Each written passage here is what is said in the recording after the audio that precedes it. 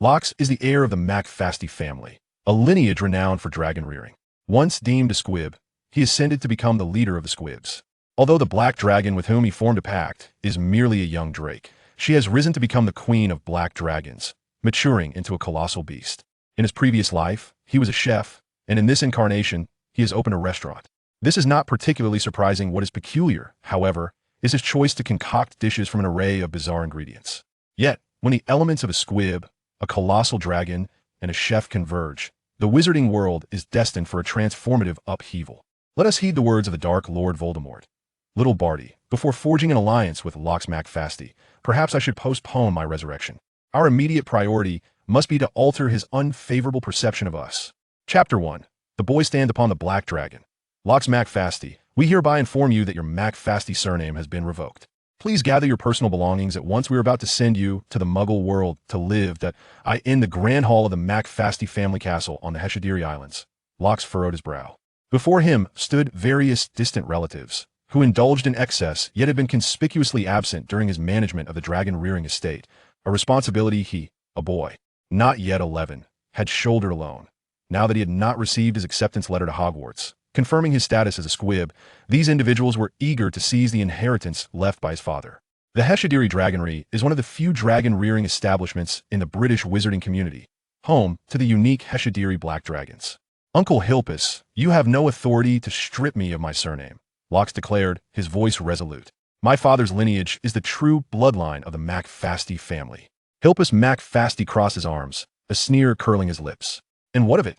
The family elders unanimously agree that you, this little squib, have no right to inherit this castle and dragonry.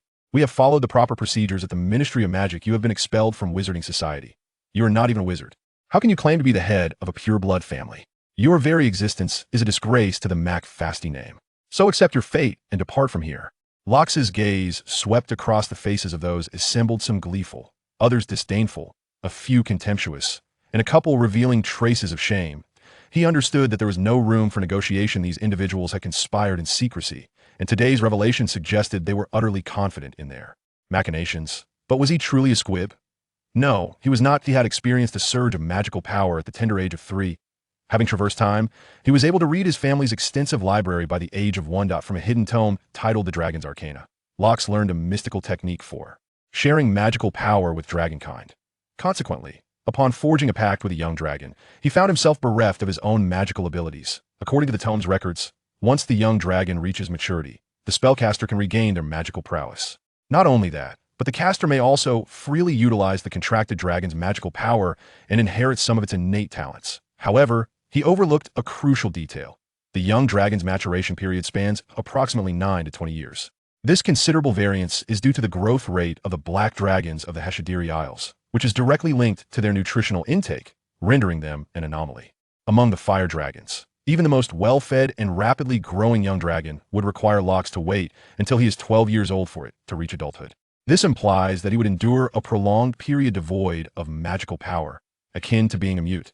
Thus, he currently possesses no means of resistance leveraging the strength of his contracted black dragon. Nonsense. All McFasties are adept at countering fire dragon magic. At present, he cannot command the entirety of the Heshadiri black dragon brood, as only the young dragon with whom he has formed a pact acknowledges him fully. Lox, what are you waiting for? This castle does not welcome you. You shameful McFasty, leave at once. If it were to come to light that the heir of the McFasty lineage is a mute, it would be utterly disgraceful. Indeed, we would all be unable to hold our heads high among the pure-blood families. Amidst the cacophony of voices, the diminutive Lox merely gazed at them in silence, although small in stature. His presence resembled that of a dragon king. As the clamor subsided, Lox inquired, I am but 11 years old. How am I to survive outside the castle? Silpus Lox scoffed. That is your concern. However, I must remind you, aside from your personal belongings, you are forbidden from taking any wealth from this castle, not even a single copper nat. The wealth within this castle, you say? Indeed. What you hear is what I convey. Lox nodded. Since the other party had cast aside familial ties for the sake of profit, he felt no further reservations when he returns as the Dragon King. All debts will be settled, and none shall escape this moment. Uttering threats, such as the tides of fortune change every 30 years, do not underestimate the young, may provide a fleeting sense of satisfaction. Yet, given his current disadvantage, he must exercise caution with his words to avoid dire consequences. With both parents deceased, he has no support to rely upon. Locks turned to depart, not even returning to his chamber. He would forego his clothing to prevent any suspicion of theft, thereby avoiding a potential search. After all, he possesses the means to acquire money. Why endure such humiliation over a few garments? The young boy, without a hint of hesitation, strode towards the castle gates, his upright figure momentarily captivating the McFasty kinfolk. Upon exiting, Rox let out a resounding shout towards the sky. "Big Butt!" His clear voice echoed far and wide, leaving the occupants of the castle in bewilderment. Had this lad suffered a blow too severe, or had he lost his sanity? Yet, in the next instant, a powerful roar of a dragon resonated from afar.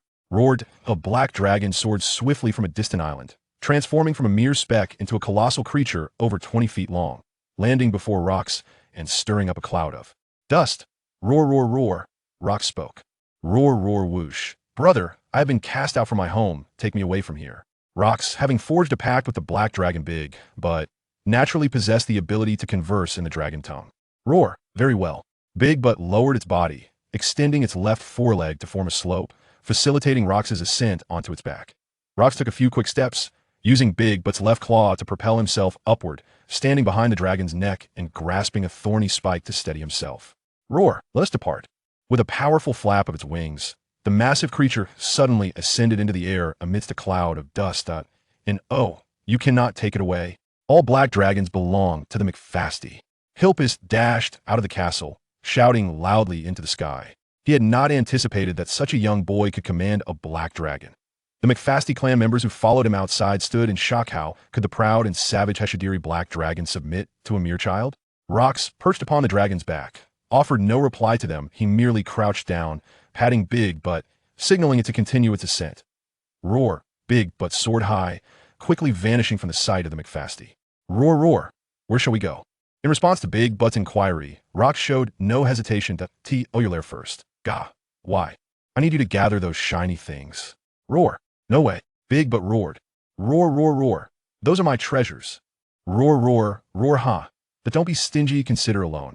Rox crouched down, gently stroking the scales on Big Butt's back, soothingly saying, "Roar, roar, roar, roar. When I earn money in the future, I will repay you with even more sparkling treasures." The creature hesitated for a moment, and considering the little master's unwavering trustworthiness, it nodded in agreement. "Roar, very well." Chapter 2. Wealth and Debt. The lair of the plump dragon is situated on the periphery of the Heshidalai archipelago, where the prime islands are dominated by adult black dragons.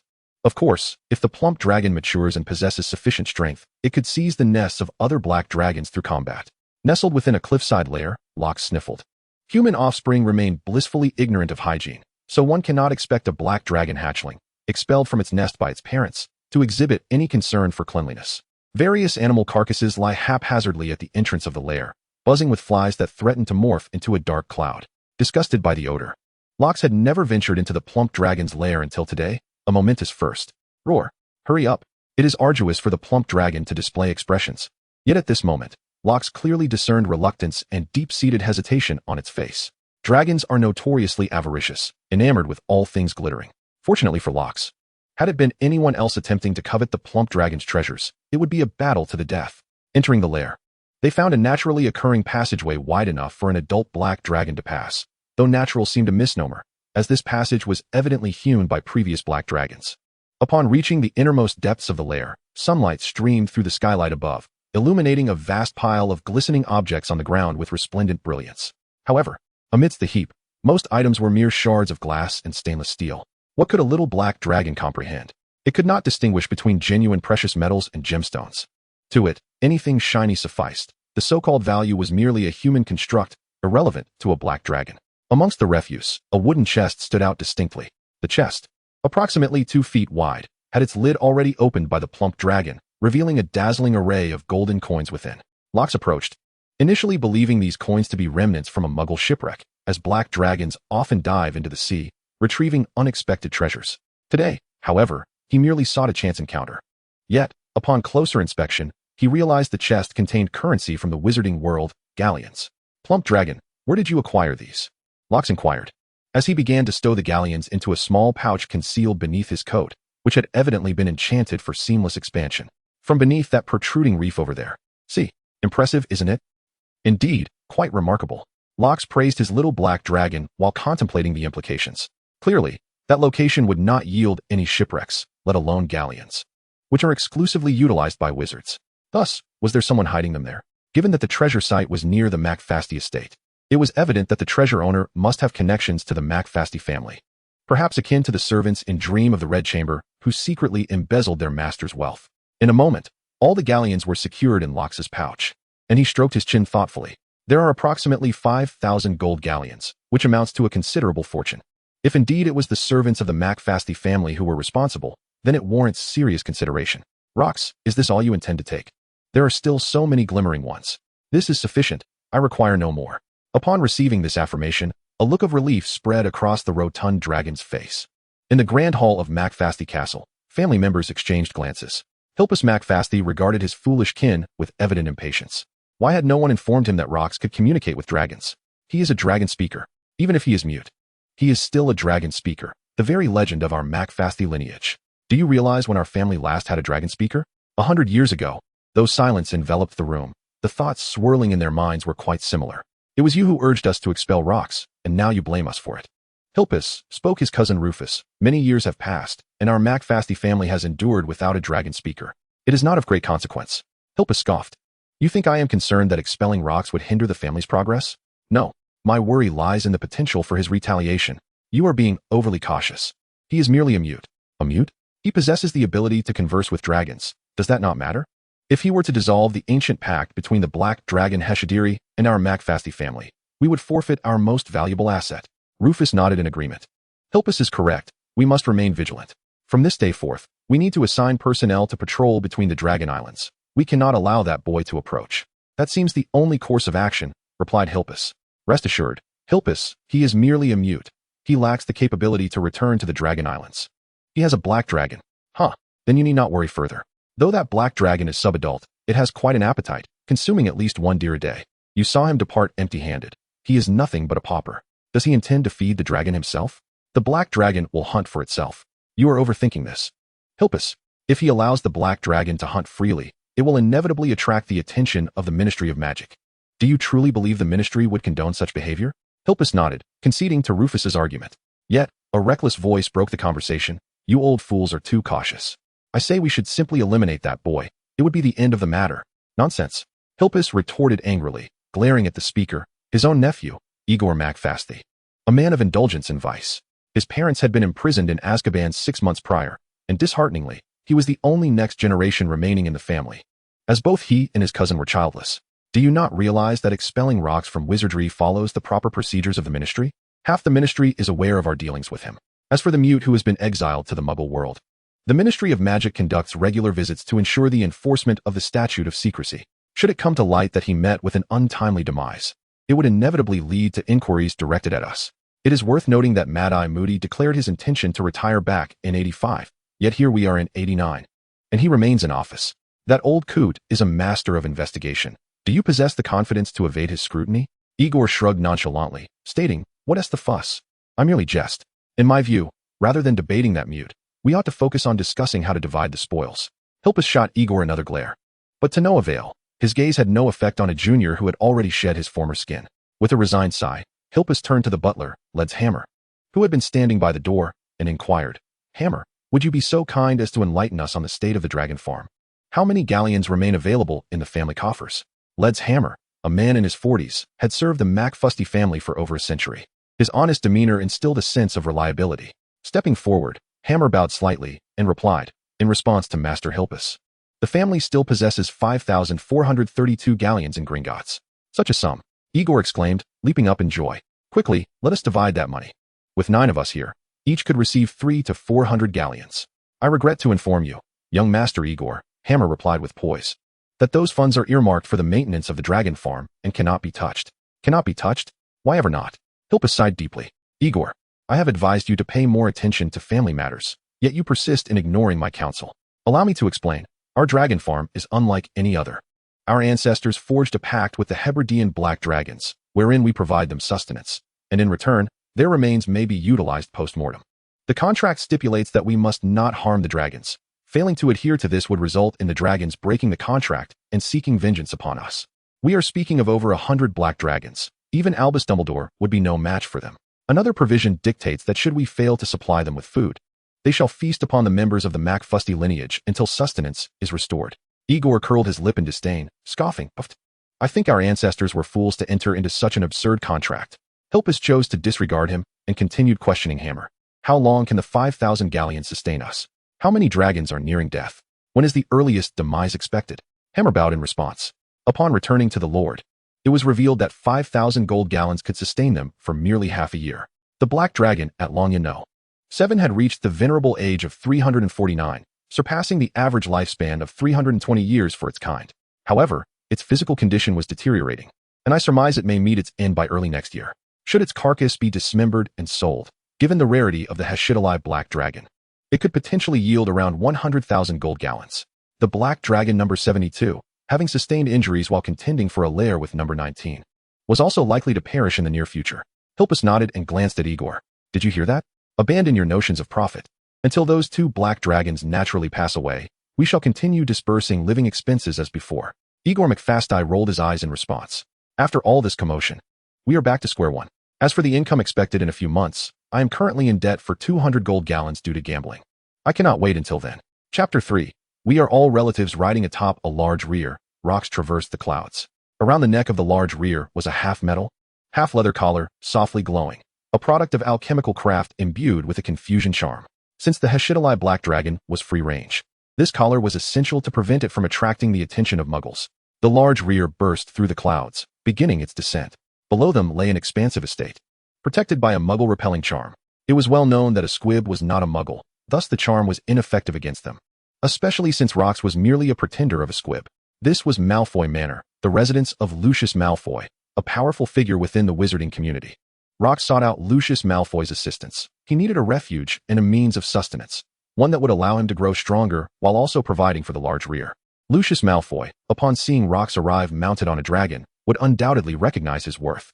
However, discussing worth might strain relations, as Lucius Malfoy was, in fact, a relative of Rox. Rox's great-grandmother was a Malfoy, making her Lucius Malfoy's aunt. As the large rear landed, it inadvertently crushed several marble courtyard sculptures. Yet Rox paid it no mind, for such damage could easily be remedied with a restoration charm, and he trusted that his uncle Lucius would not take offense. The commotion drew the Malfoy family out of their grand residence. Wow, it's a Hashidalai Black Dragon. Draco Malfoy, particularly enamored with dragons, was not alarmed, but rather elated upon spotting the large rear. It's truly magnificent, I assenti it, father? Narcissa Malfoy sheltered her son behind her, only to observe her husband gesture dismissively. There's no need for alarm, sissy. Look, there's a guest atop the dragon. At that moment, Narcissa and Draco noticed a small figure standing still upon the back of the black dragon. Wow, this is so cool, Draco exclaimed, his eyes sparkling. Mother, may I ride the dragon? Is it possible? At this moment, Draco Malfoy was merely 9 years old, caught in a phase where he yearned to explore everything, yet was met with disdain by others. Narcissa shook her head, expressing her concerns. I believe this is rather difficult, Draco. It is simply too perilous. Draco pouted, watching as his father approached. It was none other than Lux. Lucius opened his arms wide, exclaiming, it has been ages since we last met. 3 years, or perhaps 4. Lux, having dismounted from his dragon, reciprocated the embrace with a smile, replying, it has been 4.5 years, Uncle Lucius. The last time we met was at my father's funeral. Ah, what a painful memory that was, my child. Come, let us go inside. You must be exhausted from your journey on Dragonback. Lucius called out to the grand house. Dobby, we have guests. Do prepare some refreshments. Yes, master, came the high-pitched reply of the house elf, followed by a cacophony of sounds, the clatter of dishes and the resounding pops of the house elf's apparition, alongside the unmistakable noise of items being knocked over. Lucius's brow twitched slightly as he forced a smile. I apologize for the commotion. Lux, our house elf is a bit clumsy. No, it is quite endearing, Lux replied. Our own Sammy passed away 2 years ago, and with the family business in decline, we can no longer afford a house elf. Lucius chuckled softly, leading Lux into the sitting room. Draco quietly inquired of his mother, Mother, who is that young man? Narcissa leaned in to whisper, that is Lux McFasty. Technically, he is your cousin. He seems quite impressive. Draco exclaimed. Impressive indeed? Narcissa shook her head subtly. While commanding a black dragon is remarkable, what does it matter? He is but a figurehead. The Ministry of Magic has issued a notice and revoked his wizarding license. Gently patting Draco's head, she added, now? Off you go to your room. Your father likely has matters to discuss with cousin Lux. Reluctantly, Draco ascended the stairs, obedient as ever. Lucius and Lux settled into the study, facing one another. Lux, your visit today surely extends beyond mere nostalgia? Indeed, it does. Lux clasped his hands, resting them on his left knee, appearing far from the demeanor of an 11-year-old. I have come seeking assistance. Lucius raised an eyebrow. Are you asking for my aid in reclaiming the McFasty estate? I regret to inform you, Lux, that I lack the capacity to assist in this matter. Lux was not surprised that Lucius was aware of the situation. However, the fact that this so-called familial bond had not prompted Lucius to share even a shred of information beforehand diminished its significance. No, Uncle Lucius, that is my own affair. One day, I shall reclaim everything myself. Lux's unwavering confidence compelled Lucius to regard the young man before him with newfound seriousness. If the information relayed by the dragon speaker were indeed true, then Lux possessed a formidable bargaining chip. He continued, since you are aware of my expulsion from the castle, my predicament is certainly not lost on you. I require a place to settle and a means of livelihood, preferably one that can accommodate my black dragon. You see, such a troublesome matter. If I hadn't come to you, I might have found it insurmountable to resolve on my own. Lucius's previously tense demeanor began to ease. Oh, I see. This is not an insurmountable issue.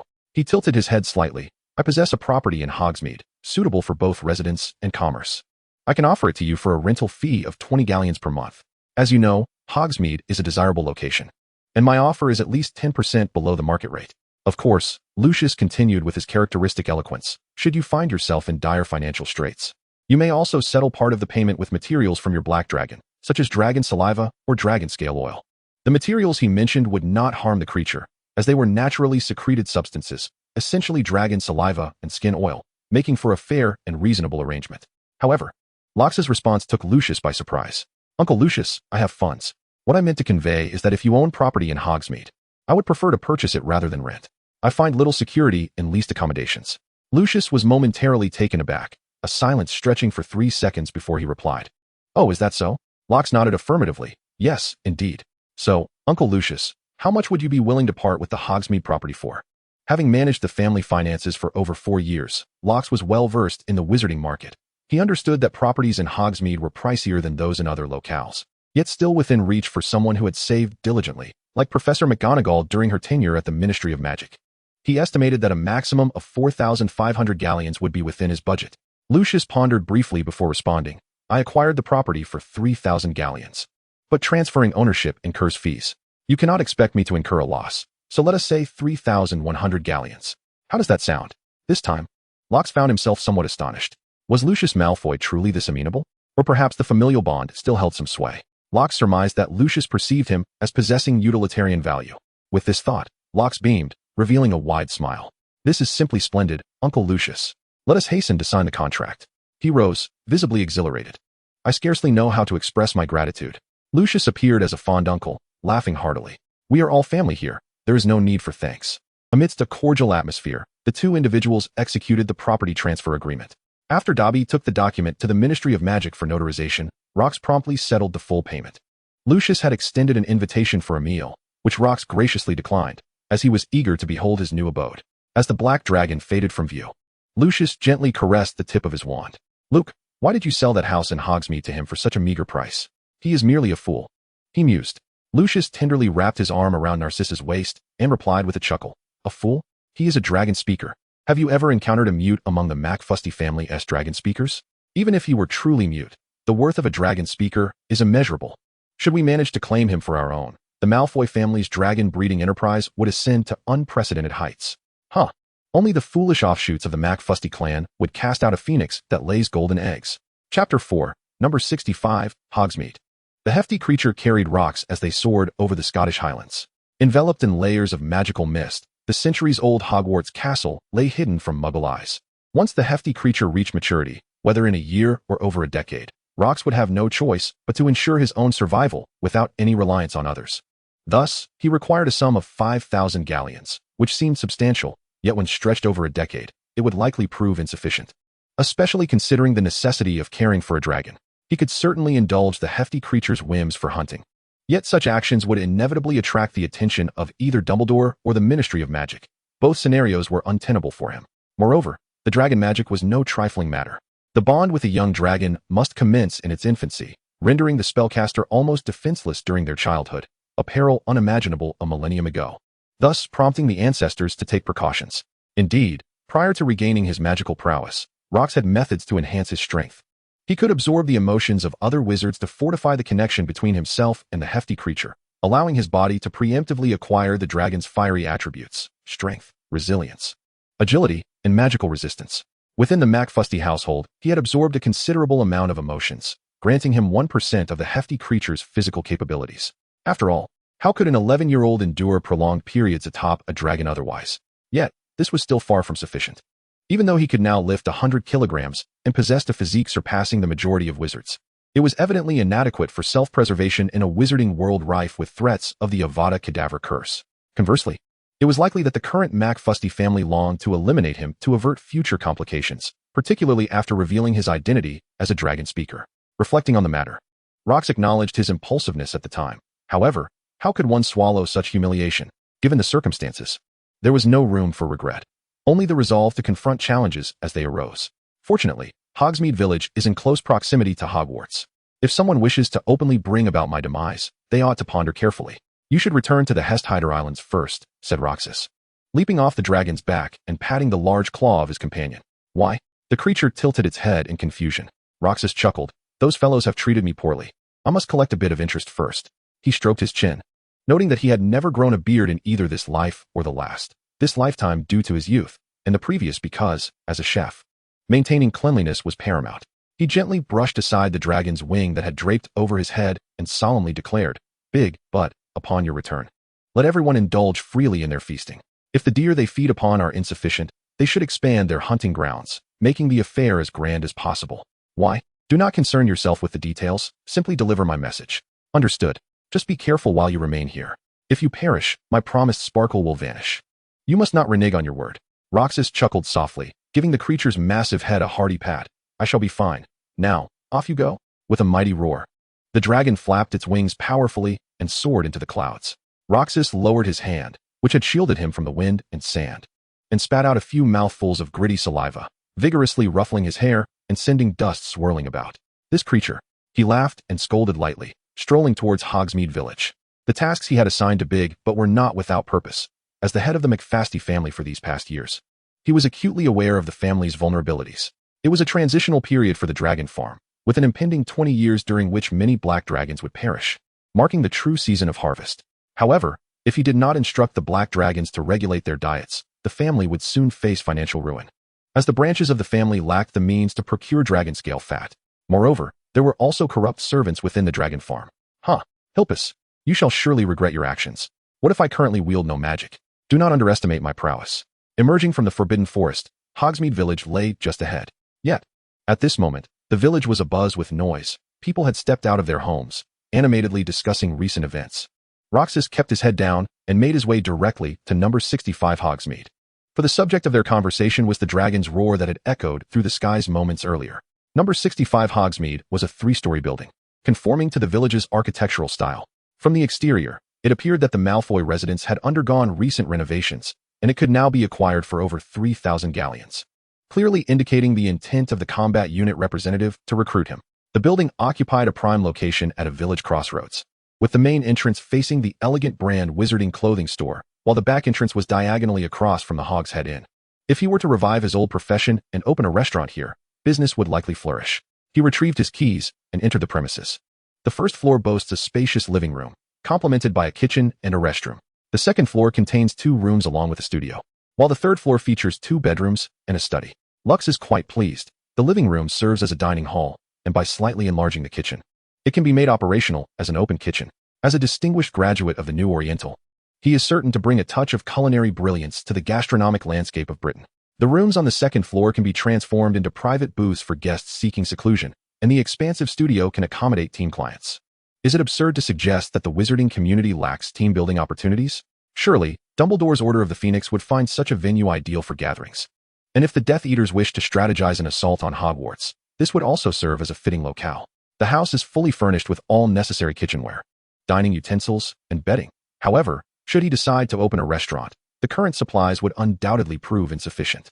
Fortunately, Hogsmeade offers a plethora of shops to fulfill his needs, sparing him from concern.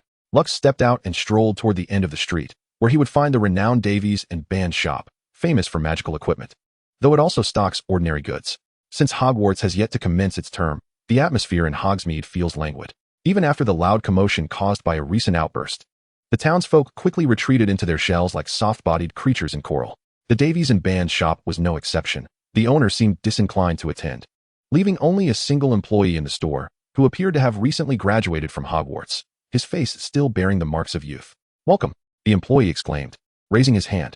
Upon seeing Lux, he paused for a moment. "Are you a new student? But there's nearly a month until the term begins." Lux shook his head.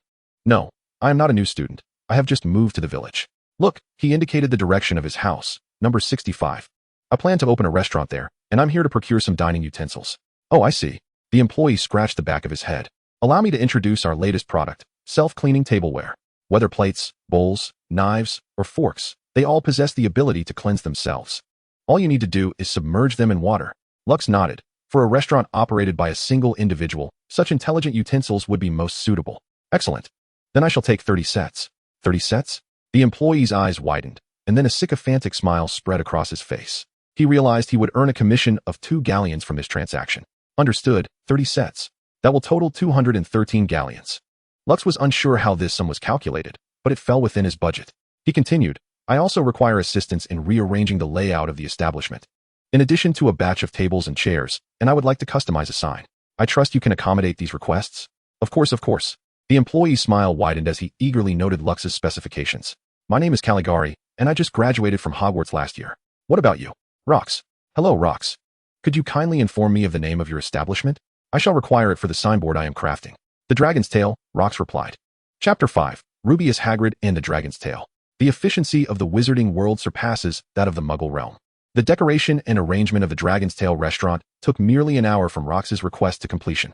With the aid of magic, tables and chairs effortlessly entered the establishment. When the door proved too narrow, a table delicately maneuvered itself sideways to gain entry. Though Caligari was a recent graduate, he possessed mastery over the necessary spells, distinguishing him vastly from those who, years later, would struggle to cast even a complete ironclad charm.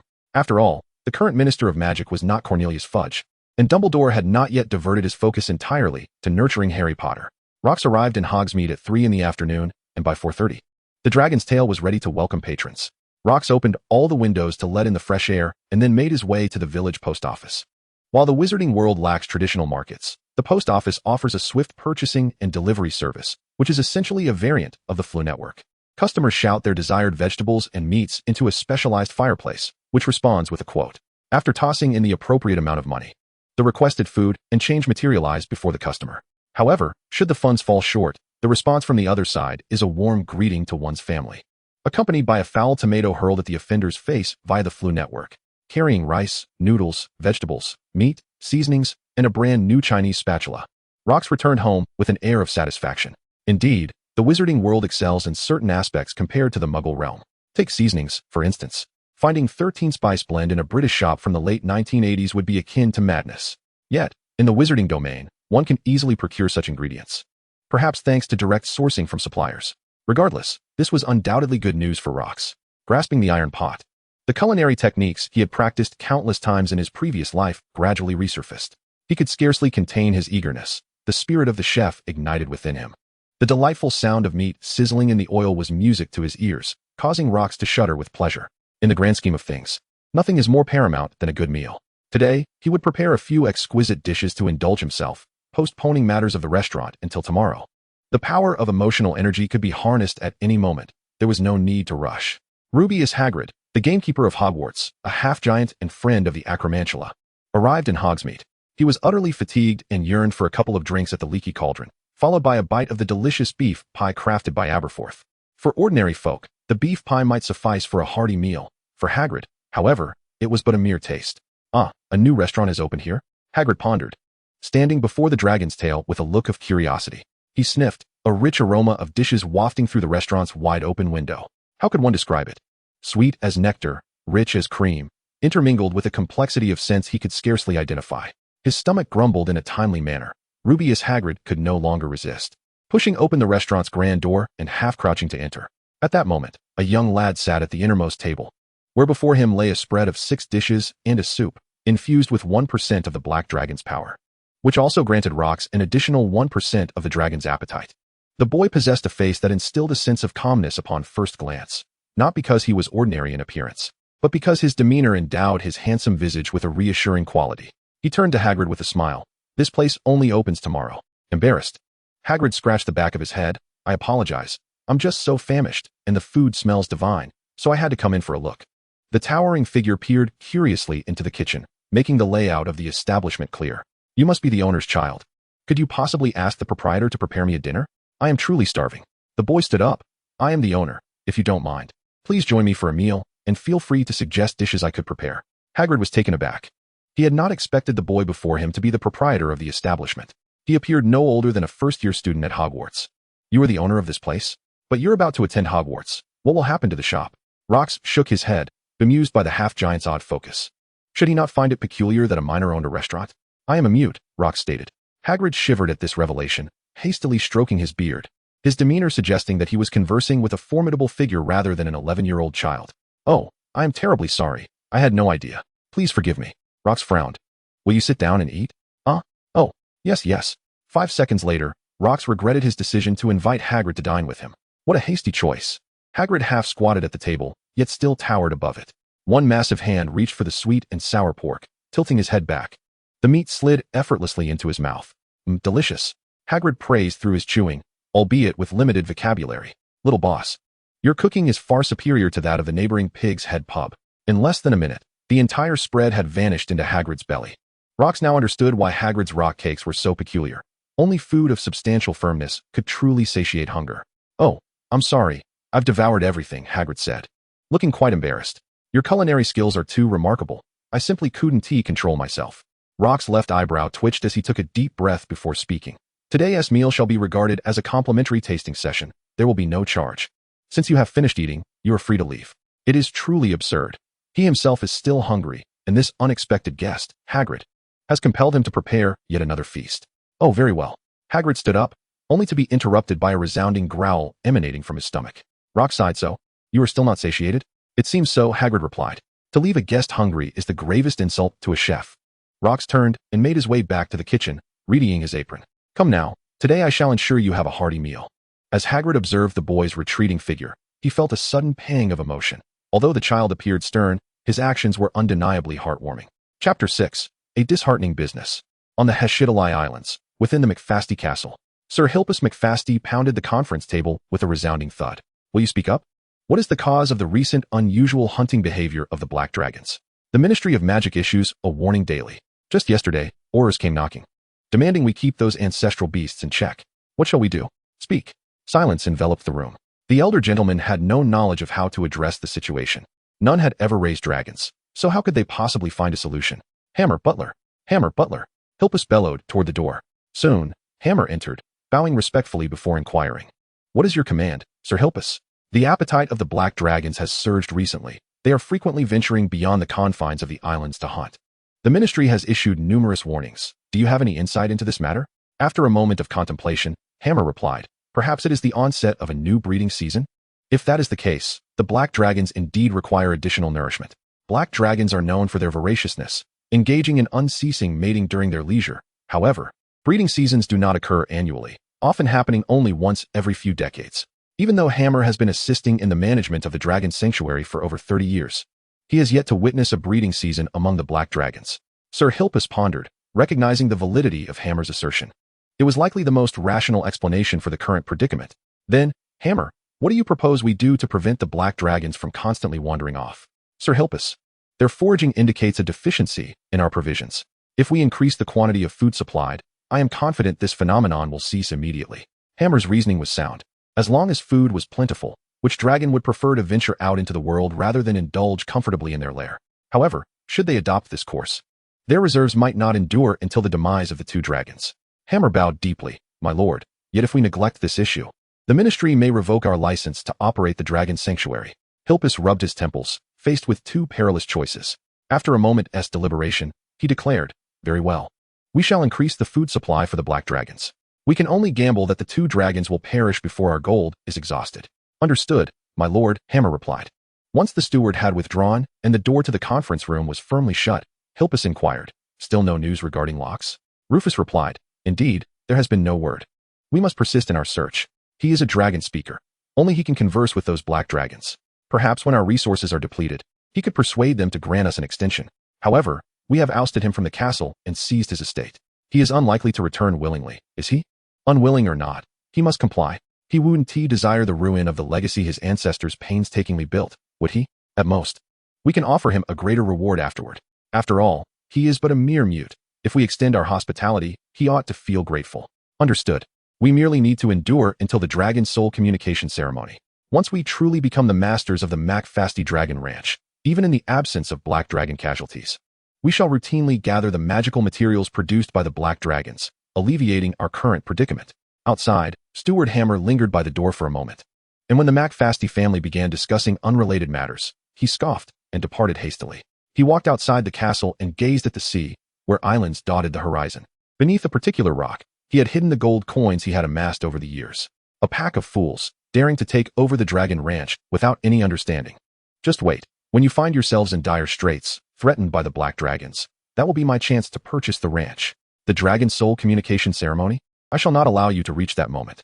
While the gold coins were insufficient to buy the ranch outright, in the face of life-threatening peril, wealth loses its significance. I am confident the McFasty family will acquiesce. As for seeking other families to take over, the hastily black dragons are notoriously difficult to rear. Who would be willing to invest in such a meager enterprise? But why does he covet this dragon ranch? Hammer rolled up his sleeves, revealing a dark mark. This place is not far from Azkaban, an ideal stronghold. When the master returns and witnesses the grand gift I present, I shall surely be rewarded. In the midday sun, after bidding farewell to Hagrid and enjoying a satisfying lunch, Locke sat idly at the entrance. Although the August sun blazed fiercely, the temperature in the Scottish Highlands hovered around 27 or 28 degrees, and the cool breeze descending from the snow-capped mountains made basking in the sun rather pleasant. After several days of operation, his business was dismally poor. The villagers adhered to their own culinary preferences, either managing their meals at home or dining at familiar establishments. As for his newly opened restaurant, aside from Hagrid, who dutifully visited for 2 meals a day, not a single new patron had graced his doors. Fortunately, Hagrid's prodigious appetite was worth 10 ordinary diners, and his generous spending masked the restaurant's lackluster turnover. However, one must not forget that one of Locke's primary intentions for opening this establishment was to harvest the emotions of wizards to strengthen his bond with the large patron, thereby gaining power. Yet now, with no diners, he had nothing to harvest. This situation cannot continue. He must devise a plan. As the hour for dinner approached, Hagrid arrived punctually, humming a tune as he squeezed into the dining hall. Hagrid, have you encountered some good fortune? Hagrid chuckled. Indeed. Today I finally traversed the entirety of the Forbidden Forest and confirmed that the dragon from last time was merely passing through, with no intention of making this its home. A dragon? Yes, precisely. On the day you first arrived in the village, there was a loud roar, wasn't there? The little creatures in the Forbidden Forest were utterly terrified. It took me quite some time to calm them down, which is why I was so famished that day. Soothing those restless magical creatures is no easy task. Roxas smirked slightly. Ah, I recall that incident. Hagrid continued. Dumbledore instructed me to meticulously search the Forbidden Forest for any new dragon nests. You see, if there were a dragon residing near the school, it would pose a grave danger to the students, especially since they venture to Hogsmeade every weekend. So it was only today that you confirmed all is well? Indeed. You cannot fathom the vastness of the Forbidden Forest. Hagrid gestured towards the distant peaks. From Hogwarts all the way to there, it's more than 40 miles in a straight line. Roxas nodded, deciding to change the subject. So, what would you like to eat to celebrate? Anything will do. I relish all the dishes you prepare, Roxas. Roxas rubbed his nose awkwardly and said, given your joy, shouldn't you invite the professors from Hogwarts to join us for dinner? Oh, Hagrid exclaimed, I truly should have them sample your culinary skills. However, Roxas, at this hour, the professors have likely already dined in the castle, but you could invite them for a drink. A drink? Do you serve alcohol here? Well, just across the way is the Hog's Head Inn. We could procure some from there. Hagrid let out a hearty laugh. Why not just head to the Hog's Head for a drink then? He clapped Roxas on the shoulder and said, enough chit-chat. Hurry and prepare the food. I'm absolutely famished. Roxas remained silent, realizing that perhaps a more straightforward approach was best when dealing with a simple-minded individual like Hagrid. Thus, he said, Hagrid, as you can see, my business is rather dismal. I genuinely hope you can invite the professors to sample my dishes. Perhaps they, like you, would become loyal patrons. Hagrid blinked in realization, finally grasping that Roxas had been hinting for him to help attract customers. Oh, how could I have missed that? He lamented, tapping his large head. It's clear that business here is indeed lacking. Rising to his feet, Hagrid nearly bumped his head against the chandelier. Fear not, Roxas. I shall fetch the professors at once. You focus on preparing your signature dishes. I'll return shortly. With that, Hagrid hurriedly turned and departed. Chapter 7. The power of emotion. Shaking his head, Roxas walked into the kitchen. Regardless of whether Hagrid could rally the professors, he still needed to prepare his fare. With the fire ignited and the pot heated, he embarked on his culinary endeavor. The 5-spice beef had been marinating since morning. Lifting the lid of the pot revealed nearly 10 kilograms of beef, now appearing to weigh less than 8. Yet, this was of little consequence. As long as the flavor was exquisite, that sufficed. Locke took a small knife and carved out a piece, reversing the blade to impale the meat before placing it into his mouth. The flavor was rich, the juices abundant, and the texture tender, deserving a score of 95 out of 100. Nodding in approval, Locke retrieved a small box from his pocket and, using a delicate silver spoon, carefully scraped out a third of a spoonful of fat, tossing it into the stew pot. This fat bore a faint black hue, not due to dirt, but because its origin was inherently dark. Dragon scale fat, scraped from dragon scales, an exceptional reagent for potions. While not exorbitantly priced, its collection was fraught with difficulty. Dragon farms were reluctant to expose their workers to life-threatening risks for such a meager profit, rendering it a rare commodity reliant on fortune for acquisition. Yet, Locke faced no such dilemma. Here, the dragons were remarkably compliant, allowing him to harvest as he pleased. Even the black dragons from the Hashidalai Islands were eager to let him scrape their scales, as the process was pleasurable for them. The dragon scale fat in Locke's possession was a premium product, purified multiple times from dozens of kilograms of raw fat. Of course, in Locke's eyes, the primary use of dragon scale fat was not as an ingredient for potions, for it was also delectably delicious. A mere smidgen could elevate a dish significantly, with its rich, buttery essence irresistible to 99% of humanity. The previously rated 95 beef, when enhanced with this tiny bit of dragon scale fat, could undoubtedly soar to a score of 120. A dish originally priced at 1 silver sickle could easily command 3 silver sickles due to its extraordinary flavor. Was that unreasonable? Locke, I'm back, Hagrid exclaimed as he joyfully entered the restaurant, revealing 3 figures behind him. One was a tall man with a long white beard, dressed entirely in purple, an elderly wizard. The second was a plump, kindly-looking middle-aged witch, and the third was a short wizard, standing about a meter tall. Locke raised an eyebrow. The middle-aged witch was Pomona Sprout, and he was not the least surprised by her arrival. For Professor Sprout, as the head of Hufflepuff House, had a profound appreciation for fine cuisine. The diminutive wizard was easily recognizable as Phileas Flitwick, the head of Ravenclaw House, known for his sensitive nature and insatiable curiosity. If he did not personally sample the delectable dishes that Hagrid had described as unimaginable, he would likely suffer from insomnia. Lastly, the flamboyantly dressed elder with the white beard needed no introduction. It was Albus Dumbledore, the headmaster of Hogwarts, the most powerful wizard in the realm, a veritable force, akin to more than 100 Lucius Malfoys. Why was he here too? Locke, Hagrid, with his usual boisterousness, settled into his designated seat, and in preparation for his arrival, Locke had procured a set of oversized tables and chairs. This is Professor Dumbledore, this is Professor Flitwick, and this is Professor Sprout. They are all quite eager to sample your culinary skills. A succulent roasted leg of lamb was already laid out on the table to satisfy Hagrid's hearty appetite. The half-giant showed no restraint, eagerly tearing into the meat, its delectable flavor almost causing his beard and eyebrows to leap with delight. Good evening, professors, Locke greeted politely, to which the 3 professors responded with warm smiles. Dumbledore, despite his considerable height, awkwardly perched himself at Hagrid's table while the other 2 professors took their seats at a regular table. Although Dumbledore's feet dangled at least 40 centimeters above the ground, his presence evidently touched Hagrid deeply. Wiping his mouth, Hagrid smiled at Dumbledore and reluctantly set down the leg of lamb, feeling somewhat guilty as he explained to Locke. Professor McGonagall had to attend to numerous matters for the new term, so she couldn't make it, and Professor Snape has always been somewhat averse to gatherings. Not to worry, Hagrid, Locke replied. I am truly grateful that you were able to bring these 3 professors. He retrieved some braised beef and began slicing it. I wonder if any of the professors have dietary restrictions? Professor Sprout, beaming, responded, I have no restrictions. Anything delicious will do. And as far as I know, these 2 gentlemen have no particular aversions either, though Professor Dumbledore may have a preference for sweeter dishes. Locke nodded. Very well, I shall prepare a sweet dish shortly. How extraordinary is a chef graduated from New Oriental. The spatula danced through the air, the knife glimmered as it sliced, and the ingredients underwent a splendid transformation, culminating in a feast that tantalized both the eyes and the palate. Of course, the infusion of soul-stirring seasonings was undoubtedly the crowning glory of Dragon Tail Restaurant. Dumbledore gazed at the dishes before him, shimmering with a crystalline orange hue under the light, hesitating slightly. Having lived for over a century, he had never encountered such culinary artistry. The sweet and sour aroma was intoxicating, causing his mouth to water profusely. However, after indulging in the exquisite delights of Hogwarts Starry Night, he found himself unable to consume much more. Professor Dumbledore, Hagrid mumbled, one hand gripping the roasted leg of lamb and the other cradling clam chowder. Why aren't you eating? Dumbledore chuckled, picking up a fork to sample a piece of what was clearly a meat dish, thoughtfully cut into small, manageable portions. A mere taste should pose no issue, he reasoned. Considering Hagrid's hearty appetite, he could easily relinquish the remainder of the dish to him. As the morsel entered his mouth, Dumbledore was immediately struck by a sensation akin to a bolt of lightning erupting at the back of his head. Thankfully, this was not a food animation, or else an explosion of brilliance might have erupted from his back, rendering him in disarray. How can this be so delicious? He wondered, nearly moved to tears. The previous century of his life felt almost wasted in comparison. Locks continued to stir and sought, aware that the three professors would not consume vast quantities. Yet Hagrid was a different matter altogether, with an appetite that could astound anyone. After plating a dish of shredded meat and eggs, he noticed Dumbledore quietly pulling out his Elder Wand and gently tapping it against his own abdomen. Although Rox was currently devoid of magical power, it did not prevent him from recognizing that this was likely a variant of the vanishing spell.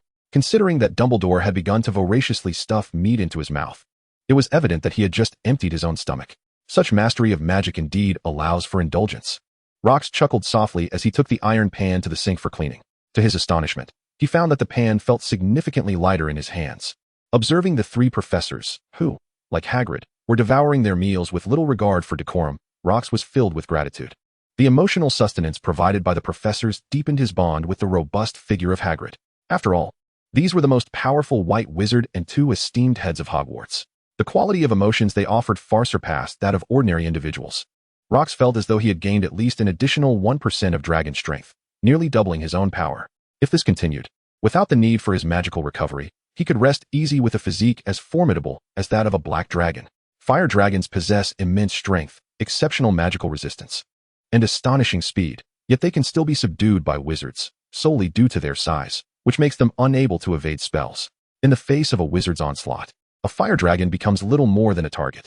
However, a humanoid fire dragon, drawing inspiration from a certain girl who enjoys lounging on piles of gold, with high strength, agility, and defense, it would possess a baseline combat capability of 20 galleons without the need for magic. The future holds great promise, indeed. Bang! The door swung open, interrupting Rox's reverie. He beheld a man who bore some resemblance to Dumbledore, yet appeared more rugged, entering with 2 large bags of beverages, glass bottles clinking merrily. Hagrid, I've brought you the drinks you requested. You claimed this establishment had a fine flavor, but what can your palate discern? The man suddenly froze, his gaze locking onto Dumbledore beside Hagrid, and then his fury ignited. What are you doing here? The newcomer was none other than Aberforth Dumbledore, the proprietor of the Hog's Head Inn and Dumbledore's younger brother. Chapter 8. The Protection of Dumbledore. Aberforth.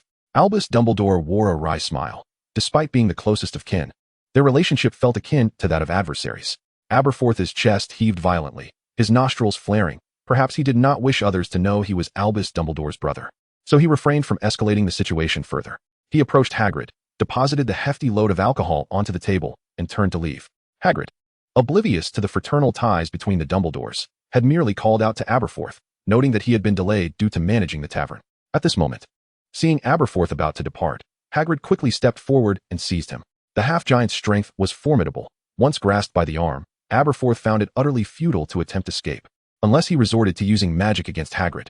Abufusi, what are you doing? Hagrid pulled Abufusi back. You haven't tasted Rox's culinary skills yet. At that moment, Professor Dumbledore had already leaped down from his lofty seat, carrying his dish to the bar counter in front of the open kitchen, offering Rox an apologetic smile. He chose to yield, fully aware of his brother's temperament. Had he remained in place, it would likely have led to a barrage of sarcastic remarks. Indeed, upon seeing Dumbledore step away, Abufusi let out a heavy sigh through his nose, his face darkening as he sat beside Hagrid, producing a bottle of fire whiskey, uncapping it with his bare hands, and gulping down a generous mouthful. Rox observed the discordant brothers, abandoning any desire to incite further conflict. Their encounter was intricately linked to him, and the guilt and hatred swirling within him were emotions he felt he had absorbed. Yet they had not manifested in a favorable manner. The astonishment of the diners at the exquisite cuisine paled in comparison. It seemed that the yield of negative emotions was far less than that of positive ones, rendering the manipulation of other sentiments a fruitless endeavor. Rox, what is the name of this dish? To alleviate the awkwardness, Dumbledore opted to engage Rox in conversation. In truth, his visit was not merely spurred by Hagrid's persuasion. Certainly, the culinary delights he encountered exceeded his expectations, but his presence here was motivated by other reasons. Goulau Ro, Rox replied. Dumbledore nodded approvingly, giving a thumbs up. Delicious. Thank you for the compliment, Professor. As Rox chatted with Dumbledore, he busily stir-fried the vegetables. Are all your dishes Chinese? Indeed.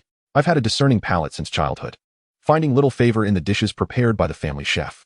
Consequently, I resorted to self-learning Chinese cuisine. You know, when it comes to flavor, both French and Chinese cuisines are on the right path, but as an Englishman, I feared I might face hostility for studying French cooking. Dumbledore chuckled. That is true. In my early years, while visiting McFasty Castle, I found the cuisine rather lacking. I imagine the chef's lineage must have been preserved, so I can somewhat empathize with your plight. Rox shrugged. He had never contemplated concealing his identity from Dumbledore, nor could he. At that time, I probably hadn't even been born. Otherwise, I wouldn't lack any impression of you, Professor. Indeed, that was 40 years ago. Dumbledore finished the last piece of Gulao roe, chewing it thoughtfully before continuing. Back then, your grandfather was concerned that your family would not produce a dragon speaker, fearing the decline of your lineage. However, upon learning that there is now a dragon speaker, he would surely be delighted. Rox executed a graceful toss of the spatula, plating the sauteed zucchini and meat, and shrugged. I am no longer a McFasty. My surname was stripped from me by family members. Dumbledore smiled. Ah, but they will eventually come seeking you. After all, you are a once-in-a-century dragon speaker. Rox shook his head, offering no reply, as he set the dishes before Professors Flitwick and Sprout. Child, your culinary skills are truly remarkable, Professor Sprout remarked. Would you be willing to teach me? Of course, Professor Sprout, it would be my honor. You are welcome to come by any time, Rox responded. Professor Flitwick added, I heard from Hagrid that your establishment has been open for a few days now. Had I known your skills were so exceptional, I would have visited sooner. It's not too late, Professor, Rox replied with a smile. I am delighted that you both could come. Returning to the kitchen, Rox prepared to saute the next dish. Hagrid was eating at an impressive speed, and beside him, Aberforth was keeping pace. Rox, Dumbledore interjected, lowering his voice so that Hagrid, who was indulging in hearty food and drink, could not overhear. If I am not mistaken, that dragon roar a few days ago was emitted by your black dragon, correct? I have heard you rode a black dragon out of McFasty's home, visiting Malfoy Manor before arriving here. What an informed old man, Rox thought, nodding. Indeed. That was my black dragon. Dumbledore seemed pleased with Rox's candor. Although I do not understand why you are mute, every dragon speaker is destined for greatness. So rest assured, you may reside here. Should you require assistance, come to me. I shall help in any way I can. Professor Dumbledore, Rox continued to stir the vegetables, turning to meet Dumbledore's gaze, a composure that belied his 11 years. I wish to know why you are inclined to assist me. I have always believed that love in this world is never without cause, and thus neither is care. Dumbledore chuckled lightly. Why does a child bear such heavy thoughts? Your grandfather and I were very good friends. Without his support, I would not have been able to write the 12 uses of dragon's blood. Rox's eyes widened in astonishment. Did you use the Hesperian black dragon for your research? I had assumed you worked with the gentle common Welsh green. Ah, you are quite knowledgeable, my boy, Dumbledore laughed. It is merely a family tradition, nothing noteworthy. Dumbledore reached across the counter to take a plate of fish from Rox. What dish is this? Squirrel fish, Rox replied. Dumbledore attempted to use a fork to extract the fish, but found it quite challenging. Reluctantly, he drew his old wand, and with a flick, the neatly cubed fish flesh detached itself from the body, leaping into his mouth. The delectable, sweet and sour flavor caused the old man to close his eyes in satisfaction. After a moment, he resumed speaking. Rox, you must understand that the temperament of a fire dragon is of little concern to me when it comes to research. One must study the most vigorous specimens. Rox nodded, recognizing this as the equality of all beings in the eyes of the strong. By the way, where is your black dragon? Hagrid has searched the Forbidden Forest thoroughly, yet has found no trace of it. Loxus smiled with reassurance, realizing that this was the right response. The old man had rambled on about various matters, but this was undoubtedly his primary purpose for visiting today. The appearance of a dragon speaker accompanied by a black dragon near Hogwarts would naturally cause concern for the headmaster. When he mentioned that the Heshtili black dragon was no different from an ordinary Welsh green dragon, wasn't he that a subtle warning? To Dumbledore, a fire dragon was hardly a significant concern. I have sent my black dragon back to the Heshtili Isles. As you have seen, my business here is dismal, and I can scarcely afford to keep a black dragon. Rather than that, it is better to let it return to feast on the wealthy. Dumbledore observed Loxus quietly. After orchestrating another act where fish and meat were offered up willingly, he spoke. I have heard that the Heshtili black dragon's appetite has notably increased, and its frequency of hunting has risen significantly, alarming the Ministry of Magic. I trust this is not your doing? How could it be? I lack such capability. Loxus tossed a freshly roasted leg of lamb from the grill to Hagrid, who caught it with a hearty laugh and immediately passed it to Aberforth. Aberforth, upon receiving it, let out a peculiar cry and flung the leg onto a plate on the table, casting a bewildered glance at Loxus. Hagrid, being a half-giant, was robust and impervious to heat, but how could a child of 10 endure such searing temperatures? Loxus wiped his hands on his apron and looked at Dumbledore. If I possessed such abilities, would I have been expelled from my family? His gaze was calm, betraying no hint of deception. He was well aware that Dumbledore was a master of legilimency. However, as one who prided himself on righteousness, Dumbledore would likely refrain from employing such a technique against a young boy. Furthermore, legilimency was not as omnipotent as it seemed. It could only discern what one was currently contemplating, not access memories. Thus, as long as he did not dwell on his earlier instructions to the large figure, he would be fine. As for his current thoughts, these individuals are professors at the school. Surely they can afford to pay their share. If they were to leave the bill to a mere mute like me, they would truly have lost all sense of dignity. Chapter 9. This is also a Dumbledore. Today's feast was one of satisfying abundance. The headmaster and the deans returned with full bellies. Loxus, shaking his somewhat sore hands, reflected that even with 1/50th of a black dragon's power, the relentless stirring of the pot remained a painful endeavor. His body had not been accustomed to cooking before arriving in Hogsmeade. Thus, his culinary skills from a past life were of no use. Yet, if one were to question why merely 3 individuals had managed to consume as much as a dozen, one could only blame Dumbledore for setting a poor precedent. If the inventor of the vanishing spell were to learn that future generations employed this magic merely to clear their stomachs for an extra bite of delectable food, they would likely rise in indignation from their graves. With a sigh, he cleaned the iron pot and reignited the fire, preparing for the next dish. After all, there was still a large figure in the dining hall who continued to eat. In his opinion, the cost of sustaining Hagrid might not be less than that of nurturing a fire dragon. Especially today, with the spirits flowing, Abufus's appetite was evidently 3-fold greater than usual. After several rounds of drinks, he clutched his favorite dish of Hunan-style stir-fried pork in one hand and a half-full glass of flaming whiskey in the other. His steps slightly unsteady as he approached the bar at the front of the Rox's open kitchen, taking the seat recently vacated by his brother. Rox, what did that fellow discuss with you? Naturally, that fellow referred to Albus Dumbledore. Rox, his hands never pausing in their work, replied, the headmaster mentioned he would protect me. Did he elaborate? Indeed, he implied that my ancestors had once assisted him. Humph, Abufus scoffed. Rox, you must remember, that man is no saint. Proximity to him is fraught with peril. Peril? Yes, peril. Do not be deceived by his reputation as the so-called greatest wizard. That man is adept at manipulating his own kin, and for his ambitions, he would not hesitate to betray his own family. Without Abufus's warning, Rox was already aware of Dumbledore's true nature, understanding that he was a man willing to sacrifice for a greater cause. Having been granted a second chance in this world, Rox had no desire to become embroiled in the conflict between Dumbledore and Voldemort. If he were to define himself, he would consider himself a neutral party. For the Wizarding World, he was not so noble. Managing his own modest domain was challenge enough, leaving little time for unnecessary entanglements. Nonetheless, he was grateful for Abufus's caution. Though he shared the Dumbledore surname, the man before him was straightforward and honorable, someone worth befriending. Thank you, Mr. Dumbledore. I shall remain vigilant. Abufus was not surprised that Rox was aware of his true surname, for the Dumbledore and McFasty families had once enjoyed a close relationship. Just call me Abufus. Very well. Abufus. Rox added a touch of dragon fat to the dish, stirring it a few more times before turning off the heat. But you know, I am a mute cannon. Without protection, I doubt I could last long here. After all, the headmaster of Hogwarts is Dumbledore. With his assistance, life becomes a tad easier. Him? Abufus let out another cold laugh. If trouble truly arises, by the time he appears, your remains would have already grown cold. Harry Potter, do you know him? I do. He is the infant who defeated the Dark Lord, the savior in everyone's hearts. It's good that you know. Harry Potter's parents were under that man's protection, yet. Look at the outcome. Are the Potters still alive? Rox nodded, continuing to stir the dish, muttering 3 words. That makes sense. So heed my advice. Do not harbor excessive illusions about that individual. If you genuinely worry for your safety, why not strike a bargain with me? A bargain? Indeed. Your culinary skills are unparalleled among those I have encountered, yet you lack spirits here. Thus, I propose we exchange our resources. I will sell my wine here. And if my patrons desire a dish, they can place their orders with you. Abufus gazed intently at Lux, observing the composure on the 11-year-old's face that belied his age. No problem. This is a mutually beneficial arrangement, and I see no reason to oppose it.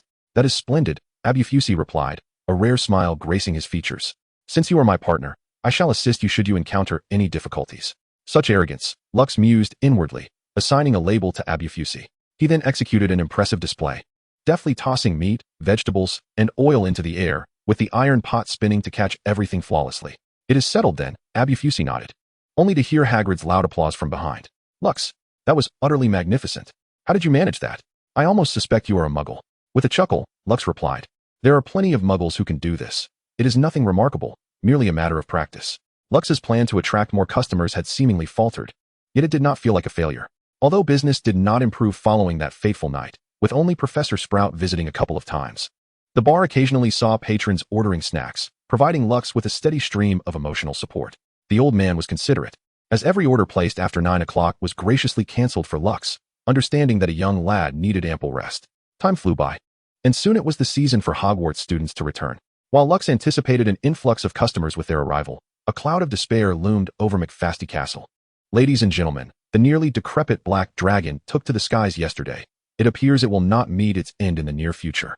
Moreover, the severely injured dragon seems to be recovering well, showing little sign of impending death.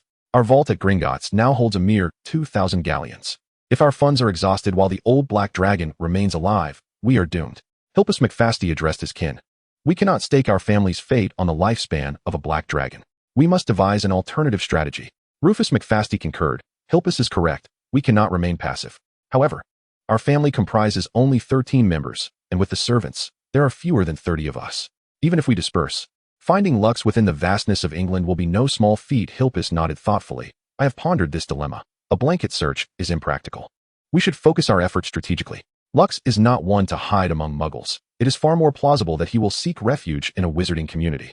His parents still maintain some acquaintances in the wizarding world, and several pureblood families were related to him, making it highly likely that he would seek refuge among them. Hence, we decided to split our efforts. One group would scour the areas where wizards congregate, while the other would pay visits to those familial connections and old friends. We must find Lux before our resources are exhausted.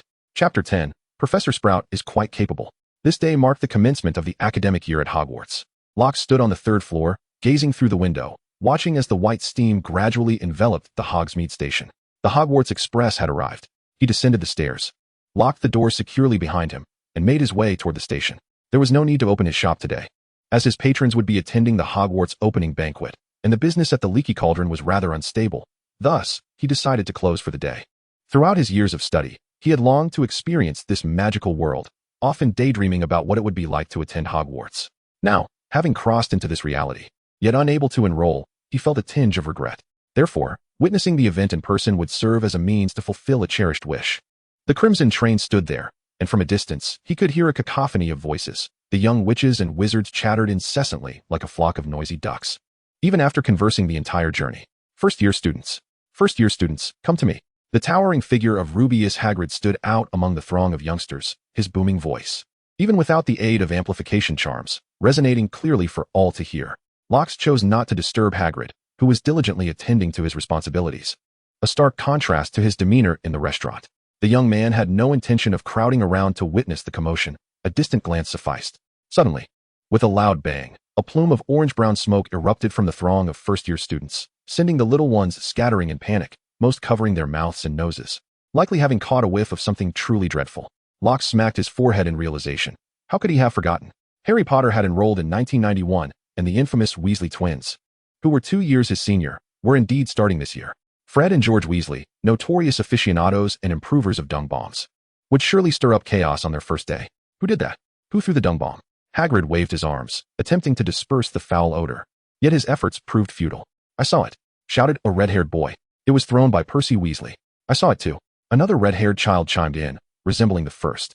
It was Percy Weasley. Locke couldn't help but smile. This little incident made his trip today worthwhile. His gaze shifted to the upperclassmen, who were steadily making their way toward the nearby carriages. To the casual observer, it appeared to be a horse-drawn carriage devoid of any equine presence. However, Locke beheld the magnificent creature pulling the carriage, the nightmare.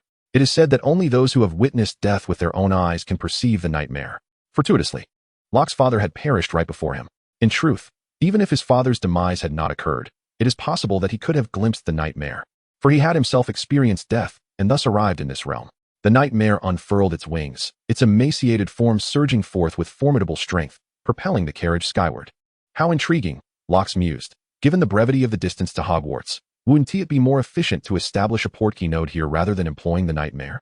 Hogwarts truly revels in its illustrious history and rich heritage. In the days that followed, Locke found his business patronized solely by Hagrid. With the commencement of the school term, the professors were preoccupied with their own affairs, and a 30-minute round trip was rather extravagant for those responsible for 7 grades. However, a turning point arrived swiftly on Saturday. That midday, Locke opened the shop door and, as was customary, hung out the sign indicating that he was open for business, harboring little expectation for the day's earnings. Wizards are notoriously conservative. Persuading them to embrace novelty is a formidable challenge. Once they have settled on a particular dining establishment, it is exceedingly difficult for them to entertain alternatives, even if they have yet to sample the fare of other restaurants. With no patrons in sight, Locks began to render pig lard. Soon, the enticing aroma wafted through the restaurant's hall, escaping through the open doors and windows. Locks shook his head. In the Muggle world, one would pause in front of a restaurant upon catching a whiff of such delectable scents, and it would not be uncommon for them to enter out of curiosity. Yet here, alas, wizards could scarcely muster even a passing glance.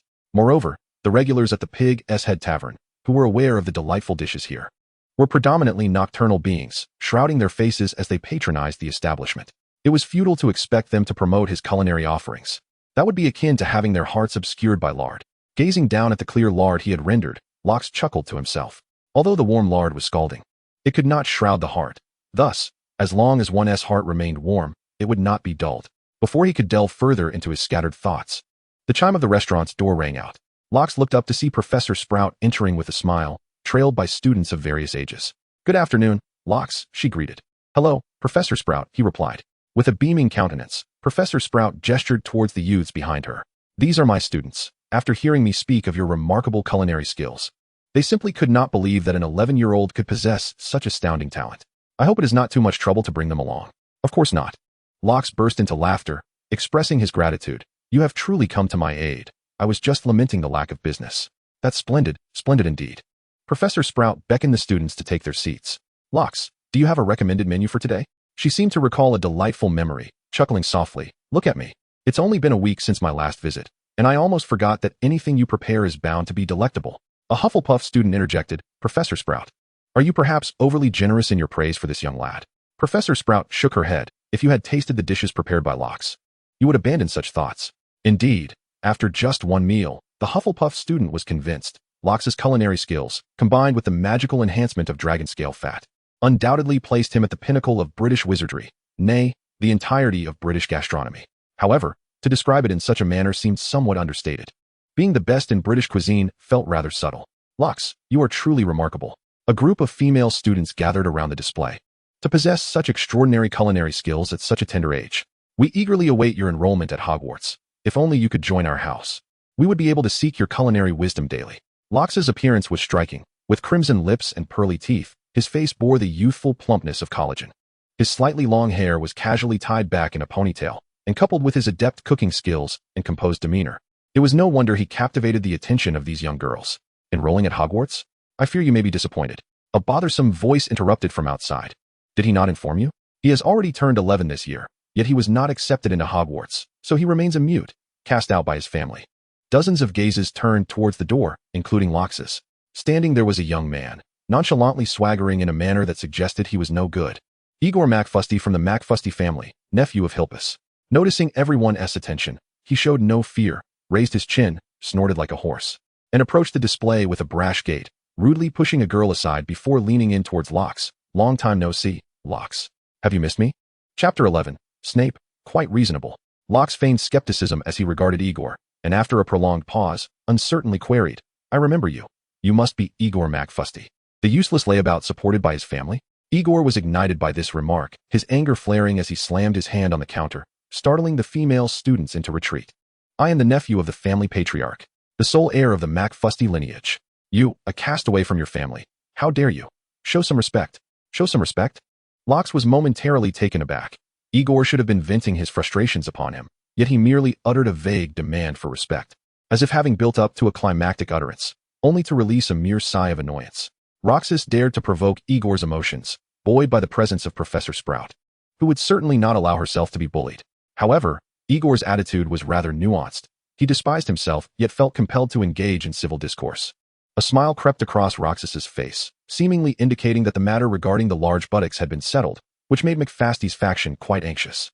"Well, future patriarch of McFasty, if my memory serves me correctly, you graduated over 2 years ago. What brings you to Hogsmeade for a leisurely stroll?" Igor slightly tilted his head, nostrils flaring towards Roxas. "Uncle Rufus has spoken highly of you, and the family has decided to show mercy, allowing you to return to McFasty. Come, let us return to the castle." Igor had been tasked with searching for Roxas around Hogwarts and had passed by the Dragon's Tail restaurant numerous times without considering that Roxas might own a shop. Had it not been for a female student calling out Roxas's name, he might have merely brushed past, circling back to report to the family without having found Roxas. However, now, if he could bring Roxas back, perhaps Uncle Hilps would reward him, which would be a timely boon for someone in debt. Yet, Roxas shook his head. I currently own my own shop and am doing quite well. I have no need to return. You ought to recognize your good fortune. Igor glared at Roxas menacingly, unwilling to let the reward slip away. You, a mute, should be grateful for the chance to rejoin the family. How dare you refuse? What? Do you intend to forcibly drag me back?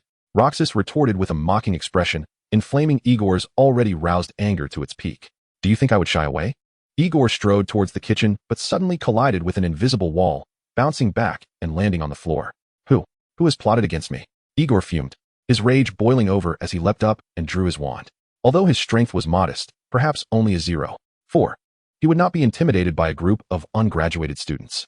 Mr. McFasty, it is I, came a voice. Turning towards the source, Igor recognized a familiar, plump figure. Professor Sprout, what are you doing here? Professor Sprout lightly tapped the table with the end of her wand, producing a sound akin to an incantation that quickened Igor's heartbeat. One should not mistake her amiable demeanor for a lack of authority among students. After all, she was one of the 4 house heads, and no Hogwarts graduate dared to show her disrespect. Me? Professor Sprout sheathed her wand. I am merely a guest of Roxas. If you take him away, who will prepare my meals? Igor could scarcely believe his ears. Turning back to Roxas, he finally realized that Roxas was indeed cooking. So focused was he on the promised reward from his uncle that he had overlooked many details. With a fierce glare at Roxas, he turned and exited the restaurant. Professor Sprout stood up and approached Lox. Lox, do you require my assistance? I observed that he would not relent easily. No need, Professor, I can manage on my own.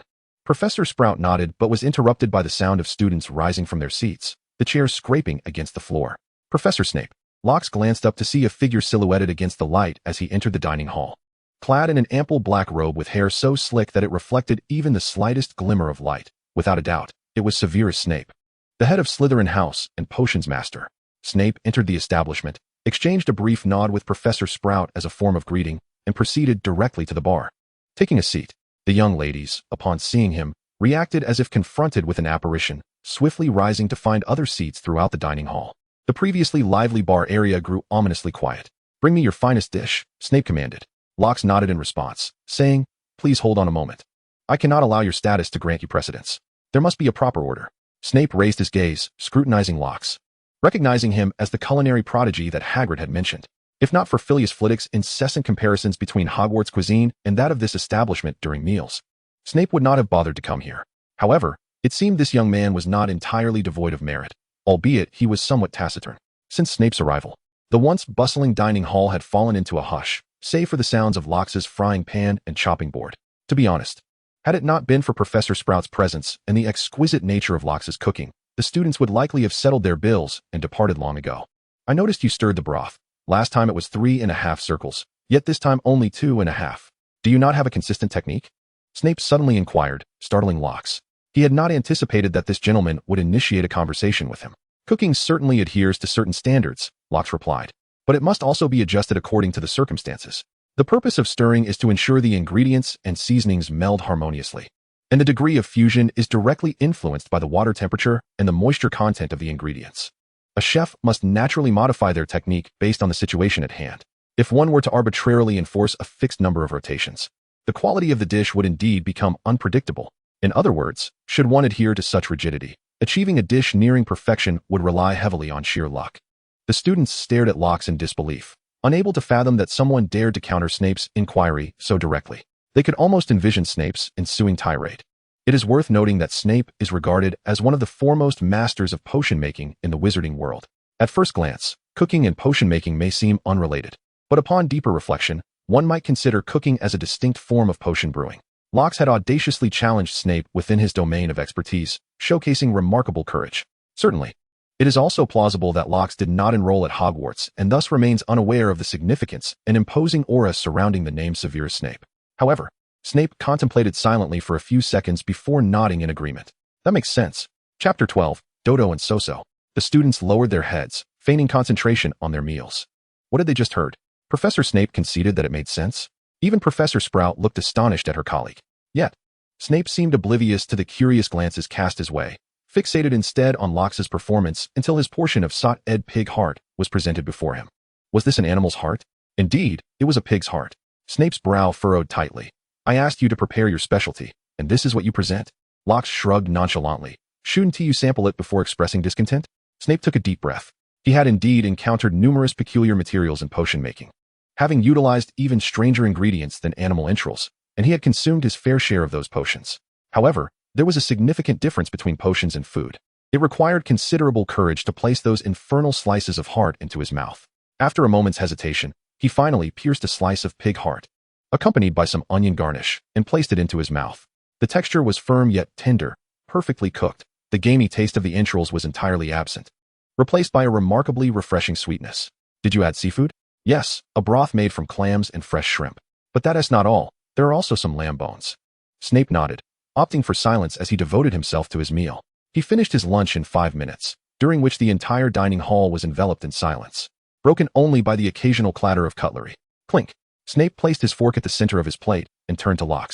Your skills are impressive. How much? 3 silver sickles. It's worth the price.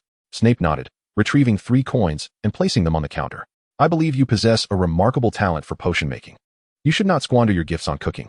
Locke tilted his head, finding the compliment novel. Since his arrival, no one had ever remarked on his aptitude for potions. Thank you for the praise, Professor Snape. However, I do not believe cooking is beneath me. More importantly, I am a mute. Snape furrowed his brow once more. You know me? Locke mused silently, pondering the peculiarities of Snape's focus. His concern lay not in their differing philosophies or Locke's muteness, but rather in the triviality of whether Locke recognized him. When you entered earlier, I heard someone call your name, Locke replied with a smile. Not to mention the interview featured in last year's Daily Prophet, if I recall correctly. You improved the Dragon Pox potion. Truly, I hold great admiration for you as a master in your field. Severus Snape's expression remained unchanged. Yet the subtle elevation of his chin by 5 degrees and the slight upward curl of his lips by a mere millimeter betrayed his current emotions. The attention and admiration from others invariably brought a sense of pleasure. Snape nodded slightly and turned to exit the room.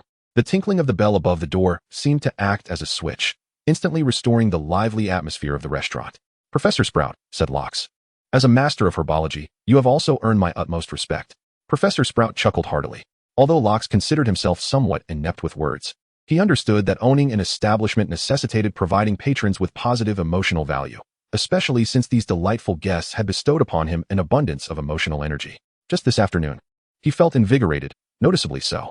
Saturdays marked the busiest days in Hogsmeade Village, and Locke's Dragon Tail restaurant was no exception. He hosted a group of Hufflepuffs during lunch, followed by the Hogwarts faculty in the evening. Led by Dumbledore, the 4 house heads and other professors gathered, with the exception of Professor Binns, who could not leave the castle. Locke had anticipated such a team-building event. The second floor, originally designated as a workspace, had been prepared for this very moment. I seem to have missed out on much. Had I known, I would have joined you that day, remarked Professor McGonagall, the head of Gryffindor, after savoring Locke's culinary creations. For McGonagall, a bastion of rigor, to express such sentiments indicated that Locke had indeed exceeded expectations today. The emotional energy he garnered in the evening surpassed that of the midday gathering by a significant margin, granting him the strength equivalent to 5%, or 1/20th, of a dragon's power. One should not underestimate a young dragon simply because of its size. The dragon, bound by contract to Locke, despite its juvenile state, possessed strength that rivaled that of an adult black dragon. At 9 o'clock, after Aberforth took the last dish, Locke secured the restaurant door. He ascended to the 3rd floor study, tightly shutting the windows and drawing the curtains before closing the door behind him. Dodo, he called out. No sooner had the name left his lips than a soft crackle echoed in the room. A diminutive creature, shorter than the desk, with yellow-green skin, materialized in the distorted air before Locke. This was a house elf. Locke had previously told Lucius Malfoy that his house elf had passed away, a mere fabrication. In truth, he possessed not 1, but 2 house elves. Master, Dodo is at your service. The elf bowed respectfully, though his body trembled incessantly. Ever since the young master forged a contract with the Black Dragon, he had emanated an aura akin to that of a fire dragon. Despite Locke's lacking magical prowess, Dodo could not quell his shivers, and the other elf, So-So, experienced the same phenomenon. As for Dobby of the Malfoy household, he was an anomaly, an unconventional house elf who fantasized about freedom, making his circumstances wholly unsurprising. Do, please return to McFasty Castle and inquire about the current situation from So. I need to understand why Igor McFasty has appeared here today. Certainly, my master. Additionally, notify Big Bottom to come here immediately. I require its strength for my protection. However, my master, do seem to recall a rather unpleasant memory, fearing that Big Bottom had previously delivered a message on its behalf, nearly leading to its own demise. Rox rubbed his nose, acknowledging his oversight. He retrieved a beautifully engraved dragon scale from his pocket, adorned with the McFasty family crest, a soaring black dragon. He tossed the scale to Do, stating, "Hold this scale, and Big Bottom will not harm you. Hurry, do not delay. I have been discovered by those traitors, and they may arrive at any moment." Despite his lack of fear, given he possessed the strength of a 20th of a black dragon and the safeguard of his neighbor, a Bufus Dumbledore, summoning Big Bottom was merely an additional precaution. Upon hearing this, Do straightened up, proclaiming, "Master, I shall ensure your safety. Look, I even have a loyal house elf." Rox thought that even if the entirety of McFasty's kin came after him, they might not succeed in reclaiming him. It was they who had cast him out initially. Now, they sought his return. He would indeed return, but not until he was a conqueror, for otherwise, his mind would remain unfulfilled. Chapter 13, Foolishness. At this hour, Rox would typically be asleep. Yet today, he had extinguished all lights and sat quietly in his study. The look in Igor McFasty's eyes as he departed at noon was unsettling. If Rox were traversing the three kingdoms, he would likely utter, "I predict Igor will come for a nocturnal assault." With a sudden flourish, the house elf Do appeared before Rox. "Master, I have encountered so and conveyed your commands to Big Bottom. It is on its way here." Rox nodded and inquired, "What is the current state of the McFasty family?"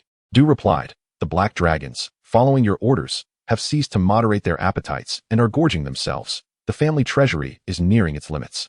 They had hoped for the demise of number 7 and number 72, yet number 72 has recovered remarkably, and number 7 appears to be revitalized, not at all resembling a creature on the brink of death. Consequently, those traitors wish to bring you back, intending to placate the black dragons using your identity as a draconic speaker. Rox scoffed, realizing his suspicions had been confirmed. Were he still the head of the McFasty clan, he would not need to concern himself with such matters. He could shepherd dragons, guiding them into uninhabited territories to hunt, or gather the naturally secreted materials from the black dragons at will. In either case, there would be no risk of the dragons going hungry. Shoo! Rox suddenly raised a finger to his lips, signaling Do to be silent. He leaned in, attuning his ears to the faintest whispers, thereby enhancing his hearing far beyond that of an ordinary person. "Alohomora." A voice intoned the unlocking charm in a barely audible murmur. Alas, it seemed the incantation had failed, prompting a second attempt. "Alohomora." This time, success was achieved, as Lox heard the creaking of the door hinges. A wave of relaxation washed over him. He had anticipated the arrival of a substantial force of traitors this evening. However, the failed unlocking charm made him realize that perhaps only Igor would be coming tonight. Igor McFasty moved cautiously, treading lightly. He navigated his way forward by the light of the moon, refraining from casting a Lumos spell due to its conspicuous glow. Yet, he feared the potential noise from bumping into furniture, so he crept along the floor, keeping his feet close to the ground. His right hand clutched his wand tightly. Although Lox was merely a child, Igor knew his own limitations. In this darkness, he might struggle against even a dog, particularly if it were the renowned black hound known for confronting werewolves. Suddenly, a whoosh sliced through the air, and he felt his wand slip from his grasp. In shock, Igor turned to flee, only to hear Lox's voice, tinged with amusement, behind him. "Igor, if you run any further, I shall alert the Aurors, who would undoubtedly relish imprisoning a trespasser with nefarious intentions in Azkaban. You cannot escape. Your wand will reveal everything." At these words, Igor halted. His initial panic had led him to foolishness. Indeed, he had no reason to be afraid. So what if his wand was taken? Lox was merely an 11-year-old child. The earlier ambush was unexpected. How could he have snatched the wand otherwise? Now, as an adult, should he truly fear a mere boy? Igor slowly turned around as the lights in the hall flickered to life. The boy leisurely dragged a chair over and sat down, toying with Igor's wand. "Well met again." "Igor," Lox began, "I had no idea you harbored such profound feelings for me. Why don't you take a seat so we can have a proper conversation?" Igor did not comply. Instead, he charged at Lox, intent on seizing the boy and reclaiming his wand, then dragging him back to his family. With the promised reward from his uncle, he could finally settle his gambling debts. Igor sprinted with unparalleled speed, only to be sent hurtling backward even faster. Lox retracted his right leg, observing Igor, who now knelt on the ground, clutching his stomach and retching. Shaking his head, Lox inquired, "Now? Are you willing to have a proper conversation with me?" The pain brought Igor a moment of clarity. The force behind that kick was formidable, without his wand. He realized he might indeed not be a match for the young boy. "What the devil? How does this little brat possess such strength?" He stammered. "What do you want to say?" "I advise you to come back with me willingly, lest your family come looking for you, and you endure even greater hardships." "Ha ha." Rox suddenly burst into laughter, shaking his head while looking at Igor. "What are you laughing at?" Igor exclaimed in anger, striding forward to grab Rox's collar. But the pain in his abdomen brought him back to his senses, and he halted his steps just in time to avoid repeating his previous mistake. Rox replied, "I am laughing at your foolishness." "What?" Just as Igor was about to unleash a torrent of insults, the pain in his stomach silenced him once more. You must tell me the truth today. Otherwise. Igor, accustomed to threatening others, found himself at a loss for words. Otherwise what? Rox tossed his wand into the air, letting it spin twice before catching it with grace, then made a mock gesture that frightened Igor into a defensive posture. No. Rox casually placed his wand on the dining table, observing Igor with a smile that, to Igor's eyes, resembled that of a mischievous little devil. Otherwise, I shall no longer like you. Rox could not help but laugh, finally succumbing to Igor's antics. He raised an eyebrow and said, "Since you are threatening me with your dislike, I must take this opportunity to enlighten you." Rox lightly tapped the table, producing a rhythmic sound. "Your foolishness lies in your failure to comprehend the sequence of events." Igor blinked, confused about why Rox was discussing the backstory. "Your family sent you to find me because the dragon breeding grounds are on the verge of collapse, right? Your family is burdened by the agreement with the black dragons. And your uncle and the others are likely terrified of becoming their prey, aren't they?" Igor's eyes widened in astonishment at how this young boy, far away in Hogsmeade, could understand their family matters so clearly. Shocked, Igor could not help but nod. Rox continued, "But your uncle usurped my family's business and drove me away. Do you think I would assist him? Convince the black dragons on his behalf? Does he not fear that I might command the dragons to exact vengeance upon him?" Igor was taken aback, realizing the implication. What if this boy were to come into contact with the black dragons? That would spell doom for them. Little did he know that Rox's expulsion from McFasty had followed the proper procedures of the Ministry of Magic, and should he truly manipulate the black dragons against the traitors, he would face relentless pursuit from the Ministry. He had yet to mature. He could not afford to be so brazen. It must be said, Igor's intellect was not particularly sharp. Moreover, even if I am not so radical, have you considered your position? You are the only young generation of McFasty. If nothing unforeseen occurs, you are destined to inherit the family legacy.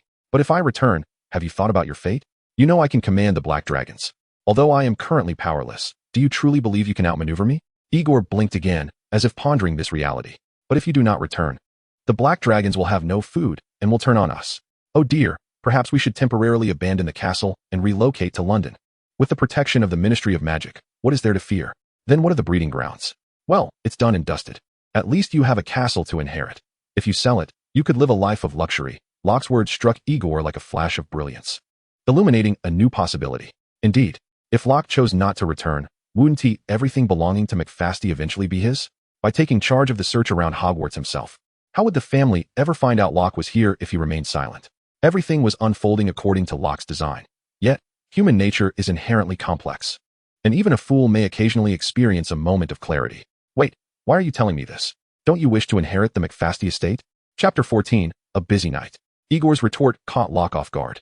The boy averted his gaze slightly, fiddling with the wand on the dining table, and after a brief pause, he replied, "Why should I share this with you?" Locke flashed a broad smile. "Do I appear happy to you?" Igor instinctively nodded. "You seem quite joyful." "Indeed. I have always had a passion for culinary arts, but my father never allowed it. With your intelligence, you should see that I prefer cooking to raising dragons. Look, my restaurant is thriving, and here I can pursue what I love. Isn't that a form of happiness? Would you have me return to serve those foul-smelling beasts? Spare me." Igor clapped his hands, feigning enlightenment. "Ah, now it makes sense. All right, I understand. Upon my return, I will conceal your whereabouts." He leaned forward, wearing a knowing expression. "I've granted you a wish. Perhaps you could assist me in return?" Locke tilted his head. "Huh? Assist you with what?" "I spent the afternoon wandering the village and waited outside your establishment for half the night. Now I am famished. My stomach feels as if it's pressed against my spine. Could you prepare a meal for me?" Locke was momentarily speechless. "Couldn't you dine at one of the other establishments in the village? I am not the sole restaurant. I don't think I have enough money on me," came Igor's sheepish reply. Locke shook his head in disbelief, pondering how such a fool managed to graduate from Hogwarts. He hastily cooked some noodles and sent the grateful Igor on his way, preparing to close the door. However, Igor's foolishness had rendered his preparations for the evening rather dull. Nonetheless, the outcome was favorable. If Igor truly kept his whereabouts a secret, the McFasty family would struggle to locate him anytime soon. Suddenly, for hands reached through the gap of the nearly closed door, startling Locke. He quickly halted, realizing that if he were to force the door shut, the owners of those hands would suffer greatly. "Who is there?" Locke frowned and reopened the door, only to find the grinning faces of the Weasley twins, their red hair unmistakable. The twins had endured quite an unfortunate week. On the very first day of school, They had been reprimanded for misusing dung bombs and framing their brother for the mischief. A month of confinement and a letter filled with my mother's scolding. Today marks the first weekend since arriving at Hogwarts, yet Fred and George Weasley find themselves ensconced in Professor McGonagall's office. They are tasked with penning a 10-foot-long reflection, a feat that nearly drains their very essence. Fortunately, the evening repast at Hogwarts rivals their mother's culinary prowess, and the delectable fare swiftly revitalizes their spirits. However, their attention is drawn to the lively discourse at the adjacent Hufflepuff table. I once deemed the Hogwarts dining experience satisfactory, but after savoring the meals crafted by the Little Master, I suddenly perceive Hogwarts offerings as rather lackluster. Indeed, the flavors pale in comparison to those prepared by the Little Master. But enough of that. Did you gather any culinary wisdom while observing the Little Master at work? What could we possibly learn? The Little Master's speed is astounding. When he sprinkles seasoning with a spoon, the handle seems to blur, rendering it nearly invisible. Moreover, his technique of shaking the frying pan appears quite intricate. I reckon that pan must weigh several kilograms. He is merely the same age as our first-year students. How does he manage it? Next week, I plan to visit Hogsmeade, particularly the Leaky Cauldron. Just half a day has passed, yet I already find myself longing for the Little Master. Ha ha ha, it seems you've become enchanted by his culinary magic. Haven to you? Fred and George exchanged knowing glances. The Little Master's skills far surpass those at Hogwarts, and the allure of Hogsmeade beckons. Though first-year students are not permitted to venture to Hogsmeade, the twins, having long yearned for this place, now find their adventurous spirits ignited by the delightful stories shared by the little badgers. George, Fred, shall we? Locke observed the two peers before him. George Weasley and Fred Weasley. Apologies, but the shop has closed for the evening. Despite having cherished this twin duo from a previous life and not being complete strangers, Locke had other matters to attend to tonight and could not be delayed. He gently nudged the twins out of the doorway and prepared to close the door. Suddenly, Locke's vision blurred, and the doors transformed into enormous tortoise shells, rendering him momentarily speechless. In that fleeting moment, the twins breached his defenses and entered the shop. The tortoise shells twisted and reverted back to their original form. Locke scratched his head, marveling at the twins. Truly, they were remarkable, having transformed Ron Weasley's toy into a spider at the tender age of 5. You should be in your beds at Hogwarts, Locke remarked. It is quite inappropriate to be wandering about. Have you truly escaped the castle? I am quite familiar with the headmaster and professors at Hogwarts. Do you not fear that I might reveal your escapade? George waved his hand dismissively. You do not know who we are. How could you inform the professors? Fred nodded in agreement. Exactly, you hardly know us. Locke crossed his arms. Fred Weasley and George Weasley, punished with a month of confinement for utilizing dung bombs at the station on the first day of term and wrongfully accusing their elder brother Percy Weasley. Am I mistaken? Oh. The twins were taken aback to discover that the boy before them, of similar age, possessed such profound knowledge about their affairs. Are you truly acquainted with the professor? Indeed, they are frequent visitors here. But how can you be certain that we are Fred and George Weasley? Rox shrugged, exhaling deeply. How many sets of red-haired twins are there at Hogwarts? Apart from you two, are there any others? Besides, we met when we were children. Oh, when was that? Your mother's uncle, a McFasty, happens to be my great-uncle. Due to this connection, your mother brought you and your siblings to McFasty Castle for my father's funeral. Fred smacked his forehead. I remember now. You are Rox. Rox McFasty. George leaped up in delight. I remember you too. You could speak with dragons. It was indeed a moment of recklessness on Rox's part. The sorrow of his father's death drove him to the seaside to converse with a large creature, only to be inadvertently interrupted by the twins who were exploring the area. Fred, filled with curiosity, inquired, How are you running a shop here? You're our age. You should be attending classes at Hogwarts.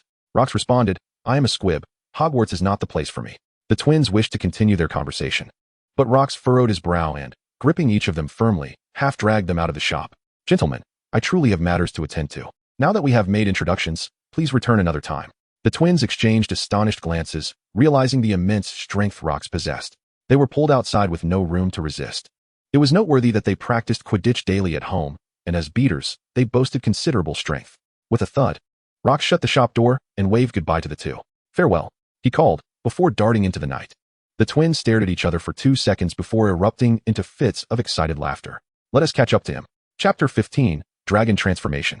George, hurry up. Fred urged impatiently at the entrance of the Dragon Tail restaurant in Hogsmeade. I'm coming. I didn't expect to need this today. The dung bombs were too plentiful and are weighing me down. As he spoke, George rummaged through the innermost layer of his school uniform and produced 2 pairs of insoles. Fred snatched one pair and immediately stuffed it into his shoes, and George followed suit. Once they had fitted the insoles, they sprinted towards the direction where Rox had vanished. Their strides were long and heavy, yet astonishingly, they made not a sound. The insoles were a contrivance they had devised for nocturnal escapades, created before school began to muffle the sounds of walking and running. The principle was simple. Many spells could achieve such an effect. Yet crafting them required a unique inventiveness that not everyone possessed. Rox was remarkably swift. In a mere moment, he had disappeared from sight. Fortunately, we just managed to swipe a bit of tracking perfume from him. Fred donned a half-face mask, which, though somewhat rudimentary in craftsmanship, proved effective. After taking a sniff, he exclaimed, "This way," he ran this way. The twins dashed out of the village, heading several hundred meters in the opposite direction of Hogwarts. The increasingly dense woods, accompanied by the occasional hoot of an owl and the dimming twilight, would surely dissuade 99 young witches and wizards. However, these brothers, possessing the audacity and intellect worthy of a Ravenclaw, paid little heed to such trivial fears. On the contrary, the more remote the path that Lox was taking, the more intriguing their discoveries could be. Besides, Lox was unafraid of any peer. What was there for them to fear?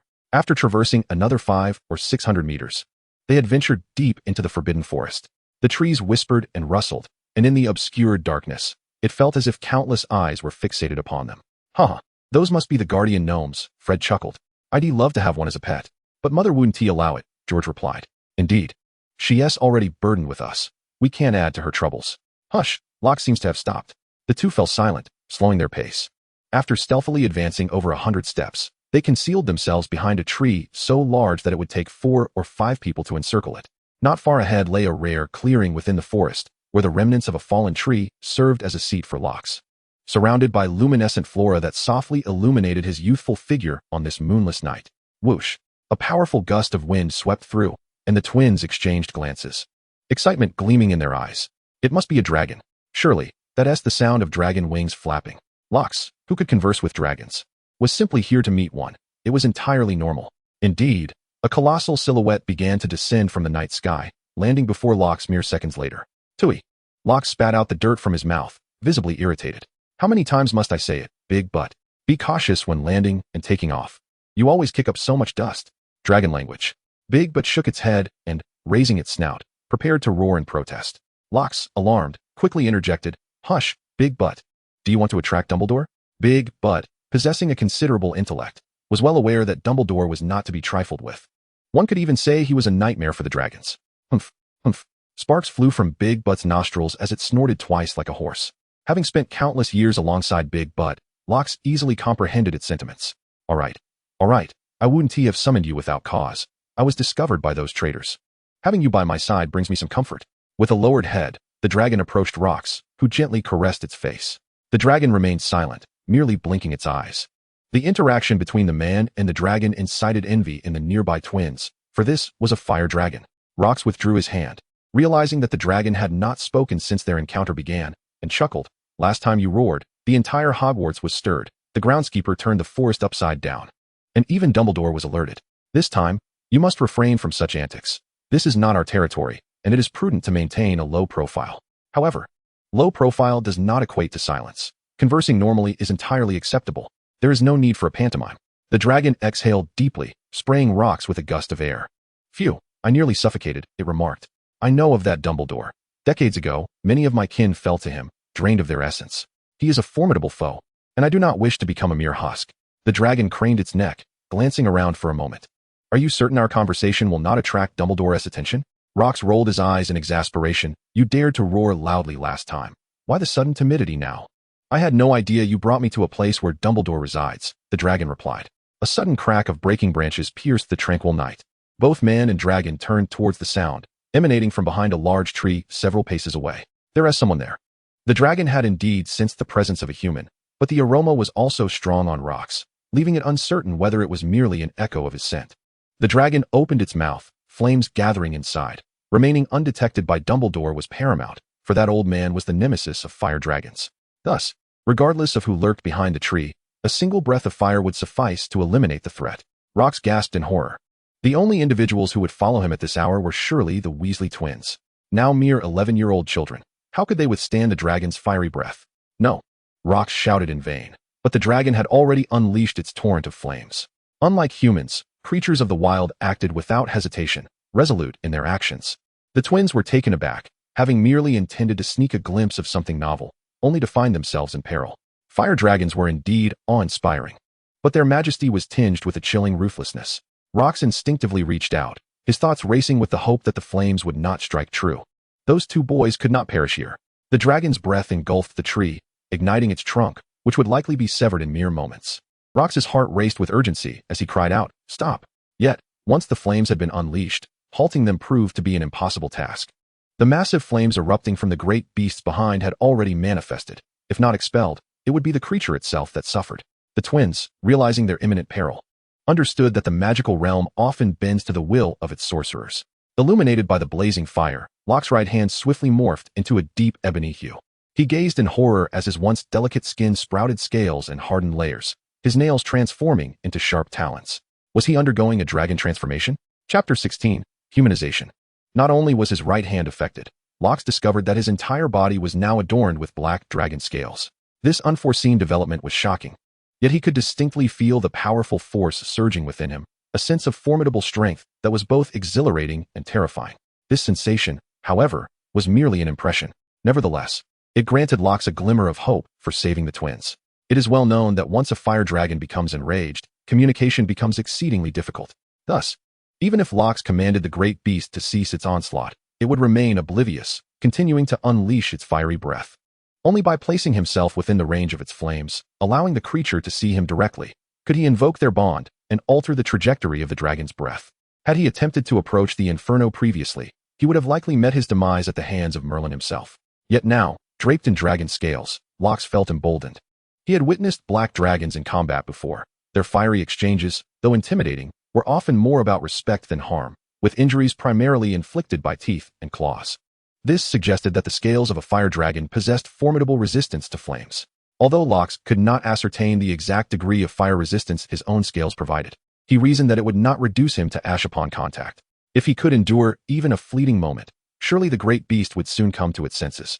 In the blink of an eye, Locke surged forward, his movements propelled by a fraction of dragon power, now amplified in his transformed state. His speed rivaled that of a full-speed unicorn, and the great beast barely registered the blur of a humanoid figure darting into its fiery breath. This creature, entirely cloaked in dragon scales, appeared somewhat familiar. Could it be the young master? The great beast shivered as the bond etched into its very soul activated, prompting it to lift its head sharply. The fiery breath surged upward along the base of a tree, igniting it entirely before erupting into the sky in a dazzling display of brilliance. Locke exhaled a sigh of relief and raced toward the opposite side of the tree. In mere moments, he traversed the distance, arriving just as Fred and George had retreated several paces in the opposite direction. Their instincts had proven correct. Escaping to either side of the tree would have undoubtedly exposed them to the great beast's gaze. A mere turn of its neck would suffice for its breath to engulf them. Only by using the tree as cover and retreating in the opposite direction could they hope to find new shelter before the dragon's flames consumed the tree itself. This was the most prudent choice an 11-year-old wizard could make under such dire circumstances. At this moment, the twins abruptly halted, for the dragon's breath had ceased, and before them stood a shadowy, humanoid figure, its garments ablaze. "Ah, the tree has fallen." Fred pointed behind Roxas, who turned to witness the great tree teetering precariously towards them. In a superhero film, this would be the moment for Roxas to shatter the flaming tree with a single, mighty blow. However, in reality, a more prudent choice was at hand. With a swift motion, Roxas encircled the twins' waists, and with a leap, he whisked them away from the tree's impending descent. Crash! The tree collapsed, leaving the trio unscathed. Yet, the burning branches ignited the dry twigs on the ground, threatening to unleash a forest fire if left unchecked. Roars and howls erupted around them, bring down all the surrounding trees. Indeed, Roxas intended to establish a firebreak. If the surrounding trees fell, the flames would be contained. With a mighty presence, his companion began to wreak havoc in the vicinity, whether by shoulder barging, tail swiping, or biting, swiftly creating a significant barrier. With a series of grunts, the creature used its tail to clear the snapped trees, then approached Roxas with an expression of pride. The dragon scales on Roxas shed away, revealing patches of skin. The dragon's breath had spared him but utterly ruined his attire. He shot a glance at the creature before turning to the twins and said, "You two truly have no understanding of fear." Fred and George, having overcome their earlier fright, were now consumed by an indescribable thrill. This is adventure. Nothing could compare to this exhilaration. Roxas recognized that no words would suffice at this moment. The expressions on their faces clearly indicated they were ready for future escapades. "I implore you not to disclose what you have witnessed today to anyone else." "Why?" they inquired. "Because I wish to enjoy a few peaceful days. Should Dumbledore learn of this incident, I might find myself expelled from here." "Oh, that cannot happen," George interjected. We have yet to savor your culinary prowess. Fred nodded in agreement. If you were to leave, our enjoyment at Hogwarts would be diminished by at least half. More than half. Roxas felt a throbbing at his temples. The 11-year-old twins were truly beyond words.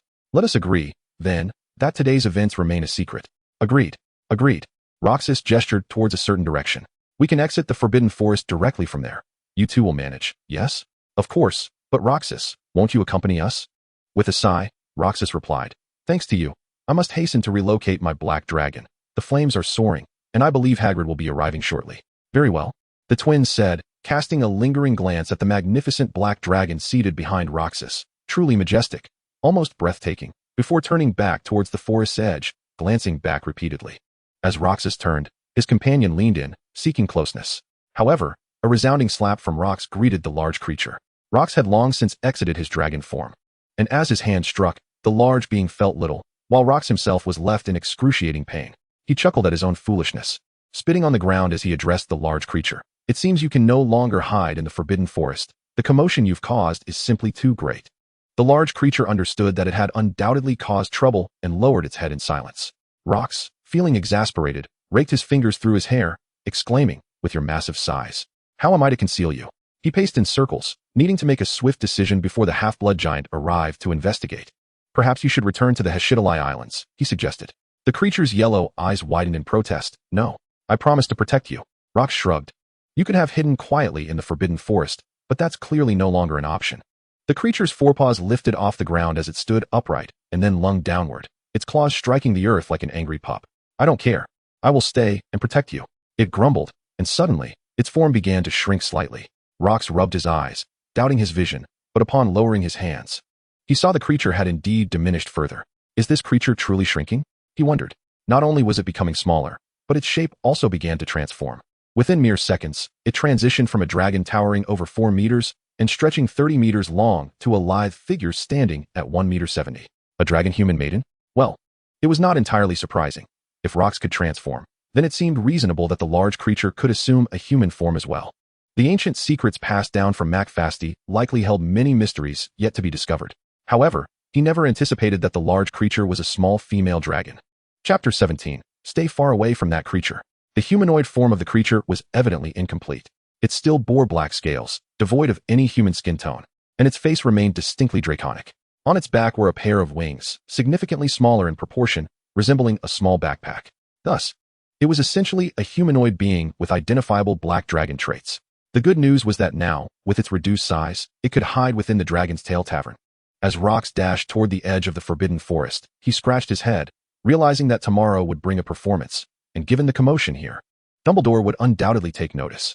Upon returning to Hogsmeade, the village lay in hushed stillness, save for the occasional outburst of laughter from the Pig's Head Inn, where those inebriated often found it hard to control their behavior.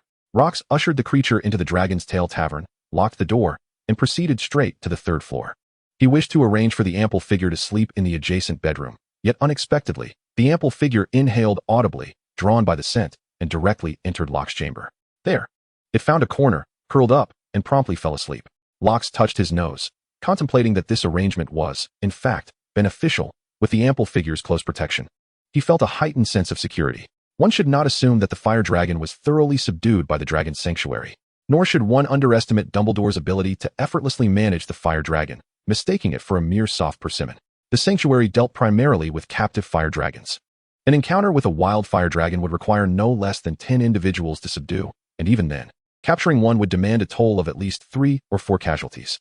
There existed only one Dumbledore in this world, while a single fire dragon possessed a combat strength equivalent to 8 to 10 Luciuses. Now, with Dodo's protection and the ample figure by his side, Locke slept particularly soundly. The next morning, Locke was roused by the hissing sounds emitted by the ample figure. What is it, ample figure? The ample figure's yellow eyes were fixed intently on the staircase. There is a terrifying magical presence at the door. A terrifying magical presence? Locke instantly comprehended. It must be Dumbledore's arrival. Ample figure, tone it down. Do not let yourself be discovered. This caution was unnecessary, as the ample figure curled even tighter than the previous night, resembling an armadillo. Unless one approached closely, one would hardly detect its presence. A natural knocking resounded. Locke called down from the 1st floor, "Just a moment. I will be right there." He donned his clothing, descended the stairs, and opened the door. "Professor Dumbledore? You've arrived so early. You know breakfast service isn't yet available here. I am still a young man, prone to sleeping in. Locke rubbed his eyes as he spoke. Dumbledore chuckled softly. Good morning, Locke. Hogwarts students are usually in class by this hour. I assumed you would be awake as well. I apologize for arriving prematurely. Locke welcomed Dumbledore inside, responding, Professor, your words suggest I am rather indolent. He gestured for Dumbledore to make himself comfortable while he retreated to the kitchen. I was busy until past 9 last night. It is quite understandable that I rose a bit later this morning, wouldn't you agree? As he spoke, he ignited the stove, discreetly pressing a small button beside it. Of course, I understand, Dumbledore nodded. After all, it was my colleagues who intruded upon your peace. Locke smiled, choosing not to comment on the professor's gathering the previous night, where Dumbledore had undoubtedly consumed the most.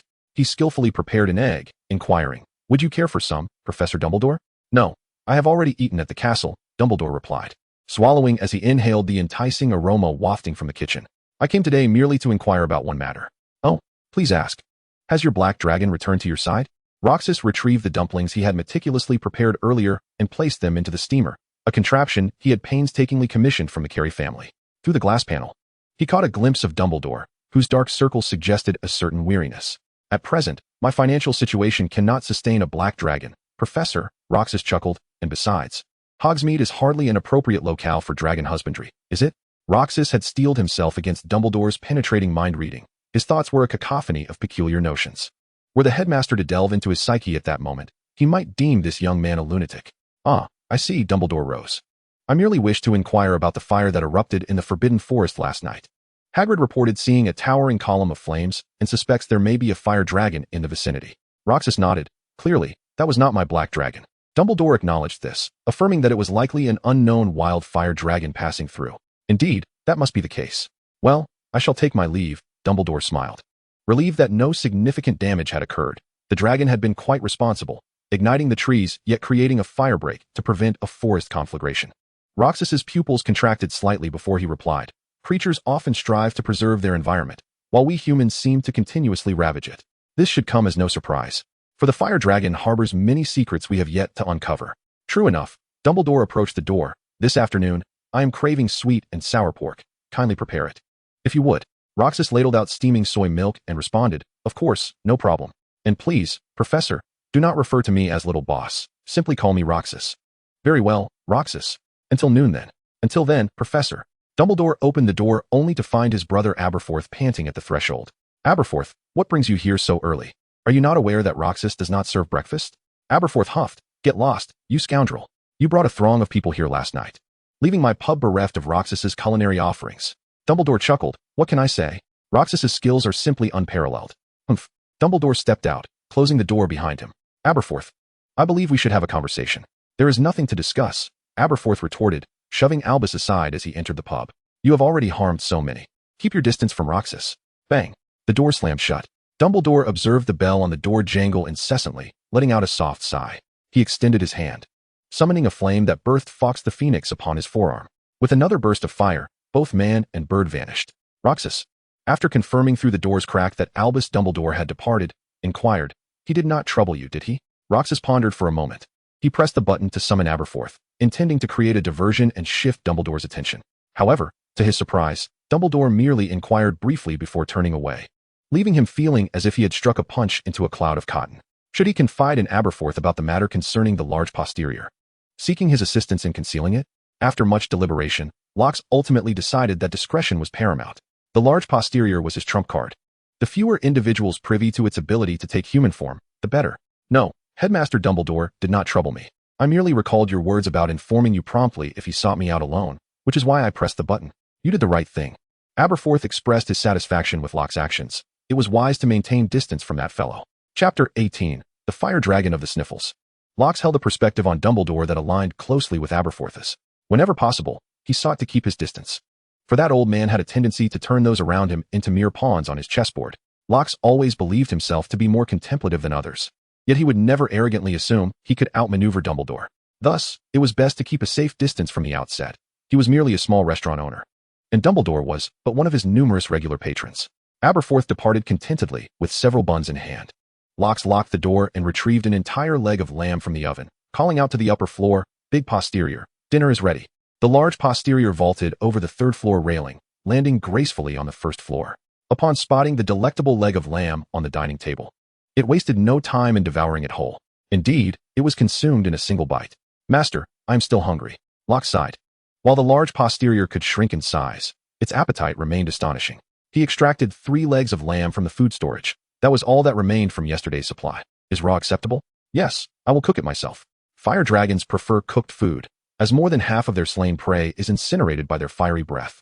After finishing the 3 legs of lamb, the large posterior looked expectantly at Locke. Knowing the creature's insatiable hunger, Locke realized it was still starved. Wait here. I shall go buy more. Since the large posterior needed to remain hidden in its human form at home, it could not venture out to hunt, thus presenting Locke with the challenge of its sustenance. Having spent nearly 4,000 galleons on purchasing a house, furniture, cooking supplies, and renovating the entire place, he was left with only a few hundred galleons. Feeding the large posterior for several months posed no problem, but given the shop's current revenue situation, it was evident that he could not maintain such long-term feeding. While Locke was wealthy in his private vault at Gringotts, he had no intention of withdrawing any funds. Before he shed the label of being a mere novice, he would never have set foot in Gringotts, a bank exclusively serving wizards. If a visitor were not a wizard, the avarice of the goblins would likely provide a pretext to devour his hard-earned galleons. He could not allow the fruits of years of labor to fall into the hands of those greedy creatures. Thus, he needed to devise a means to persuade the rotund dragon to increase the supply of materials, such as shedding scales, collecting mucus, and even dragon urine and dung, all of which could be sold for a price. Perhaps he could sell these to Severus Snape, as such materials would be hard to procure in the market. The only dilemma was that the dragon, thus far, would only consent to allow rocks to collect dragon scale essence, as the process of scraping off the scales was rather pleasant for the creature. Yet, surprisingly for a fire dragon, it possessed a strong sense of shame regarding selling the waste from its own body, having been averse to the idea since its youth. Therefore, Rox had to think of a way to convince it. Upon returning with ample provisions, Rox tossed a large quantity of lamb into the kitchen, the only place fortified with fire-resistant magic, allowing the dragon to cook the meat itself. Master, I wish to eat venison, the dragon mumbled while gorging itself. Having something to eat is already a blessing. Venison costs more than lamb. If you desire it, you must let me earn some money. Contribute your materials, and I shall procure venison for you, Rox proposed. No, the dragon replied emphatically, seemingly choosing shame over the allure of venison. Thus, this dragon was not an ordinary fire dragon, but one with a sense of pride and dignity. However, Rox underestimated the dragon, for it had its own culinary preferences and, surprisingly, exhibited unexpected generosity in the face of food. I found some shiny gems this time. I will give them all to you, master, if you buy me venison. Rox could only smile wryly. He was aware of the dragon's shiny trinkets, which cluttered a cave, but collectively were worth scarcely 10 sickles. After a hearty meal, the dragon emerged from the kitchen, content, and approached Rox with its mouth agape. Then, using its claw, it retrieved a box from its hoard. Rox noted that the box resembled one he had seen in the dragon's cave previously. He did not mind the viscous residue clinging to the box. These were precious potion ingredients that could be sold. Upon opening the box, a dazzling array of galleons nearly blinded him, entirely filled with galleons, and even more than last time. A quick count revealed at least 10,000. Where did you acquire these, dear dragon? He inquired. From the rocky area near the last box I found. I searched the seabed around the Heshadiri Isles thoroughly, but alas, this is all I could find. It cannot even fill my nest, the dragon replied. Indeed, it was better to exchange them with his master for venison than to leave them inadequately filling its lair. Heshadiri Isles, McFasty Castle. Hilpus McFasty sat before his desk, gazing at the accounts laid out before him. He extricated his hands from his disheveled hair and lit his pipe. Taking a deep drag, Hilpus leaned back into the chair. The family's balance had plummeted below 1,000 galleons. He had attempted to discreetly reduce the rations for the black dragons. Yet those cunning creatures promptly discovered McFasty's meager provisions, prompting a collective hunting spree that elicited a final ultimatum from the Ministry of Magic. Now, Hilpus found himself subdued. He could not comprehend how Rox had managed the dragon farm in previous years, generating a continuous profit. Yet, under his stewardship, the enterprise faced financial ruin. During Rox's tenure, not a single black dragon had perished. Indeed, that lad must have been a dragon speaker. For only a dragon speaker could persuade the black dragons to provide a steady supply of materials. Presently, they were not merely failing to procure materials. Even feeding the dragons had become a perilous endeavor, as the creatures regarded them with suspicion, as if they harbored ill intentions. He regretted banishing Rox from the family. It would have sufficed to deprive him of his inheritance under the pretense of his silence. Why resort to such extreme measures? Had Rox remained within the family, Hilpus would not be so utterly at a loss. With a heavy sigh, he exhaled a plume of smoke from his nostrils. What would they do when the family's savings were entirely depleted? It was infuriating that the rest of the family contributed nothing. Days had passed without a single word about rocks. Uncle Hilpus? A knock sounded at the door, revealing Igor. Come in. Igor entered, wrinkling his nose at the acrid scent of tobacco. Uncle, you really ought to quit smoking. It's simply a waste of money. With that coin, you could gamble in the alleys instead. Hilpus shot Igor a glare, causing him to shrink back like a quail. Speak, what do you want? Do you have news of rocks? And no, not at all, Igor replied, his smile strained, his facial muscles twitching. In my area around Hogwarts. There's no sign of that boy. Given that nearly everyone there is a wizard, he wouldn't last a moment in silence. Hilpus nodded in understanding. Igor continued, Uncle, I came to remind you that the monthly stipends are due. I am on the verge of running out of food. A chill ran through Hilpus. He had completely forgotten this matter. The McFasty family, including relatives, the butler, servants, and laborers, totaled over 30 individuals. The disbursement of stipends and wages would amount to nearly 800 galleons. By this calculation, less than 200 galleons would remain in the family account. Hilpus felt darkness cloud his vision, envisioning themselves encircled by ravenous fire dragons, gradually devoured. I will ensure the stipends are paid, but for now, you must immediately go find rocks. Inform the others that by any means necessary, he must be located. Igor shrugged in response. Uncle, why bother? If we cannot manage the dragon breeding grounds, we might as well abandon them. Let us retreat to London. Those dark dragons surely cannot strike there. The Ministry of Magic would not fear them. Upon hearing this, Hilpus was filled with uncontrollable rage, exclaiming, the dragon breeding grounds are the very foundation of the McFasty family for a millennium. Everything else can be forsaken, but the breeding grounds cannot. Leave. Get out of my sight. Igor, perplexed by his uncle's furious outburst, merely pouted and turned to exit the office. As long as his uncle continued to provide the allowance punctually, he could endure the relentless pressure from the debt collectors. Paying off some interest would at least grant him a couple of days of peace. Leaning against the door, he stroked his chin, contemplating his uncle's apparent resolve to coexist with the breeding grounds. This was promising indeed. It would be splendid if these old codgers stubbornly clung to the breeding grounds and were subsequently devoured by the dark dragons. Then he could inherit the castle without any hindrance. The more he pondered, the more delightful the prospect seemed, as if a blissful life beckoned him. Thus, Igor could not suppress a chuckle. Chapter 19, When the Borrowers Are Out of Capital, 1. Igor walked with a light step, almost skipping, and nearly collided with Butler Hammer at the corner leading to the second floor. My apologies, Master Igor. I was not paying attention and almost bumped into you. Butler Hammer stepped back a couple of paces, slightly bowing. No need to worry, Igor replied, unable to suppress a grin. Just be more careful next time. Hammer raised an eyebrow, sensing something unusual in Igor's demeanor. Has Master Igor encountered something joyful? Ha ha ha, nothing much. You carry on with your duties, no need to mind me. Igor ascended the staircase with a spring in his step. Butler Hammer squinted, and once Igor had distanced himself, he scoffed, a mere branch of the family. Once barred from the castle's second floor, now revels in newfound authority. He adjusted his attire and proceeded toward the head of the household's office. Master Hilpus, may I enter? Come in. Hammer lowered his head as he entered, only to hear Hilpus's weary voice inquire. Butler Hammer, is there something you wish to discuss? Hammer replied, Master Hilpus, there are issues with the family finances. I see you toiling day and night, and I cannot bear to remain idle. I wish to contribute to the family and to you. Hilpus regarded the old butler with surprise as he continued. Our Hammer family has served the McFasty family for over a century. We are, in essence, part of the McFasty lineage. When the family is in distress, I cannot simply stand by. Hilpus shook his head. There is no need. I appreciate your goodwill, but the family's troubles are beyond your means to resolve. What if I possessed 15,000 galleons? How much? Hilpus's eyes widened in disbelief at the thought of a butler amassing such wealth. Though our Hammer family cannot compare to a millennia-old lineage like the McFasties, we are a family of over 100 years. The McFasty family has treated us exceedingly well, providing for our needs without worry, allowing us to save a bit each month. After a century, such accumulation is hardly surprising. Hilpus was overwhelmed with joy and stood up. So, you are prepared to lend us this money to help us through our difficulties? Yes, Mr. Hilpus. Well. I did not expect such loyalty from your family. However, sir, I can lend the McFasty family the money, but I will require collateral. Otherwise, the elders in the household may not agree.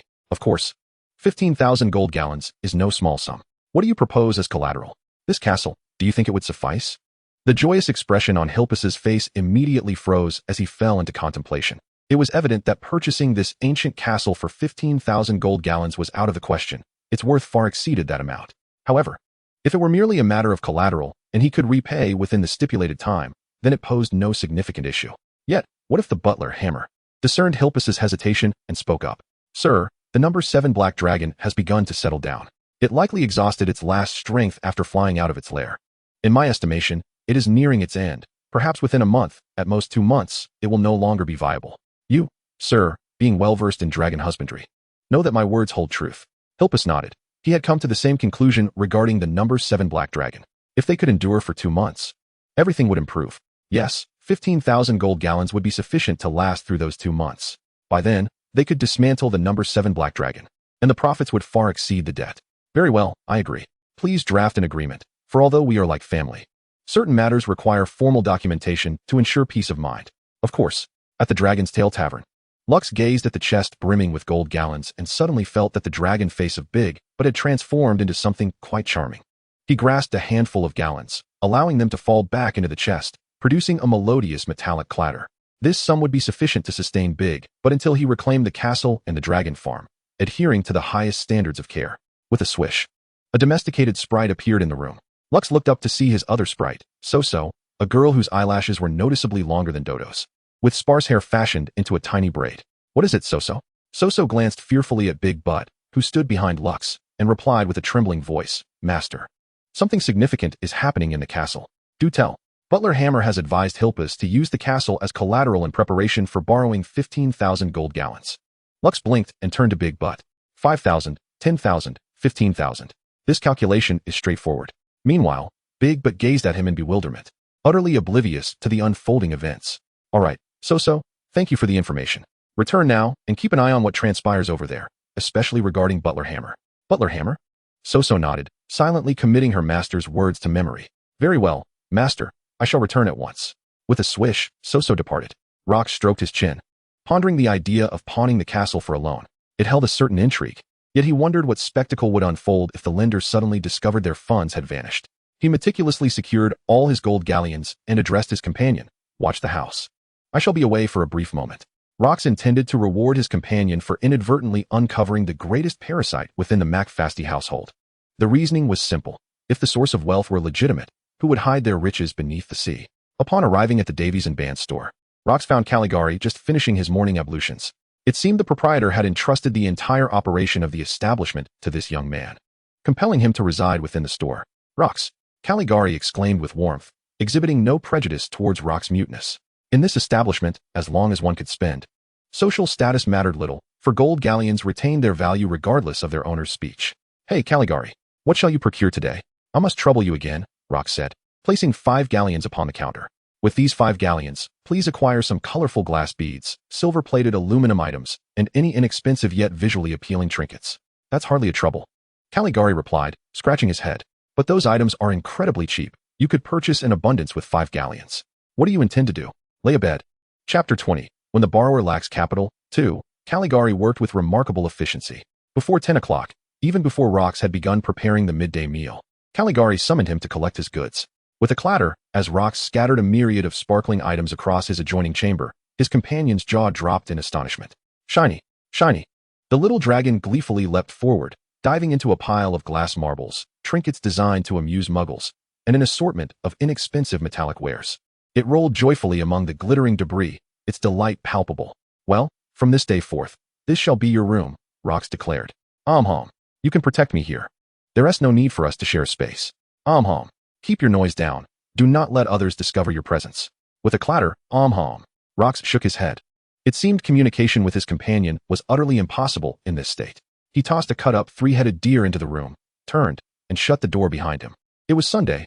Although students could only visit Hogsmeade on Saturdays, one could not discount the possibility of professors arriving. Thus, he needed to begin preparations for the midday service. Indeed, the professors who had dined together the previous evening almost all appeared at the Dragon's Tail restaurant. Rox welcomed their presence, for these delightful educators provided him with an abundance of positive emotional energy. If this continued, he would likely possess the full strength of a dragon within 6 months, matching his companion's stature. Hershey Isles, somewhere upon the reefs.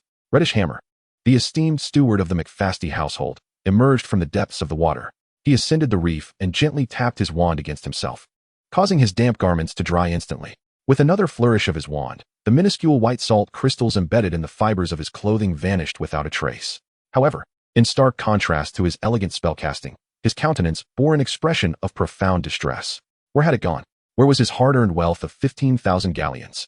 Hammer clenched his fists, the sound of his knuckles cracking resonating in the air. The fortune he had painstakingly accumulated over 5 years, filled with trepidation and meticulous effort, had seemingly evaporated. Who was responsible? Who had perpetrated this theft? Hammer collapsed onto the rocky surface, his face a portrait of despair.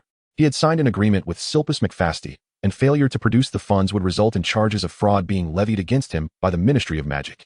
The current Minister of Magic was not the ineffectual Fudge, but the formidable Millicent Barnold, who had succeeded Minister Harold Mincan.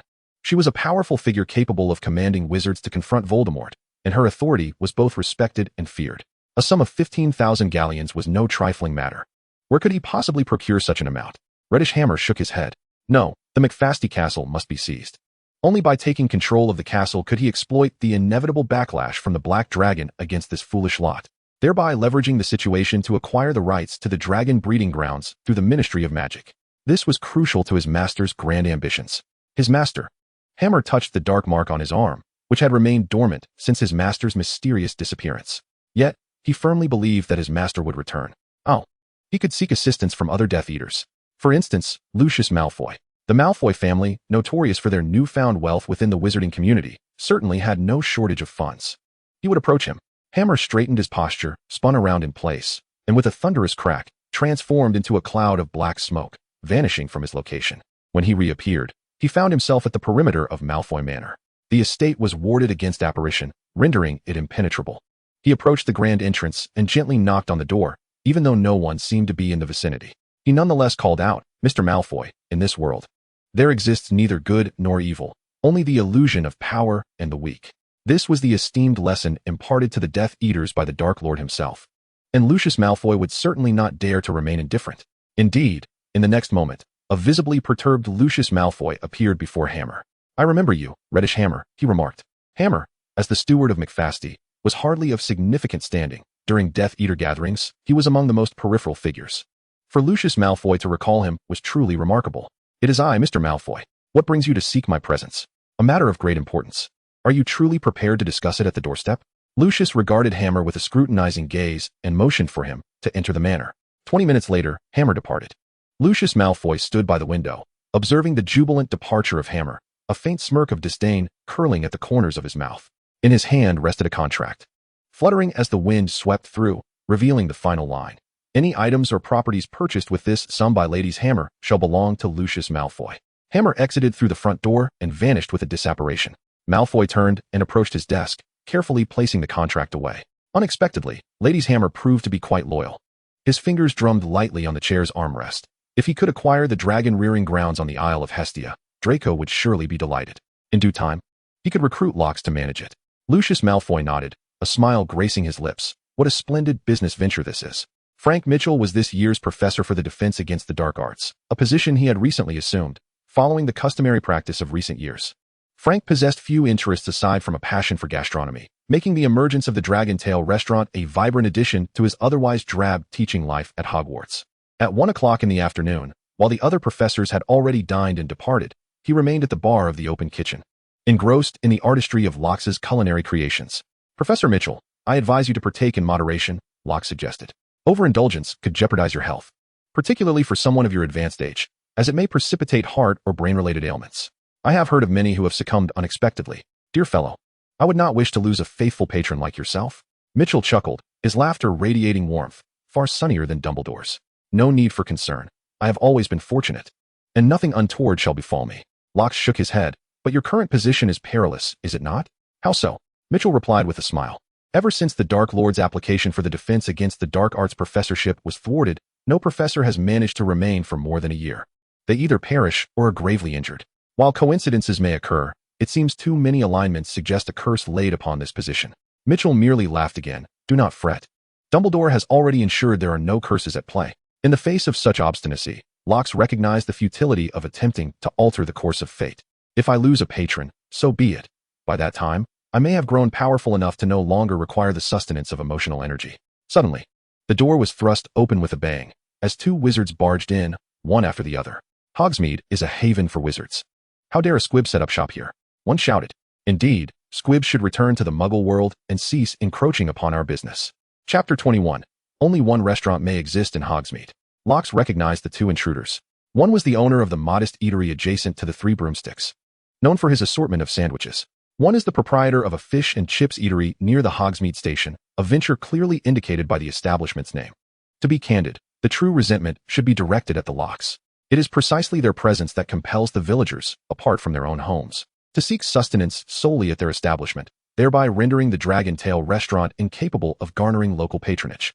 Mr. Polis and Mr. Shapira, while my establishment may not be exceedingly costly, damages inflicted by you would necessitate compensation. The modest eatery owner, Shapira, scoffed. You see, a squib is merely a squib, utterly oblivious to even the simplest of repair charms. Polis nodded, his nostrils flaring disdainfully towards Locks. The presence of such individuals in Hogsmeade has tainted the very air we breathe. Locks took a deep breath, plated the dish from the pot, and presented it to Professor Mitchell before addressing the two men. I do not recollect having wronged either of you. He washed his hands and removed his apron, adding, my clientele comprises the esteemed professors of Hogwarts. If memory serves, professors seldom grace your establishment with their presence. A mischievous smile danced upon his lips, implying that if they possessed a modicum of intelligence, they would discern that he and they were not on the same trajectory.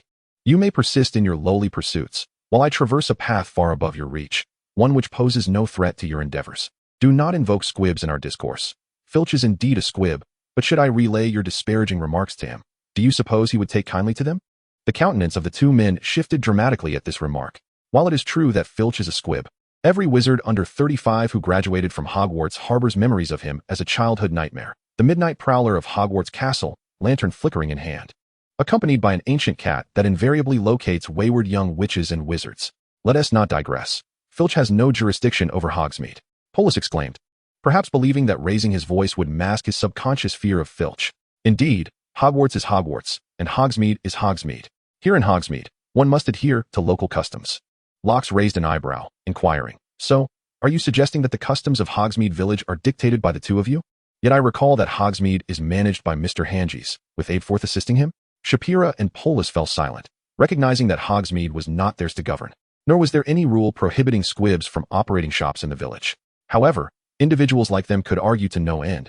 Shapira merely stated, Hogsmeade Village is a pure wizarding settlement, unchanged since Woodcroft's establishment of the village. Mr. Hanges, as a descendant of Woodcroft, has inherited the ancestral sentiment, harboring disdain for non-wizards entering the village. And you, a squib, without a doubt belong to the ranks of non-wizards. We are merely executing Mr.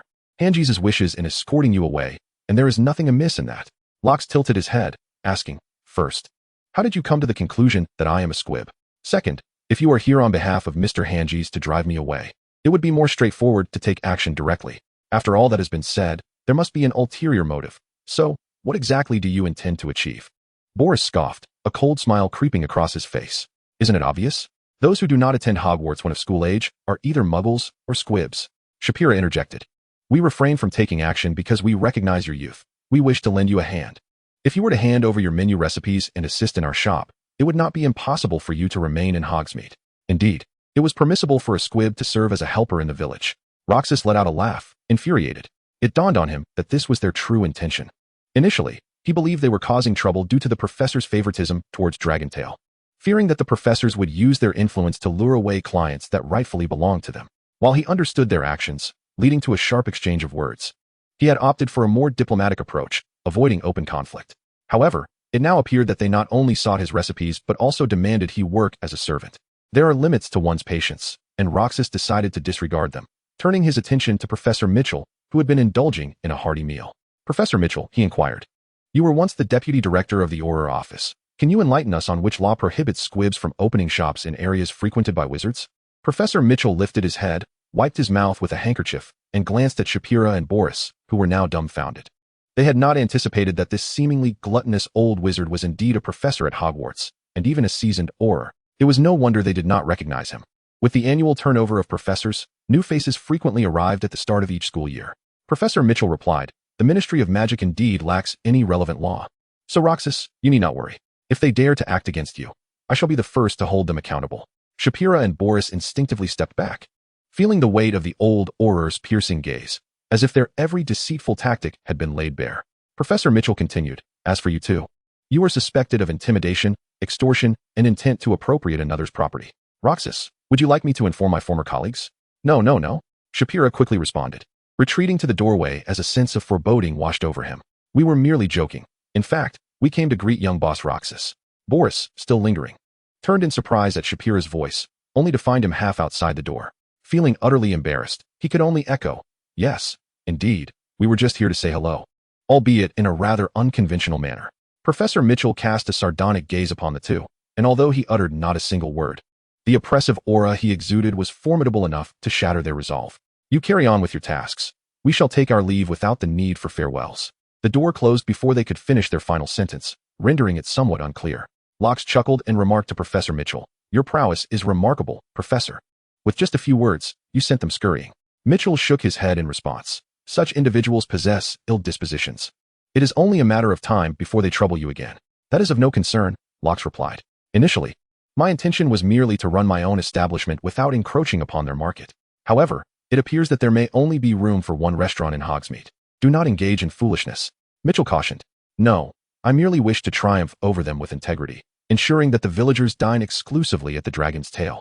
Locks inquired of Professor Mitchell, "If they resort to underhanded tactics due to their inability to compete fairly, you would assist me, would you not?" Professor Mitchell found himself in a quandary. He was reluctant to involve himself in such conflicts, yet Locks's culinary creations were simply too delectable to forego. After much contemplation, he tossed Locks a small wooden ball and said, "This ball is hollow. Should you find yourself in peril, crush it, and I shall arrive post-haste." Locks nodded appreciatively. "Thank you, Professor. As a token of my gratitude, I shall present you with a dish. I desire the crystal pork knuckle." Chapter 22, The Elite Band of Black Dragon Pixies. Having concluded the midday service, Locks made his way to his chamber for a brief respite. As he passed by Big Butt's room, he could hear the clattering sounds emanating from within, indicating that the little female dragon was lost in a shimmering sea, utterly entranced. Locks shook his head with a smile. This little creature was indeed a source of amusement. Upon returning to his chamber, he reclined on the bed, pondering strategies to contend with Shapira and Boris. Both establishments prided themselves on offering affordable fare, be it fish and chips or sandwiches, all characterized by their low prices and homely essence, devoid of any extravagant flavors. Moreover, these two eateries had cultivated a loyal clientele in Hogsmeade over the years. Thus, seizing market share in the short term would necessitate some ingenuity. Could he compete with dumplings and buns? That would not suffice. While they were delightful, their aroma lacked the prominence needed to attract patrons. Barbecue? It possessed a delightful fragrance, yet each nation boasts its own barbecue style, rendering it unremarkable. After much deliberation, he resolved to focus on fried rice and fried noodles, as they offered both aroma and a unique appeal in the British context. Given that fried rice had once become synonymous with Chinese cuisine in Chinatown, with the dishes chosen, the next step was to devise a business model. Locks's mind brimmed with a commercial strategy capable of overwhelming the Muggle world, let alone the antiquated wizarding realm. "If I were to introduce a delivery service, I wonder how you would respond." Dodo, aside from tidying up, serves little purpose. It would be more fitting for him to assume the roles of a delivery person and an order taker. In the peculiar hall of Hogwarts, patrons need only gently tap the table for dishes to appear directly before them. This is, in fact, a unique magic of house elves, seamlessly integrated into the restaurant's operations. Guests merely tap a specific wooden board and articulate their desired meal, and soon, steaming dishes materialize. After dining, placing the utensils and payment on the board causes them to be automatically collected, rendering the experience exceedingly effortless. Such a service, can it truly compete with the likes of Eat and Police's fish and chips? Clearly, these gentlemen are mere wizards, lacking the assistance of house elves. Next comes the promotion strategy, which is even simpler. Once the villagers have a taste of their fried rice and noodles, Locks does not believe they will opt for sandwiches and fish and chips. Of course, he cannot be the one to promote this, for as Hippora and Police aptly point out, his identity as a mute is indeed met with discrimination, and the other party may develop aversions to his culinary offerings due to his status. However, they have Aberforth. In Hogsmeade, Aberforth can be regarded as a true opinion leader, holding a reputation in the village not inferior to that of the Hangs family. Having him spearhead the launch of the fried rice and noodles delivery service would be exceedingly appropriate. With everything meticulously planned in his mind, Locks comfortably closed his eyes. He intended to speak with Aberforth before dinner. Surely, he would be willing to assist with this small endeavor. Suddenly, a loud crack of apparition echoed. Yet Locks was not startled. All the houses in Hogsmeade were enchanted against apparition, so the only possibility of someone appearing in his home, aside from house elves, was quite limited. Dumbledore's phoenix could also do so, but this noise was not characteristic of that. Opening his eyes, he found Soso before him. This was to be expected. Dodo was hiding within the house and would not appear unbidden by Locks. "I'm sorry, master. I did not realize you were resting," Soso exclaimed, nearly in tears, raising her clenched fists in distress. Had Locks not intervened, she would have likely begun to pound her own head in frustration. No self-harm, Locks commanded promptly, then inquired, So-So. Has there been any new development at the castle? So-So lowered her raised hands, her big, watery eyes blinking in response. Yes, master. You previously instructed me to keep an eye on Butler Hammer, and I did as told. Butler Hammer recently visited the Malfoy residence and returned with a purse for Mr. Silpus. Locks sprang up from the bed. When did this happen? Just now. What was Mr. Silpus's reaction? When I arrived, Mr. Silpus was changing clothes. Changing clothes. Locks stroked his chin, pondering. Mr. Silpus McFasty must be going to Gringotts to deposit money. Beyond that, he could conceive no other possibility. Big Butt. Locks shouted, opening the door and addressing the room belonging to Big Butt. After a full 5 seconds, the plump figure finally emerged from the room, turning back 3 times as if bidding farewell to a beloved. Stop looking. Those are yours, but there's a task at hand, came the directive. Only then did the figure turn back and inquire, what task? Rox gestured, producing a hooded dress and assisting the figure into it before instructing. You must go to Diagon Alley and wait near Gringotts. Upon spotting Silpus McFasty, immediately incapacitate him and seize all his money. What is money? The figure asked innocently. Rox rolled his eyes, the shiny stuff. All right, I understand, but I don't know where Diagon Alley is, came the response. Rox pointed to So-So. So-So will guide you there.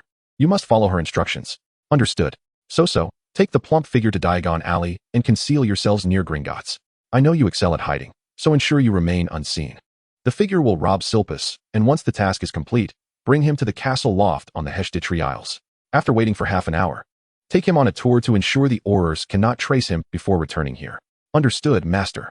Rox cast a glance at the figure who was still twisting its neck to look back, exasperatedly stating, Stop looking back. If you perform well, I shall reward you with more shiny things. Really? When have I ever deceived a dragon? The master has never deceived a dragon. I will ensure the task is accomplished. Silpus emerged from the fireplace at the leaky cauldron via the flue network, lightly tapping his wand to dust off the soot. With a buoyant spirit, he set off toward Diagon Alley. With 15,000 galleons in hand, he felt confident about sustaining the dragon breeding grounds. He resolved that after selling the corpse of the 7th black dragon, he would allocate a portion of the profits to establish a deer farm, ensuring a continuous food supply for the black dragons. In 20 years, at least 20 black dragons would reach the end of their lifespan, marking a true attainment of financial freedom, all while bearing the stigma of having bullied an 11-year-old boy. Though the school year had commenced, and it was a Sunday afternoon, the foot traffic in Diagon Alley was noticeably sparser than usual. It seemed that both the Wizarding and Muggle communities shared a similar sentiment regarding the mythical beasts during the holidays. Without the torment of unruly children, parents likely seized the opportunity to rest during the first weekend after school began, preferring the comfort of home to shopping, especially since they had already procured all necessary items for the new term. Silpus, however, did not let the quiet streets dampen his spirits. On the contrary, today was the happiest day he had experienced in nearly a month. His steps were light, and from afar, the white, twisted architecture of Gringotts appeared more appealing than ever. His determination to deposit the money in Gringotts stemmed from a concern for the safety of galleons stored in the castle. He is a distant relative. Although he is currently regarded by the outside world as the head of the McFasty family, in reality, he has not received the castle's acknowledgement. Consequently, he lacks the authority to access the hidden library and storerooms within the castle. Considering the troublesome nephew at home, Hilpus believes it is exceedingly foolish to keep money in the house. He drew closer, hastening his pace. The vivid uniforms of the guards at Gringotts became increasingly distinct. Suddenly, a figure emerged from behind a lamppost, blocking Hilpus's path. Dressed in a skirt and hood that concealed her face, the graceful silhouette revealed that she was a lady. Hilpus slightly tilted his head and stepped aside, intending to bypass her. Yet, in the next moment, the woman approached him with remarkable speed, too swift for him to discern. With a resounding whoosh, a sharp pain struck the back of Hilpus's head, and darkness enveloped him. Chapter 23. The content grew extensive, and thus the chapter bore no title. When Hilpus regained consciousness, dusk had fallen. The bustling streets of Diagon Alley, even with a reduced flow of people today, would not allow him to languish on the pavement. Yet someone had attended to him. He found himself pressed against the wall of a nearby building, evidently moved there by someone else. In truth, it was common for inebriated individuals to collapse in Diagon Alley, particularly along this stretch near Nocturne Alley, so he was likely mistaken for a drunken fool. Rubbing the back of his head, Hilpus pondered whether that woman had knocked him out. Damn it, have robbers resorted to bricks instead of magic? Otherwise, why would his head throb so painfully? Robbery? Hastily, Hilpus reached into the inner pocket of his robe, only to find it empty. His pouch containing 15,000 galleons had vanished without a trace. A chill surged from his feet to the crown of his head, leaving one side of his body numb. He sprang to his feet, eager to locate an Auror to report the crime, but as he stood, His trousers slipped down, revealing his rather short, flower-patterned silk shorts. Hilpus, who on earth is the scoundrel that pilfered the shiny brass button from my trousers? Not only the brass button, but everything reflective on him had been looted: cufflinks, a brooch, and even the copper-tipped handle of his wand. Holding up his trousers, Hilpus hurriedly dashed deeper into Diagon Alley. If memory served him right, there was a strike point for the hit wizards nearby, where he could report the crime without delay. Hogsmeade Village. The Hogs Head Inn. What? Did Hippora and Polus truly say that? Indeed, Abufus. Good grief, those two are as despicable as they come. Abufus handed a glass of milk to Loxus, asking, "Since you have come to see me, have you devised a plan?" "Precisely." Loxus accepted the milk and took a small sip, declaring, "Abufus, I wish to defeat them in business with utmost integrity, thus requiring your assistance." Abufus emerged from behind the bar and seated himself opposite Loxus, prompting, "Pray, tell me your plan." They sustained their business through the daily dining habits of the villagers. Initially, I had no intention of entering this domain, considering myself an outsider and unwilling to encroach upon their trade. However, given their avarice and the threats they directed towards me, I decided to take action. Thus, I resolved to initiate a takeout service for fried rice and fried noodles. Abufus was well acquainted with these dishes, having savored them multiple times during his visits to Lux's place, albeit in takeout form. "Lux, what is takeout?" Lux clapped his hands and called out, "Dodo." With a flourish, the house elf Dodo appeared before them. "Master." "Oh, a house elf." Abufus remarked, slightly taken aback. "I almost forgot that you are the esteemed master of McFasty." I intended to leverage Dodo's abilities to deliver meals directly to customers, much like at Hogwarts. Abufus nodded. "With your culinary skills coupled with a delivery service, Hippora and Boris will undoubtedly be no match for you. Your plan is commendable. But what does it have to do with me?" Lux sighed. "The villagers are quite averse to the mute. If they discover that I am orchestrating this, they may not support it. Should they learn of the discord between Hippora, Boris, and myself, they might readily align with them. However, if you step forward and publicly declare that the takeout service is provided by Pig's Head Tavern, even if they realize the food is prepared by me, their resistance would likely diminish. I am merely a mute, serving as a humble assistant to the venerable Abufus." Abufus was taken aback, surprised that Lux, a mere youth, could conceive such intricate plans. "Very well, I can assist you with this endeavor, but let us keep friendship and business separate. How much are you prepared to offer me?" 10% of the profits.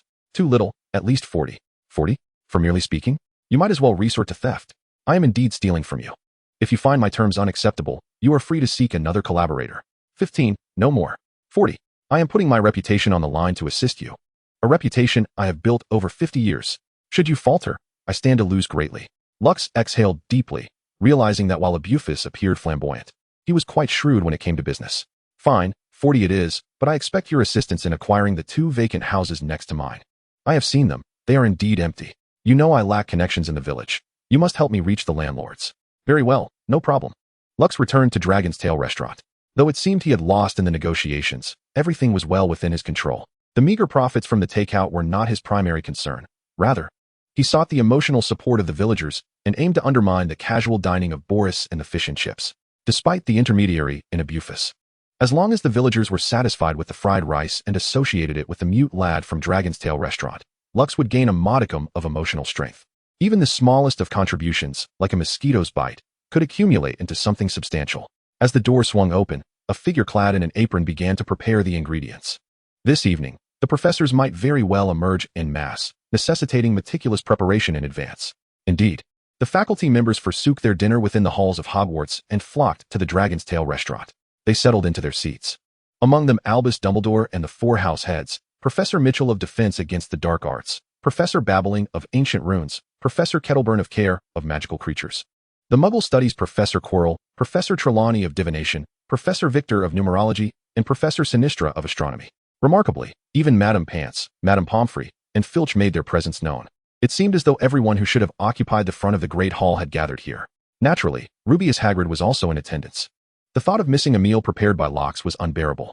Professor Mitchell chuckled, expressing how wonderful it would be if Locke were to assume the role of Hogwarts head chef. "What say you, Locke?"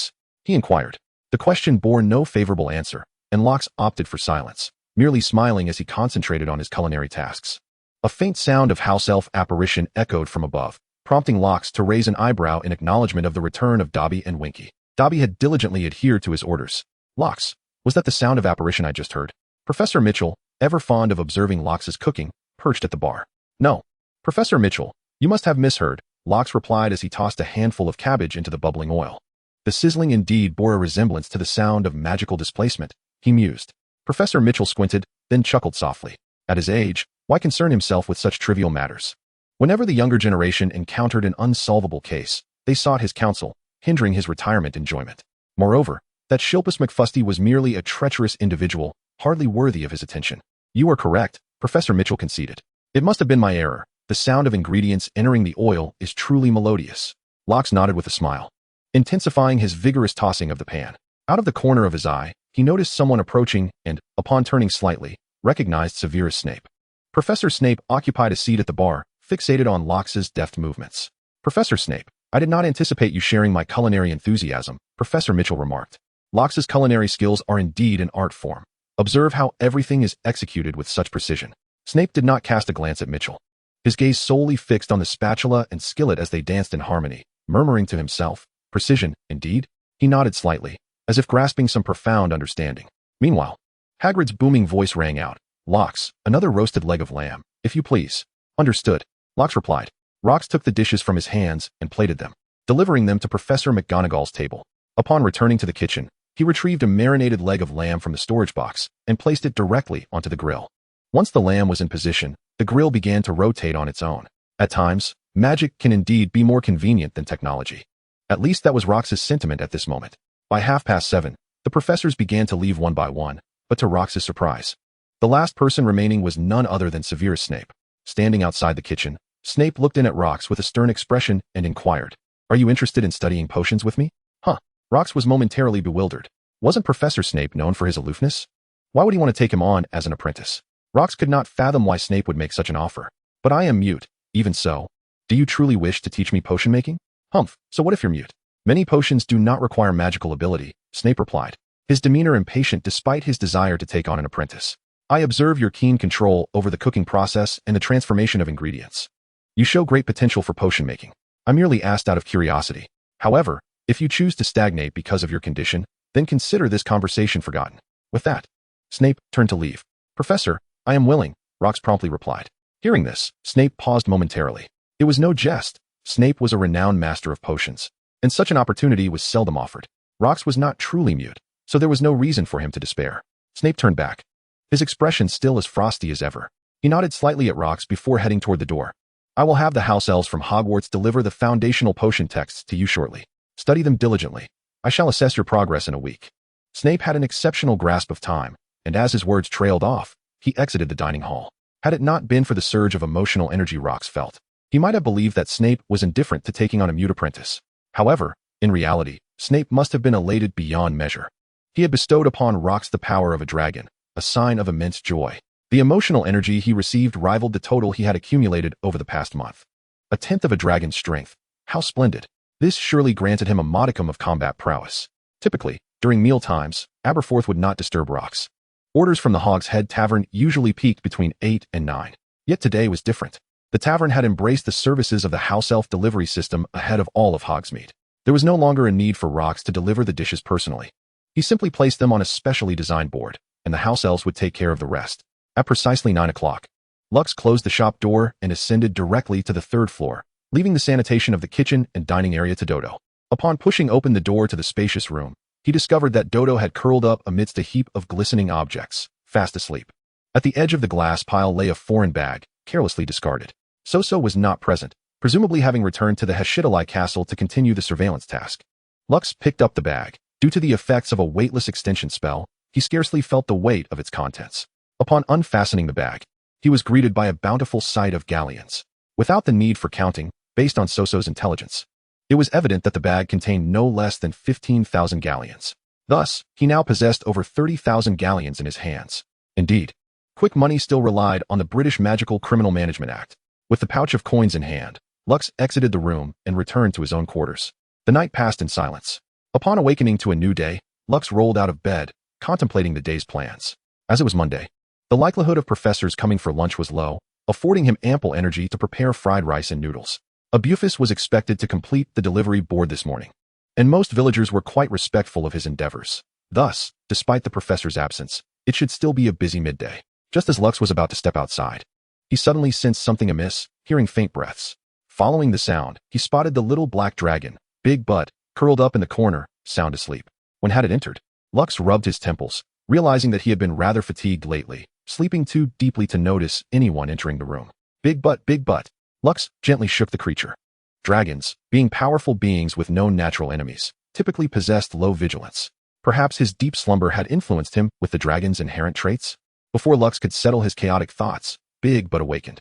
Her slit pupils opened wide, and an overwhelming aura immediately enveloped the room. However, upon recognizing Lux, that imposing presence transformed into a gentle breeze that tousled Lux's unkempt hair that he had yet to groom.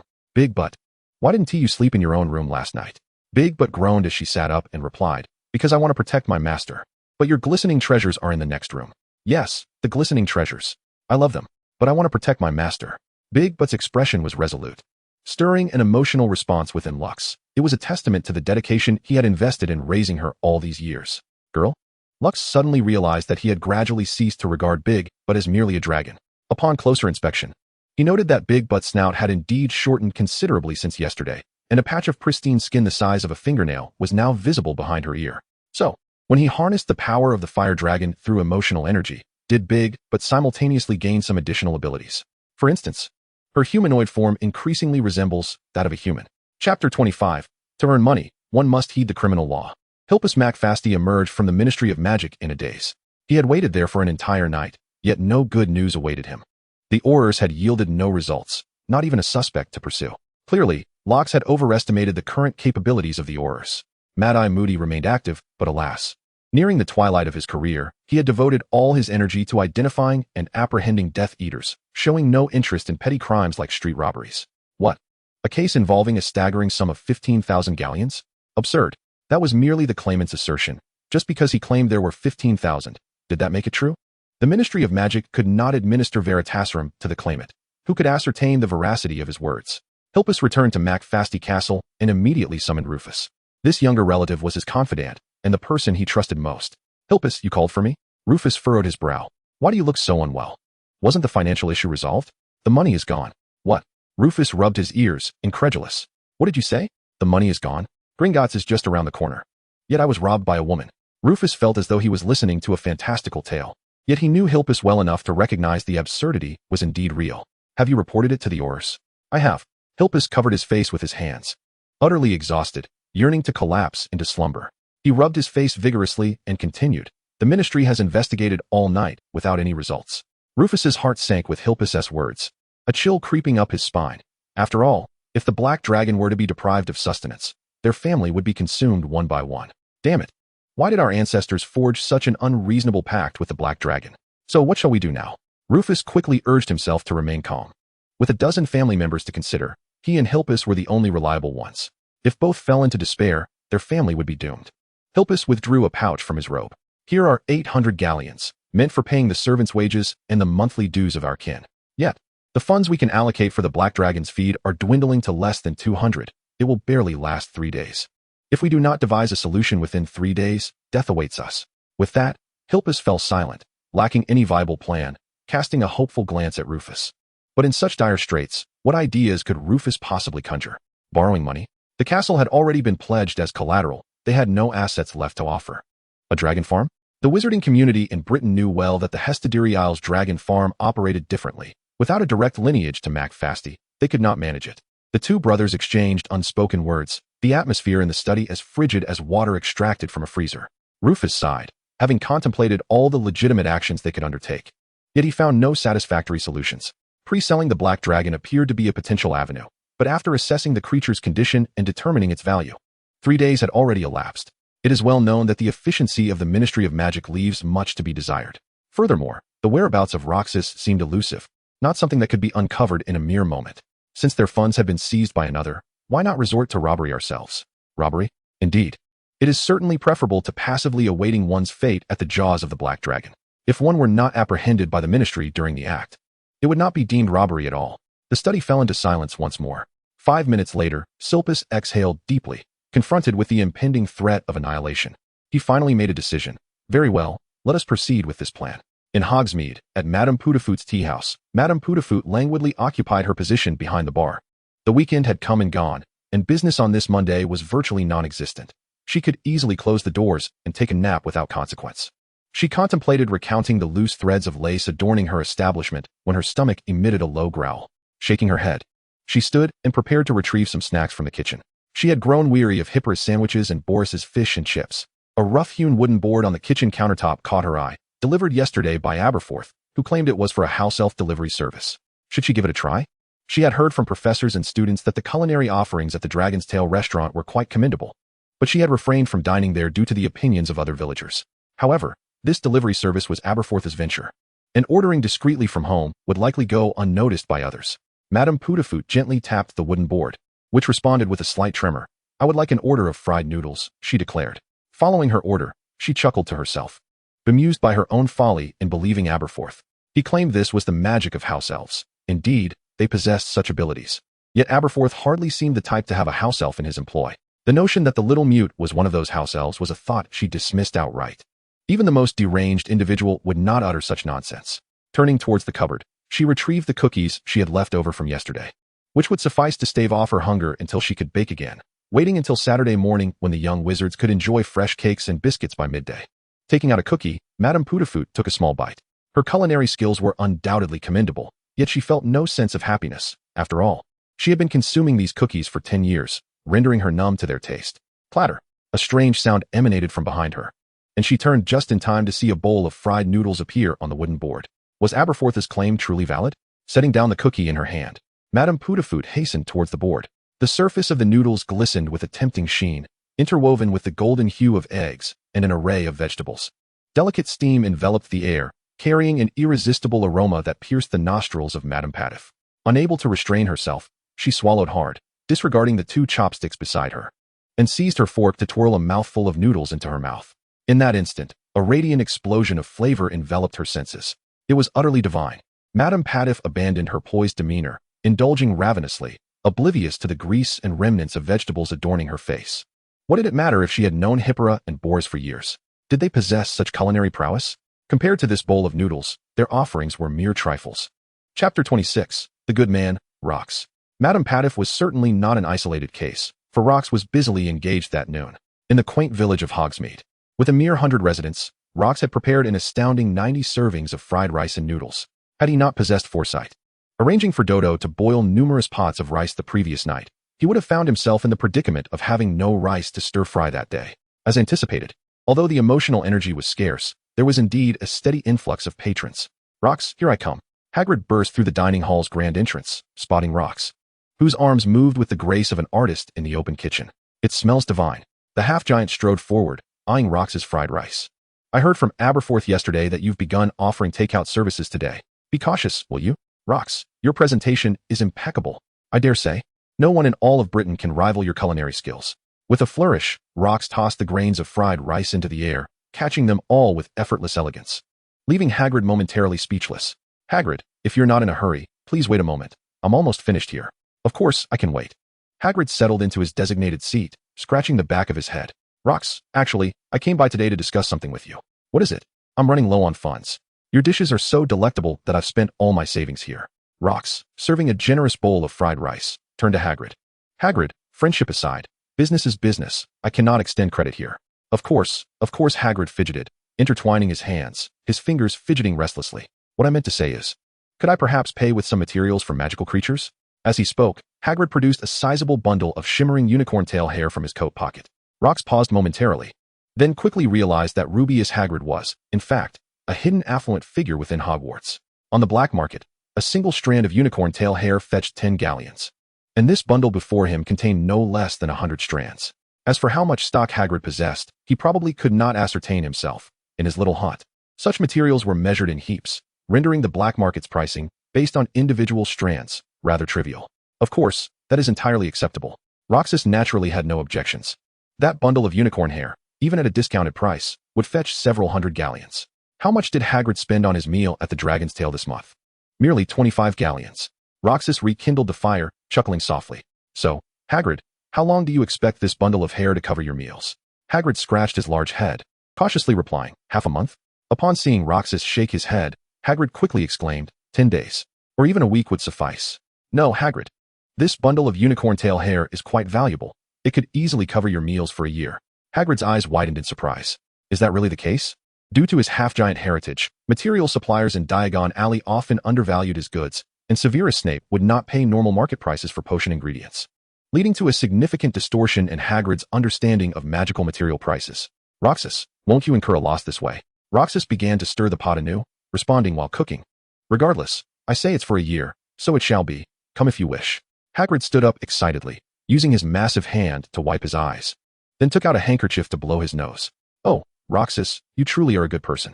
The somewhat exasperated Roxas, who was about to earn a windfall of several hundred galleons, exclaimed, Hagrid, don't blow your nose in my shop. All right, Roxas.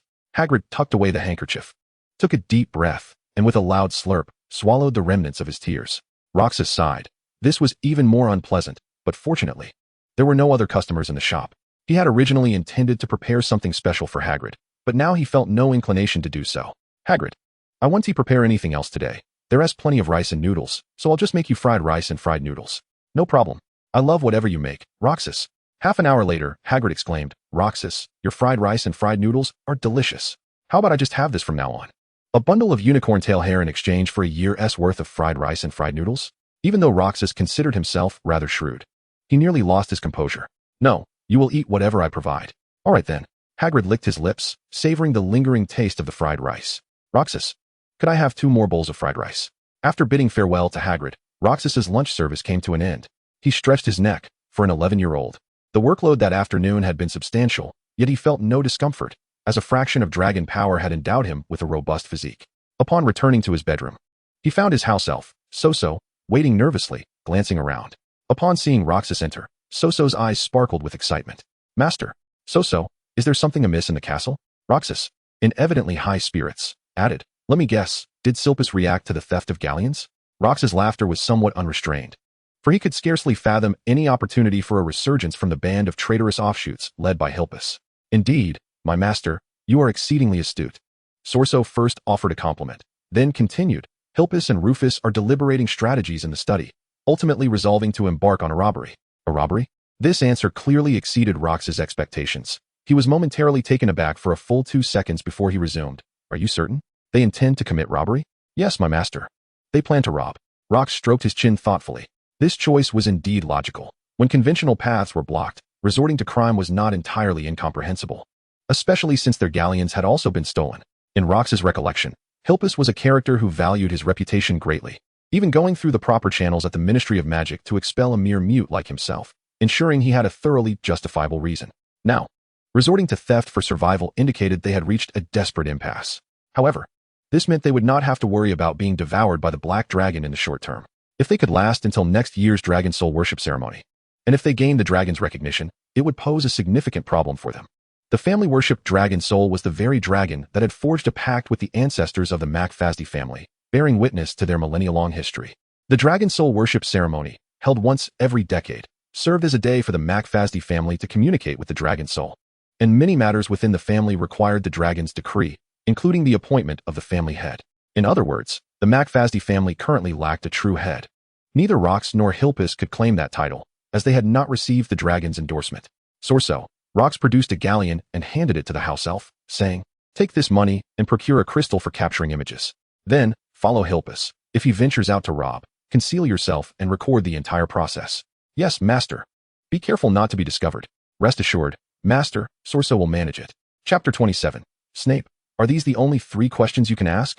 Fried rice and fried noodles serve as a stepping stone. Once people become accustomed to delectable cuisine, they find it nearly impossible to revert to their previous fare. What once seemed passable, such as sandwiches and fish and chips, quickly became akin to refuse in the sewers. Yet soon, even fried rice and fried noodles began to fail to satisfy the villagers, who yearned for more exquisite dishes. Consequently, Abufus received numerous requests to incorporate additional menu items into the takeaway service. Rox, however, was unconcerned, as he could enlist the increasingly adept large-bottomed creature to assist with kitchen tasks, of course, conducted upstairs, with the prepared ingredients then sent down by Dodo. Yet for the casual diners and Boris's fish and chips, the more successful Rox's business became, the grimmer their situation grew. In the initial days, a handful of loyal patrons frequented their establishment, yet as time progressed, the number of visitors dwindled. It was only at this juncture that they realized the takeaway service promoted by the Pig's Head Tavern was undermining their very foundation. Undoubtedly, the old curmudgeon Abufus could not have conceived such a brilliant idea, It must surely be that cursed mute lad stirring up trouble from behind the scenes.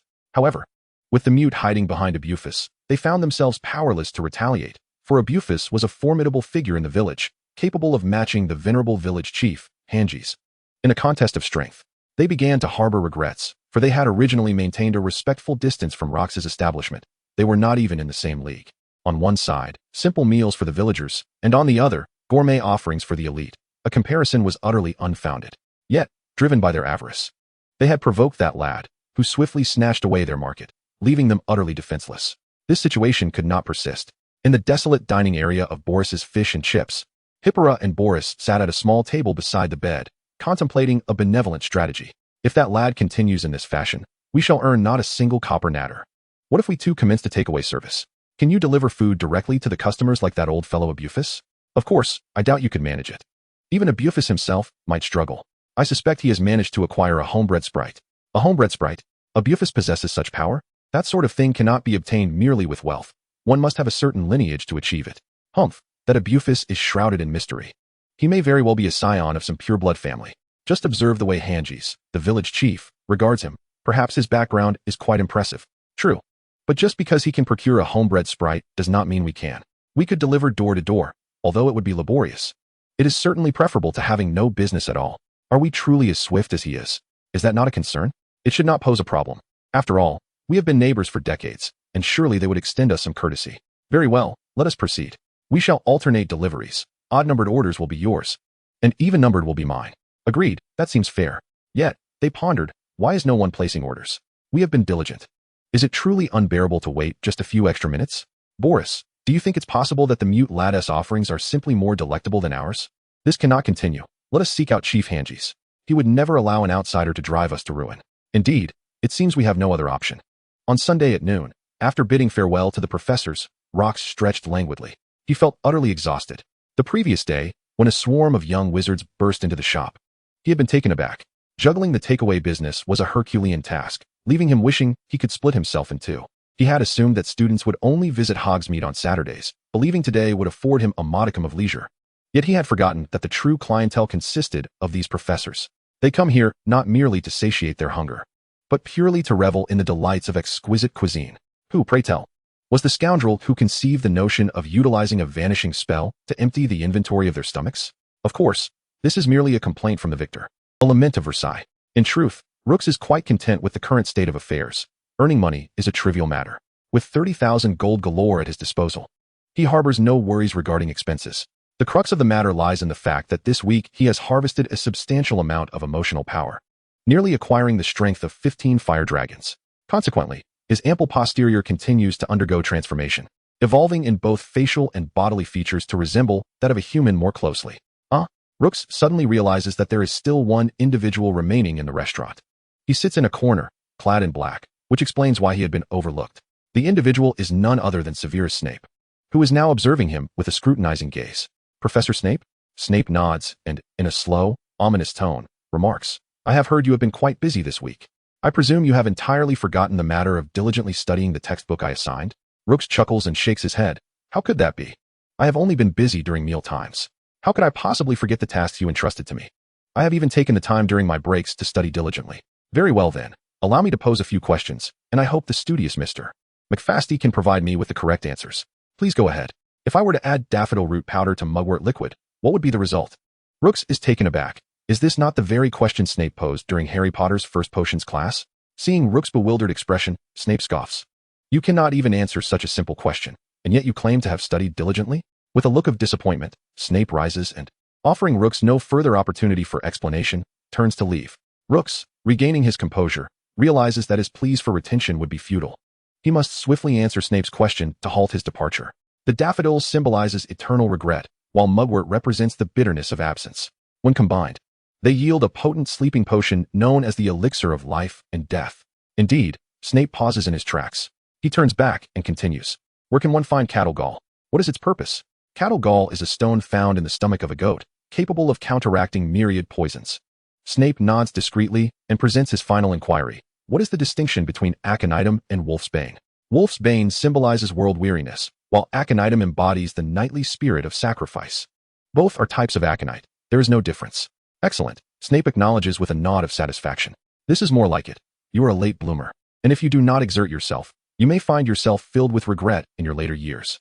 From his robes, Snape produces a notebook and hands it to Rooks. This contains my insights into potion brewing from the first 3 years. You must commit it to memory. The examination is in 1 month. Thank you, Professor. Rooks feels as though he has struck gold. How invaluable is a notebook penned by this master of potions? He still cannot fathom why Snape regards him with such esteem. Bang! The restaurant's door was once again forcefully kicked open. The intensity and angle were identical to the last time.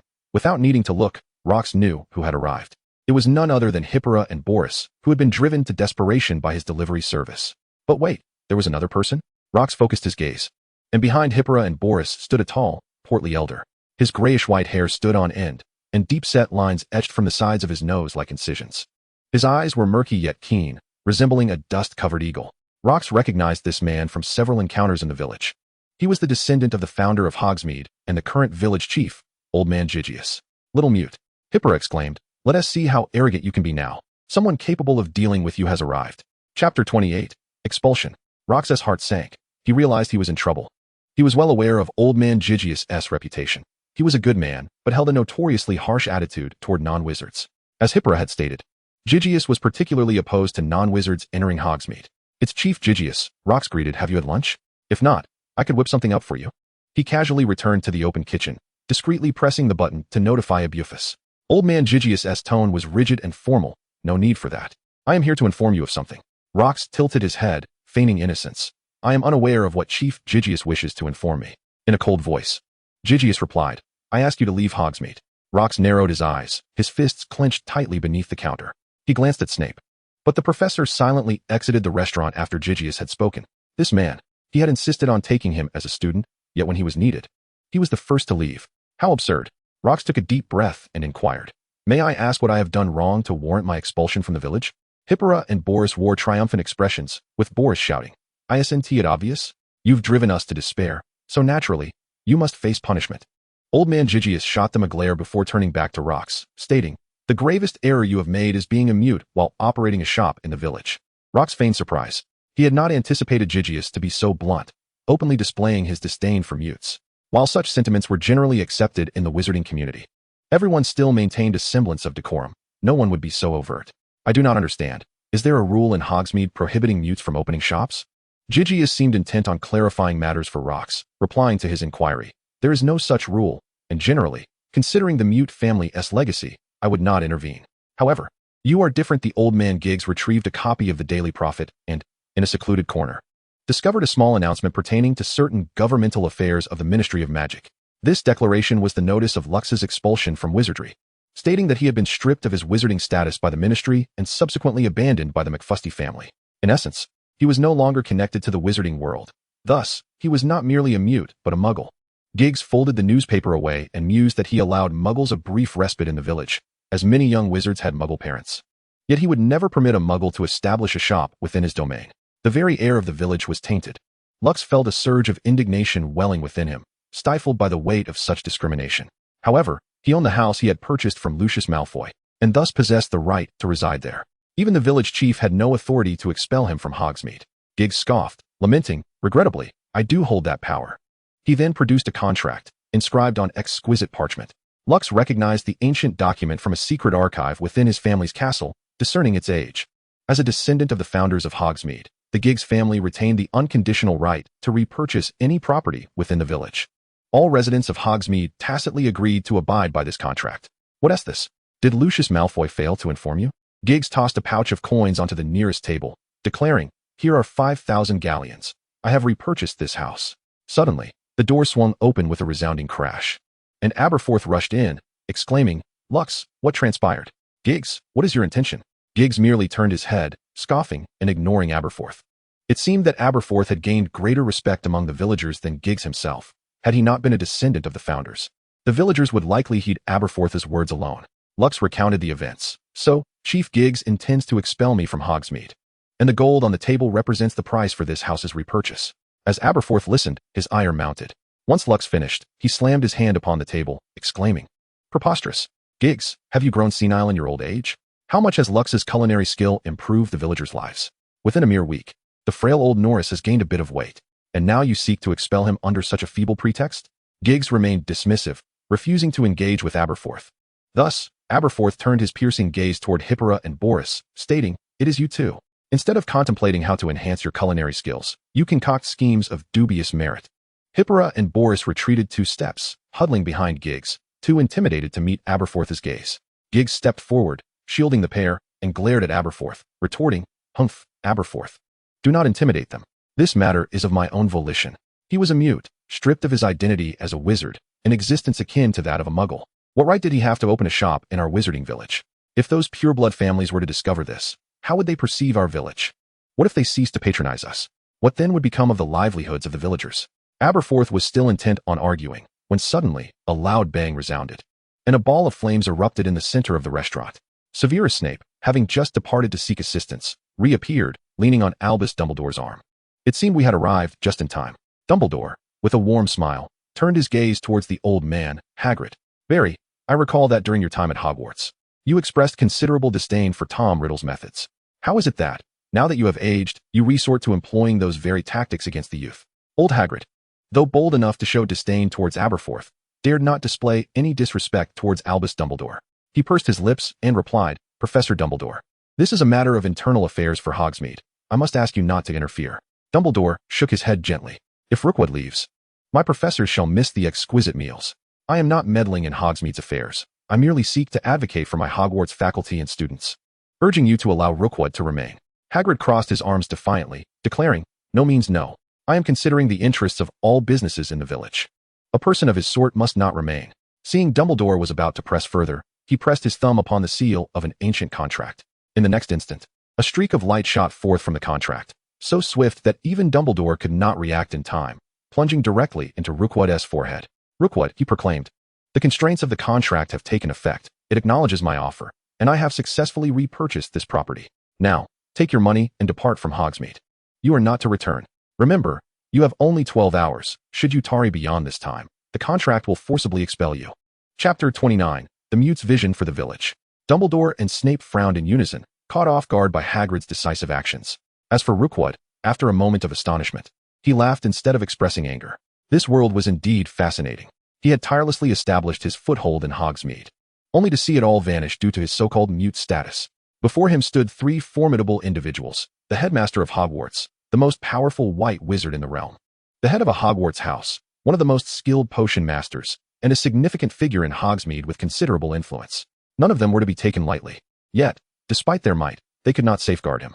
Thus, reliance on others was futile. In the wizarding world, one must rely solely on oneself. He cast a penetrating glance at Hagrid, silently adding him to his list of adversaries. "Very well, you have banished me from Hogsmeade because I am a mere bystander. And in return, I shall bring about the demise of your Hogsmeade." Aberforth, recovering from his shock, glanced back at Locksley with concern, only to find Locksley standing there with an air of calmness, as if it were not he who had been expelled. "Locksley, you," Aberforth began. Locksley smiled. "I am most grateful to Professors Dumbledore and Snape for their support, and of course, to you, Aberforth." Locksley commenced tidying up the kitchen utensils, declaring, "Since I am unwelcome in Hogsmeade, I shall take my leave." Hespera and Boris emerged from behind old Hagrid, their faces alight with joy. "Little bystander, you are wise to recognize your position. From now on, should you encounter us, know that there will be no future for you, as you shall never set foot in Hogsmeade again." Locksley merely scoffed and chose not to respond. Old Hagrid turned and walked away, aware that he could not afford to offend either the Dumbledore brothers or Snape. "Remember, you have only 12 hours. Once the 3 departed, Aberforth struck the table with force and let out a heavy sigh. "Aberforth, do not be so harsh. I still require this table," Locksley remarked with a chuckle. "You say you still require it? Our takeout service has only just managed to penetrate Hogsmeade's market. How could we so easily relinquish it?" Locksley turned to Dumbledore. "Professor Dumbledore, I wish to discuss a business proposition with you." "Go on," Dumbledore replied. In the face of such a significant upheaval, Locksley, at merely 11 years of age, displayed an astonishing composure that compelled Dumbledore to regard him with newfound respect. "I seek a parcel of land at the edge of the Forbidden Forest, roughly the size of Hogsmeade." "What do you require land for?" Dumbledore inquired. "To construct a building, of course. My restaurant must continue to operate." Dumbledore raised an eyebrow, seemingly intrigued by Locksley's proposition. "You intend to keep the restaurant running? Then why do you need so much land?" Locksley replied, "I aspire to establish a new village." "Is this a challenge to Hogsmeade?" Dumbledore furrowed his brow, pondering the motives behind such childish rivalry. It was commendable that an 11-year-old could maintain his composure in the face of such turmoil. Yet what was he truly anticipating? Unexpectedly, Locksley continued, there are two reasons. Firstly, as one of Europe's premier magical institutions, Hogwarts lacks quality ancillary services. I deem Hogsmeade insufficient as a recreational destination for students on their days off. At the very least, the safety concerns are troubling. Otherwise, Hogwarts would not permit students above the third year to visit only on designated Saturdays, requiring a guardian's signature. Locksley's assertion was indeed factual. As a member of Hogsmeade, Aberforth was all too aware of the village's circumstances. His hogs hadn't accounted for half of the so-called instability, while the other half involved the trade of illegal goods and the smuggling of magical creatures and plants. Secondly, today's events have profoundly illuminated the challenges faced by the voiceless. Even someone with modest means like myself experiences such discrimination and harsh treatment. I cannot fathom how others, powerless and lacking influence, manage to sustain themselves. Therefore, I aspire to create a village where all the management and service personnel will be those without voices. I hope to provide a sanctuary where they can find stability and purpose. I imagine that Professor Dumbledore would surely support my noble endeavor. As for competing with Hogsmeade, that is merely a secondary concern. Dumbledore's wise eyes sparkled with insight as he observed the confident young man before him, recalling a dear friend from his past. Once Locke finished his earnest discourse, Dumbledore inquired, Locke, establishing such a village is no trivial task. Are you certain you wish to pursue this? Locke replied, a journey of 1,000 miles begins with a single step. The difficulty of the task can only be gauged through action. If I do not embark on this endeavor, it shall forever remain unaccomplished. Dumbledore nodded thoughtfully. There are no significant issues regarding the land on the outskirts of the Forbidden Forest. I do possess the authority to manage the area adjacent to Hogwarts. However, I am curious as to how much you intend to invest in this acquisition. After some contemplation, Locke recalled that he had over 30,000 galleons. Ordinarily, acquiring undeveloped land like the Forbidden Forest, comparable in size to Hogsmeade, would only require about 8,000 galleons. Yet, he planned to offer Dumbledore 15,000 galleons, not out of extravagance, but because a voiceless individual like himself would take an eternity to construct an entire village. Certainly, house elves could assist, but the fewer people who knew of his house elves, the better. However, if Dumbledore could enlist Hagrid's help, efficiency would undoubtedly increase. 15,000 galleons, Professor Dumbledore. I would like Hagrid to assist in the construction. He is a member of your faculty, and I cannot bypass you to directly compensate him. The premium over market rate would be my remuneration for employing him.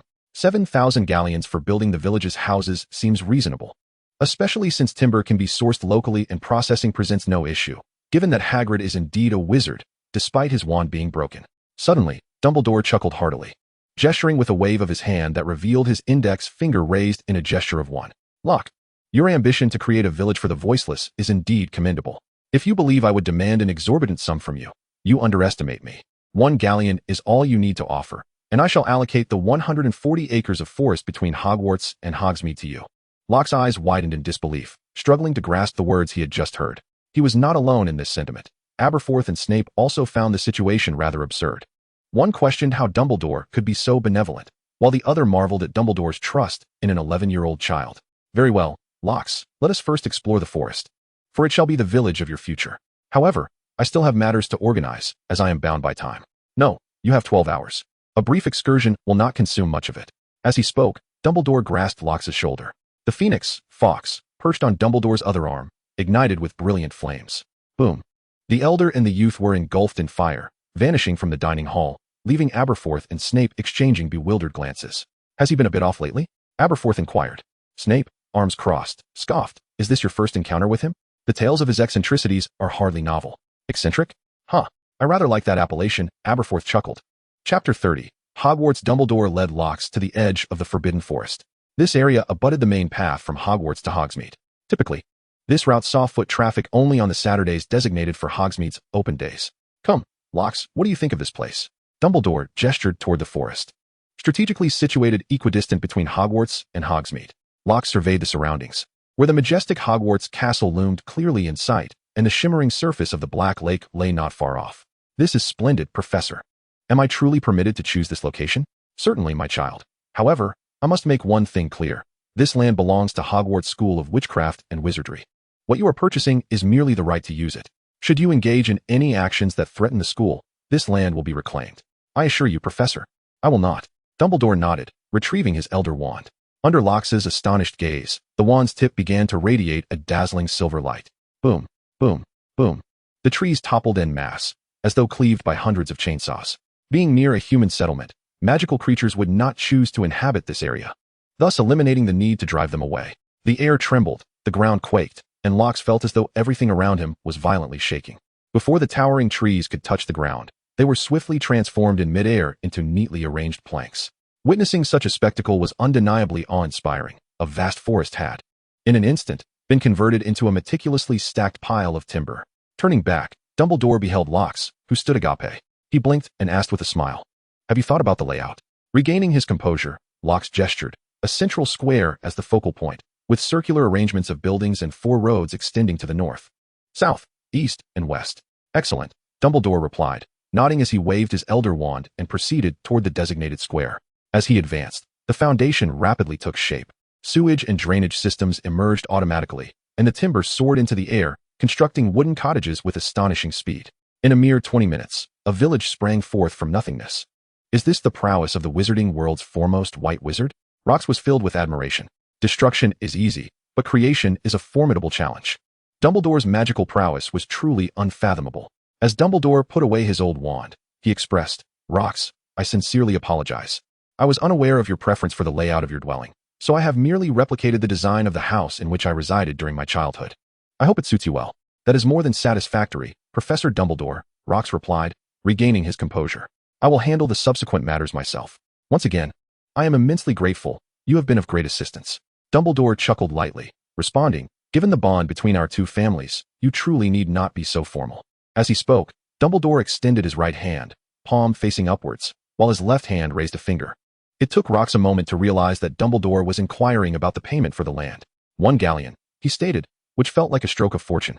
Although he was uncertain of Dumbledore's underlying intentions, Rox willingly embraced the professor's goodwill. Today's events had enlightened him. In this world, evasion would not shield one from oppression. Dumbledore accepted the galleon and casually tucked it into his sleeve. He then gestured towards the forest stretching eastward from the new village, remarking, "The Forbidden Forest extending a kilometer that way is relatively safe. I believe you could make use of it." He playfully winked at Rox, adding, as a McFasty, "I imagine it would be quite beneficial." Rox nodded, having accepted Dumbledore's kindness. A little more would not matter, and he would find an opportunity to repay it in due course. Dumbledore then inquired, "Have you decided on a name for the new village?" Rox had already contemplated this and replied without hesitation, "Hogwarts." "Ah, quite a humble aspiration," Dumbledore remarked. Meanwhile, at the casual eatery, as dinner approached, Hippora sat proudly at the counter. "That wretched Rox has been driven away, so my business can return to its former state." "What? Continue with takeout services? Nonsense. Is that truly necessary? Such underhanded practices should be abolished."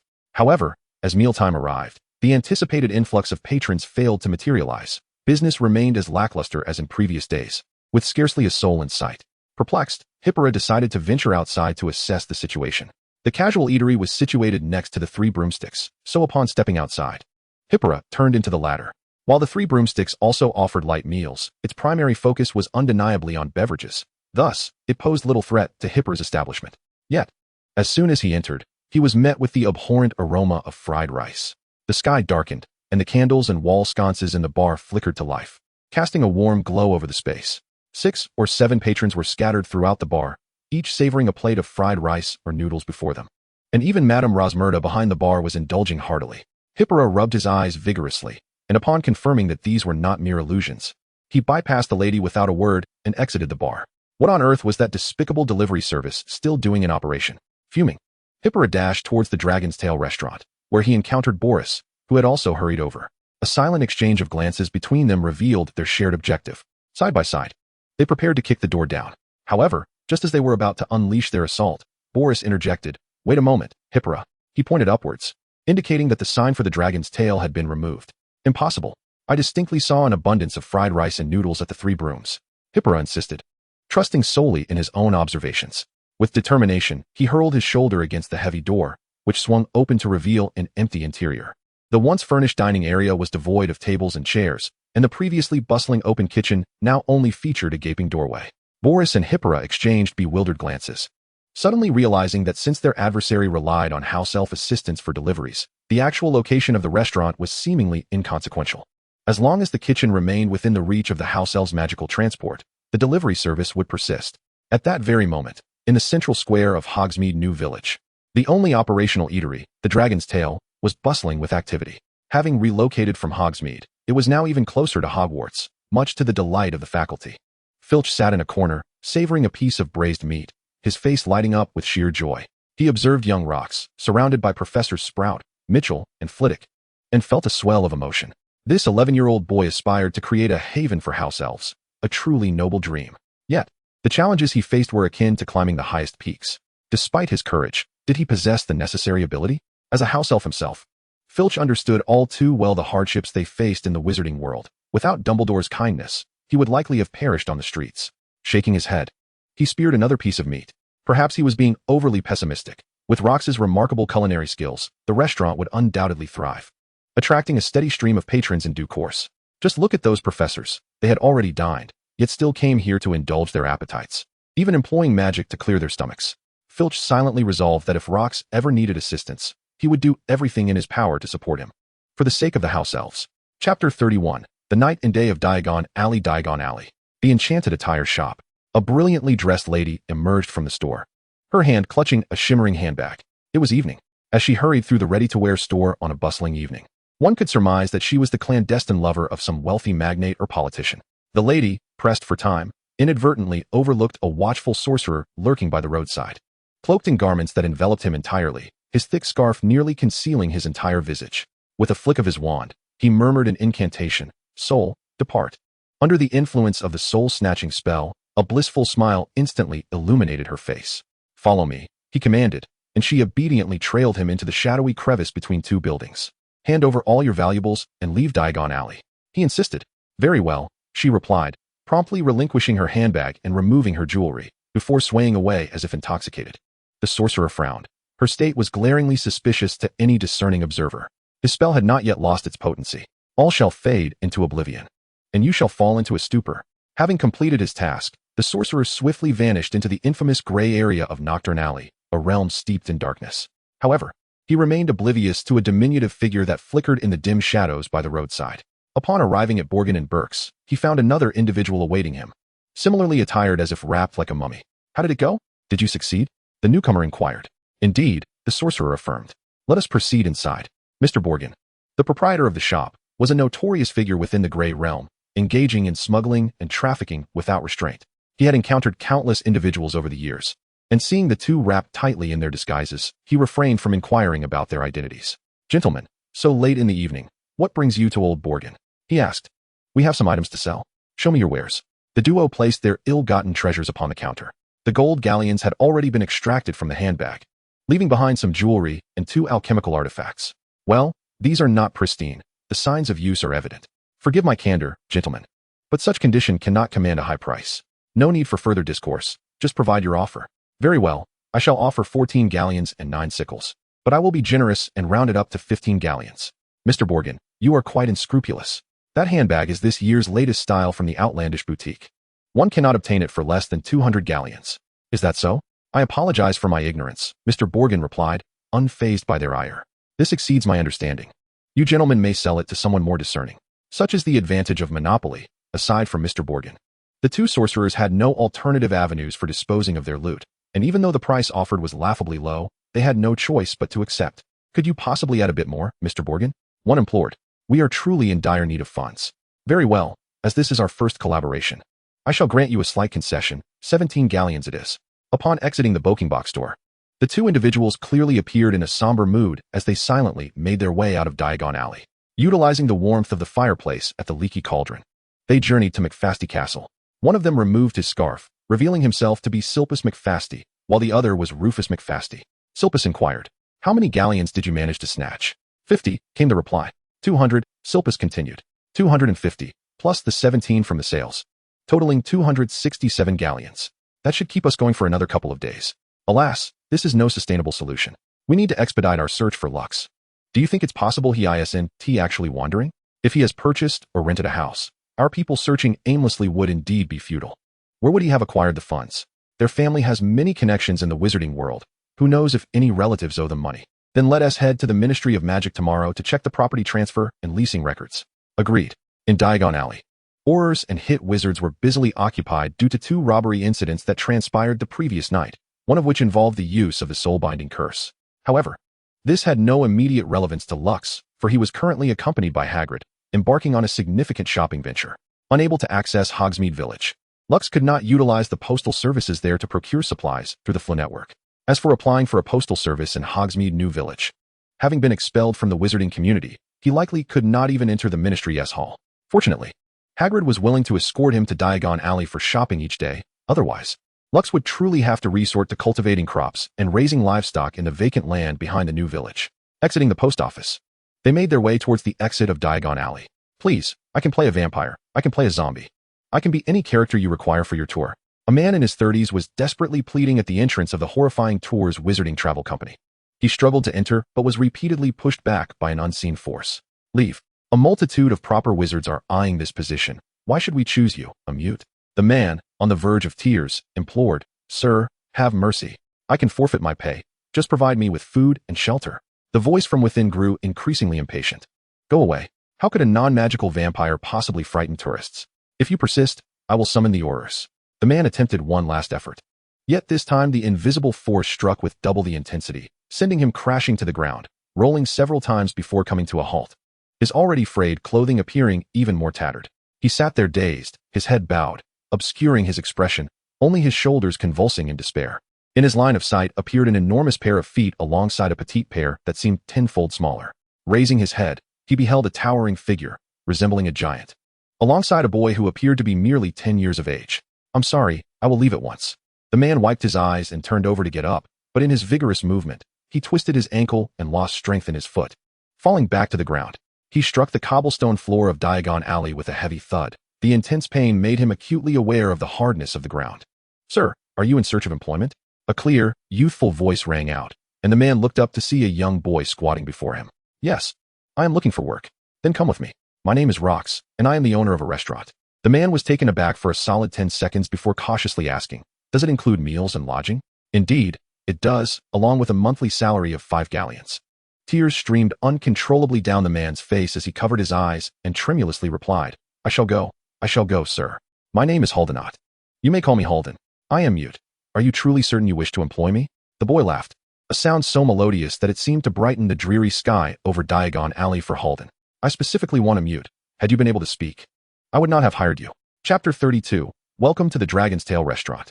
Rox handed Haldenot a silver sickle. Our vehicle cannot accommodate a third person, so you must make your own way to my establishment. After a brief pause, Rox continued, you must first head to Hogsmeade Village, then walk in the direction of Hogwarts. Along the roadside, you will discover a brand new village. Currently, no one resides there, so do not fear. Simply proceed to the central square where you will find the Dragon's Tail Restaurant. That will be your workplace henceforth. Yes, sir, Halden stammered. I will go now. Right away. Rox and Hagrid mounted the flying motorcycle, watching as Halden vanished at the entrance of Diagon Alley. Hagrid scratched his head and asked, Rox, are you not concerned that the man might abscond with your sickle? I've seen many impoverished souls driven to desperate measures. Rox chuckled. If he cannot even manage a decent meal, then I have nothing to lament over. It is merely a silver sickle. I am indifferent. Haldenot clutched the silver sickle tightly as he entered the leaky cauldron, feeling as though all eyes were coveting the coin in his hand. He approached the bar and cautiously placed the sickle on the counter, addressing the owner, Tom.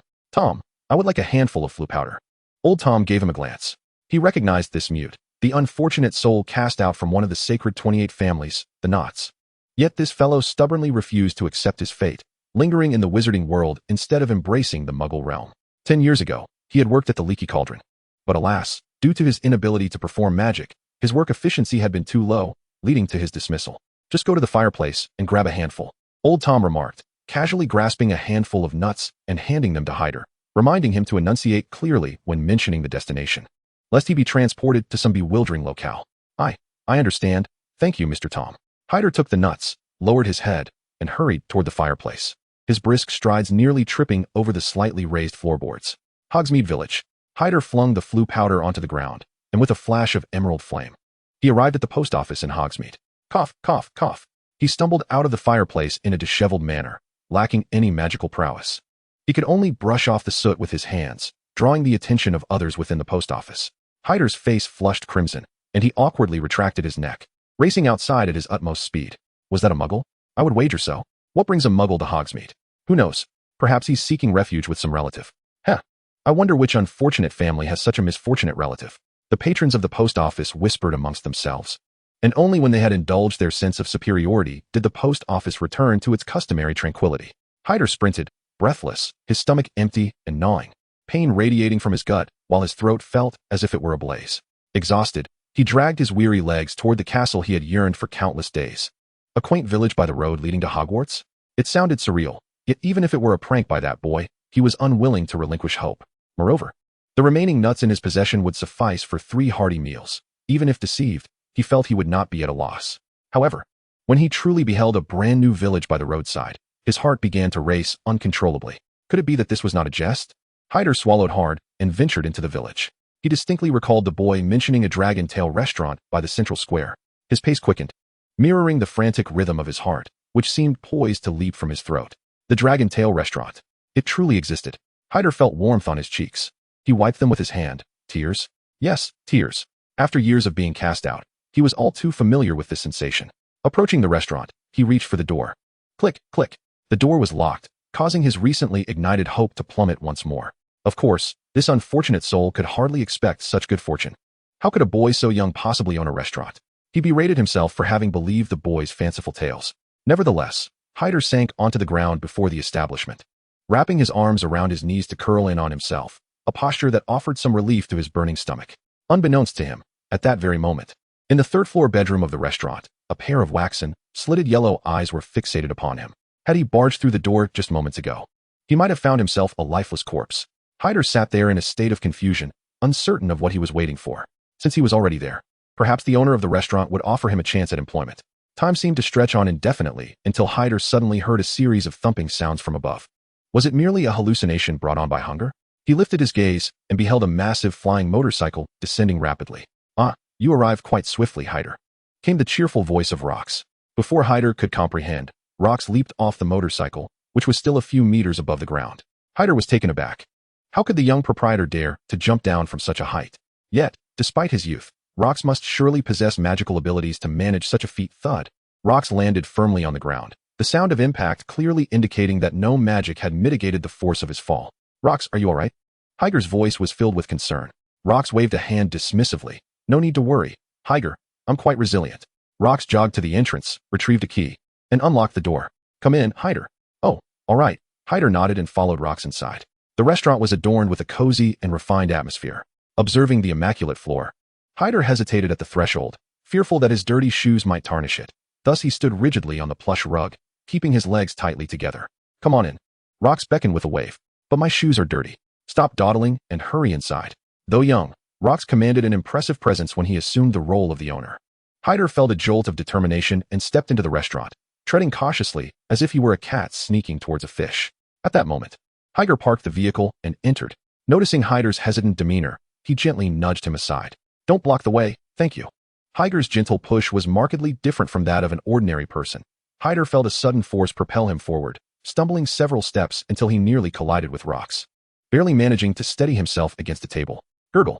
His stomach, having reached its limit, emitted a loud protest, resounding so clearly that anyone with functioning ears could hear it.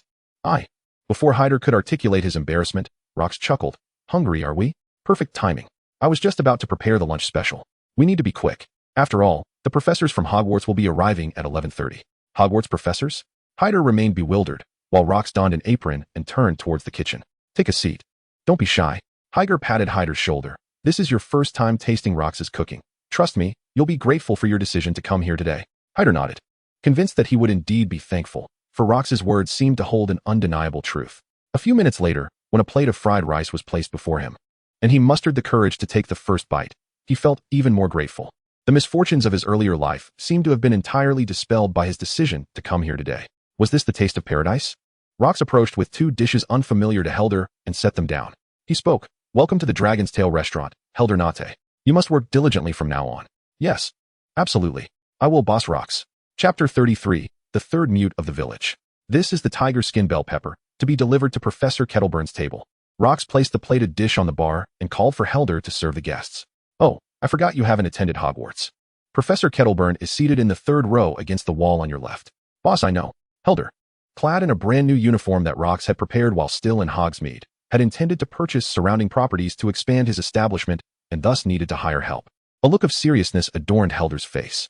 I've been paying attention since the professors entered. I remembered all their names when they greeted each other. If there are any guests I am unsure about, I will ask you, boss. Very well. Rox was somewhat taken aback, but smiled as he replied. Then hurry and deliver the dishes. Yes, boss. Professor Mitchell, accustomed to sitting at the bar, glanced at Helder's retreating figure before turning back to Rox and said, Your new hire seems quite promising. What is his name?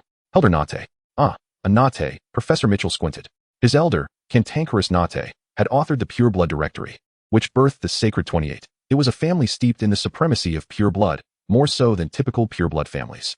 To be a mute born into such a lineage must have brought him considerable misfortune. Professor Mitchell suddenly lowered his voice, so softly that only he and Rox could hear. Unless someone employed magic. However, this family harbors many Death Eaters. His uncle, Old Nate, was once a devoted follower of the Dark Lord, only escaping retribution by claiming to be under the influence of the Cruciatus Curse. Therefore, Rox, do not place too much trust in him. One can never know when his family might offer him sufficient promises, compelling him to forsake your side. You must be aware that establishing this mute village will undoubtedly make you a thorn in the side of the Death Eaters. Rox nodded. Rest assured, Professor Mitchell. I am fully aware. In the face of absolute power, all schemes and machinations are mere illusions. When Voldemort returns, if I have not grown into a formidable force, then what was the purpose of my journey? Professor Mitchell, observing Rox's indifferent demeanor, chuckled softly and shook his head. After all, he was still but a child. Yet, if a child does not act with impetuosity, can they truly be called a child? Shouldn't their elders be there to clean up after them until they mature? Professor Mitchell fell silent, not due to a lack of words, but because Professor McGonagall had risen from her seat and approached.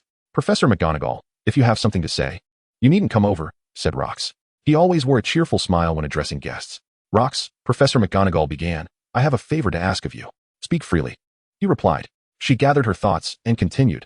I have a nephew, the son of my brother, Malcolm McGonagall, in memory of my father, Robert McGonagall, and my brother, little Robert McGonagall, who was slain by Death Eaters. This child is also named Robert. Rox nodded. Robert III?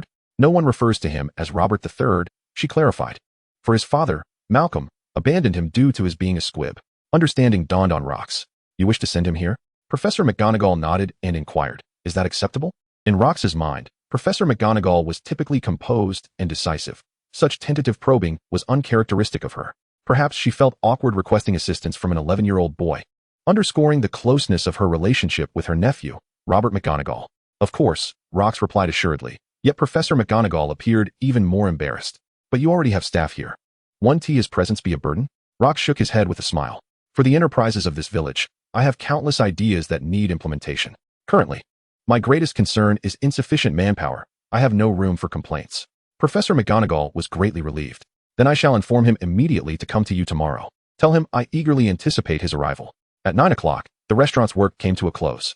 When the house elf, Dodo, appeared in the dining area to commence cleaning, Hilder was astounded. His young employer belonged to a prominent family? How else could he have a house elf? Hilder, rest early, and do not compete with Dodo for work. If you do, he will be displeased. Dodo emphatically nodded his large head, chiming in, Master is correct. Work brings Dodo joy. Hilder was well aware of what house elves were like, having lived in the North Estate, where 2 house elves were kept, before he was identified as a squib. In a fleeting moment, he felt transported back to his childhood, but soon, the perplexing questions that had troubled him all night brought him back to reality. He looked earnestly at Rox and asked, Boss, I have never understood why you insist on employing a squib in the shop. Oh, Rox replied, somewhat surprised. Did I not mention? In fact, I am temporarily a squib. This revelation was profound. How could a squib own a shop, let alone have a house elf? It seemed utterly incredible. Furthermore, what did he mean by temporarily a squib? Could a squib regain their magical abilities and become a wizard once more? This revelation nearly shattered Hyder's worldview, leaving him momentarily paralyzed. Rox gently patted Hyder's shoulder. He was still not tall enough and had to rise on his toes to reach him. Do not overthink it. By the way, where do you plan to sleep tonight? As you can see, this village is vast, with vacant houses scattered everywhere. You may choose any one, and Dodo can assist in bringing the bedding over later. Since being cast out from his home, Hyder had never experienced such kindness, which stirred warmth in his eyes once more. He shook his head and replied, I shall sleep in the dining room. This way, I can also keep an eye on the establishment. He gestured toward the kitchen utensils, reasoning that if they were misplaced, it would be quite troublesome to replace them. Feeling his explanation insufficient, he added, Furthermore, sleeping here allows me to immediately enter work mode in the morning. Rox discerned the gratitude reflected on Hyder's face. He understood that preventing him from doing so would only lead to unnecessary worries, so he nodded, saying, Suit yourself. If you ever wish to move into one of the vacant houses nearby, just let me know. Understood, boss. Chapter 34. Night Assault. Hippora and Boris stood at the entrance of Hogwarts. The newly constructed houses, exuding the aroma of fresh wood, left them in awe. So, Dumbledore built an entirely new village here for that little mute. This realization instilled hesitation regarding their forthcoming actions. Hippora, do we really need to proceed? It seems Dumbledore has a rather special bond with that little brat. If he discovers we are behind this, we are finished. No one will be able to protect us. Hippora turned to the hesitant Boris. But if we do not eliminate that little mute, our business will be ruined. Do you remember the last time you received payment from a customer? Boris clenched his fists tightly, revealing his reluctance. What if Dumbledore? Why don't we relocate? Hippora shook his head, stepping back a few paces to stand before Boris, gripping his shoulders and gazing into his eyes. Listen to me, Boris. As long as we act swiftly and quietly, by the time someone discovers the little mute's demise tomorrow afternoon, the magical echoes we leave behind will have long dissipated. Even Dumbledore will be unable to trace us. Do you lack the confidence to eliminate a mere mute? Whatever happened to the Boris who convinced me to threaten that little brat? Boris exhaled heavily. You are right. As long as we are decisive and careful with the scene, there is no reason we should be detected. The Wizarding World witnesses numerous crimes each year, yet how many are truly solved? Come on, Hippora, let us proceed. The pair advanced a few steps further, but Hippora suddenly halted. Hippora, what is it? Boris, I have an unsettling feeling that someone is watching us. Hippora turned to gaze into the darkness, where an eerie silence prevailed, devoid of any sound. He crossed his arms and rubbed his upper arms, attempting to smooth the goosebumps that had arisen since entering the village. Boris shook his head. Hippora, do not frighten yourself. This is merely the edge of the Forbidden Forest. It is quite normal for small creatures to be about. Perhaps it is merely a few tree guardians observing us. Indeed, at this hour, most people were sound asleep. Who would venture into such a sinister place for no reason? The two encouraged each other and proceeded deeper into the village. Yet, unbeknownst to them, two figures lurked in the very darkness Hippora had just scrutinized. Once Hippora and Boris disappeared into the depths of the village, the two began to converse quietly. Helps. It seems someone has arrived before us, and their target appears to be Locks. What shall we do now? We shall follow those two, if they intend to kill Locks. We must intervene, for what we require is a living dragon speaker. Precisely. After we deal with them, we can escort Locks back to the castle. Humph. I never anticipated that Igor would dare to conceal Locks' whereabouts. Had we not discovered Locks' property transactions at the Ministry of Magic, we might have remained in the dark for quite some time. Ah, the youth, blinded by greed. It is understandable. However, he must hasten to find a new spouse and produce an heir. McFasty must not fall into the hands of that fool Igor. Let us discuss these matters later. We must pursue them now. The two stealthily followed in Hippora and Boris's wake, unaware that a diminutive figure was silently trailing them, leaving a series of delicate footprints on the loose soil of the village path. Hyder rested at the entrance of the dining hall. He felt as though everything that had transpired today was surreal, as if fortune had suddenly graced him with its blessings. Inhaling the sunlit scent of the blankets, Hyder found himself restless and unable to sleep. Although the makeshift bed was constructed from wooden planks, the soft bedding brought him no discomfort. In fact, it was the most comfortable little bed he had slept in during the past 20 years. His insomnia stemmed purely from the excitement of a bright future. Suddenly, he sat up, having caught the faint rustling sounds from outside the door. Silently, he reached for the iron pot resting on his bedside. Since he was tasked with guarding the entrance, he deemed a weapon necessary. This pot, capable of both offense and defense, was a most suitable instrument. The door swung open. Though he had never set foot in Hogwarts, Hyder, who had long fantasized about becoming a wizard, had memorized the common spells and recognized this as the unlocking charm. He positioned himself at the door, raising the iron pot high, prepared to strike as soon as the intruder entered. As the door opened, beads of sweat trickled down Hyder's forehead. He held his breath and tightened his grip on the pot's handle. Two shadows were cast by the moonlight as they entered. Yet Hyder felt no fear. The sound of the iron pot breaking through the air echoed, followed by a sharp crack as Hyrd's pot struck one man's arm. Hyrd furrowed his brow in disappointment, lamenting the missed opportunity to hit his head. Nevertheless, it was not entirely without effect, as it had at least disarmed one of them. In the dimly lit room, locating the wand would not be a swift endeavor. Who? Boris bellowed angrily, pushing the wandless Hippora behind him and forcefully waving his own wand. Stupefy. In his perspective, there was only one person present in the Dragon Tail restaurant, Locks. Hence, the ambusher could only be Locks. A crimson curse shot forth from the tip of his wand, colliding with something and bursting into a display of light akin to fireworks. In that illumination, Boris caught a glimpse of the assailant's face, an unfamiliar figure. However, his curse was intercepted by a dark iron pot. The impact was considerable, causing Hyrd to stagger backwards and tumble to the ground. It's over, Hyrd thought, realizing that the opponent was a wizard, and his sneak attack had not been executed with full force. With the distance between them widened, he felt as vulnerable as a fish on a chopping block, devoid of any chance for reprieve. It's over, Boris reflected, recognizing that this individual was not Locks. The commotion below might alert Locks. If that rascal managed to escape and seek help from Dumbledore, both he and Hippora would be doomed. The only course of action was to eliminate the person before him and then flee with Hippora. Right, he also needed to locate Hippora's cursed wand, and of course, dispose of the body to prevent Dumbledore from uncovering any clues. In a fleeting moment, Boris's mind raced with thoughts. Yet this did not hinder him from raising his wand once more. Avada Kedavra! The green light flickered at the tip of his wand, and HarryPotter felt the Grim Reaper beckoning him. Suddenly, a figure appeared before him, wrenching the iron pot from his grasp with impressive force. Take that! A green beam shot forth, and the figure wielding the pot swung it with all their might. Crack! The killing curse was deflected like a tennis ball, the pot acting as a racket, sending the green light hurtling back out of the window, narrowly grazing Boris's ear. Outside, Hilpus and Rufus exchanged astonished glances as they witnessed the curse soar out. Isn't Locks supposed to be a dud? Or has he employed a bodyguard? Back inside, it was indeed Locks who had thwarted the killing curse with the iron pot. Without pausing, he swiftly closed the distance to Boris with an extraordinary speed that defied comprehension. The sound of the pot resonated beautifully, confirming that Boris had a fine head. He collapsed to the ground, and Locks continued, arriving before the bewildered Hippora in the blink of an eye. Locks, this is all a misunderstanding. Before this pot, all beings are equal, Locks remarked, observing the two unconscious figures on the floor with a cold smirk. He then turned to HarryPotter and jested, HarryPotter, this pot is now yours. It is no ordinary pot. It has successfully withstood the Avada Kedavra. Please take good care of it. With that, Locks shouted a few incomprehensible incantations towards the upstairs. Hoo-hoo-ho-ha. Hoo-jie-ho-ho. In the next moment, a tall woman leaped down the stairs. In the shadows, HarryPotter beheld her eyes glimmering with an enchanting yellow light, and faintly, it seemed she possessed a long, trailing tail. With one hand grasping each of them, she whisked Hippora and Polus out of the restaurant, transforming before HarryPotter's astonished gaze into a black fire dragon, her forepaws clutching the two as they soared deep into the forbidden forest. Boss, that was... Locke smiled at HarryPotter. This evening's performance had demonstrated HarryPotter's trustworthiness, prompting him to declare, HarryPotter, it seems I have yet to reintroduce myself. I am Locks McFasty.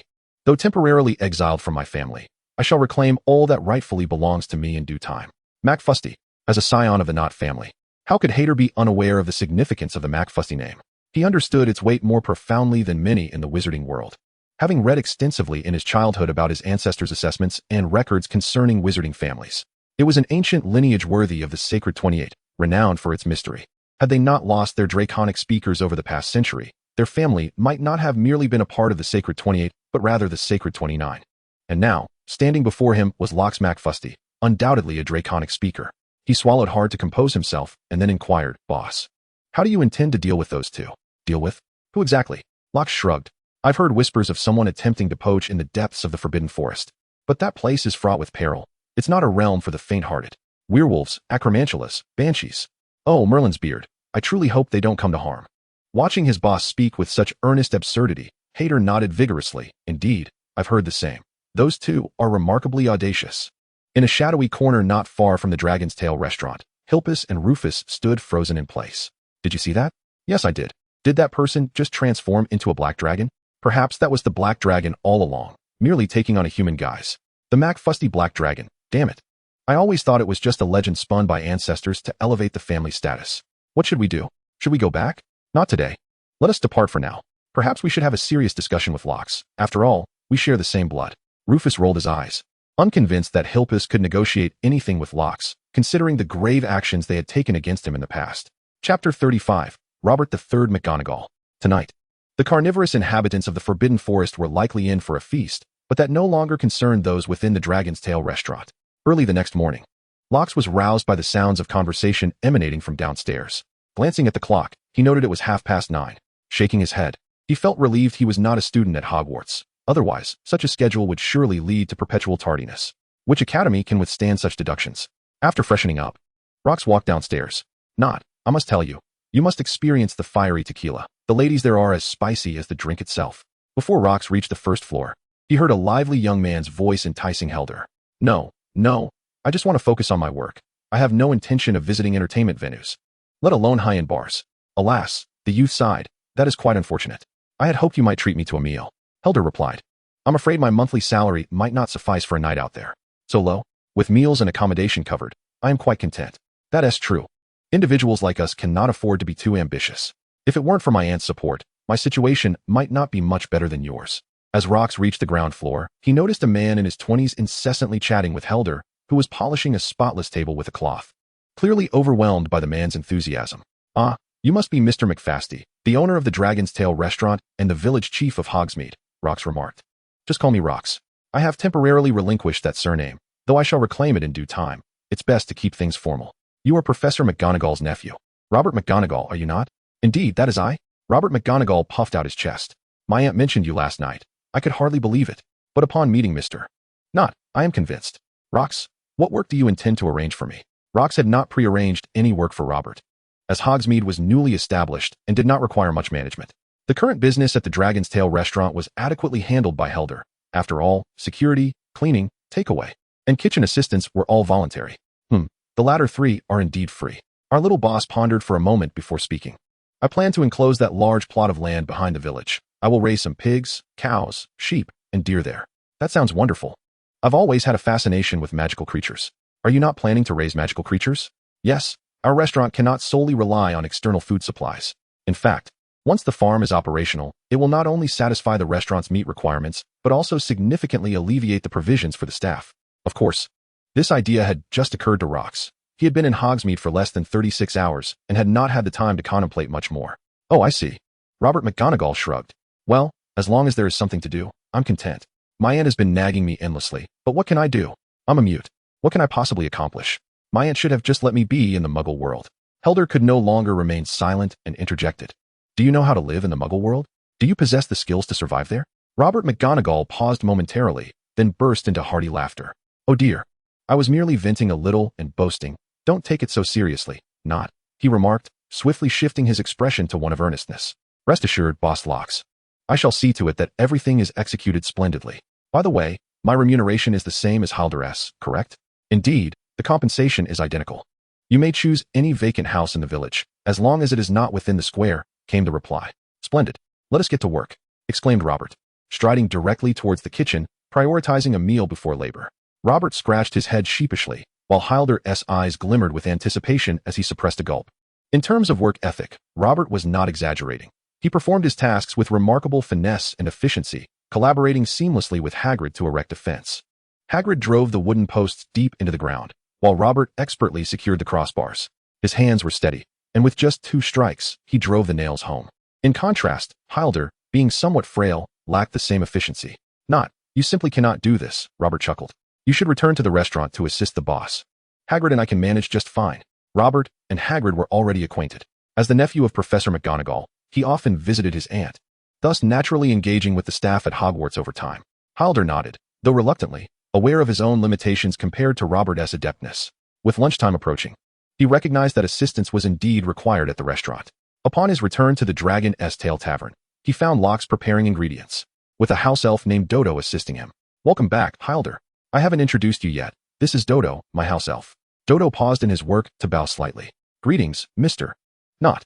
Hello, Dodo, replied Halder, turning to Locks. Boss, what would you have me do? Locks pointed to a pile of potatoes in the corner of the kitchen. Wash those potatoes thoroughly and peel them. Understood. As lunchtime arrived, both Robert and Hagrid returned to the tavern. The professors had only made a brief appearance in the Hogwarts hall, casually consuming a few bites before, as if on cue, they all congregated at the Dragon's Tail.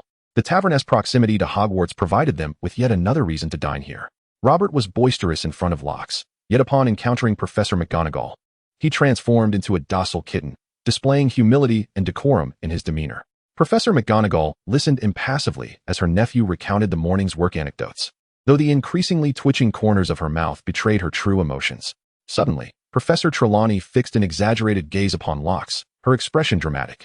A cloud of misfortune looms above your head. Trouble is about to descend upon you.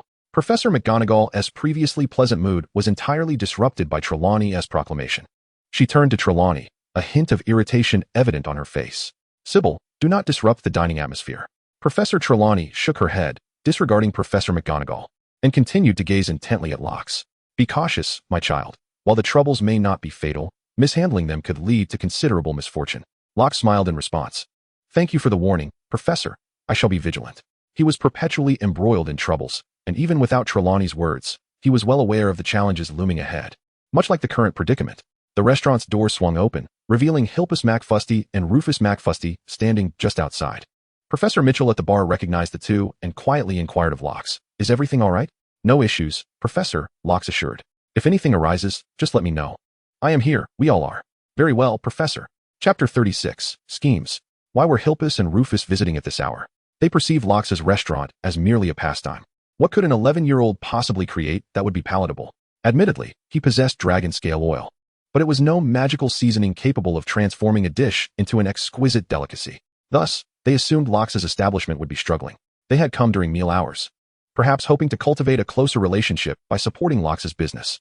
However, they were utterly unprepared for the gathering of esteemed individuals within Locks' restaurant.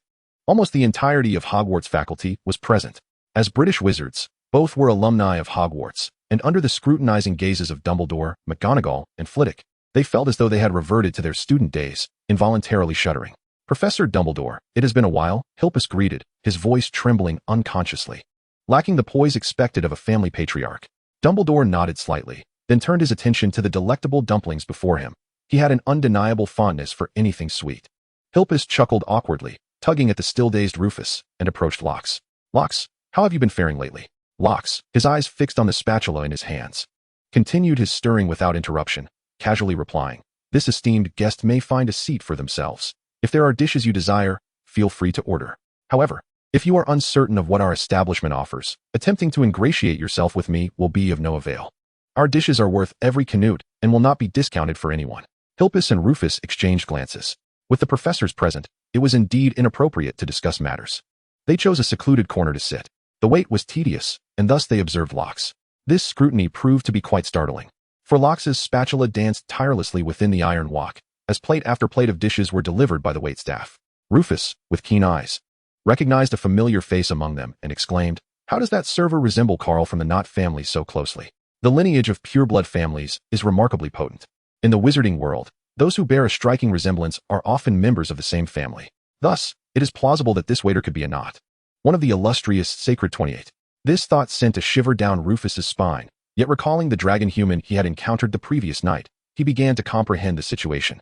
However, the more they recognized the extraordinary nature of Lux, the more regret they felt. They could have simply seized the family fortune. Why drive him from their home? Lux appeared overwhelmingly busy, too preoccupied to attend to the McFasty brothers. After serving all the professors, he resumed preparing fried rice and noodles, as the orders from Hogsmeade Village could not be overlooked. Yet, in the eyes of the McFasty brothers, Lux's flamboyant handling of the spatula cast doubt on the quality of his culinary creations. The professors indulged in the dishes as if savoring dragon meat, merely to flatter the dragon speaker for the hope of acquiring rare black dragon materials in the future. However, by the time the professors had satisfied their appetites and departed, Lux had nearly completed the orders for Hogsmeade, leaving the McFasty brothers still waiting for their meal. "Lux, we are nearly starving. Surely it is our turn now?" Lux tossed the spatula into the wash basin and retorted coldly, "I was merely showing courtesy to the McFasty name in front of the professors. Did you truly think yourselves as guests?" Removing his apron, Lux stepped forth, declaring, "I only entertain respectable individuals. You two hardly qualify." The brothers' faces paled in unison. Yet recognizing their dependence on Lux, they suppressed their indignation and quelled their resentment. "Lux, do not be so harsh. After all, we are your uncles." Uncles who cast someone out. "I am afraid I have no such uncles," Lux replied, gesturing towards the door. "I heard the dragon breeding facility is no longer sustainable?" That is the most delightful news I have heard." He continued, "Now, I must insist that you both vacate my establishment. You are unwelcome here, and please do not return, for I shall not entertain any of your requests in the future." Rufus frowned, realizing that Lux harbored deep-seated animosity towards them, leaving no room for discussion. Yet, how had this boy learned of their family's troubles? He then heard Hilpus speak. "Lux, you are still young and do not understand many matters. Indeed, the family breeding facility has encountered a minor issue, and we hoped you could assist the family. However, as a solitary child, without the family's protection, you may find it challenging to ensure your own well-being. Therefore, you should reconsider." He stood up, casting a meaningful glance at Rufus. "We shall take our leave for now, but we will meet again, and I hope by then you will have reflected upon your decision." Lux waved his hand dismissively, as if swatting away bothersome flies. Leave.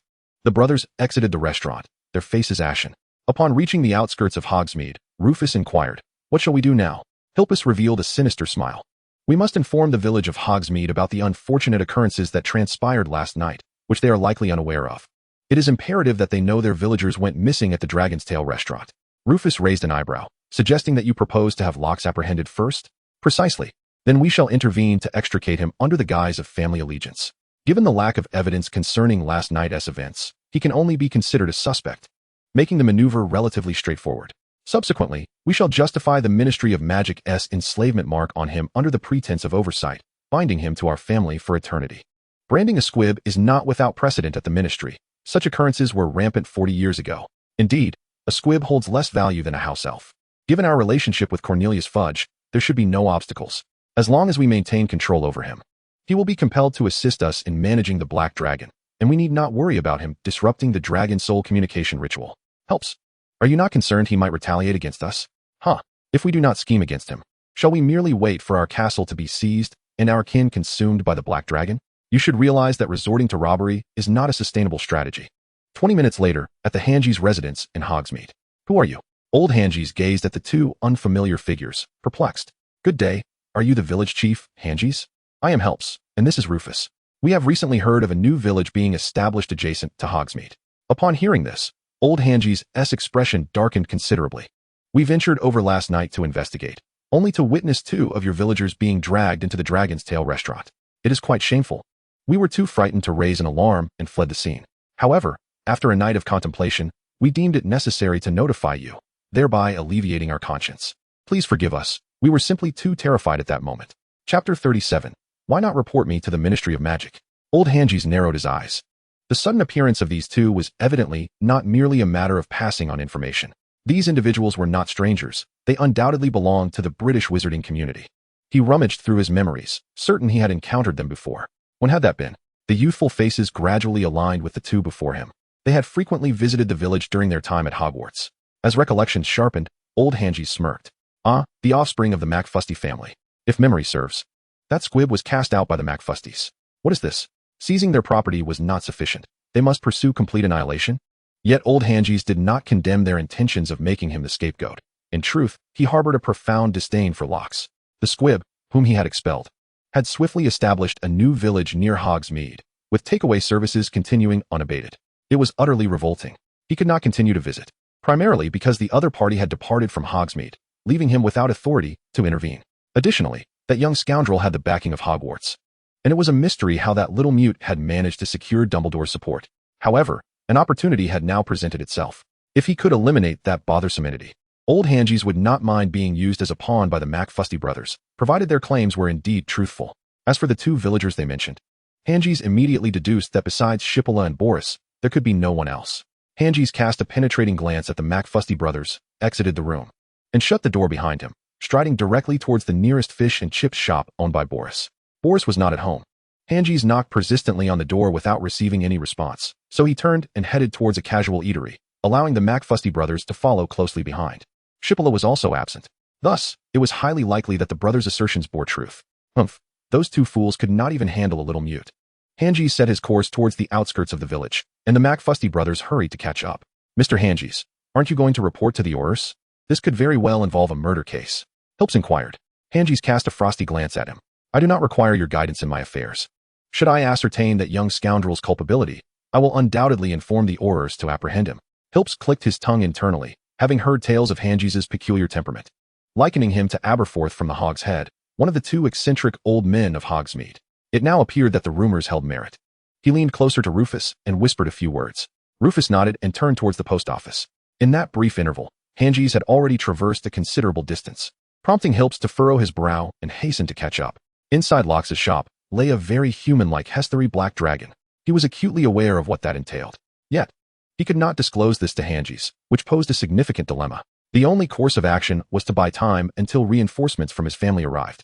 Perhaps they could seize Locks. Thankfully, this moment was not meal time. Otherwise, the professors from Hogwarts would be present, complicating matters further. Though Hangees was advanced in age, his movements were far from sluggish, and he quickly reached Hogsmeade. Upon entering the village and observing the new settlement that clearly intended to rival his beloved Hogsmeade, the old man could not suppress a derisive snort. A mere mute thinks he can turn the world upside down. Helps wholeheartedly agreed with this sentiment, closely trailing behind Hangees, providing timely directions. The Dragon Tail restaurant is this way. 2 minutes later, Hanji's pushed open the door to the Dragon Tail restaurant. Lox was upstairs resting, while Robert and Hagrid continued their work at the breeding ground.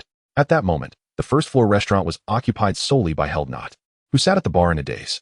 "Welcome. How is it you two are here?" Heald turned upon hearing a voice, only to find Hanji's and Hilp's before him. He had just encountered Hilpus and was aware that, despite being a relative of the owner, their relationship was akin to that of adversaries. He also knew old Haggis, who had once driven him out of Hogsmeade while seeking employment. "Bring that little dimwit out." Old Haggis's words were icily delivered, sending a chill down one's spine. "I apologize, but our proprietor is resting. It is not business hours. Please leave," came the reply. Old Haggis did not indulge in further dialogue but promptly drew his wand. "Some villagers of mine have gone missing, so I came to inquire about the situation." A flicker of panic crossed Helder's eyes. Having drifted for many years without much opportunity for growth, he lacked the ability to conceal his emotions. This fleeting panic did not escape old Haggis's notice. "However, it appears that their disappearance is closely tied to you." Helder repeatedly admonished himself to remain calm, yet if he were not seated, he feared he would be unable to stand. The notion of a dimwit causing harm to a wizard was a grave offense. Although it seemed utterly absurd for a dimwit to inflict harm on a wizard, the latter's status invariably overshadowed that of the former. Helder swallowed hard and turned away, feigning an effort to tidy the bar. "I do not understand what you are saying. If you wish to dine, please return after 5. "Humph." Old Haggis lifted his wand. "You do not comprehend my words? Allow me to enlighten you."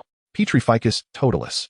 A gleeful laugh erupted as he cast the tickling charm, which would incite uncontrollable laughter due to an unbearable itch. This seemingly innocuous spell could be just as torturous as any severe affliction, and importantly, it was not illegal. Bound by the spell, Helder did not lose consciousness, yet as the tickling sensation spread throughout his body and he remained immobile, he felt as though he had descended into hell. His mouth twitched uncontrollably, and tears streamed down his cheeks. Finite incantatum. After tormenting him for 5 seconds, old Haggis lifted the spell, gazing intently into Helder's eyes.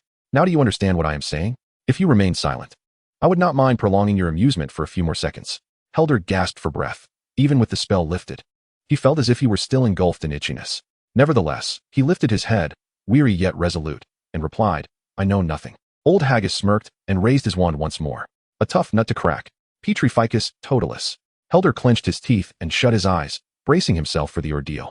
A loud whoosh resonated as a dark object intercepted the spell's trajectory. With a crash, a cast-iron pan was hurled from above, perfectly blocking old Haggis's magic. The pan struck the ground, creating a dent in the wooden floorboards. "Old Haggis, you unjustly attacked my staff. If you cannot provide a reasonable explanation, I shall report you to the Aurors." Lox sauntered down the stairs, 2 pots in hand. As a restaurateur, it was only reasonable for him to possess an abundance of iron cookware, wouldn't you agree? Old Hanji's nearly laughed out of exasperation. "Hippora and Boris have vanished, and I have received reports claiming that you were witnessed causing them harm. You, the true criminal, dare to turn the tables?"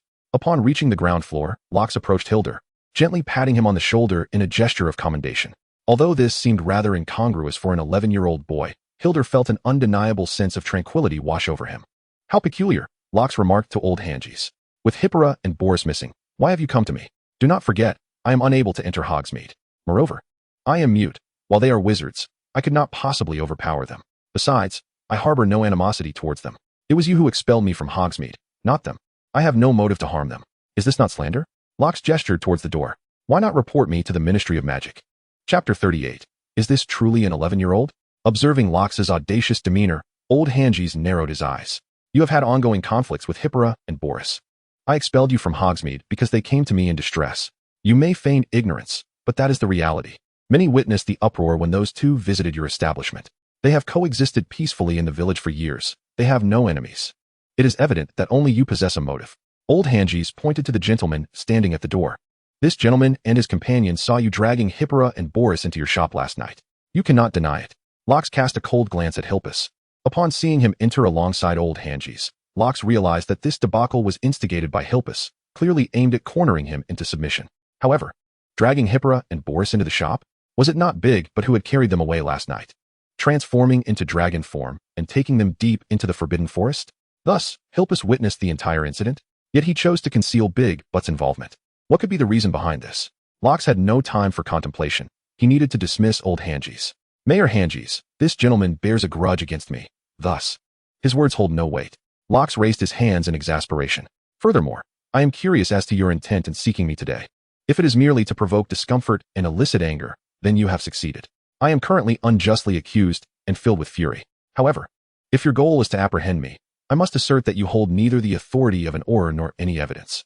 Old Hanji squinted, but alas, he was no Guan Yu, lacking the aura of intimidation. In truth, the old man found himself in a predicament. He dared to act against Hired. Yet he hesitated when it came to Locks.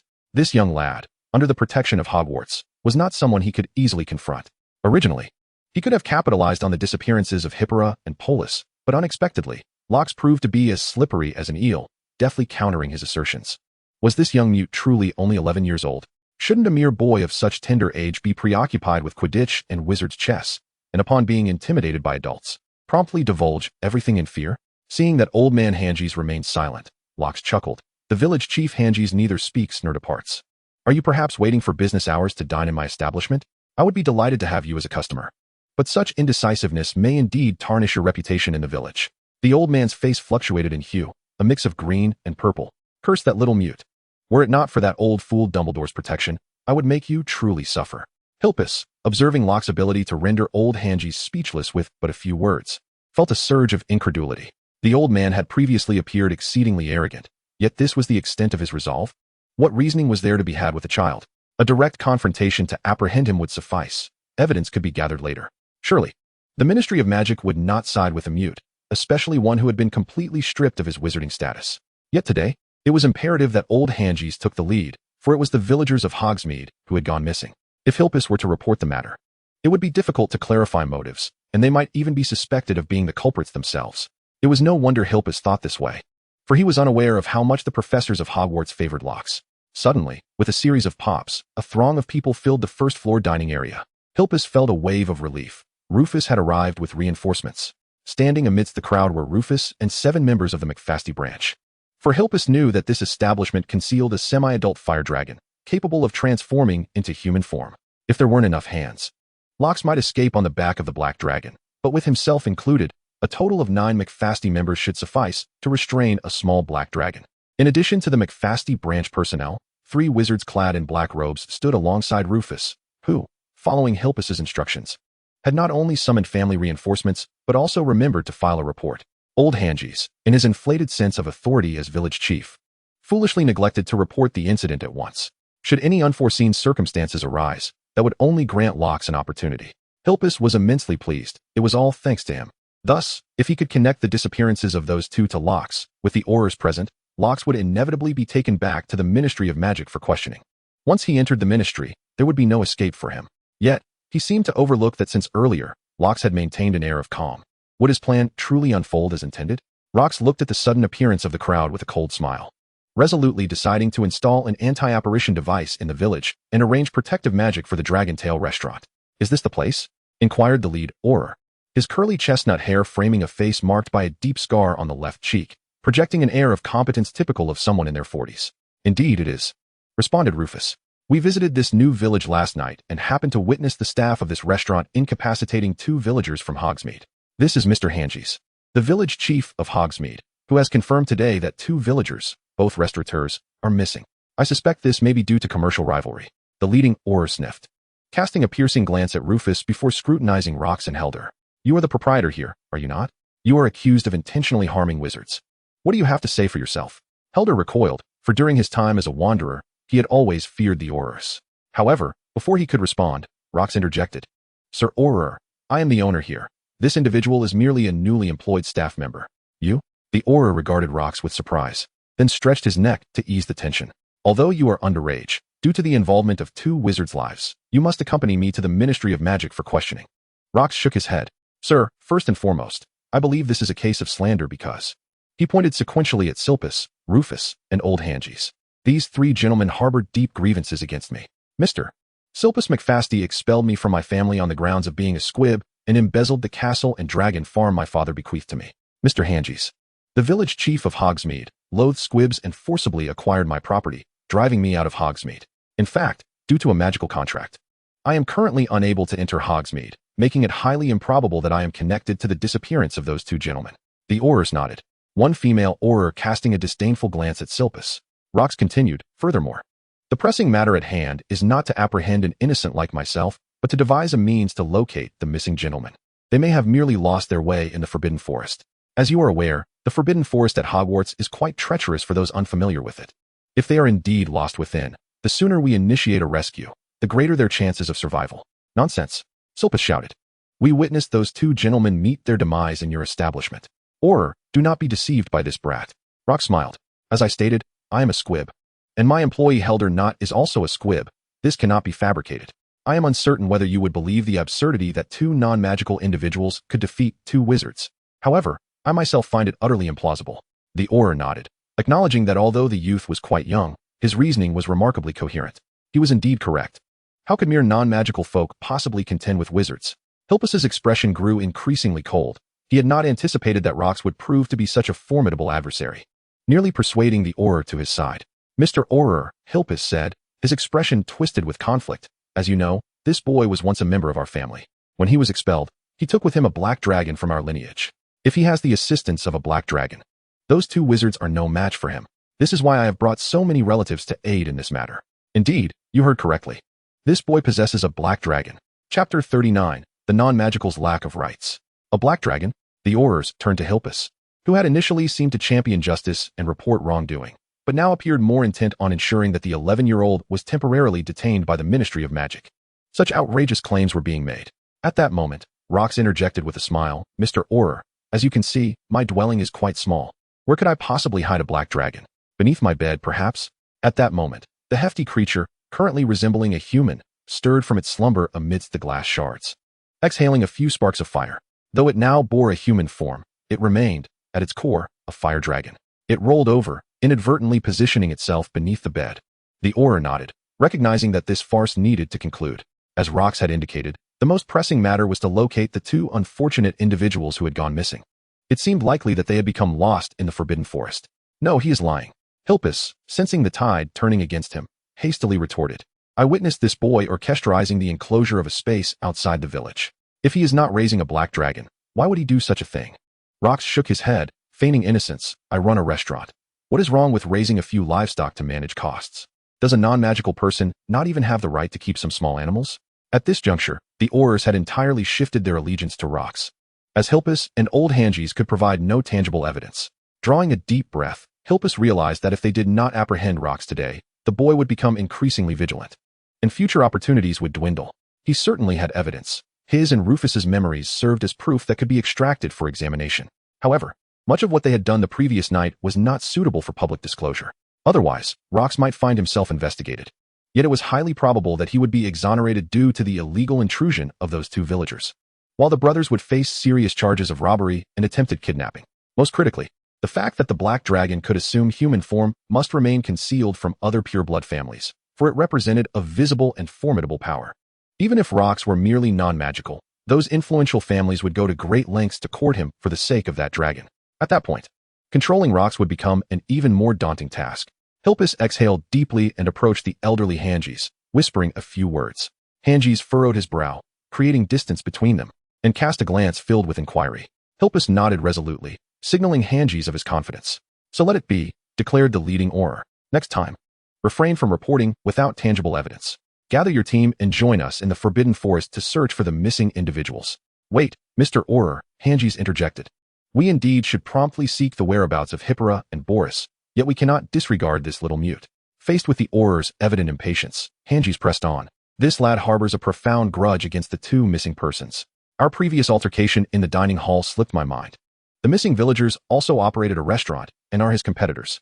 Hence, he possesses a motive for murder.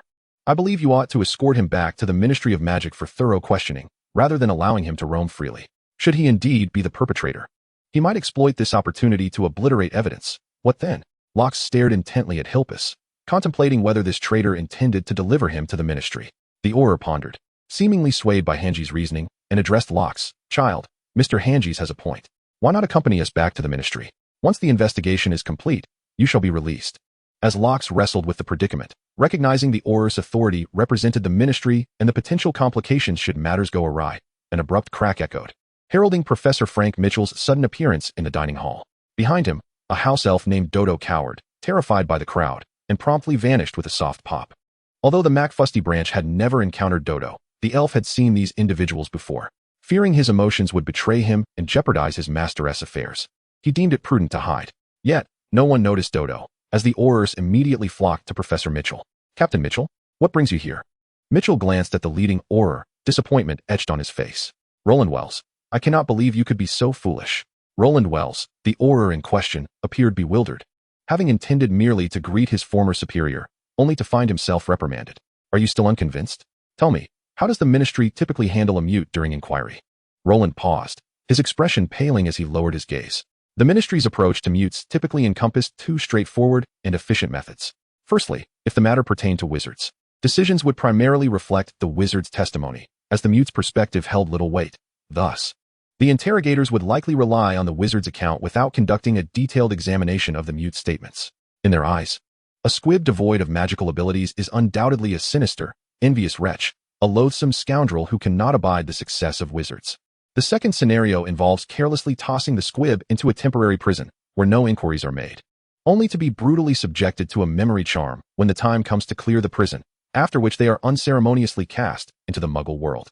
Regardless of the circumstance, such fates are catastrophic for the squib, which elucidates why those still residing in the wizarding realm tread cautiously, refraining from any confrontation with wizards. Roland Wells immediately grasped Professor Mitchell's implication. The young man before them would face dire consequences upon being taken to the Ministry of Magic. Even if he were innocent, he could easily suffer unjust treatment due to the presence of McFasty, as evidenced by the previous dialogue, revealing an unmistakable animosity between the two parties. Their Aurors were solely concerned with apprehension and judgment, leaving Roland powerless to advocate for Rooks. Mr. Wells now comprehended everything. Realizing why those individuals insisted on escorting Rooks to the Ministry, it was all part of their scheme. He had nearly become their unwitting accomplice. With a look of regret at Rooks, Roland turned to McFasty and Old Hanges, commanding, "Considering that some wizards may be in grave peril, you are urgently summoned to partake in the rescue operation. Mr. Hanges, please return to Hogsmeade immediately. Summon anyone who can assist, and commence the search and rescue at once." Hilpus, with reluctance, wished to voice his objections, but upon meeting Professor Mitchell's knowing gaze, his eyes sharp as daggers, seemingly piercing through to the core of his being, he promptly silenced himself. Who could fathom the oppressive presence of the old Aurors? Chapter 40. The Eight-Eyed Giant Spider. A massive search operation for the missing wizards commenced, enlisting half the villagers of Hogsmeade. The residents of this village are renowned for their courage. A century ago, during the Goblin Wars, when trolls invaded, everyone raised their wands. Faced with danger, did they roll on the ground in fear, crying out for their mothers? Absolutely not. Such is the steadfast spirit of this community. Thus, when a neighbor went missing, the townsfolk sprang into action, despite the unpopularity of Hippora and Boris, who had faced their fair share of criticism for their shoddy work before Rook's delivery service arrived. Hagrid, serving as the keeper of keys and grounds, naturally joined the efforts, while Robert McGonagall remained behind, grumbling. Rooks was also summoned, accompanying Hagrid alongside Auror Roland Wells, Old Hanges, and Professor Mitchell. This was a stipulation insisted upon by Old Hanges, who asserted that Rooks must remain within his line of sight until his suspicions were dispelled. Rooks had no objections. "Mr. Hagrid, are there particularly dangerous magical creatures in the Forbidden Forest?" Roland Wells inquired. During his time at Hogwarts, he was an exemplary student, having never even ventured near the Forbidden Forest, thus remaining oblivious to the secrets it harbored. Hagrid scratched his head and replied, "There is nothing particularly dangerous in the forest. As long as you don't provoke the centaurs, generally, there are no lethal creatures." Lockhart rolled his eyes and interjected, "Hagrid, compared to your stature, the Acromantula could be considered a mere darling." Mr. Wells inquired about the perilous creatures for ordinary wizards. Oh, Hagrid chuckled, tugging at his beard, while Roland Wells gasped in astonishment. "Are there Acromantulas in the Forbidden Forest?" Hagrid nodded. "Indeed, but they usually do not harm humans." Upon hearing this, Roland realized that Hagrid's understanding of magical creatures was somewhat flawed. Acromantulas are classified as a magical creature of danger level 5. The largest specimens can grow to the size of elephants, and these creatures are social. When threatened, one must contend with hundreds of them. Most crucially, humans are on the Acromantula's menu. No, Mr. Hagrid, Roland stammered. "Acromantulas are carnivorous. I fear that those two villagers have yet to return. They have likely been devoured by the Acromantula." Lockhart suddenly asked, "Professor Mitchell, do Acromantulas truly pose a threat to wizards? A wizard capable of apparition should be safe from their clutches, right?" "No, Professor Mitchell, the defense against the dark arts instructor, well-versed in countering various magical creatures, explained. Acromantulas excel in ambush. Whether through their venomous spray or their webs, once they make contact with a wizard's body, escaping via apparition becomes exceedingly difficult. Only a handful of magical masters can focus enough to apparate under such duress. Otherwise, the pain may distract them, and a botched apparition could swiftly lead to a wizard's demise. Lockhart nodded. In that case, I suspect Hippias and Boris were likely ambushed by the acromantula. As if they had encountered other magical creatures, at least one of them should have managed to apparate to safety. Hagrid shook his head vigorously. No. Under Aragog's domain. Acromantulas would never attack a human. That's our agreement. Hagrid changed direction. If you don't believe me, I'll take you to meet Aragog. Yes, indeed. With the acromantula's assistance, we may expedite our search for those two. Who is Aragog? He is the leader of the acromantulas, my dear friend, so rest assured. No harm will come to you. Lockhart's lips curled into a slight smile as he walked briskly alongside Hagrid. Professor Mitchell raised an eyebrow and followed suit. Old Hagrid observed Roland Wells, the elite Auror, who appeared rather unsteady, standing frozen in place, his face pale and a sheen of cold sweat forming on his forehead. Mr. Or, we should catch up. The old man Gigi cast a disdainful glance at Roland, harboring a profoundly negative impression of the Auror. His indecisiveness had thwarted the plan to expel the Loxes, and now he appeared utterly flustered by the eight-eyed giant spider. A clear indication that the Aurors of the Ministry of Magic were indeed declining in prowess. In contrast, his great-uncle, an Auror in his time, had dared to confront a rampaging fire dragon head-on. Roland Wells, acutely aware of Gigi's gaze, labored to steady his breath and hastened his pace to catch up with Hagrid and the others ahead. After traversing for approximately 20 minutes, the ground became increasingly littered with circular and semicircular webs, necessitating caution to avoid becoming ensnared, except, of course, for Hagrid. He strode forth with great strides. Undeterred by the webs beneath his feet, their stickiness could not impede his momentum. The sound of mandibles clashing echoed ominously as the group looked up to behold spiders of varying sizes, either perched upon branches or suspended in midair. Occasionally, drops of green venom fell, sizzling as they landed on the fallen leaves. We're almost there, Hagrid announced. Look, these little critters aren't attacking us, are they? Humans. Fresh meat. That little brat looks tender and juicy. The terror of the eight-eyed giant spider stems not only from its immense size, venomous nature, and gregarious behavior, but also from its remarkable intelligence. Certain individuals could even articulate human language. At that moment, Loxes discerned a few indistinct murmurs in English directed at him. He realized he had drawn their attention. Despite the agreement with Aragog, the giant spider's advancing age diminished its control over its kin, and there was a palpable risk that younger spiders might succumb to their instincts and act against him. Thus, Loxes had shed any semblance of relaxation, adopting a vigilant demeanor. Right here, Hagrid pointed to a small slope formed by a considerable accumulation of webs. In its midst was a cavernous opening, leading downward into the unknown. Aragog, Hagrid called into the abyss. Though not particularly astute, he understood that Loxes and the others lacked the strength to confront the spiders directly, and recklessness in entering their lair could result in entrapment by the webs. A heavy, ancient voice resonated in response, followed by the sound of legs crunching across the webs. Soon, an eight-eyed giant spider, roughly the size of an elephant, emerged from the cavern, its body cloaked in grayish-white fur. Its movements, though deliberate, emanated an imposing weight.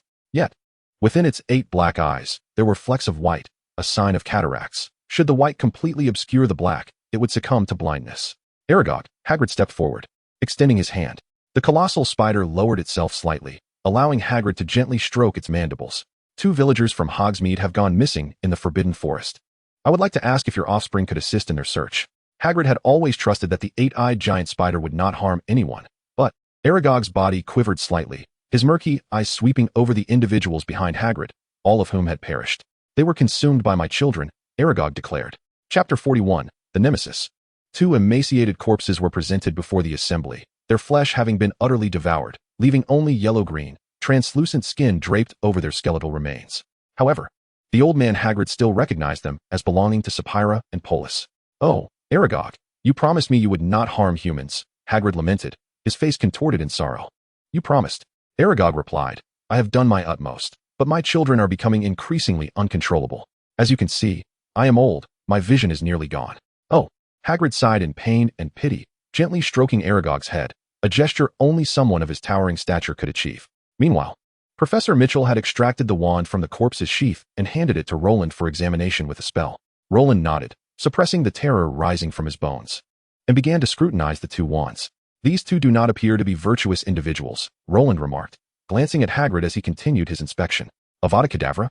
Hagrid, your villagers resemble dark wizards, using unforgivable curses. Hagrid snorted in response. Now that we have located Sapphira and Polis, let us depart. We must inform the other villagers to cease their search. They have their own matters to attend to. He then shouted to Hagrid, "We are leaving, Rubius Hagrid. Without your protection, we would be torn to shreds by the acromantula." Hagrid sighed and gently patted Aragog once more. "I will return to see you, old friend." He turned, lifting a corpse in each hand, leading the way out. The group followed closely behind him, as if true safety could only be found in his presence. However, a strand of webbing silently shot forth from behind, landing squarely on Lox's back. The tender human offspring were simply too tempting. Unfortunately, he was the last in line, providing the acromantula with the perfect opportunity to strike. Lox remained calm, swiftly covering his left hand in dragon scales, pivoting to sever the web with a swift chop. Fire dragons were the natural enemies of the acromantula, far more fearsome than basilisks in every regard. In the next moment, Lox's eyes transformed into yellow slits, glaring fiercely behind him. The faint rustling sounds that had previously echoed vanished in an instant. The acromantula could not fathom why the succulent, juicy human child had suddenly morphed into a creature that instilled profound fear, the fire dragon. "Lox, what is it?" Hagrid sensed something amiss and turned back, causing the heads of the two corpses to sway unnaturally, like dolls with loose joints. "It's nothing, Hagrid. Rox has returned to normal. Yet I find it rather curious that the eight-eyed giant spiders have suddenly fallen silent." Hagrid, attempting to scratch his head, soon realized his hands were occupied. With a frustrated pout, he remarked, "Perhaps Aragog has summoned them for a lecture." Though aged, Aragog's status within the clan remains paramount, or so Hagrid believes. "Perhaps." Rox chuckled as he approached Professor Mitchell. "Professor Mitchell, I owe you my gratitude today. Otherwise, I would have been utterly bullied." While this statement appeared directed at Professor Mitchell, it was, in truth, intended for old Hanges. As anticipated, Hanges let out a huff and quickened his pace, now sufficiently distanced from the lair of the eight-eyed giant spiders. He dared to keep a greater distance from Hagrid, feeling utterly humiliated today, not only failing to trouble the little mute, but also finding himself in a predicament. "We've exited the activity range of the eight-eyed giant spiders," Hagrid stated. "Rox, I shall continue to assist you with the fencing. I wonder if that Robert fellow is slacking off on his own. Oh, by the way," Hagrid suddenly recalled the two corpses in his possession. "Hanges, what should we do with these two bodies?" Hanges, without turning, replied, "Just bury them somewhere. Those two unfortunate souls have no relatives." At that moment, Roland, whose complexion had finally returned to normal, interjected, "That won't do. I must take these two back to the Ministry of Magic. The subsequent actions should be coordinated by the department. Therefore, I must trouble you, Mr. Hagrid, to help us transport the bodies to the post office in Hogsmeade." "Oh, very well," Hagrid nodded. "It's just a short walk." After exiting the Forbidden Forest and exchanging brief farewells, Hagrid and Roland made their way toward Hogsmeade, while old Hanges had long since vanished from sight, claiming he needed to inform the villagers to cease their search, though in reality, he wished to avoid Rox's company at all costs. In front of the Dragon's Tail Tavern, Rox addressed Professor Mitchell. "Professor, do come inside for a while. It's nearly mealtime, and you might as well wait here, saving yourself the trouble of running back and forth." "No, Rox, I have some matters to attend to. I won't be joining you for dinner tonight." "All right then, will you be coming tomorrow? If you have any culinary preferences, do let me know, and I shall prepare them for you." "No need for special preparations. I enjoy whatever you make." Professor Mitchell stretched lazily before turning to Rox. "However, you truly need to be cautious. It seems your relatives do not wish to let you be." "I was just about to bring that up," Rox replied. "You have extensive connections in the wizarding world. Could you possibly recommend a master of magical runes to me? Hogsmeade ought to have protections against apparition, and my Dragon's Tail Tavern certainly requires some basic defensive measures." "I will keep an eye out for you, Rox," Professor Mitchell nodded. "However, do prepare yourself. The cost of inscribing magical runes is not trivial, not just due to the expensive materials, but also because—" The professor hesitated, leaving his statement unfinished. Rox glanced to the side, pondering the reason behind it. "It's nothing, you'll understand in due time." Professor Mitchell gently ruffled Rox's hair, prompting him to raise an eyebrow and discreetly step back to prevent his hairstyle from being disturbed. "Rox," Professor Mitchell paused, "I have been harboring a question since earlier. Could you assist me in unraveling it?" "Go ahead," Rox replied. With a knowing smile, Professor Mitchell continued, "Roland Wells's wand revealed the killing curse, correct?" "Indeed," Rox confirmed. "This indicates that those two had encountered the acromantula." "Well, if you choose to interpret it that way," Professor Mitchell nodded. "But what perplexes me is that if they were slain only after putting up a fight, why were their wands neatly returned to their cases? Could it be that the acromantula kindly helped them tidy up?"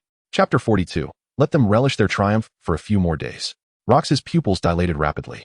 Professor Mitchell's words resonated like thunder in his ears. "Rest assured, Rox," Professor Mitchell reassured him, patting his shoulder. This time, Rox did not flinch.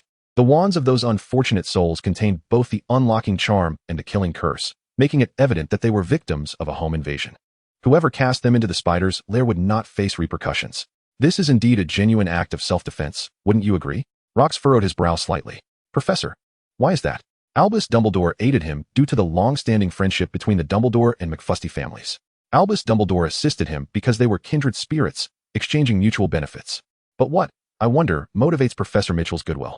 A faint smile adorned Professor Mitchell's face as he recounted an unrelated tale. 12 years ago, my wife was murdered by a Death Eater. I pursued that Death Eater for a long time, but lost track of him in the northwest of Scotland. After several years, I finally caught a glimpse of him, yet perhaps due to the passage of time, his appearance had changed drastically, or perhaps he had employed some means to usurp another's life. In any case, I could not ascertain whether the individual I sought was indeed the Death Eater I had been tracking, as they seemed like entirely different people.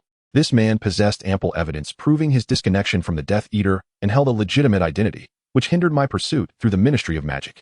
This was also the reason I ceased being an Auror. For a time, I believed I would never achieve vengeance for my wife. Yet now, hope has rekindled within me. Rox, bewildered, replied, Professor, I deeply empathize with your plight, but how does this relate to today's events? Professor Mitchell chuckled and waved his hand, vanishing with a soft whoosh before Rox's eyes. It turned out that Robert McGonagall was an exceedingly diligent individual, though he may have appeared somewhat frivolous. His work ethic was impeccable.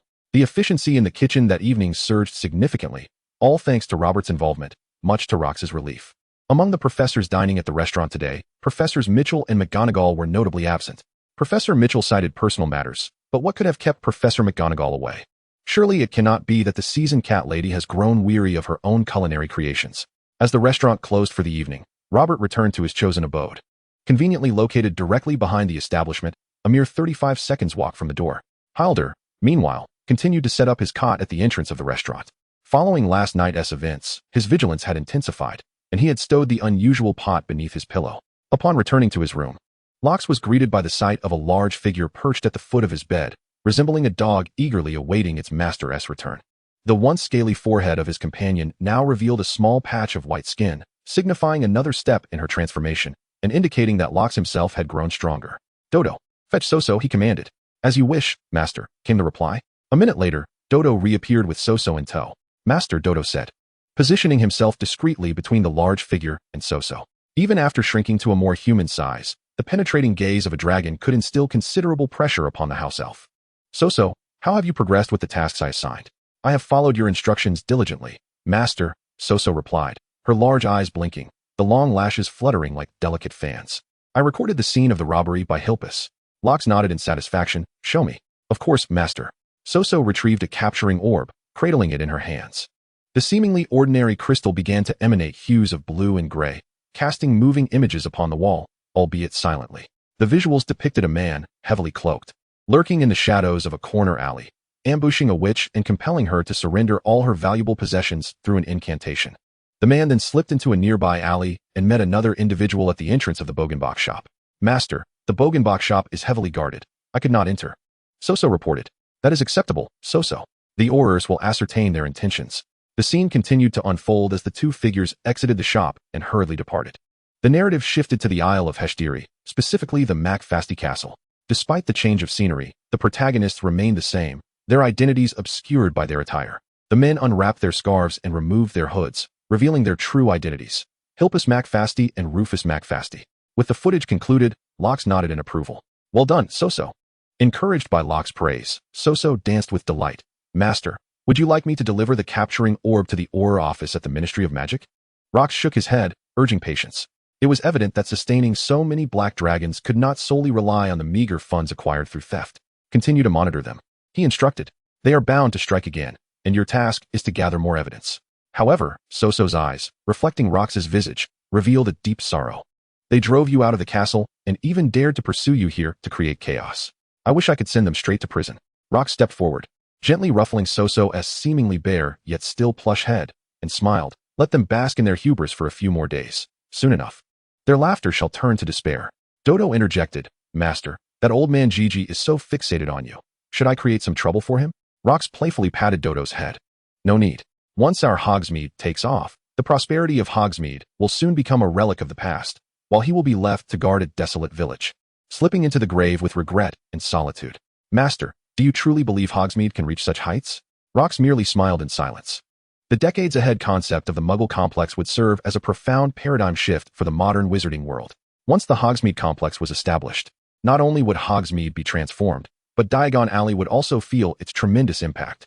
Suddenly, the noise from the rear startled Rox, who turned to find the dragoness crouched at the window with a wary expression.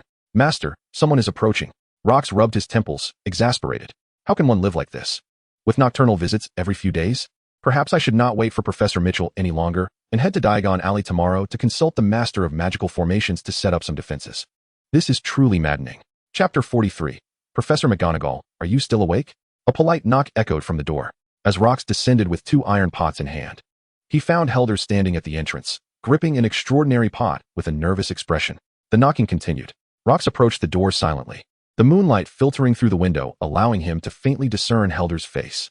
Helder's expression seemed to question whether to open the door. Rox, a clear, youthful voice called from outside. Rox breathed a sigh of relief. It was merely the Weasley twins. He opened the door to reveal 2 red-haired figures. What brings you here at this hour? Aren't you afraid of losing points? The twins shrugged nonchalantly, embracing Rox in turn. We heard you moved. We wanted to see you. One exclaimed. And this place is such a vast new village. It's simply incredible. Indeed, your restaurant is much larger than the previous one. Rox welcomed the twins into the dining area and turned to Helder, saying, No need to worry. These are my relatives' children. This statement was utterly accurate.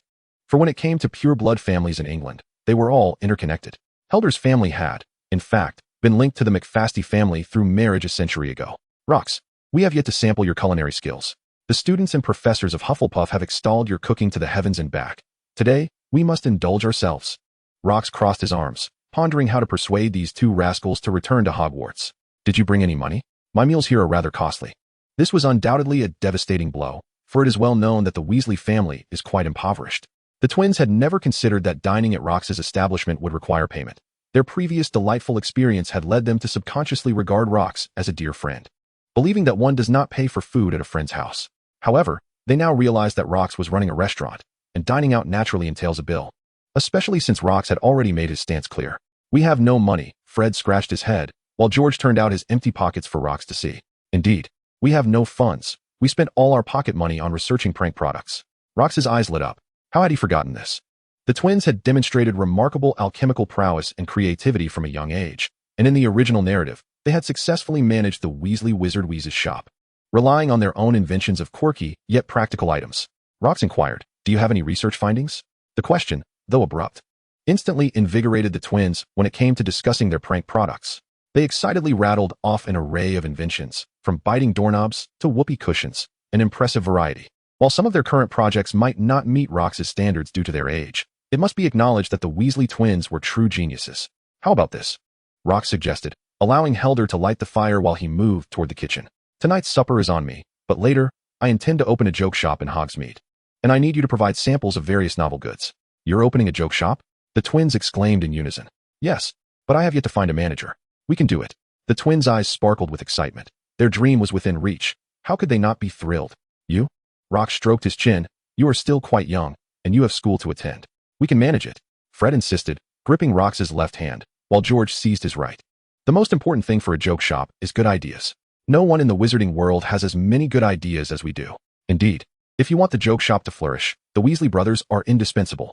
Rox feigned a troubled expression, yet his heart brimmed with joy. The twins were still young enough that this moment of persuasion would not come again. Once they reached 3rd year, it would become much more difficult to convince them. Now, they had walked right into his trap, and Rox would tighten the strings of the bag. Very well, Rox casually washed the iron pot in his hands, placed it on the stove, and began chopping vegetables. He remained silent, which only intensified the twins' impatience. Rox, what is taking so long? Can you give me a clear answer? The sizzling sound filled the air as Rox prepared the ingredients, the steam rising and enveloping the rich aroma, prompting the twins to inhale deeply. However, they heard Rox say, It's not impossible. I can entrust the operation of the shop to you, provide funding for research and development, and even allow you to name the store yourselves. Nonetheless, as an investor, I must retain 70 of the shop's shares. Do you have any objections? No objections, no objections. The twins exclaimed, overwhelmed with joy. At that moment, all they desired was sufficient capital to unleash their creativity. To them, Rox's conditions seemed almost like a gift. All right, it's settled then. Rox began to skillfully toss the ingredients in the pan, leaving the brothers in awe. I will draft a contract shortly, and once we sign it, we shall proceed as agreed. Fantastic. Rox, you are the kindest person in the world. 5 minutes later, Rox, The dishes you prepare are the most delectable in existence. Dingling. Just as the twins indulged in their feast, the bell above the door chimed, and a moment later, a figure entered. Rox, I noticed the lights in your restaurant were still on. Why are you still open so late? You've worked hard enough during the day. Children should have ample rest. The newcomer was tall, clad in a green wizard's robe, with long hair neatly pinned at the back. Minerva McGonagall, the headmistress of Gryffindor, had returned. What are you two doing here? As their eyes met, the twins were rendered speechless, the forks they held clattering into their bowls without their notice. Fred's face paled, and he stammered, Professor McGonagall? You. Fred could not continue, and George awkwardly interjected, You haven't tea rested yet? Professor McGonagall regarded them coldly, her gaze compelling them to lower their heads. At that moment, the twins were not the fearless individuals they would later become. McGonagall's maternal authority left them unable to meet her eyes. Fred Weasley, George Weasley, not only are you out at night, but you have also left the school without permission. This is a violation of multiple school regulations, resulting in a deduction of 50 points for Gryffindor and 50 points each for you. No, the twins, still mindful of the consequences on their house points, cried out in despair. McGonagall's expression darkened as she pronounced each word with emphasis. You too. Return to your dormitory immediately. At that moment, she noticed the half-finished late-night snack in front of them and exhaled heavily. Pack up the food. That is Rox's hard work. And it must not go to waste. Chapter 44, Stifled and Stuck. The Weasley twins, dejected, carried their packed late-night snack back.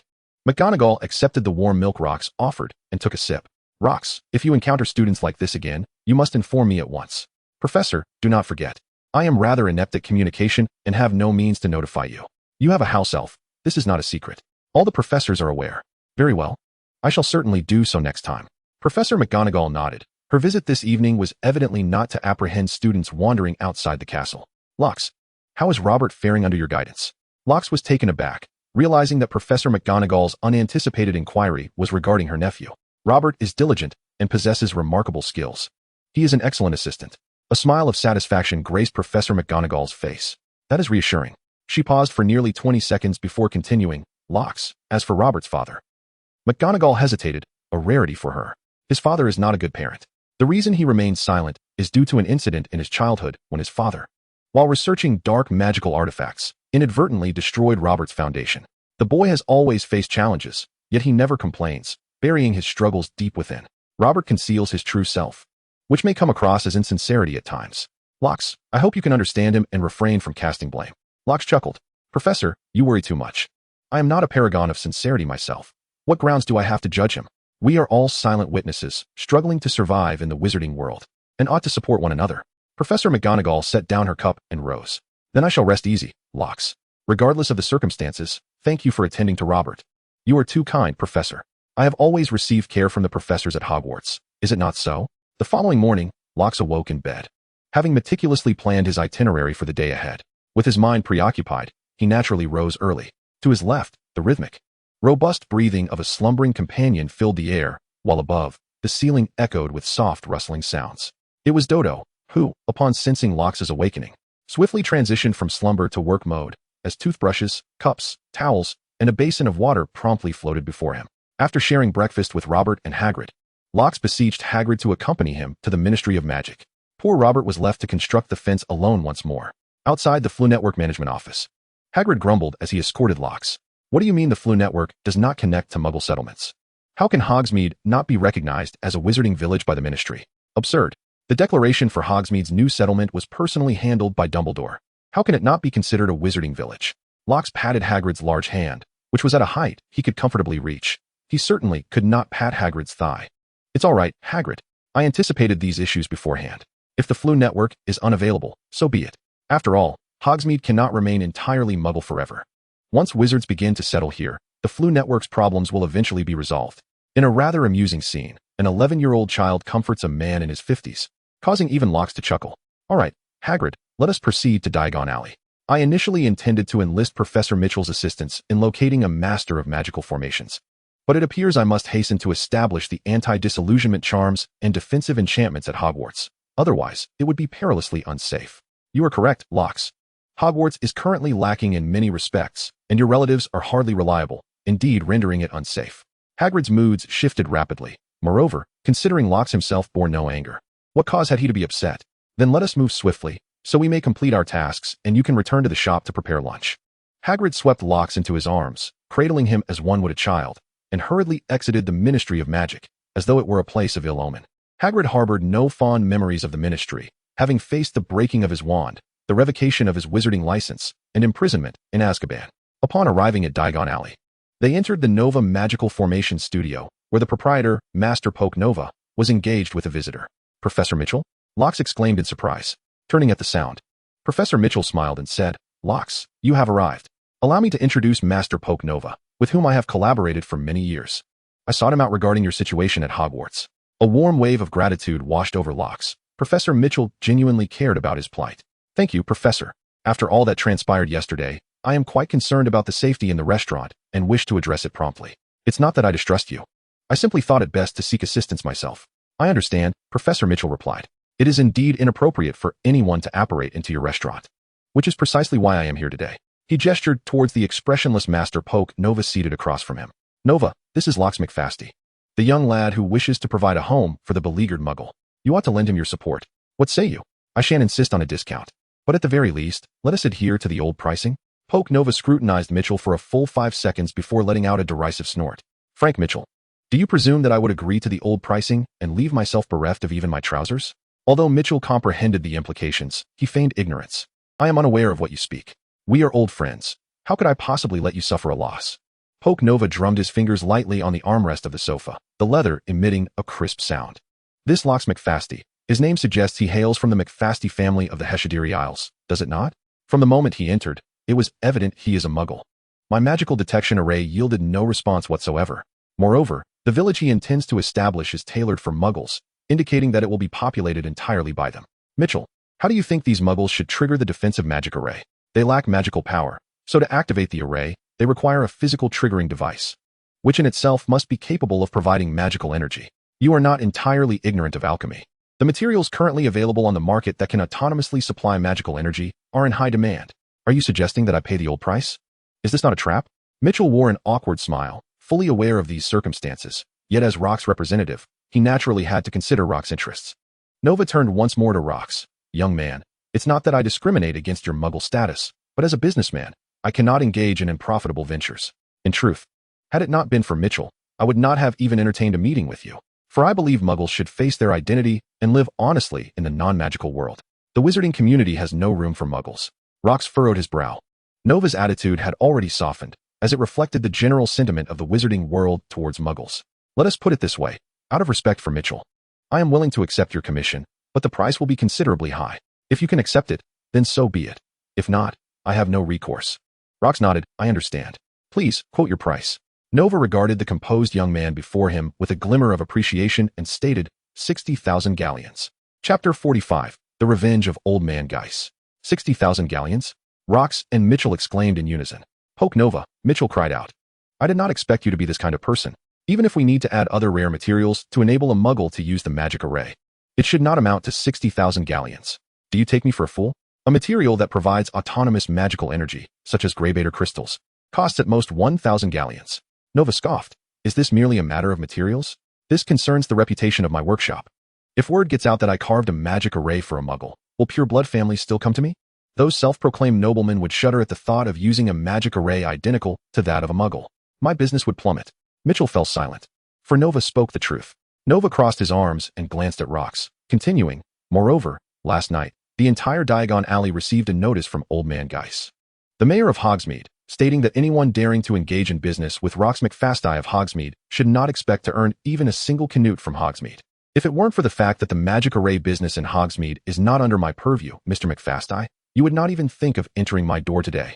Old Man Geiss' maneuver was astute, as Hogsmeade ranks among the top 3 wizarding commercial hubs in the UK.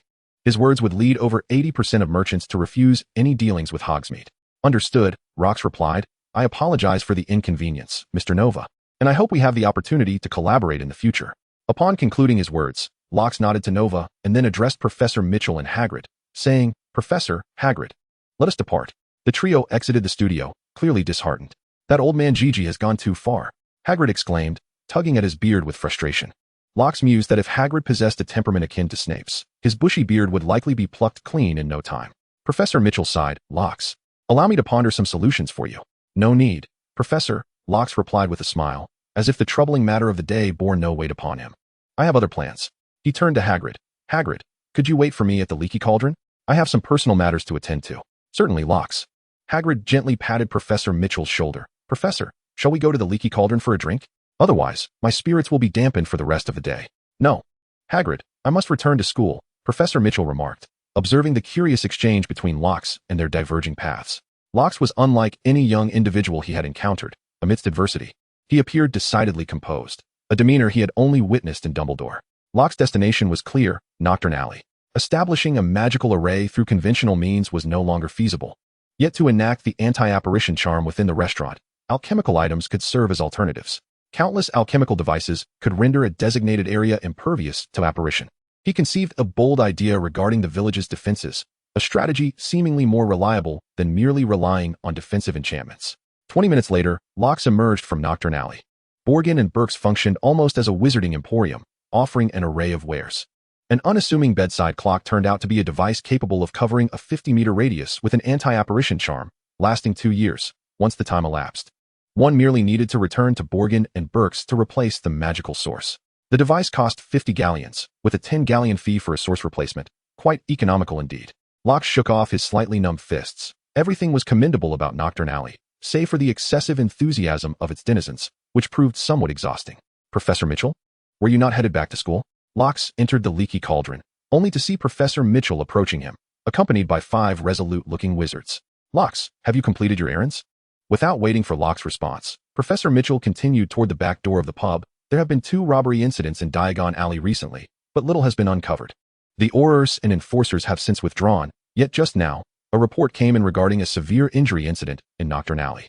I happened to meet some of my former subordinates, and unable to resist their entreaties, I agreed to accompany them to investigate. I see, Locks nodded. May I invite you to lunch at my place today? Would you like to bring along your Auror friends? Very well, should things go smoothly here, I shall do so. Then I shall see you shortly. Professor Mitchell and Locks, accompanied by former subordinates, entered Diagon Alley and swiftly turned into Knockturn Alley. They hurried towards the entrance near Gringotts, where a large crowd had gathered, seemingly captivated by some spectacle. Suddenly, someone shouted, "The Aurors are here." Instantly, the crowd scattered like startled birds, retreating to their respective hideaways. As the throng dispersed, several pitiable figures groaned on the ground. Professor Mitchell was acutely aware of the dregs inhabiting Knockturn Alley.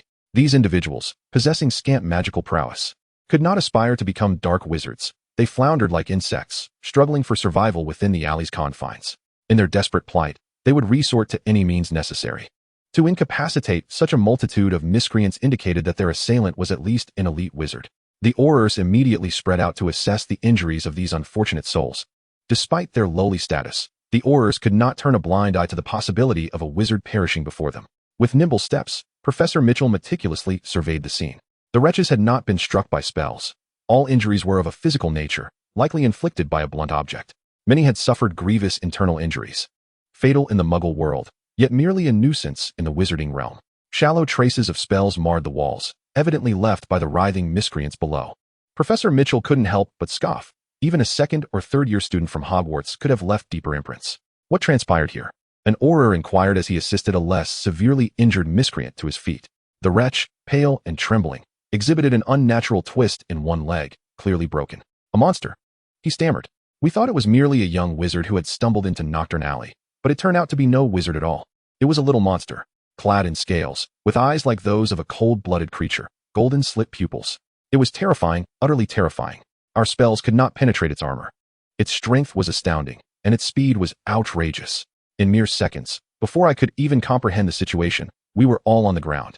Meanwhile, at the leaky cauldron, Locks, accompanied by Helder and Dodo, had finished preparing the ingredients and awaited the bustling noon hour. Just before noon, the professors arrived punctually. Professor Mitchell resumed his customary seat and, upon sitting down, addressed Locks. Locks, as per our usual arrangement, I shall eat whatever you serve. Locks nodded with a smile, his hands moving deftly without hesitation. Professor, how is the investigation progressing? He inquired. What progress can be made? I am retired, and the duties of an Auror were never my own. Moreover, the ones assaulted were merely dregs. No one cares in the least. However, the methods employed to deal with those scoundrels were rather crude, leaving behind a witness capable of providing a coherent account of the events. The individual's appearance and features were described with remarkable clarity. Had it been me, I would have certainly delivered a few more blows to their heads after subduing them. Not necessarily to induce amnesia, but because testimonies given after a period of unconsciousness lack the persuasive power of those given while fully alert, especially when the perpetrator resembles a monstrous creature clad in scales. I would likely dismiss any account from someone who had been in a prolonged stupor as mere ramblings born of a nightmare. Locks raised an eyebrow, questioning whether that professor genuinely believed in the existence of such a creature. Professor Mitchell chuckled, remarking, "This is the Wizarding World. It is hardly unusual for peculiar occurrences to arise, is it?" "Very well," Locks replied. "What do the Aurors intend to do? Capture that monster?" "No. The Ministry of Magic will not waste its resources on a bunch of scoundrels. The case is closed. It's merely a conflict among the dark forces in Nocturne Alley." Locks met Professor Mitchell's gaze and nodded, realizing he owed the professor yet another favor. "By the way, Locks, you seem less busy today than you were yesterday." Locks paused, suddenly aware that he had not received a single order from Hogsmeade that day. Has everyone in Hogsmeade decided not to order takeout this noon? Crash. Clang. The door swung open forcefully as Aberforth rushed in, sweat pouring down his face. Ignoring his brother Albus, he approached Locks directly. "Locks, there's trouble," he exclaimed. Accepting the water, Locks offered without a second thought and gulping down the tasteless liquid. "Old Hanges has forbidden the villagers from using takeout services. The moment he discovers anyone placing an order, he'll force them to sell their house back to him." Locks felt a tightening in his chest, his irritation towards Old Hanges growing. He blinked a few times to regain his composure and then smiled at Aberforth. "Old Hanges is truly something else. Why doesn't he simply repurchase the Hog's head? If he did that, Aberforth, you could move to Hogsmeade." Chapter 46. The Younger Brother and Food. Though the Hanges family may not be regarded as a prominent lineage within the wizarding community, they undoubtedly represent a pure-blood family of impeccable standing. A serious counteraction would render the average duelist utterly powerless. However, it was evident that Locks was no ordinary duelist, just as the weapon in Helder's hands was no mere pot. After concluding a day of business, perhaps due to the absence of additional takeout orders, Locks felt exceptionally invigorated. Even at 10 o'clock that evening, he remained in his room, engaged in a spirited exchange with his companion, the large-eyed creature. "Master, are you not going to sleep?" "Large eyes, let us venture into the Forbidden Forest." "Why? I believe you could benefit from some companions, as well as a new source of sustenance." "I do not require it. My younger brother is quite troublesome. When it comes to food, nothing is more delectable than venison." "No, you do need it." "I truly do not." "You need it." On a dark, windy night, the Forbidden Forest lay in profound silence. A powerful gust echoed through the treetops, rousing some magical creatures that had yet to succumb to slumber. They gazed up, and under the luminous moon hanging in the night sky, a colossal shadow swept low over the trees, its wings unfurling, a presence of the ultimate predator that sent shivers down their spines. Under the guidance of Roxas, a young dragon descended at the entrance of the lair of the Acromantula. The eight-eyed spiders scattered in sheer fright. Who could blame them? Their fangs and venom could not harm the fire dragon in the slightest, yet the dragon's fiery breath could instantly ignite their silk. If by misfortune, any strands were entangled around their rear, flames would surge directly into them. In truth, the name eight-eyed spider would be more aptly replaced with big-bottomed. Though if one were to catch fire, it might as well be dubbed burning bottom. As the myriad of spiders fled, Aragog, the elder of the lair, found himself cornered. Age had taken its toll, his eyesight and agility had waned, rendering escape impossible, despite his youthful ability to elude Tom Riddle. "Aragog, cease your hiding and come forth. Do not test my patience. I grant you 20 seconds. Should you fail to appear before me, I shall incinerate your lair." Roxas perched upon the back of the great spider, a cushion beneath him, adjusting his position for maximum comfort. As he settled, a frantic voice resonated from the depths of the cave. "Grant me 5 more seconds. I am old and cannot run." 5 seconds was a trivial concession for Roxas. After all, he had not come to annihilate the Acromantula. Without Aragog, communication with the spider horde would be impossible. Crack, crack, crack. Aragog, despite his considerable size, appeared diminutive in the presence of the great spider. He cast a fearful glance at it. Roxas could not ascertain whether Aragog's vision remained intact, yet his voice sounded notably higher and tremulous compared to yesterday. "I am coming, Roxas McFasty. The deaths of those 2 wizards were truly unintended. I implore you. Do not silence.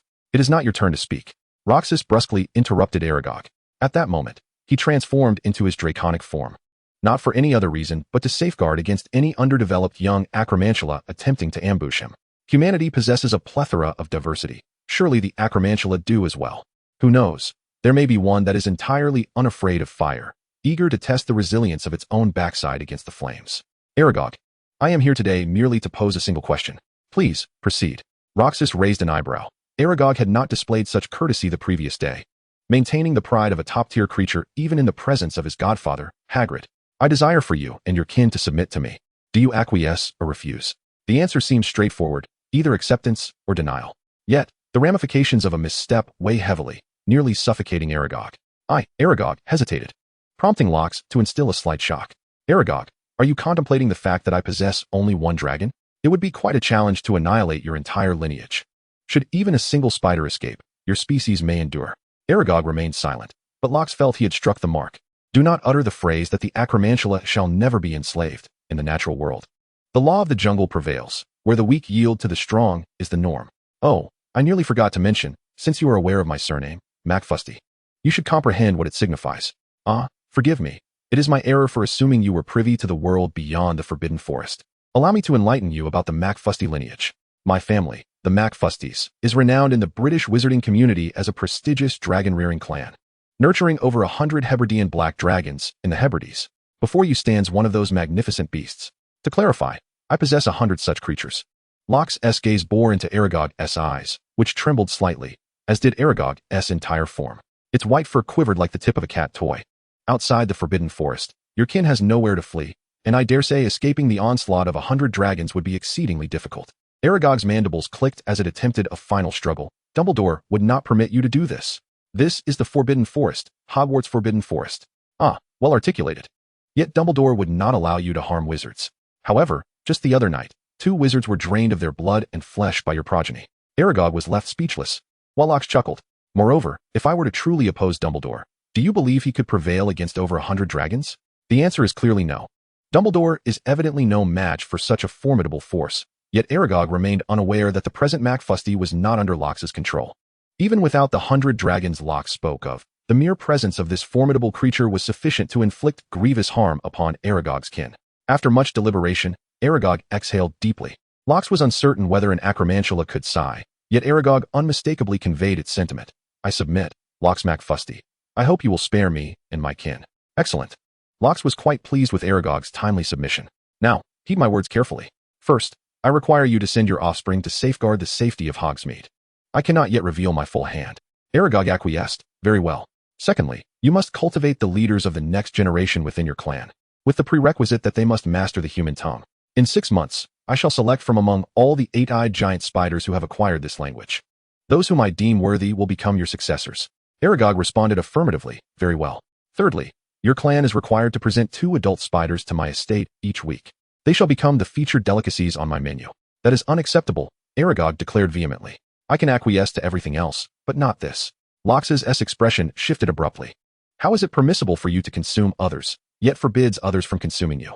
My intent is to assist you in controlling your population. I, as your master, will regularly provide sustenance for you. With a stable food source, your kind will undoubtedly proliferate. Failure to regulate your numbers may pose a threat to the centaurs. Aragog, surely you do not wish for the centaurs to lodge complaints with the Ministry of Magic, leading to a horde of wizards invading the Forbidden Forest to hunt you and your progeny, do you? Whether Aragog grasped the consequences of Locks' words is uncertain. But another statement evidently struck a chord. Master, you mentioned you would provide nourishment? Indeed, that is what I said. Master, I shall comply with your every command. Aragog exclaimed. Might 2 adult spiders each week be a bit insufficient? I believe 4 would be more appropriate. My clan possesses a remarkable reproductive capacity, as long as food is abundant. We can certainly meet your demands. I only request that you provide me with some live cattle and sheep. I have not savored fresh blood and flesh in far too long. Ever since my old age, my ungrateful offspring have only offered me remnants of food devoid of essence. The legend of the 8-eyed giant spider's ruthlessness had never been more palpable to Locks. For mere sustenance, Aragog did not hesitate to barter away its own descendants. Very well. I shall grant your request, but I hope you and your clan will remain loyal to me. I do not wish to witness the day when the entire 8-eyed spider lineage is obliterated by my fire dragons. Aragog bowed its head in submission. Yes, master. Chapter 47. The Defense of Hogsmeade. The Heshadiri Archipelago, Castle McFasty. The butler, Reddish Hammer, stood respectfully before Sir Hilpus McFasty. Although Hammer's posture was humble, his presence was evidently more commanding than that of Sir Hilpus. Such was the advantage bestowed by creditors. Sir Hilpus, I have heard that the 15,000 galleons were stolen. Sir Hilpus furrowed his brow. The last thing he desired was for Hammer to learn of this misfortune. Yet, as the saying goes, a secret cannot be kept forever. And this matter had been reported by the Daily Prophet. Hammer's restraint in waiting until today to inquire speaks volumes of his composure. That is indeed the case. Sir Hilpus replied. Hammer, I have a plan to endure until the demise of the Black Dragon at Dragon Cliff on the 7th. Rest assured. I shall not withhold a single galleon from you. Of course, I trust in Sir Hilpus's integrity, yet I find myself somewhat concerned. I have pledged the castle as collateral. What is there to worry about? Indeed. With a graceful stride, Hilpus traversed past Butler Hammer, making his way toward his study, oblivious to the triumphant smirk that played at the corners of Hammer's mouth. Oh, by the way, Butler Hammer, could you kindly summon Rufus to my study? Yes. Master Hilpus. Moments later, within the confines of the study. Rufus, I never anticipated that wretched mute would garner support from Hogwarts. This complicates matters. Hilpus exclaimed. Even old Hanges is exerting himself, yet it appears to have little effect on him. Indeed, Hilpus, we should have foreseen this. The Dumbledore family has always maintained cordial relations with ours. However, we are the ones representing McFasty now. No, in the eyes of the elder generation. Until the Dragon Soul communication ceremony confirms our status as the heads of the family, it is still Locks who represents McFasty.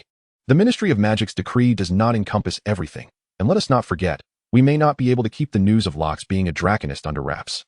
What do you mean? There are plenty of fools in the family like Igor. Do you really expect them to keep their mouths shut? Hilpus retorted, irritation rising as he stood abruptly. Regardless, we must stabilize the situation. The funds we reclaimed will soon be depleted. I understand. We shall take action again tonight. Hoping for a more substantial catch. Should we target Locks? Hilpus proposed. Old Hanges forcibly repurchased his property in Hogsmeade, which implies he possesses galleons. Rufus shook his head. That may not be the case. The rapid development in Hogsmeade comes at a considerable cost, and Locks may not have much money left.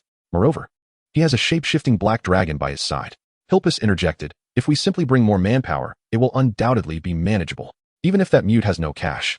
Slaying that black dragon and selling its remains would suffice to resolve all our current predicaments. Rufus felt the plan was indeed perilous. Yet considering that failing to satisfy the hunger of over 100 black dragons could lead to their demise, he sighed.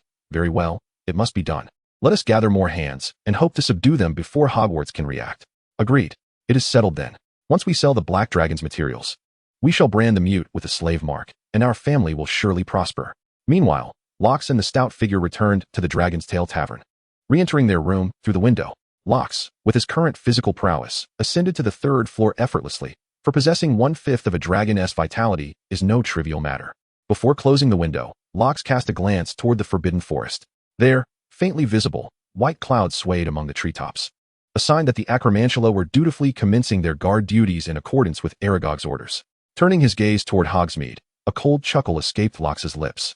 Old Hanges, do you truly believe you can stifle the growth of Hogsmeade? What if there are no defensive formations? Those 5th-level giant spiders far surpass ordinary protective enchantments. After completing his ablutions under Dodo's attentive care, Locks rolled onto his bed. The large figure huddled in the corner, its yellow eyes fixated on the bedroom door, remained in a state of vigilance. Unlike the previous days, however, Locks had prepared bedding for it, effectively creating a makeshift bed. With the dual guardianship of the 8-eyed giant spider and the large figure, Locks sank into a deep slumber, assured that unless a master of the caliber of the 4 great deans attempted a surprise attack, he was free from worry. Those with strength surpassing that of the 4 deans were either on his side or confined within Azkaban. The most unfortunate and strongest of them was currently in a state of limbo, leaving one to wonder when they might return to England. At 2 o'clock in the morning, a group appeared at the outskirts of Hogsmeade Village, led by Hilpus McFasty and Rufus McFasty. Hilpus's face was ashen, his left index finger having mysteriously vanished, now wrapped tightly in bandages. Damn rocks. In just one day, the Dragon Tail restaurant had set up anti-disillusionment charms. If not for his quick reflexes in halting the spell, he might have lost not just his finger, but his very head.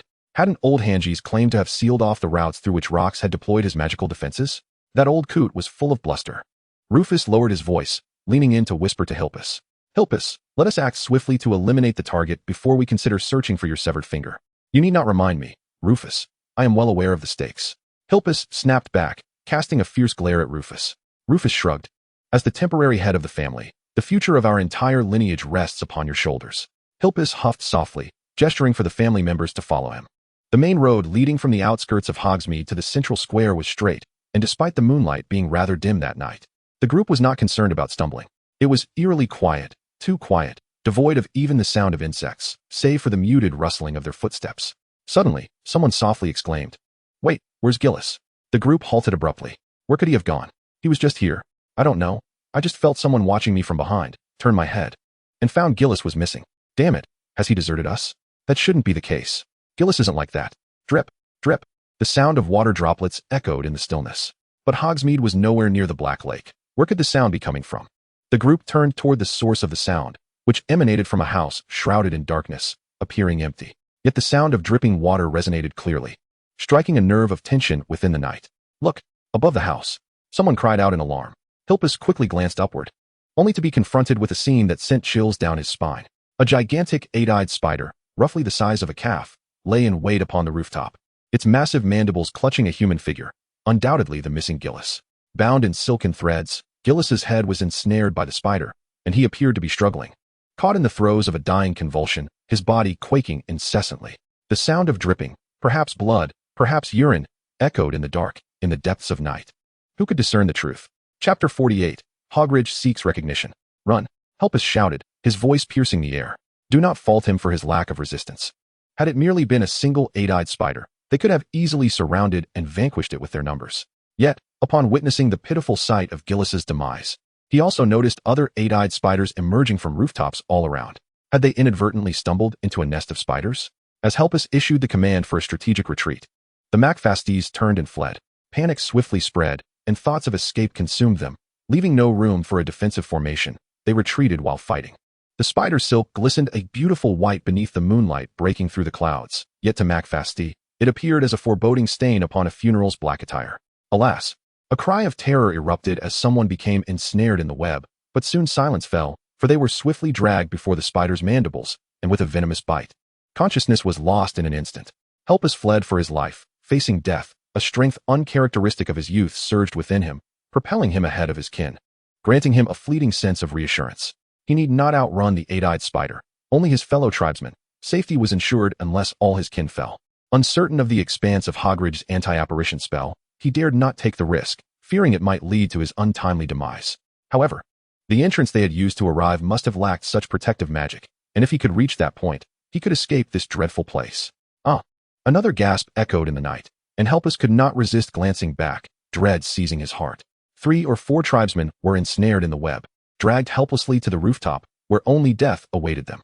Rufus, watch out! A mass of silk surged toward Rufus, prompting Helpus to shout a warning. Rufus's value to the group was unparalleled compared to the others. Rufus cried out, leaping into the air, twisting his body in a desperate maneuver. With a swift motion, he succeeded in activating his apparition spell, narrowly escaping the clutches of doom. Helpus rejoiced. There was no anti-apparition magic here. He steadied his mind, focused on his goal, and steeled his resolve. With a whoosh, Helpus vanished from sight, as the first to charge forward. His successful escape was witnessed by most of his kin, who hastily emulated his actions, attempting to flee through apparition. Whoosh, whoosh, whoosh. In moments of crisis, there are always unfortunate souls whose panic leads to disastrous failures in apparition. The consequences of a failed phantasmic displacement can be dire. One might lose a physical limb or, in the most tragic of cases, perish entirely. The unfortunate soul from the McFasty lineage appears to be the latter, his upper body having been displaced while his lower half remained behind, blood pooling around him. When Silpus re-emerged, it was at the edge of a cliff. 150 meters from McFasty Castle, the only location on the island impervious to phantasmic displacement, a designated escape route for the McFasty clan. Rufus had long returned, sitting on the ground, panting heavily, still shaken from the ordeal. Silpus had no words to offer, for the evening's operation had undoubtedly ended in failure. With a rustle, 3 tribesmen materialized. They had set out with 12, yet only 5 had returned. It was evident that any immediate plans against rocks would have to be shelved. Silpus, with a despondent expression, silently made his way toward the castle, pondering alternative means of acquiring funds. Otherwise, their group would inevitably meet a grim fate. Thus, they resolved to extract gold from me, and had their sights set on the hefty rocks. Rocks stretched languidly, a satisfied smile gracing his lips upon receiving an urgent report from Soso, who had hurried over. The loss of 7 lives in one fell swoop was bound to keep Silpus in check. Rocks stroked his chin, then shook his head. It would not do for them to remain complacent. He needed to assign them some tasks. After a moment's contemplation, he took out pen and paper, inscribing a message. Soso, take this note and deliver it to Miss Rita Skit at the Prophet's Daily, requesting her presence at Hog Ridge. Yes, master. Rocks rose to wash up, his mind abuzz with plans to incite discord between the McFasty branch and Old Hangies. Moreover, he aimed to enhance Hog Ridge's renown. With notoriety would come visitors and a steady influx of patrons, thus paving the way for the village's development. Descending the stairs, he shared breakfast with Robert and Helder before venturing out to survey the village. The aftermath of the eight-eyed giant spider incident had been expertly managed.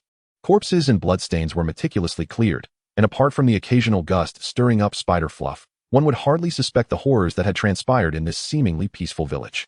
Of course, what is poison to the enemy is honey to me, and at this moment, Rox's spirits were inexplicably high. With Hagrid and Robert's impressive efficiency, the ranch's fencing should be complete by dusk.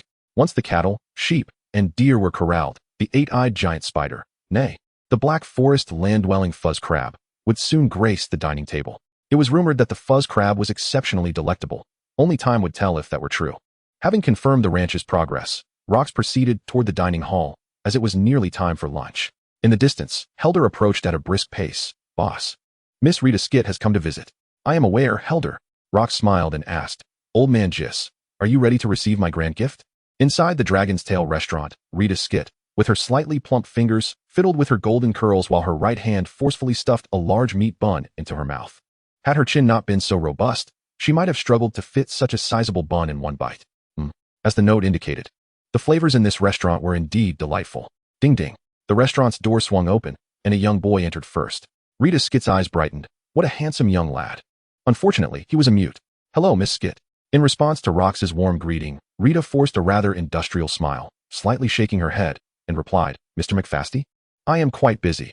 I hope you can provide me with sufficiently stunning revelations. Otherwise, for a mute who wasted my morning, I cannot promise any leniency." Arrogance. This was Rita Skeet's first impression of Rox. Of course, faced with a mute, nearly 80% of wizards exhibited a similar demeanor. Rox chuckled. "Rest assured, Miss Skeet, my revelations will undoubtedly satisfy you, perhaps even earn you this year's British Magical News Award." "Oh." Rita produced a piece of parchment and her renowned truth-bending sketch pen, raising an eyebrow and adjusting her glasses, quickly slipping into interview mode. "I must admit, you have piqued my interest, young man." Chapter 49, Rita Skeet's interview. Rox headed straight to the kitchen. "Before we begin our revelations, I would like you to sample my true culinary skills," he inquired. Miss Skeet's preference leans towards sweet or savory. "Do you enjoy spicy food, or are you averse to it? How much acidity can you tolerate?" Rita lifted her gaze slightly. The handsome boy before her seemed unperturbed by his muteness, exuding confidence throughout. "Sweet, not spicy, and a vinegar-like acidity," she replied. Rox nodded. "Then Miss Skeet can certainly handle a fair amount of sour. Indeed, I have enjoyed sour flavors since childhood." This seemed reminiscent of Dumbledore's palate. Chopping and sought ing. Rox moved with precision. Rita, contrary to her earlier claims of urgency, sat quietly observing Rox's performance. Moments later, a dish of scrambled eggs with tomatoes, a plate of pineapple chicken, and a bowl of rice were served. "Please enjoy." Having been impressed by the meat bun, Rita hesitated not at all. Within a mere 5 minutes, she was wholly captivated by Rox's culinary prowess. One could only say that the effect of dragon scale essence was rather overwhelming. Rox inquired, "Miss Skeet, how do you find my cooking?" Rita closed her eyes, seemingly lost in the aftertaste, and after a moment, opened them to respond with a single word, "Good." Rox nodded. "A chef of my caliber should not be deemed entirely irrelevant to the wizarding world, should I? Indeed. Your culinary skills surpass those of the majority of ministry employees who cannot even cast a proper ironclad charm. However, Miss Skeet, I was expelled from the village of Hogsmeade by the elderly village head, Hanges, solely because I am a squib. He invoked the power of the Hanges family to forcibly repurchase the properties of villagers, stripping me of my home for 5,000 galleons, and unceremoniously banished me from Hogsmeade. Unbeknownst to me, Miss Skeet's shorthand quill had begun to furiously transcribe my words onto parchment. Sources reveal that the elderly Hanges of Hogsmeade is a staunch supporter of the Death Eater ideology, intolerant of any non-wizards in the village, including squibs and the parents of muggle-born wizards.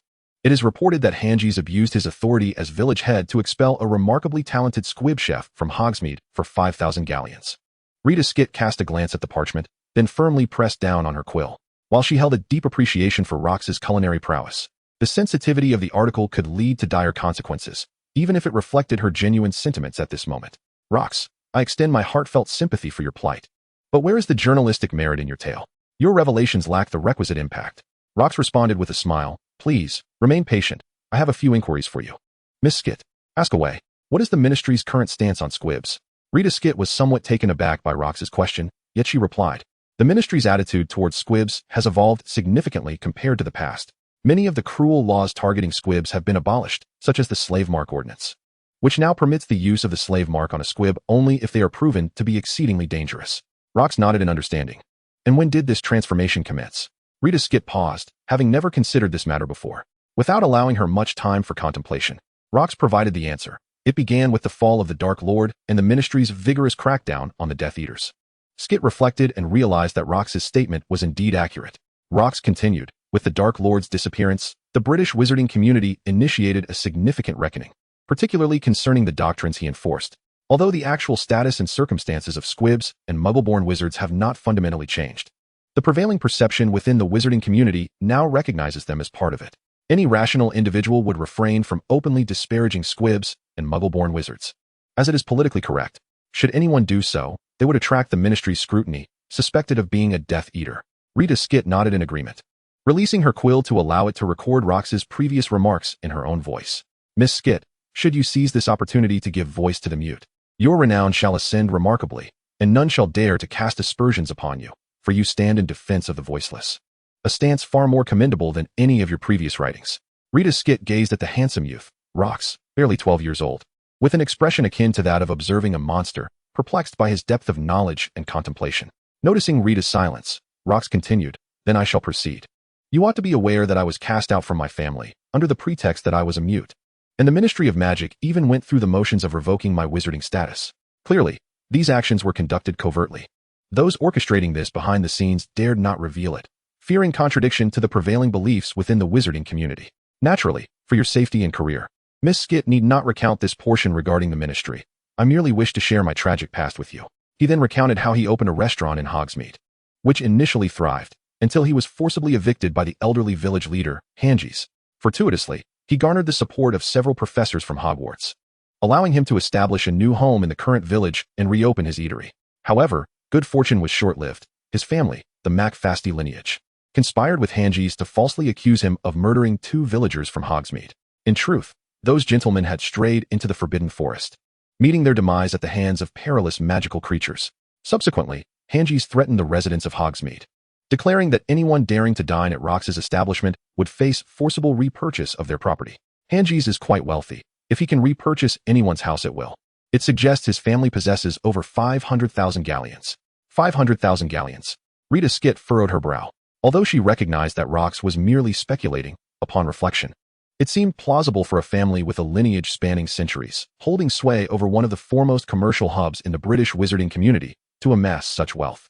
Rox continued, indeed, I suspect the Hanges family may possess even greater riches, as the elder Hanges has proclaimed that any merchant daring to collaborate with me would be barred from conducting business with Hogsmeade. You see, were it not for the Hanges family's immense wealth, one could hardly explain why he would threaten others' livelihoods over a mere mute. Rita nodded, preparing to hear more of Rox's tale. After a brief pause, noticing that Rox had fallen silent, she inquired, is that all? Yes, that is all. Rox replied with a smile. Hanges, emboldened by his family's vast holdings, disregards the Ministry's assertions, treating the mute with the ideology of the Dark Lord, inflicting irreparable psychological harm upon an innocent, pitiable, and vulnerable underage mute. This narrative delves into the remnants of the Death Eaters, political correctness, and the notion that wealth allows one to act without restraint, all of which serve as potent catalysts for public outrage.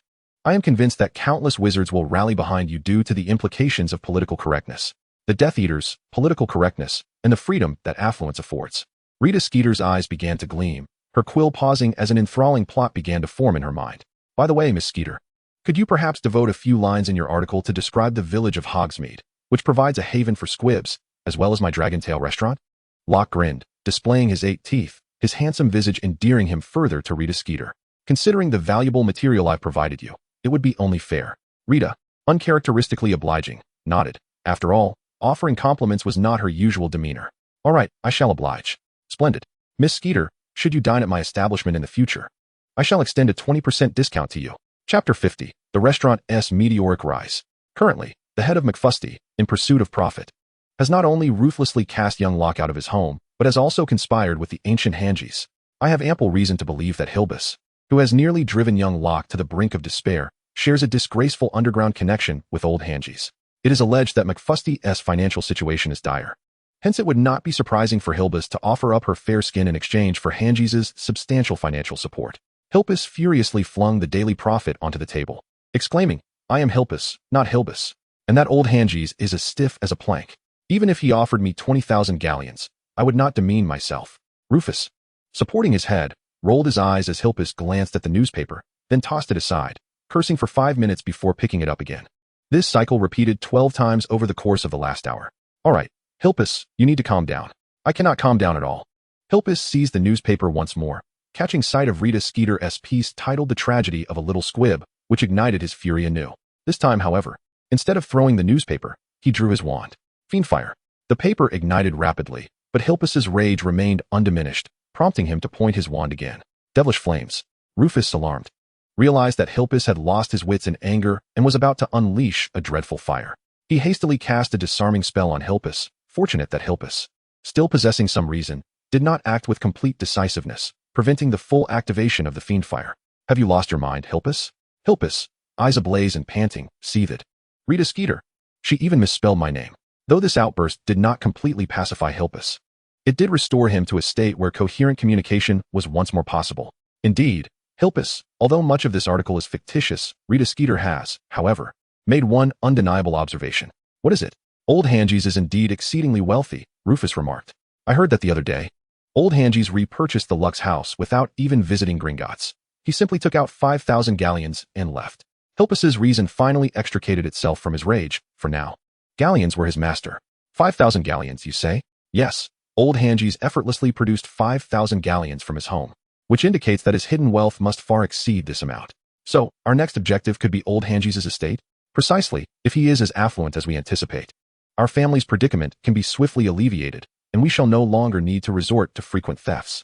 You understand, the more often we act, the greater the chance of being discovered by the Aurors. That makes sense.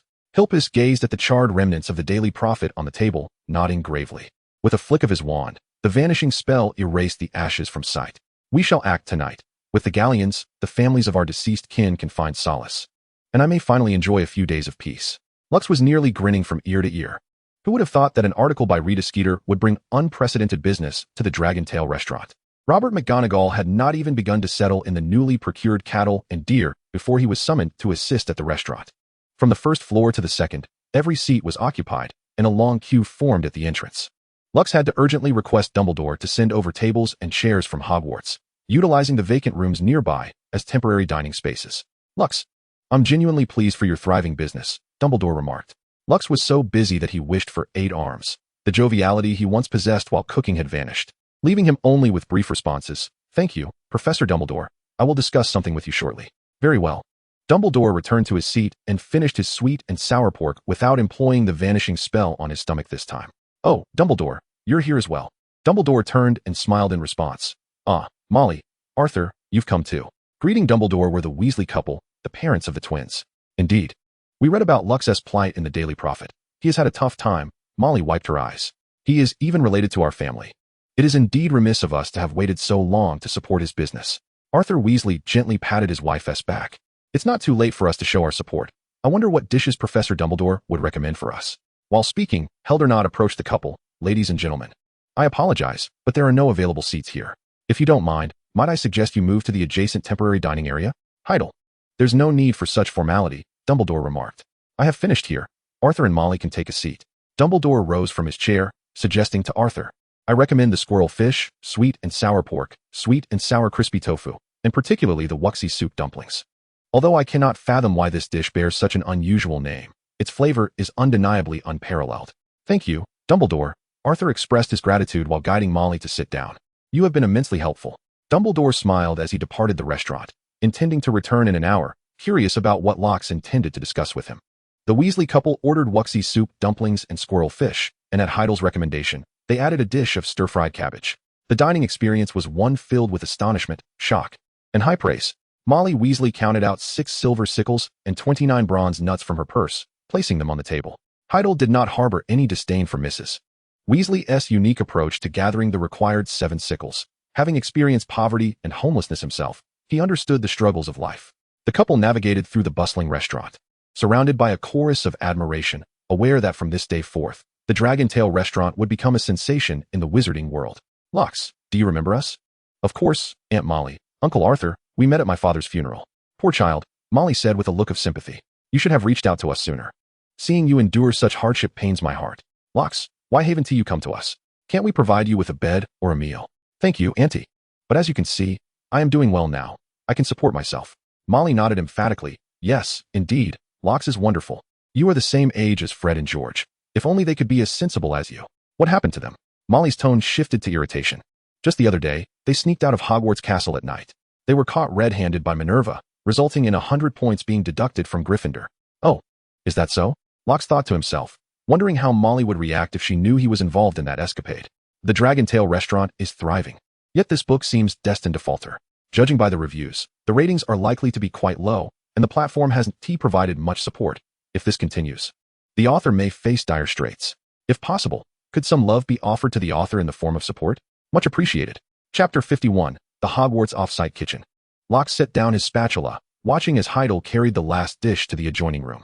He stretched his back. Even at 11, he felt a dull ache, reminiscent of the grueling days spent mastering his craft in culinary school. However, unlike those times, the fatigue now came with tangible rewards. The emotional support from the diners was overwhelmingly abundant, and Locke felt a surge of strength. Not to mention, there was a profit exceeding 50 galleons. Rox emerged from the open kitchen, greeted by the enthusiastic applause of the diners. Perhaps some among them still harbored biases and prejudices against the silent canon. Yet Rita Skeeter's article lay before them, and no one was inclined to oppose the tide of political correctness. A gesture of goodwill wouldn't cost them anything, after all. It was merely a matter of superficiality. Besides, the silent canon was what it was, while gourmet cuisine remained gourmet cuisine.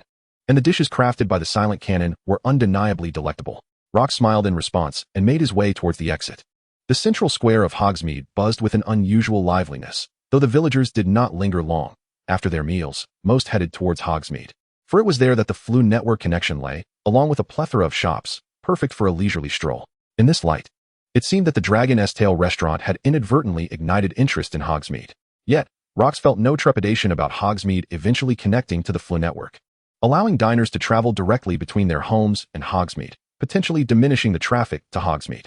However, would the villagers of Hogsmeade, having tasted success, consider relocating to Hogsmeade for foot traffic? Rox began to feel a sense of anticipation. He wondered what old Hagrid would think upon seeing the shopkeepers of his village migrate one by one to Hogsmeade. Rox held a profound confidence in his culinary skills. Today's success was certainly not a fleeting phenomenon, and the Dragon's Tail restaurant was destined to become the pinnacle of the dining scene in the wizarding world of Britain. Suddenly, with a flourish, Dumbledore appeared before Rox amidst a swirl of flames. Rox, you have finally finished your tasks. Rox nodded. Professor, your timing is impeccable. Shall we converse as we walk? Indeed. Side by side, Rox and Dumbledore strolled towards the pastures outside the village. Professor Dumbledore, I wish to pursue a deep collaboration with Hogwarts, specifically in the realm of dining. Dumbledore's hands, concealed within his sleeves, trembled slightly as he adjusted their position.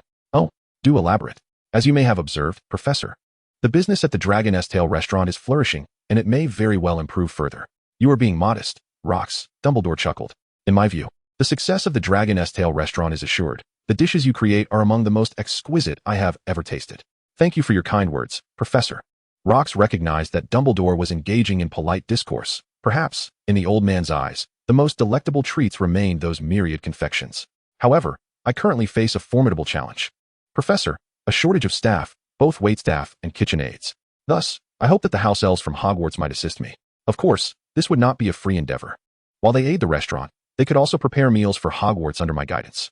I would incorporate my exclusive secret recipes into Hogwarts meals, ensuring that the dishes crafted by the house elves would not fall short of my own culinary creations. Dumbledore's eyes sparkled with intrigue. The professors have grown quite weary of the routine of merely making an appearance in the auditorium each day, hastily consuming a few bites before rushing off to the Dragon Tail restaurant. The prospect of relishing exquisite meals within the castle would be a veritable blessing for them. However, such an arrangement would inevitably diminish the financial contributions from the faculty. Oh, that's merely a trifling sum. Lockhart waved his hand dismissively. The labor provided by the house elves has long since compensated for that loss. Dumbledore nodded in agreement. Very well, I shall confer with Minerva upon my return. And you shall have an answer by dinner. Do not fret, I believe Minerva will be in favor of this initiative.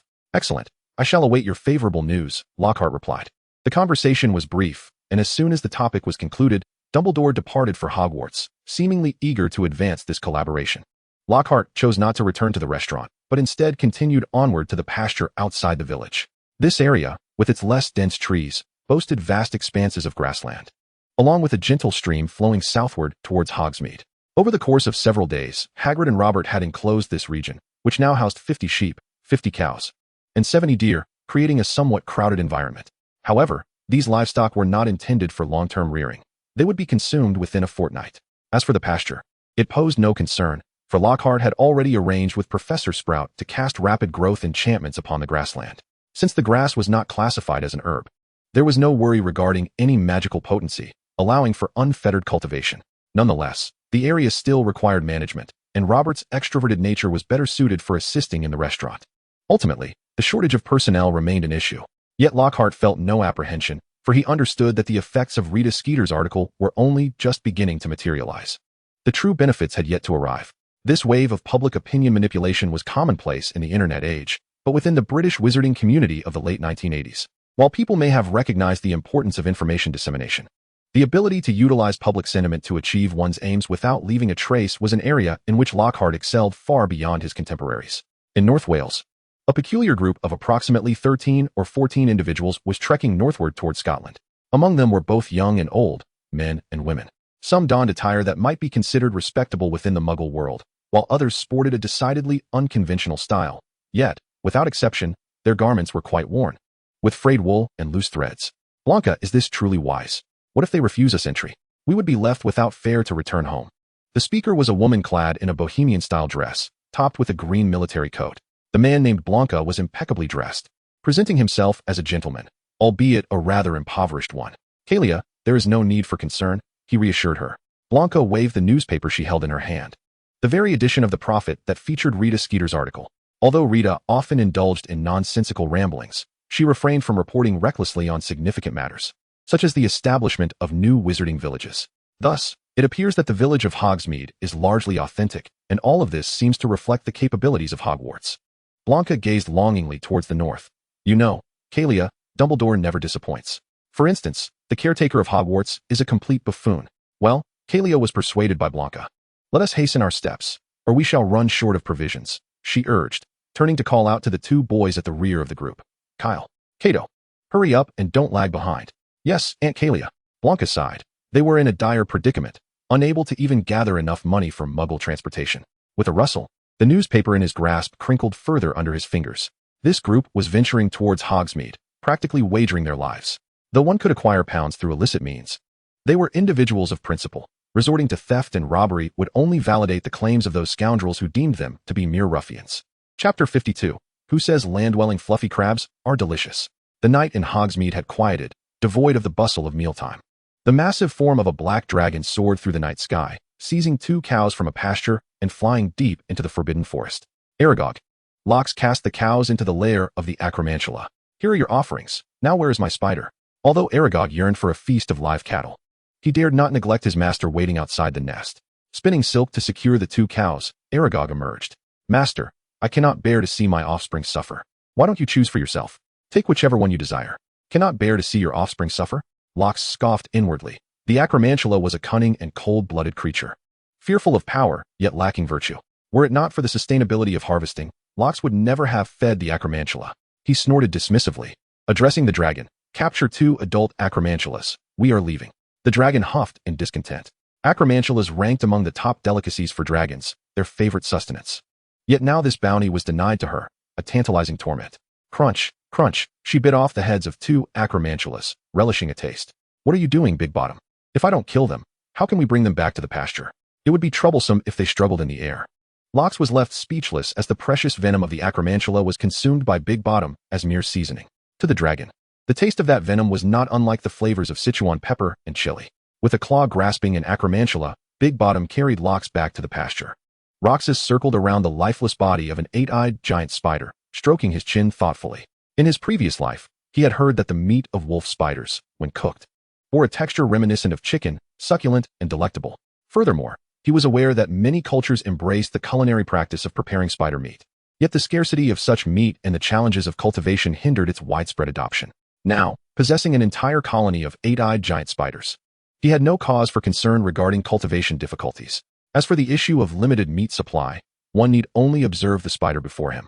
Comparable in size to a calf, not to mention its 8 legs, each as thick as a human thigh. The meat within must surely be abundant. Filled with excitement, Roxas unsheathed his cleaver. After all, it was entirely reasonable for a chef to carry his tools.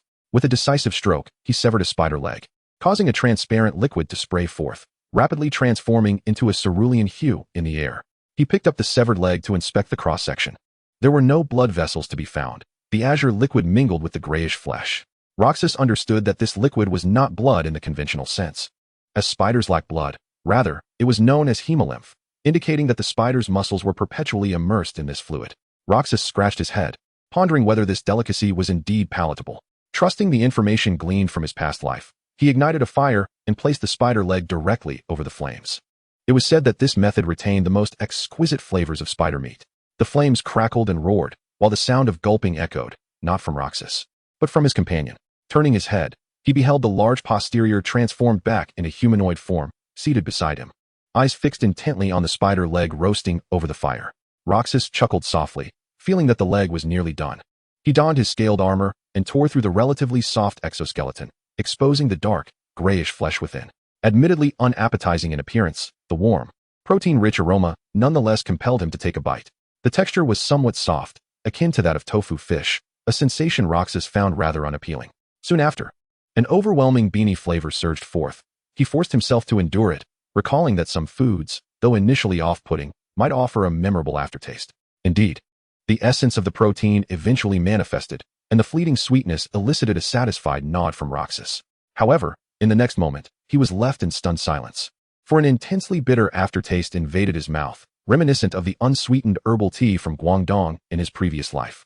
Spitting out the spider meat with haste, Roxas was still haunted by the lingering bitterness intertwined with the bean-like flavor, which made him feel nauseous. His companion, puzzled by his reaction as if he had ingested poison, could no longer restrain herself. She snatched the spider leg from him and took a hearty bite. With a visage increasingly human-like, she exhibited a look of sheer satisfaction. The taste was simply divine. Observing her relish, Roxas couldn't help but reflect on the stark contrast between human and dragon palates. Rox did not believe in superstition. He presumed that the only unpalatable part might be the spider legs, while the substantial body could harbor something not so disagreeable. Thus, he spat, twice over, bitterness compounded. It was evident that the eight-eyed giant spider was not of the same ilk as the edible varieties. The marvel of magical creatures lay in their fundamental differences from ordinary animals. Magic? Indeed, magical creatures possess magic. So could it be said that the bitter taste was, in fact, the essence of that magic? Rox shook his head, realizing he must have been overwhelmed by bitterness, as nonsensical thoughts emerged. He sighed and remarked, "All these spiders are yours, Big Butt." "Really?" Big Butt's joy was palpable, reminiscent of an exuberant puppy, its tail wagging vigorously behind. "Truly, consume them all." In an instant, Big Butt leaped, embracing Rox and affectionately licking his face with its tongue. "You are so wonderful, master. Wait a moment, I shall feast shortly." No sooner had the words left its mouth than Big Butt transformed back into its dragon form, opening its maw wide as it swiftly devoured the two eight-eyed giant spiders. Burp. Contentedly, Big Butt belched, "Master, let us return." Rox raised an eyebrow, conceding that there was no need to contemplate a new menu. Yet two eight-eyed giant spiders would still need to be delivered weekly, as it seemed to suit Big Butt's palate. Perched upon the dragon's back, Rox patted Big Butt's spine. "Hey, I'm heading back to sleep. Why are you flying aimlessly? I feel an abundance of energy coursing through me. Allow me to soar a while longer." Sighing, Rox realized he would have to wait for Big Butt to digest. Had he known this would be the case, he might have preferred to walk back himself, allowing Big Butt to frolic freely. Bored, Rox began to gaze downwards, observing Hogwarts standing majestically amidst the night, resembling a colossal beast. Its scattered lights akin to the eyes of a hydra. Rox paused, for he spotted a flicker of flame. In that direction lay Hogsmeade. The young man stroked his chin. A fire in a wizarding enclave was a rarity, as every wizard could transform into a fire hydrant. Therefore, such a substantial blaze must be deliberate. "Big Butt, let us investigate." Roar. As they neared Hogsmeade, the smile on Rox's face became increasingly difficult to conceal, for he was almost certain that the burning house was none other than the residence of Old Hanges. The effects of Rita Skeeter's article were still manifesting. Although Soso had previously informed Rox, witnessing Old Hanges' misfortune brought a joy beyond ordinary imagination. Chapter 53. Lady, who are you? Hogsmeade was abuzz with activity. Lanterns illuminating one by one, and from a great height, it appeared as though the entire village had come to life. Rox chuckled, silently mourning for Old Hanges, wondering if Hilpus and the others had managed to empty the old man's coffers on this excursion. As the patriarch of the Hogsmeade village, who directly experienced the fairy rebellion a century ago, the old man Gister is unlikely to hide his gold galleons and Gringotts. Rather, he would stash them within the confines of his home. If that were indeed the case, after enduring such an ordeal, Gister would probably find it difficult to leverage the tactic of coercing others through forced repurchase. "Are you not yet done frolicking? I wish to return to my slumber." He grumbled. "Not yet. I feel an overwhelming surge of strength coursing through me, my magic continuously escalating. Should I return to the cabin? I fear I might ignite it. Came the spirited retort. This assertion held truth. Within Rock's perception, although the connection with the large creature had not intensified, the power within him seemed to swell ceaselessly. The temperature of the scales beneath him also rose, compelling Rox to rise to his feet. Contrary to the exhilaration experienced by the creature, Rox felt increasingly fatigued. Then kindly set me down. Thereafter, you may indulge as you wish, he requested. I cannot leave your side.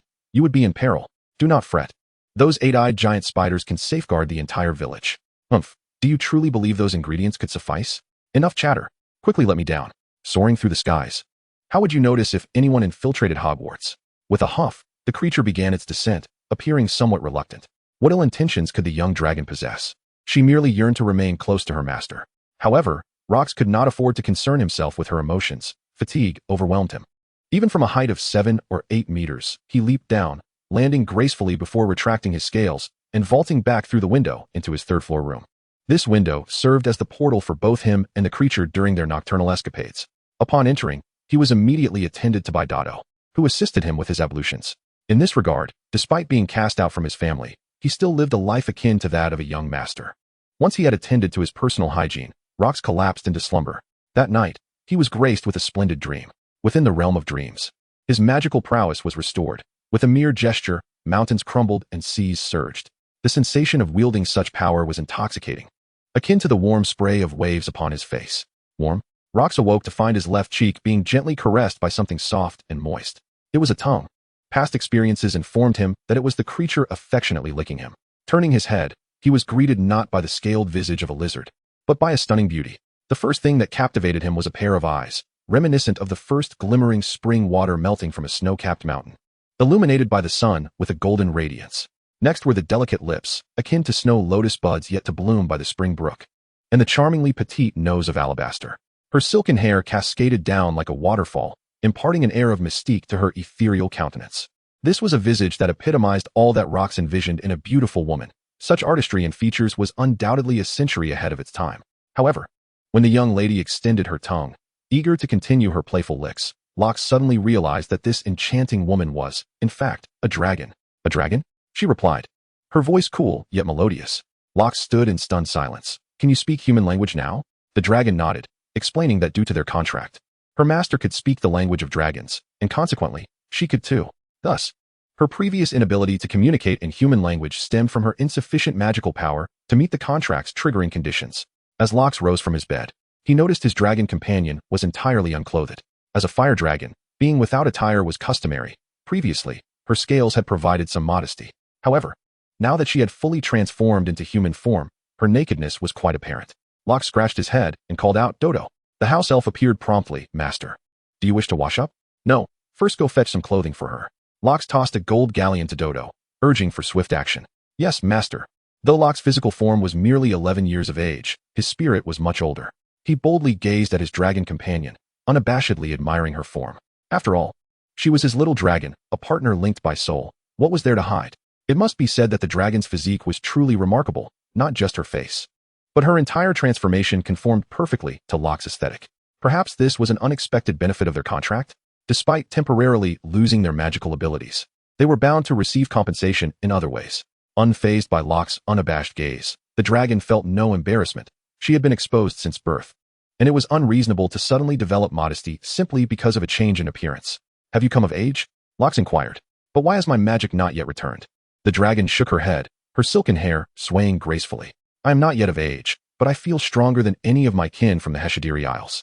Locke stroked his chin, contemplating the dragon's sudden transformation, which evidently stemmed from their encounter with the 8-eyed giant spider the previous night.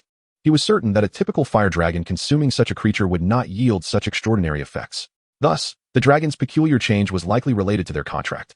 The secret technique had been shrouded in mystery. By the latter part, many elements remained vague. Were it not for his father's earnest persuasion and his own burgeoning confidence as a prodigy, he would have refrained from impulsively employing the secret technique. In hindsight, Locke would certainly avoid such risks now. Locke recognized that he had been overly eager. Despite the dragon's alluring demeanor, her true age was only 8. It would not be until January of the following year that she would barely reach 9.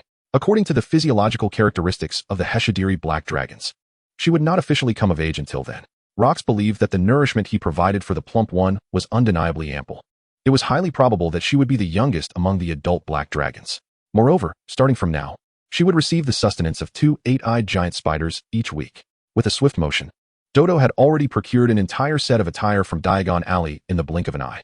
This was a maid's outfit, a dragon maid. Rox stroked his chin, initially expecting Dodo to choose a dress, yet it was understandable, as Dodo's greatest aspiration was to don a butler's uniform. Although this dream was likely unattainable, for once Rox bestowed upon her the garments, it would signify that he no longer required her services. Indeed, it was quite beautiful. Rox was thoroughly pleased with the plump one's appearance. Her natural beauty required no embellishment.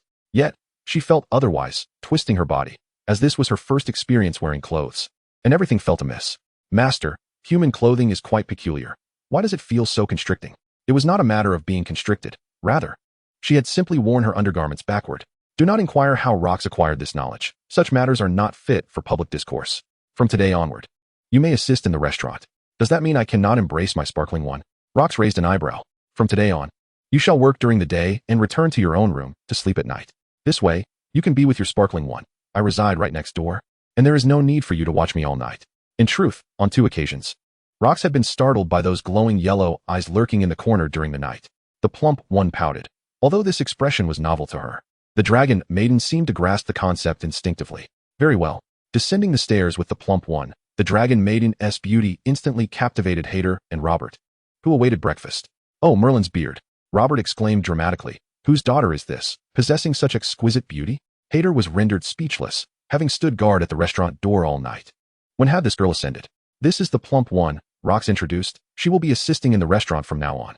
She is inexperienced in this field, so Hayter, please teach her. Yes, boss. Big ass. Robert was taken aback for a full 3 seconds. That name is rather unfortunate, boss. Her parents seem to have a terrible talent for naming. What kind of naming skills must one possess to bestow such a dreadful name upon such a beautiful girl? The plump one glanced at Rox, realizing that her name was chosen by her master. Did that mean her master had given her a dreadful name? Rox, with a darkened expression, strode directly into the kitchen, unresponsive to Robert's remarks, forcefully terminating the conversation. The name Big Bottom was chosen due to the character's notably ample posterior during her childhood, which far surpassed that of her contemporaries, the little black dragons. In the eyes of the black dragons, a larger rear end was regarded as an asset, indicating a well-developed musculature at the tail end, allowing for superior aerial maneuverability and enhanced force in tail strikes. Hence, Big Bottom has always held a fondness for the name bestowed upon her by Lox, interpreting it as a commendation of her strength. The daily routines of the restaurant need not be elaborated upon. After breakfast, everyone headed to the ranch to tend to their tasks, returning to the restaurant before meal times to prepare for the impending busyness. However, before 10 o'clock, Headmaster Albus Dumbledore had already arrived at the establishment. Good morning, Lox, he greeted. Good morning, Professor, she replied. Dumbledore took a seat at the bar in front of the open kitchen. I discussed yesterday's events with Minerva, and she believes that the collaboration between Dragontail Restaurant and Hogwarts is feasible. I am here to inform you that the partnership you suggested can commence immediately. With a clap of his hands, a flurry of sounds erupted, and at least 15 house elves appeared in the restaurant. This is Labo, a house elf with remarkable culinary talent. Leading this group of elves, Dumbledore introduced. Labo, the head house elf, bowed to Lox, and the other elves followed suit with varying degrees of formality. Greetings, sir. From today onwards, we shall be at your service. Please feel free to communicate any requests directly to me. Lox clapped her hands, and Dodo sprang forth from the void. Master, he exclaimed. This is Labo. They are here to assist. Please discuss any important details with them. I will need you all in the kitchen to help at noon. Lox turned to Dumbledore. Professor, since you are here, I might trouble you a bit. My newly purchased tables, chairs, and kitchenware will arrive shortly, but before that, I would appreciate it if you could cast the undetectable expansion charm on the first floor of the restaurant and my kitchen. Dumbledore chuckled. To use the undetectable expansion charm illicitly would render me liable to repercussions from the Ministry of Magic. Lox shook her head. Professor, please do not jest with me. A mere child, who does not know of your vast influence. It is but a formality. I trust you would not even need to visit the ministry in person. A simple letter would suffice for your students there to assist you. Ha ha ha. Dumbledore laughed, stroking his beard. You overestimate me, Lox. Nonetheless, Dumbledore retrieved his old wand. And with each graceful wave, the first floor visibly expanded, becoming remarkably spacious within mere seconds, nearly the size of a Quidditch pitch. Is this sufficient, Lox? He inquired. Lox nodded. It is ample. If it were any larger, my staff would need to ride bicycles to deliver the meals. Sir, you need not worry about that, Labo interjected. Even if the space were to increase further, We would ensure that every dish reaches every corner. Raffo puffed out his chest, and the little sprites behind him followed suit. Albeit in a somewhat disordered manner, yet it still conveyed their confidence in their abilities. Rox smiled gently. Of course, I am confident that you will excel. Raffo appeared utterly delighted. The employer's acknowledgement was the highest form of praise for them. Oh, by the way, Dumbledore said, putting away his elder wand. There is something I wish to discuss with you, Rox. Professor, you may proceed, Rox replied. Dumbledore retrieved a letter from his robe and handed it to Rox. Beside them, the plump sprite appeared puzzled. Although she could now speak human language, she remained illiterate. Rox accepted the letter, and, as anticipated, since Dumbledore had mentioned the admission book, the letter was undoubtedly Hogwarts' acceptance notice. The envelope bore the inscription, to Miss Biggest McFasty, residing at number 1, 3rd floor, Hogsmeade Village. Rox did not even need to open the letter. Having perused the original text and countless fan interpretations, he could recite the contents of Hogwarts' acceptance letter almost verbatim. Professor, this is unreasonable. The semester has already commenced. Rox exclaimed. Such precedents do exist, Dumbledore replied. In 1765, a child from the Witterfolk family experienced a magical surge at 11 years and 7 months old. That incident occurred in January, yet Hogwarts still accepted the child. Dumbledore then glanced at the plump sprite. However, Miss McFasty appears to be around 16 or 17. This magical surge seems rather delayed. Rox felt a surge of frustration. Although the sprite was merely 8 years old, in the eyes of a dragon, she was on the verge of adulthood, which, when compared to human standards, equated to about 17. This was evident from the sprite's humanoid appearance. Hiding behind Rox, the plump sprite felt overwhelmed by Dumbledore's imposing presence. After all, the Dragon Slayer title was not merely a title. At that moment, the sprite empathized deeply with the 8-eyed giant spider, likely experiencing similar feelings of trepidation in its presence. The sprite poked Rox's arm and stammered, Is this about me going to Hogwarts? I don't want to go, can I? Rox turned to see the young dragon trembling slightly, her large, glistening eyes filled with fear. It was a jest. To place an underage dragon and a dragon slayer in the same castle would surely terrify her to death. Dragon lives are precious too. Chapter 55. The Future of the Mute Cannoneer. Rox chuckled silently. Was this the same haughty dragon from last night who dismissed the 8-eyed giant spider as worthless? My apologies. Professor. Locke spoke up, indicating that Biggs seemed quite fearful of attending school. Furthermore, as you are aware, my staff is in short supply. So whether it be her personal wishes or the operational status of my restaurant, it appears she cannot venture to Hogwarts for her magical education. Dumbledore did not contest this. His eyes reflected a steadfast certainty. He waved his hand dismissively, suggesting that if she did not go, then so be it. Hogwarts had little to teach Miss McFasty. Locke nodded in agreement. It seemed that Dumbledore was fully aware of both the known and the unknown, given the long-standing friendship between the Dumbledore and McFasty families. It was hardly surprising that he would be privy to some of their secrets. Thank you, Professor. This noon, I shall prepare some sweet sauce for you to enjoy with your pancakes, Locke declared. You cannot fathom the delightful news I received today, last night. An atrocious robbery occurred in Hogsmeade, and the old Hangy's household was utterly ransacked. This incident transpired near Hogwarts, and as the headmaster, I must visit the scene myself. A broad smile spread across Locke's face. Even after a night had passed, the thought of the old Hangy's misfortune brought him uncontainable joy. Professor, please forgive my schadenfreude. It is truly because old Hangy's is my rival, and I find it impossible to empathize with his plight. Quite understandable, Dumbledore replied, tucking his hands back into his sleeves. I shall look forward to the pancakes and sauce at noon. You shan't be disappointed, Locke assured him. Dumbledore nodded, glancing past Locke at the ample figure behind him, and added with a knowing tone, As for Miss McFasty, Locke, you must keep a vigilant eye on her.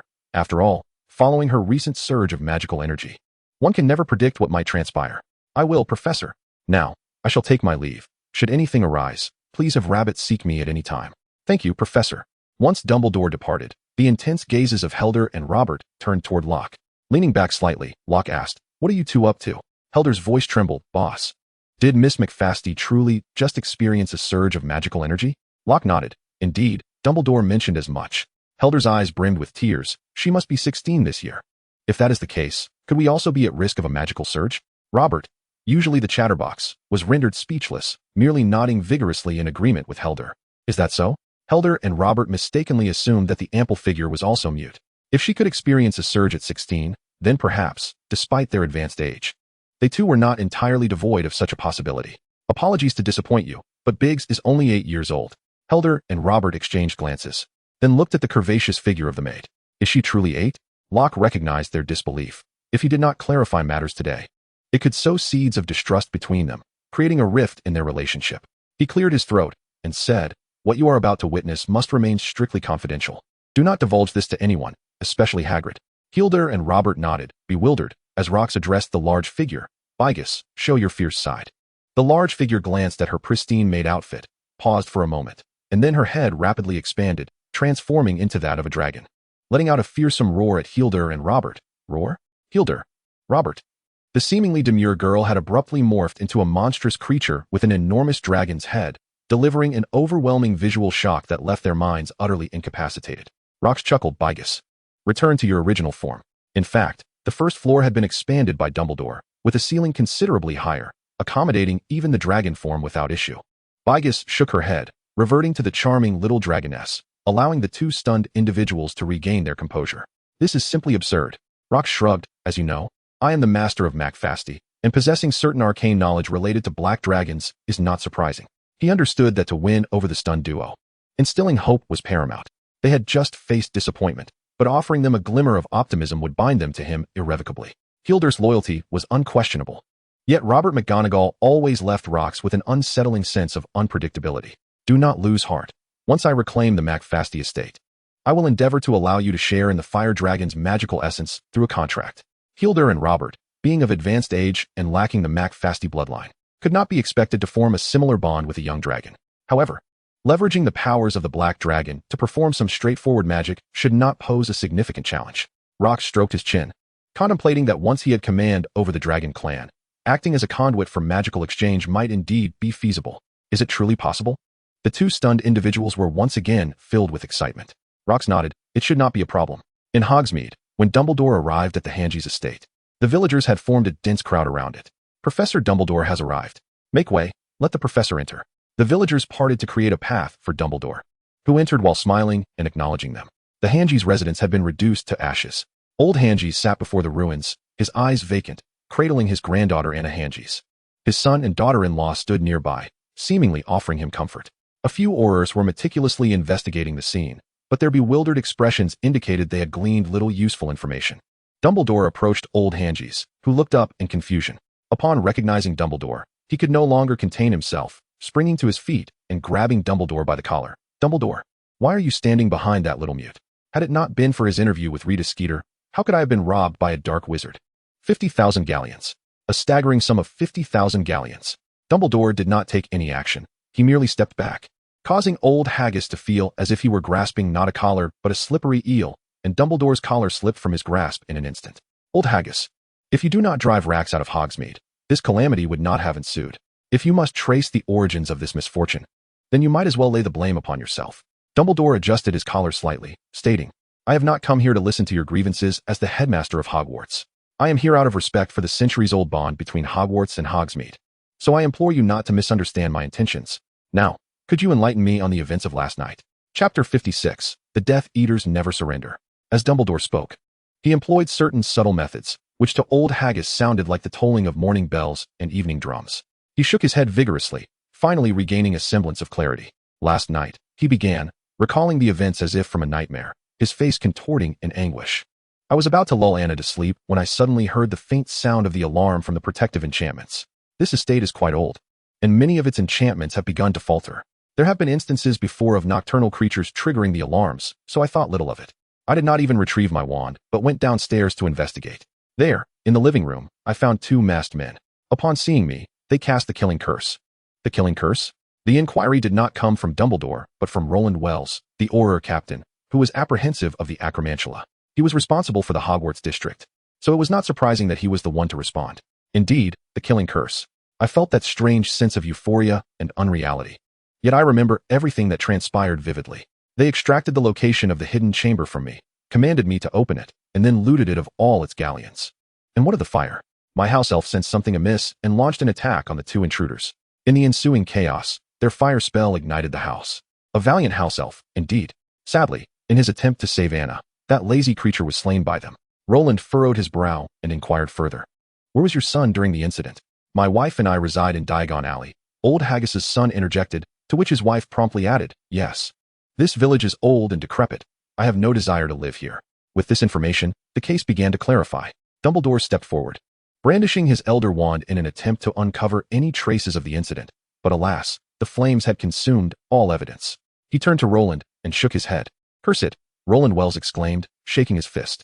"This mirrors the robbery in Diagon Alley. The culprits are fond of using the killing curse. And it just so happens there were two of them." Dumbledore sheathed his wand and said to Roland, "It appears there is nothing I can assist with here, Mr. Wells. So I shall return to school. Nevertheless, I must express my gratitude for your presence, Professor.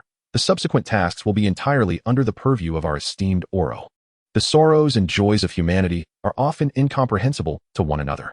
While the atmosphere surrounding Old Haggis is shrouded in gloom, the study of McFasty Castle is filled with an exuberance surpassing the effects of any elation potion.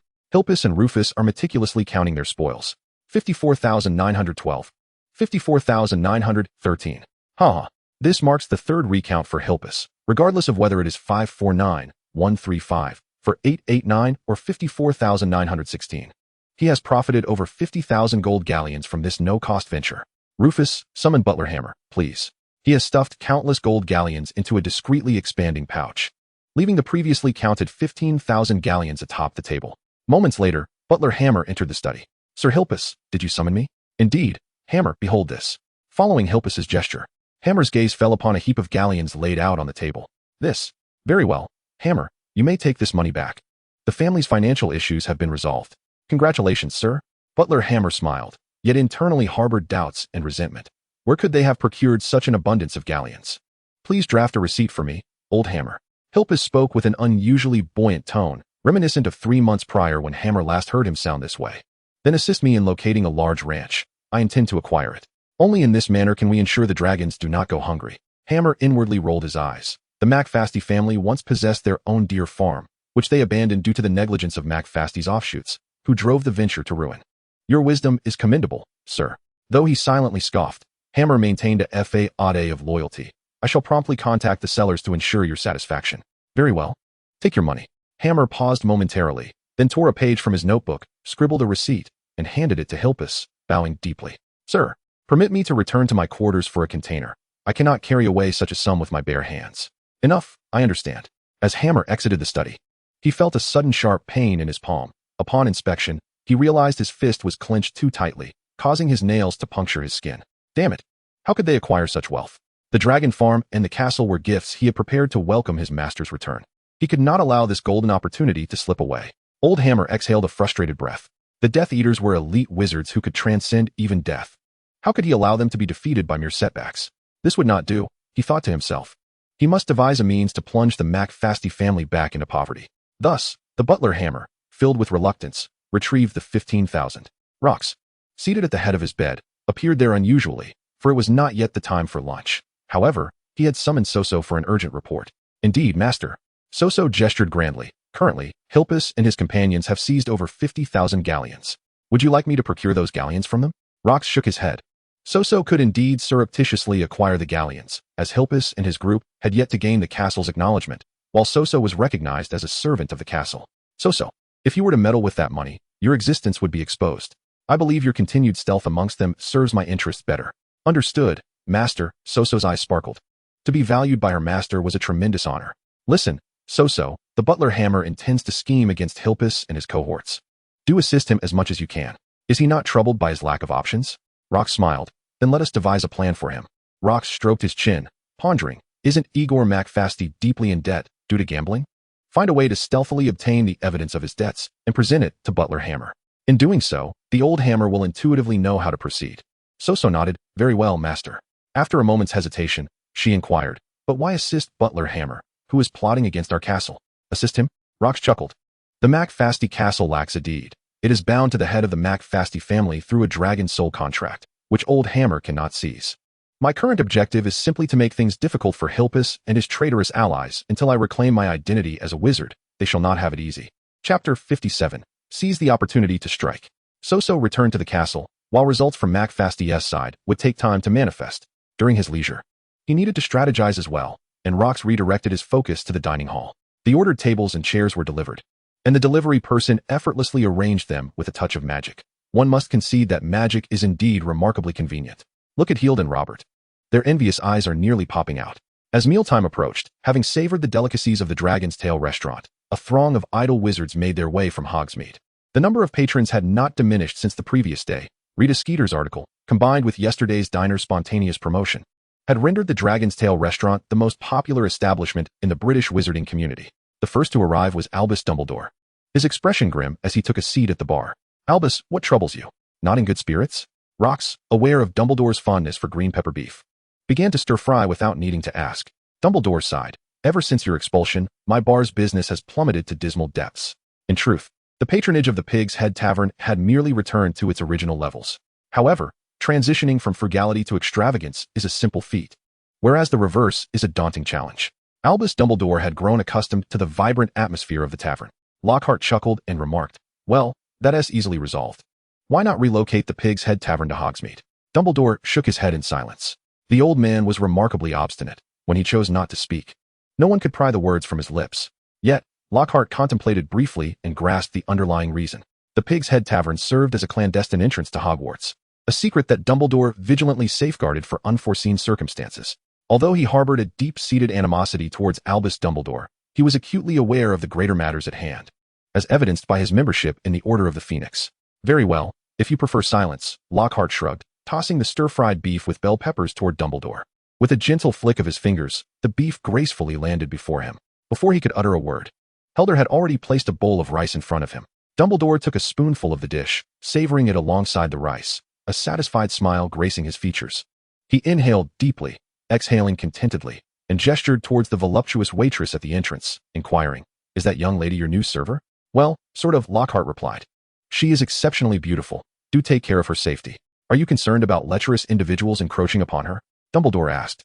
"Indeed," Lockhart responded, an odd expression crossing his face, followed by a light-hearted shake of his head. "Fear not. The number of wizards who could take advantage of her in the entire British wizarding community is scarcely more than 10. Dumbledore shot Lockhart a skeptical glance, dismissing his bravado. In truth, the waitress's beauty was undeniable, a perfect image formed in Lockhart's mind after encountering countless stunning women in his past life. While personal tastes may vary, beauty remains beauty. Anyone who laid eyes upon Miss Beatrice McFasty would inevitably be captivated. Guests entering the tavern often found themselves glancing back at the enchanting waitress. Some gentlemen, even when accompanied by partners, would steal surreptitious glances despite their companions' gentle admonishments. "Ah, what a lovely young lady!" a lively voice exclaimed. Lockhart turned to see Madame Rosmerta, the charismatic proprietor of the Three Broomsticks, circling the waitress with admiration. "Your beauty puts me to shame."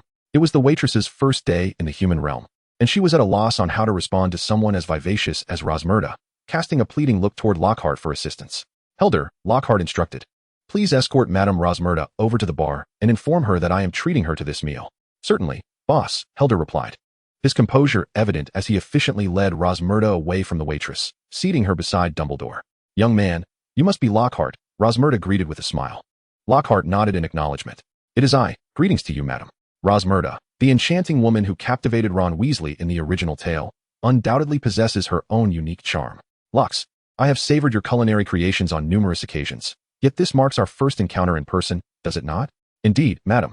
I sincerely apologize. I had long wished to meet you sooner, but various circumstances intervened." "I understand, madam." Locke's smile is profoundly healing, as if the discrimination faced in Hogsmeade had never transpired, leaving Rosmerta momentarily dazed and stirring a twinge of guilt within her. Suddenly, Locke turned towards the entrance and instructed House Elf Hilda, "That is Madame Pootafoot. Kindly escort her here." Madame Pootafoot is the proprietress of the tea shop in Hogsmeade. Upon being brought to the bar and seeing Aberforth and Rosmerta, she exclaimed in surprise, "You all are here as well?" Locke replied with a smile, "Good day, madam. In truth, that question ought to be posed by me. What brings you all here today? Has village chief Haggis lifted the restrictions upon you?" Madame Pootafoot scoffed. "That old fool is far too preoccupied with his own woes. He is likely locked away in his chamber weeping at this very moment." Rosmerta remarked, "Poor old Haggis, having lost his home to flames and his possessions to theft. And now his son has taken his granddaughter Anna back to London." Locke nodded in understanding. It became clear to him that old Haggis, beset by misfortune, had no mind for affairs, while the villagers, already addicted to dragon tail cuisine, were eager to indulge. "What would you ladies like to eat?" "Fried rice." Locke shook his head. The takeout options previously provided were merely quick dishes, not necessarily the most delectable. "Please share your individual preferences with me, and I shall prepare your meals accordingly." At that moment, Robert approached, clutching a thick stack of order slips. "Boss, here are the orders from the guests." Locke accepted the order slips, clearly detailing the dishes requested by the table, along with the reserved seat numbers and today's menu, which Robert McGonagall had already mastered. Labo. Yes. Chef. Locks handed the order slips to the house elf, instructing him to process the ingredients in the order of the guest requests. For items requiring frying, bring them to me. Others should focus on steaming and stewing. Labo, stay by my side and learn how to prepare stir-fried dishes. Yes, chef. With half an hour remaining until Hogwarts meal service commenced, he reminded, ensure that the professor's meals are prioritized in the preparation schedule. Yes, chef. Madame Pootafoot and Ms. Rosmerta stared in astonishment at the bustling kitchen area. Due to their previous angle, they had not noticed the multitude of house elves present. From their conversation, it seemed that Locks was also responsible for the culinary offerings at Hogwarts. Their perception of Locks underwent a profound transformation at this moment, when the delicacies meant for them were served at the table. The ladies realized that Rox's words were not mere exaggeration. The dishes available on the takeout menu were of an entirely different caliber compared to those savored within the establishment. How is the flavor, dear ladies? Rox inquired, his hands never ceasing their diligent work. Prior to the training of the house elves, he had been equally busy during operational hours. However, the presence of the two ladies was paramount, and despite the bustling atmosphere, he felt compelled to exchange a few words with them. Rox, your culinary skills are the most impressive I have ever encountered. One exclaimed. Indeed, in my entire life, I have never tasted anything so exquisite. Rox smiled and nodded appreciatively. Thank you for your kind words. Since my culinary talents have garnered your approval, would you be interested in relocating to Hogsmeade? That way, you could indulge in such dishes daily. Moreover, you would no longer have to contend with old Hangie's threats. Rox, you truly have a knack for jest, Lady Rosmerta chuckled, covering her mouth in amusement. Yet, she observed Rox's serious demeanor as he prepared the dishes and found no hint of humor in his expression. Are you serious? She inquired. As Rox plated the food, a house elf promptly collected the dishes, marked them with table numbers, and placed them at the pickup station. Robert and Hilder, who happened to be nearby, would serve the dishes, while for guests seated at a distance, they would call upon Miss Plump, who was swift and naturally suited for the task. Everything proceeded with meticulous organization, and the entire restaurant functioned like a flawlessly operated machine. Turning to Lady Rosmerta, Rox stated, I am indeed serious. You have witnessed the thriving business I have here. Just imagine, if your establishment were to move to Hogsmeade, how significantly your customer flow would increase. Even if this era is somewhat indifferent to the concept of traffic, the evident popularity of the Dragon Tail restaurant unfolds splendidly before you.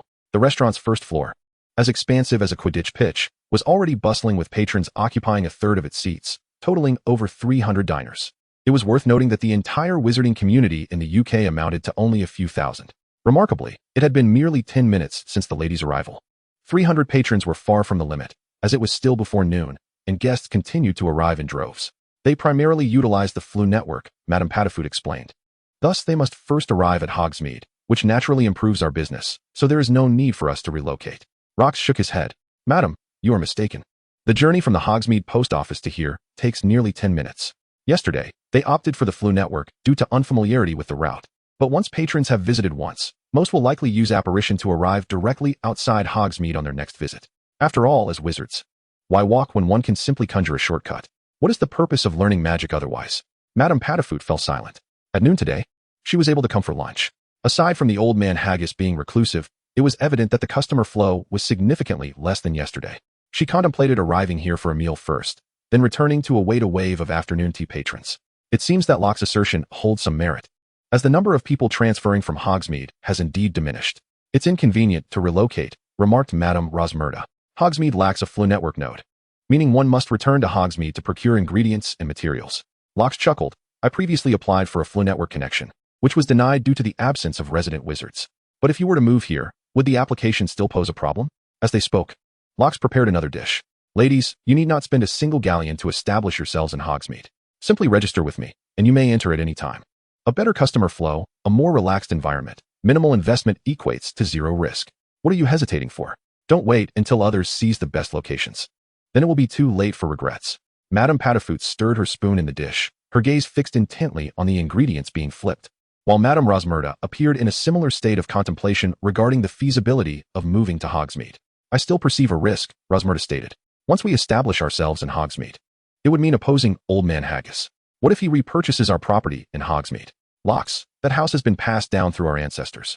Locks cast a sidelong glance at Madame Rosmerta. Madam, I am a party to a forced repurchase, so I am well aware of the details involved. Prior to any repurchase, Hogsmeade's magical contract requires confirmation that the price paid by Haggis is adequate. In other words, Although forced repurchase is akin to coercion, it must adhere to the principle of equivalent value. But now that Haggis's home has been completely looted, does he possess enough galleons to repurchase? Locks appeared to recall something amusing, smiling before shaking his head. Moreover, as long as there are enough people relocating to Hogsmeade, does Haggis truly have the authority to pursue all of them? If that were the case, he would be exceedingly tyrannical. Aberforth timely interjected, Locks, are you implying that you intend to invite others to establish themselves in Hogsmeade?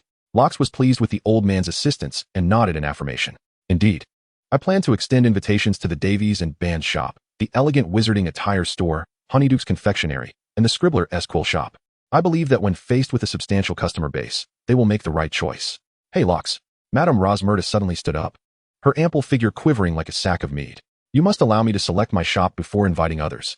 She swept her cascading curls behind her shoulders. I want the shop to the left of your restaurant. Then I shall take the one on the right. Madame Padfoot also rose, fearful that any delay would result in losing the prime position. Roxas nodded. Very well. I wholeheartedly welcome both of you beautiful ladies as my neighbors. Turning to plate the dishes, a charming smile graced Roxas's lips. Indeed, as one shop after another migrates from Hogsmeade to Hogscritch, Old Hangies, your Hogsmeade shall ultimately become a relic of the past. Your ancestors will surely disdain you, a squanderer of their legacy, from beneath the earth. Do you truly intend to uproot all the shops of Hogsmeade to Hogscritch? When all the guests had departed, Abufus remained seated at the bar. Yes, I plan to bring them all over. Roxas, I know you harbor a deep resentment towards Old Hangies, but this course of action may lead you into trouble. Oh, you are a mere fool. I have never heard of a wizarding community overseen by a fool. Those shopkeepers might join Hogscritch for immediate gain, but in time, they would grow discontent, regarding governance by a fool as a disgrace. Roxas chuckled. Abufus, thank you for your genuine concern. I appreciate it. However, I shall not remain a fool forever. Just wait and see. I will surprise everyone. Abufus sighed, pondering why everyone around him was so stubborn. Yet, Roxas continued, if you truly worry about me, why not move over here? If you were the mayor of Hogscritch, I believe those shopkeepers would be more compliant. Abufus shook his head. He must guard that entrance, as it was his duty. Is it for the secret passage to Hogwarts? Abufus's pupils dilated, astonished as he gazed at Roxas. Roxas shrugged. It's not a significant matter. I merely invite you to relocate and run the Pig's Head Inn, not to abandon your home. Do you not think that an empty house with no occupants is the best place to conceal secrets? Much like the Shrieking Shack. Roxas, how would you know? Roxas tossed an apple to Abufus, grinning. After all, I am a McFasty. It is simply that I have acquired some knowledge of the Wizarding World's mysteries. Nothing to be alarmed about. Chapter 59, The Worst Night Ever for Old Hangies. I will consider it, Abufus finally replied, but if the address changes, I fear someone may lose their way home. Roxas paused. Who? Home. His mind raced, recalling every plot he knew. Could it be Credence Barebone? The Obscurus from the Fantastic Beasts series, originally Aurelius Dumbledore, Abufus's son. After the Grindelwald incident, he had been living with Abufus, yet due to his identity as an Obscurus, nearly everyone believed he would succumb to frailty in due time. However, apart from him, Roxas could think of no one else Abufus might be waiting for. Very well. Should you wish to move, you may do so at any time. Although Locks harbored a strong desire for Aberforth to relocate from Hogsmeade to Hogsmeade, such matters could not be forced. Madame Rosmerta and Madame Putafoot acted with remarkable swiftness, moving 3 brooms and Madame Putafoot's tea shop to Hogsmeade within the span of a single afternoon. Consequently, the village of Hogsmeade began to take on a semblance of vitality. As Locks had remarked, the revenues of the 3 broomsticks and Madame Putafoot's tea shop soared to unprecedented heights, fueled by the burgeoning popularity of the Dragon's Tail restaurant. Thus, by the time evening descended and the establishments were closing, both Davies and Bands, the proprietors of the local shops, approached with hopes of opening a branch in Hogsmeade. Naturally, Locks had no objections, although it was merely a branch. It wouldn't be long before no one would venture to Hogsmeade for goods when the same shops were available nearby. At number 65 in Hogsmeade, the original site of the Dragon's Tail restaurant, the old man Giggs awoke groggily from his slumber. Upon opening his eyes, the dimly lit room appeared strikingly unfamiliar. Shaking his head to clear the fog, he recalled the robbery that had left his home in ashes, forcing him into the former residence of that wretched squib. This was now his only possession. Despite his discontent, he had no choice but to reside there. His granddaughter had followed her ungrateful father back to London, leaving him devoid of company. With a heavy sigh, he rose from his bedside. A rumble emanated from his stomach, protesting the lack of sustenance. He had scarcely had a drop to drink since the previous night. He considered visiting the 3 broomsticks, where the small cakes, though palatable, barely sufficed to quell his hunger. The casual fare of Boris's fish and chips was no longer available, and the village found itself bereft of any respectable dining establishments. Descending the stairs, Old Man Giggs took a moment to orient himself. The moon hung high in the sky as he quickened his pace. Surely, Madame Rosmerta had yet to close for the night. Guided by the moonlight, he made his way, noting that the Squib's house, at least, was not without its merits, being in close proximity to the Three Broomsticks. But where was the Three Broomsticks? The building that should have housed the establishment now stood before him with its door firmly locked, the once prominent sign conspicuously absent. Typically, at this hour, the three brooms atop the sign would emit a gentle glow, yet now, there was nothing. Frowning, Giggs stepped closer and noticed a piece of paper affixed to the door. Ah, a notice. This establishment has relocated to Hogsmeade Village No. 2, 300 yards towards Hogwarts from Hogsmeade. All old and new patrons are welcome. Rosmerta. Giggs furiously shook his fist. Weakened by hunger, he nearly lost his balance and stumbled. How dare that woman? How could she? His chest heaved with indignation as he declared, I shall repurchase. I will reclaim this house. Yet, the magical contract of Hogsmeade offered him no response. At that moment, he realized that his pockets were emptier than his countenance. Indeed, he had initially contemplated indulging in the village's culinary offerings without paying, as the local dining establishments never dared to charge him. Apart from the Pig's Head Tavern, he had devised a plan to feast and drink until next month, waiting for the rental payments from tenants like Davies and Bands to arrive, thereby allowing him to resume a respectable lifestyle. That wretched scoundrel. Not only had he taken away the beloved Anna, but he had also failed to leave him even a single galleon. The old man Giggs cursed under his breath as he made his way to Madame Putafoot's tea shop. While tea alone would not satiate his hunger, the small biscuits made by Madame Putafoot certainly could. How infuriating it was that he had to rely on biscuits to quell his hunger. A notice was posted on the door, proclaiming, this establishment has moved to No. 3 Hogsmeade Village, 300 yards from Hogsmeade towards Hogwarts. We welcome both new and old patrons. Giggs felt a wave of dizziness wash over him, nearly causing him to faint. Lox's McFasty. It's all your fault. After a bout of impotent rage, Giggs managed to calm himself somewhat, but a profound sorrow began to swell within him. He was terribly hungry. What was he to do? Should he journey to Diagon Alley in London to seek refuge with that ungrateful son? He could not bring himself to do so. He could show weakness to anyone but his own offspring, as it would tarnish the dignity of an old father. Perhaps he could visit Rosmerta and Putafoot in Hogsmeade? That seemed unwise, for they had left Hogsmeade and might not extend him the courtesy he desired. If he were to arrive uninvited and be turned away, his reputation would be utterly ruined, not to mention the mockery he would endure from that insufferable little mute. With a sigh, after much contemplation, the only destination left for him was the Pig's Head Tavern. Although Aberforth was disagreeable, he would likely permit him to run a tab until next month, wouldn't he? You wish to run a tab for food and drink? Aberforth glared at him with incredulity. Who do you think you are? Is it the disguised muggles, or someone under the influence of Polyjuice Potion? Aberforth brandished his wand, as if ready to dispel any enchantments the moment Giggs uttered a misstep. I am Noxadhan Giggs. Aberforth. Aberforth rolled his eyes and sheathed his wand. Such audacity to demand credit as if he were owed something. Truly. This was Giggs for you. Giggs was seething, but the burning sensation in his stomach ultimately compelled him to relent. Aberforth, please, give me something to eat. I am absolutely famished. Once the rent comes in next month, I promise to pay you double for the meals. Aberforth sniffed, remaining silent as he retreated to the kitchen. After a brief moment, he returned with a platter of what appeared to be a rather dubious-looking steak. This is all I have, take it or leave it. With a clatter, the plate was unceremoniously dropped onto the small wooden table, startling Giggs. His mind warned him of the perilous appearance of the food, yet his body instinctively reached for the knife and fork. Alas, the steak indeed proved to be a dangerous affair, overly salty, tough, and with a hint of charred flavor. He even suspected that Aberforth had done this on purpose. Chapter 60. The Dragon Lady Prohibits Bedtime? The butler, Hammer, was exceedingly vexed. He remained at a loss for a method to seize the castle. Despite having successfully incited Hilpus to expel the rightful heir, Lox, and orchestrating plans that would have rendered the castle a possession of their Death Eaters, fate had taken an unexpected turn as Hilpus had unexpectedly come into wealth. No longer in need of funds. Stepping out of his chamber, he sought solace in a stroll through the garden to refresh his spirit. However, in the corridor, he spotted a piece of parchment lying in an inconspicuous, yet visible corner. Those mischievous little rascals. The butler, Hammer, grew increasingly agitated. He had repeatedly requested that the castle be kept clean, yet the servants continually disappointed him. If the master were to reside in the castle under such negligent circumstances, it would be a profound embarrassment for him. Hammer approached to pick up the discarded parchment, intending to dispose of it, but upon grasping it, he sensed something amiss. This high-quality parchment was reserved for significant documents. Flipping it over, he discovered it was inscribed with, "This is to certify that Igor McFasty, unable to repay his gambling debts, is borrowing 435 galleons from Aaron Mullard at an interest rate of 15% per month. Both parties have amicably agreed to this arrangement, with 2 copies made, each retaining 1. Gambling debts? Hammer's eyes suddenly brightened. Indeed, he could leverage Igor McFasty as a point of entry. That young man was not particularly sharp. If handled adeptly, he could serve as a perfect pawn. Fond of gambling? Excellent. What would happen if that fool learned that Hilpus had money? 400 galleons was still a modest sum. He should incur a larger debt. Shouldn't you be in your own room resting? Locks gazed incredulously at the large figure still curled in the corner of his bedroom. The little dragon girl adopted a pitiful expression. But I want to stay by the master's side. Locks rubbed his forehead. Who taught you that expression? Is it really necessary to teach it? I could do it myself. Honestly, with that brain of yours, no one could teach you. Even after a century, you wouldn't manage it. The master is truly remarkable. He saw right through that it was taught to me.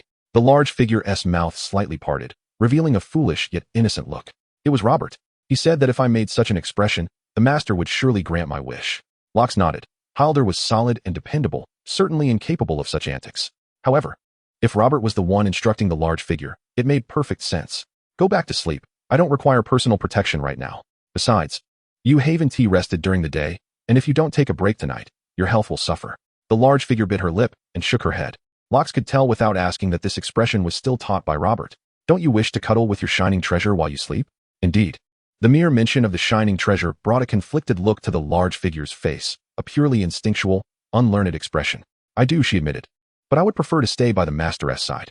Rox scratched his head, recalling that he had requested Big but to sleep alone that night because the sight of her amber eyes in the dark during midnight visits could be quite frightening. However, if he could adjust her biological clock, it might not pose a significant issue. It was certainly not a matter of him being soft-hearted or moved by Big But's appeal. Well then, Rox conceded, you may bring your shiny treasures here and sleep as you wish. But I must insist on one condition. Do not create any noise that might disturb my slumber. With that, Big But sprang up and dashed back to her room, exclaiming that her master was the best. After a flurry of sounds, she returned, clutching a dragon head, and promptly deposited her precious shiny items in the corner. Rox grimaced at the sight. What a nuisance. Those cheap trinkets were now smeared with her saliva. This girl truly had no standards. All right, I am going to sleep now. Do try to rest early yourself. Rox rolled over and nestled into his blankets, covering his head to embrace the philosophy of out of sight, out of mind. He anticipated that Big But would not fall asleep easily and would inevitably make noise. Thus, he shielded himself with the covers as a precaution. Understood, master. Her voice, muffled by the blanket, reached his ears in a hazy manner. Satisfied with the soundproofing, Rox closed his eyes. When he awoke the next morning, he felt enveloped in a warm embrace. Upon opening his eyes, his consciousness swiftly returned. It was no illusion. Indeed, a smooth arm was wrapped around his waist. Holding him tightly, Rox sighed and turned to behold the breathtaking visage of the little dragon girl. At that moment, Big But was still in slumber, her face resembling a piece of exquisite mutton fat, jade submerged in water, with a faint blush akin to rouge melted on a silver platter. Rox found himself enchanted, marveling at the perfection of a face molded from his own imagination. Yet, in the next moment, he sensed something amiss, coinciding with Big But's awakening. Master? A suspicious blush crept onto Rox's face as he urgently inquired, Big But, where are your clothes? Big But blinked, her eyelashes fluttering like butterfly wings. I had Dodo take them for washing since I only have that one outfit. Good heavens, now she was concerned about cleanliness. Why didn't you sleep in your shiny things? Why climb into my bed? With a look of grievance, Big But replied, without scales, sleeping in the shiny things is uncomfortable, but your bed is cozy. And I can snuggle with you, master. Rox yearned to command her to refrain from such displays of intimacy. After all, they had been one person and one dragon, and closeness could enhance their bond. But now that Big But had taken human form, he found himself somewhat overwhelmed by the situation. Yet, recalling the softness he had felt upon waking, he inexplicably closed his mouth. At McFasty Castle, young Master Igor, is this the item you misplaced? I found it in the corridor on the first floor. The butler Hammer thrust the debt agreement into the hands of the bewildered Igor McFasty. Igor gazed down at the parchment, a wave of panic washing over him. Ah, yes, indeed, this is mine, he stammered. He turned to leave, but was halted by Hammer's inquiry. Young master, I am concerned. Is there anything I can assist you with? Igor felt a sense of humiliation before the old servant and was eager to escape. However, ever since his last concealment of Rox's whereabouts was discovered by Uncle Hilpus, his allowance had been suspended, and with merely 3 days remaining to settle this month's gambling debt interest, he was utterly at a loss. After a prolonged silence, he finally managed to utter, I need 70 galleons, Hammer. Could you lend them to me? That is indeed troubling, young master, Hammer replied. As you know, I am but a humble servant. My entire fortune amounts to little more than that. Indeed, I must have lost my senses, Igor muttered, shaking his head as he continued his ascent upstairs. Wait, Young Master Igor, I can lend you the money. It is intended for my visit to St. Mungo's. So you must repay me promptly. Igor's face lit up with elation, but even in his foolishness, he understood that such joy should not be displayed before the old butler, for it was the money meant for his medical expenses. Thus, when Igor turned back, he wore a mask of guilt. How can I accept this? It is my honor to assist you, young master, Hammer replied, unwavering in his loyalty. I can simply delay my visit to the hospital. It should not pose much of an issue. Chapter 61, A Promising Venture. So, was Hammer truly intent on manipulating Igor McFasty? Indeed, Master, came the response. Rox received immediate word of the events transpiring at McFasty Castle through his informant. He stroked his chin, noting that Hammer had not questioned why the contract appeared in that location, indicating the butler's lack of cunning.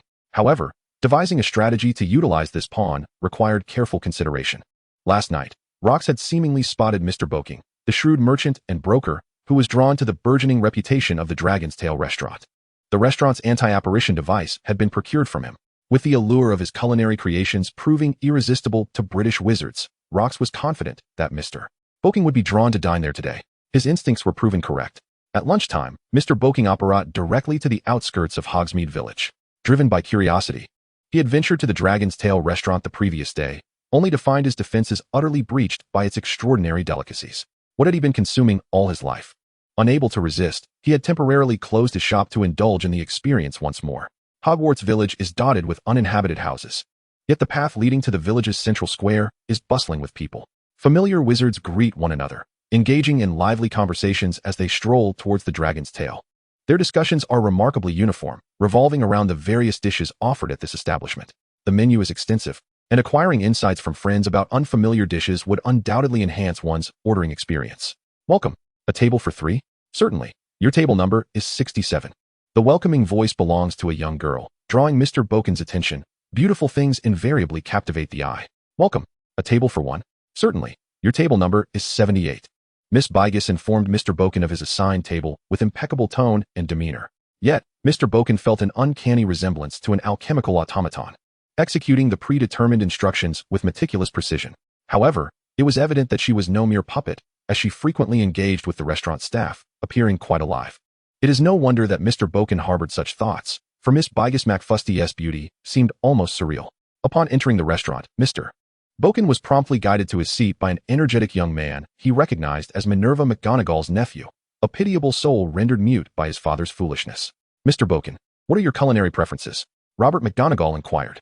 Why is your restaurant so popular yet lacks a menu? Oh, it is because our owner possesses an overwhelming array of culinary skills. Compiling a menu would likely overwhelm our guests with choices. Very well, I prefer something savory, but no seafood, and I desire a hearty portion of meat. Understood, sir. We shall prepare stir-fried meat with pickled vegetables, accompanied by a soup called Yendu Fresh. Does that sound agreeable? Yes, let it be as you suggest. Robert McGonagall smiled, swiftly jotting down the order before bowing slightly and moving on to the next table. Mr. Bokin was not one to seek the limelight in public, yet amidst the current cacophony, he found himself unperturbed. Perhaps the singular purpose of all present was to relish exquisite cuisine, devoid of ulterior motives or social standings. However, Mr. Bokin soon realized his assumption was misguided. Sir, here is your order. All dishes have been served. Please enjoy. As Mr. Bokin sampled a piece of stir-fried meat, he involuntarily gasped. How can it be this delicious? He had previously equated saltiness with mere salt, but this dish revealed a depth of flavor that unfolded in layers with each bite. It surpassed even the crispy chicken he had enjoyed the previous evening, suggesting a potential shift in the rankings of his favorite dishes. It was only after devouring a substantial bowl of rice alongside the dish that he noticed a small piece of paper seemingly tucked beneath the soup bowl. Mr. Bokin, I am Lox McFasty. I have a significant business proposal to discuss with you. After your meal, please wait for me at the Three Broomsticks in Hogsmeade Village, number 2. Mr. Bokin raised an eyebrow and glanced towards the open kitchen. Lox seemed to sense Mr. Bokin's gaze and smiled, nodding in acknowledgement. In truth, Mr. Bokin had already recognized Lox, the little fellow who had purchased a disillusionment charm from him a few days prior. Though Lox had been bundled up that day, the disillusionment charms were undeniably his merchandise. How could he not recognize him? A brief contemplation firmly aligned Lox's current figure with that of the little man from that day. Shrugging lightly, Mr. Bokin returned to his meal. During his dining experience, a few amusing incidents transpired within the restaurant. A drunken man attempted to flirt with a beautiful hostess, only to be unceremoniously kicked out. Another patron, attempting to sneak away without paying, was caught by a house elf and compelled to settle his bill. What a disgraceful fellow Mr. Boken muttered, leaving 5 silver sickles on the table before departing the establishment. Upon exiting, he turned and made his way to the 3 broomsticks. This tavern had been a frequent haunt of his 30 years ago, largely due to the enchanting Madame Rosmerta, who, even as a mere 18-year-old, possessed an undeniable charm. Remarkably, after all these years, she still bore that youthful visage, as if untouched by time itself. Ordering a butterbeer, Mr. Boken settled near the window, though seated by the glass.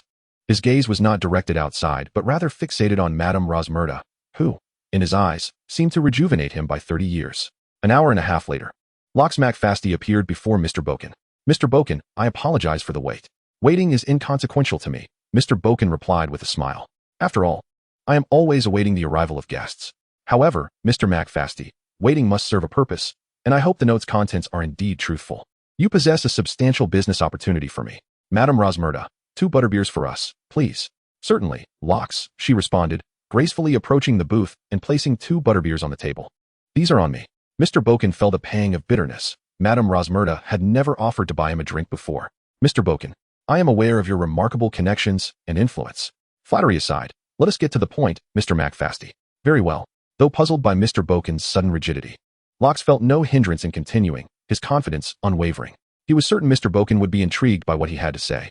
I would like you to establish a temporary casino, as the McFasty family's butler, Hammer, aims to deplete Igor McFasty's family fortune through gambling. Igor McFasty is notorious for being an easy target. A mere inquiry would reveal as much. Why? Mr. Boken wore a puzzled expression, questioning why the steward would wish to harm the family. The steward's ambition was to usurp the McFasty family's castle. Mr. Boken's confusion deepened. But that castle does not belong to you. Are you seeking revenge on the branch of the family that cast you out? Rox shrugged, neither confirming nor denying the insinuation. In mere fragments of conversation, Mr. Boken grasped the intricacies of the entire affair. So, how much gold galleons can I earn through this gamble? Rox replied calmly, no less than 35,000 galleons, and as the provider of this information, I hope to receive 30% of that sum. 30% is excessive. I can offer you a maximum of 20%. I have shared everything I know, which reflects my utmost sincerity. If you place such a high value on gold, I may have to seek others for similar dealings in the future. Mr. Boken refrained from asking Rox the foolish question of where he had procured his information, fully aware that the latter would not divulge such details. Yet, as the most well-informed individual within the wizarding community, Mr. Boken was privy to certain truths unknown to others. For instance, 2 villagers from Hogsmeade, who had offended Rox, had inexplicably lost their way in the Forbidden Forest and perished. Furthermore, old Hangies, who had driven Rox from Hogsmeade, had been completely looted. Additionally, there was the peculiar case of a mute who, despite his silence, received Dumbledore's backing and was instrumental in establishing Hogsmeade Village, an extraordinary feat, considering Dumbledore's influence. The foremost wizard in the realm, whose word could sway the appointment of the Minister for Magic, commanded respect. Such facts compelled Mr. Boken to never underestimate Rox. At times, the sight of this seemingly insignificant mute would evoke memories of the refined Tom Riddle from years past. Very well, 25% it is. This is my greatest concession, as there are costs associated with hiring someone for the scheme. Agreed. Chapter 62. Time flew swiftly, and soon it was October. Today marked the day when old Hangies collected rents. He awoke with eager anticipation and stepped outside. In recent days, he had lost track of time. Aside from dining on dreadful steak at the Hogshead Inn, he had mostly secluded himself at number 65 Hogsmeade, avoiding the outside world for fear of gossip regarding the village leader dining on credit. This was a form of ostrich mentality. As long as he did not hear it, it did not exist. Fortunately, number 65 was conveniently located diagonally across from the Hogshead, and with the inn's recent decline in business and scant clientele, he managed to preserve some semblance of dignity. If he could collect the rent today, he would regain his former confidence. However, a month could bring about many changes.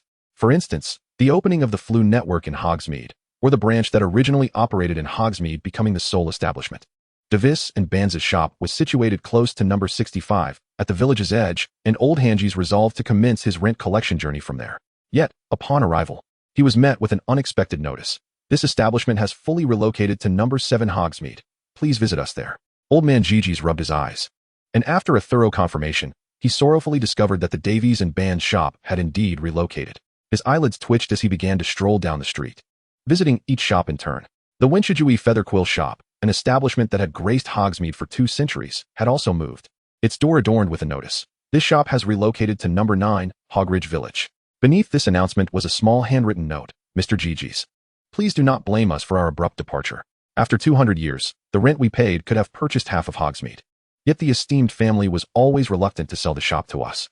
Now that we have found a better option, let us part amicably. A sense of foreboding began to rise within Gigi's. If the Winshijui had moved, what of the other shops? He quickened his pace, nearly sprinting with the utmost speed his old limbs could muster. Yet his haste could not alter the reality. Every shop in Hogsmeade, whether owned or rented from the Gigi's family, had migrated to Hogridge. The current Hogsmeade village had devolved into a purely residential area, devoid of any commerce. How outrageous. How utterly outrageous. Old man Gigi's pounded his chest in frustration. Rocks McFasty. How dare you bully an old man? May you meet a dreadful fate. Hogridge village had flourished a fortnight ago, yet it was a disappointment for Rocks that, despite the passage of time, not a single silent partner had come to ally with him. However, today he had no surplus energy to concern himself with silent partners, for early in the morning, Severus Snape had arrived at the restaurant. Professor Snape, long time no see. Since the restaurant began preparing meals for Hogwarts, you have not returned. Busy, Snape replied tersely, striding directly to the bar. Stop fiddling with your kitchenware and come out. Rocks nodded and stepped outside. Do you remember what I told you a month ago? Snape crossed his arms. I remember, Professor. You instructed me to practice potion brewing on my own. Well, it seems you have not let those trifling profits cloud your judgment. Rocks smirked slightly. Trifling profits? Over the past month, the restaurant's net profit has exceeded 3,000 galleons. However, it was evident that Snape would not grant Rocks the opportunity to boast. He produced an entire set of potion brewing equipment along with a collection of potion ingredients. Let us begin. I require you to brew a shrinking solution. Rocks had indeed memorized the potion's recipe, yet he scarcely had time to practice. Nevertheless, this mattered little. Brewing potions was merely another form of cooking, and Rocks felt that if he followed the recipe and paid attention to the heat, he would likely succeed. Professor, may I borrow your wand? Snape paused, suddenly recalling that Rocks did not possess a wand. He frowned, pondering how the lad had practiced over the past month without one. It was evident that Rocks had not practiced at all. Snape's expression soured, feeling that his visit today might prove to be a waste of time. Yet he still handed his wand to Rocks. Rocks took the wand, calmly igniting it, and methodically began to prepare the potion ingredients. Snape presented a total of 11 materials. However, only 6 were truly necessary, intermingled with several that bore a striking resemblance, yet differed vastly in efficacy. Rocks, undeterred by such trivial traps, possessed a memory that surpassed the ordinary, having lived a previous life. He added water and ingredients, commencing to stir the potion, one circle, another, and a quarter turn. Snape raised an eyebrow but chose to remain silent. Rocks reduced the flame, reintroduced the ingredients, stirred 2.5 more times, extinguished the flame, added the remaining components, and then covered the cauldron. Snape arched an eyebrow again, noting that this step was not detailed in the learning materials. 15 minutes later, when Rocks lifted the lid, a pristine purple liquid was revealed to Snape, with particles suspended within resembling stars in the night sky, captivatingly beautiful. Snape leaned in for a closer inspection and inhaled the scent before lifting his gaze to fixate on Rocks' eyes, inquiring, during your first stirring, you used 2.25 circles. At that point, the mixture was sufficiently combined, rendering further stirring unnecessary. Lastly, you covered the cauldron. I personally deduced that the final ingredients require the residual heat of the potion for proper activation. However, natural cooling would result in a rapid loss of temperature, thereby inhibiting the full release of the potion's efficacy. Thus, covering it allows the temperature to be maintained at a stable level. Excellent, Snape nodded. Though unconventional, this demonstrates that you are not a mindless brute, and the quality of the final potion is indeed exceptional. Rocks McFasty, you have passed the assessment. Henceforth, come to Hogwarts every Saturday evening, and I shall impart to you the essence of potion making. Thank you, Professor, Rocks replied, though a spark of curiosity compelled him to ask. But I wish to know, Professor, why do you wish to take me on as your apprentice in potion making? Snape's gaze suddenly grew distant, as though traversing time to behold another soul. I had an acquaintance, a prodigy in potion making, one whose talents eclipsed my own, he revealed, his eyes glistening with suppressed emotion. He quickly regained composure, realizing he must not exhibit vulnerability before Rocks. In you, I perceive her shadow. She shared a similarly imaginative approach to potion making.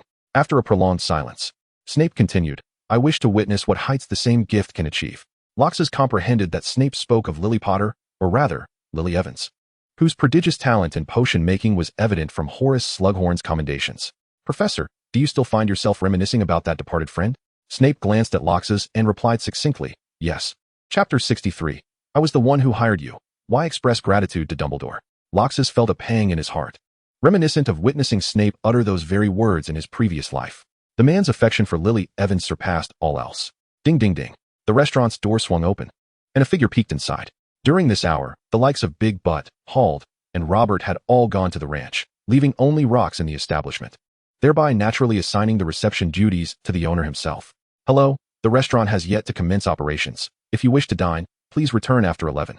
Halfway through this statement, Rox realized the folly of his words. As the man's partially visible upper body suggested, he did not appear to be a patron of the Dragon's Tail restaurant. He was a middle-aged man, his hair reaching his neck, clad in a grimy, grayish-white shirt, with a tattered vest over it. "Excuse me, are you Mr. Rox McFasty?" Rox nodded. "I am." A look of relief washed over the man's face as he turned to beckon outside. "Come quickly. We have finally arrived." At his call, a large group of individuals, supporting one another, emerged from behind the 3 broomsticks. Rox counted 11 in total. It was evident that this motley crew had endured a long journey, as their shoes bore the marks of wear, some even revealing toes, and a couple of them had half their soles protruding from the fronts of their shoes, touching the ground. Their nutritional state was far from commendable. Each face was gaunt, with sunken eyes and dry hair. The leading man bowed slightly to Rox, despite the fact that Rox was considerably younger than he. "Mr. McFasty, we have come here following the whispers of your establishment. I am Blanca McKin, representing my companions.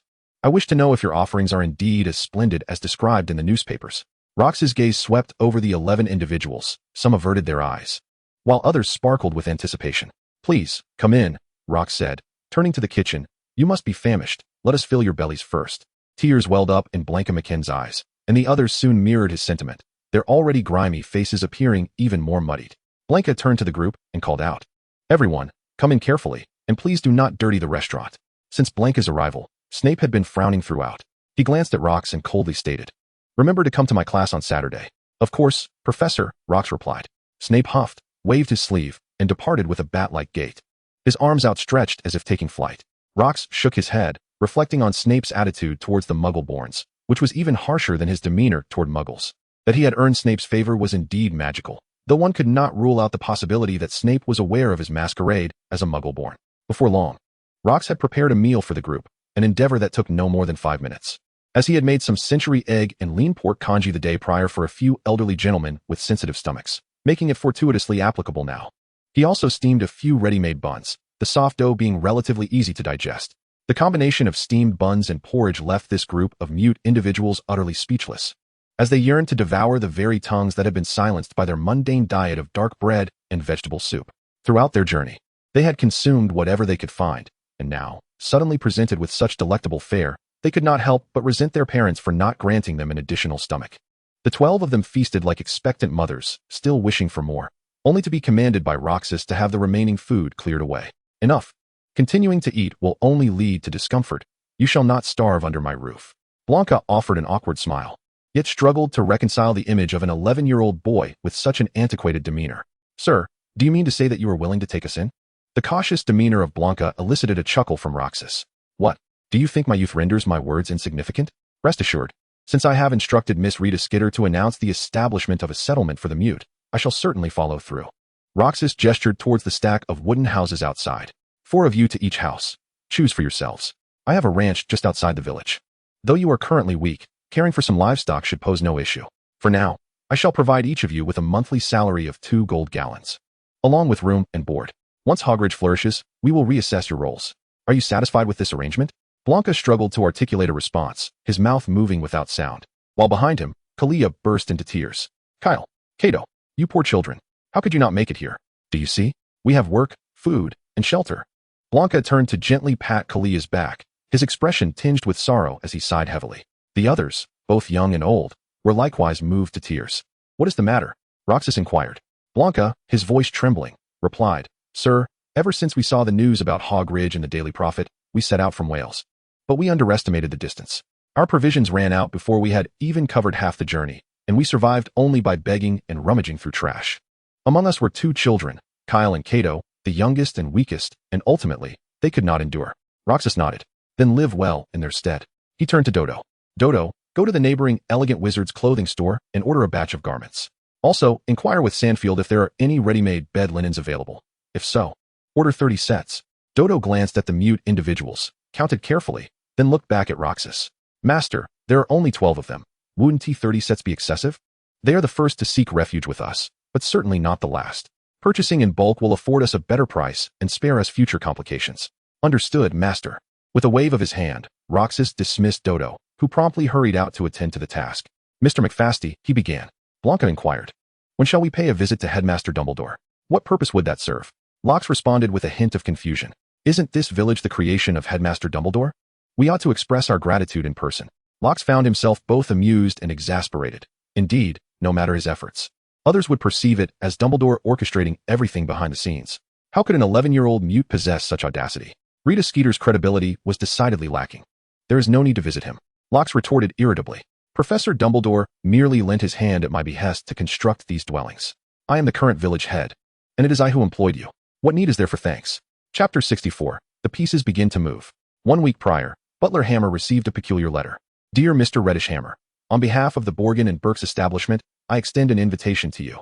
Effective immediately, we are introducing a new entertainment service within our premises, and you are most welcome to partake. As Butler Hammer folded the letter, he noticed a new message gradually appearing on the reverse side. I am aware of your plans to bring the McFasty family here. We will resolve all your concerns. A shiver ran down Hammer's spine. He knew Mr. Borgin was a powerful figure, reputed to command the respect of the great Dark Lord. But to possess such precise knowledge of his schemes from afar was rather unsettling.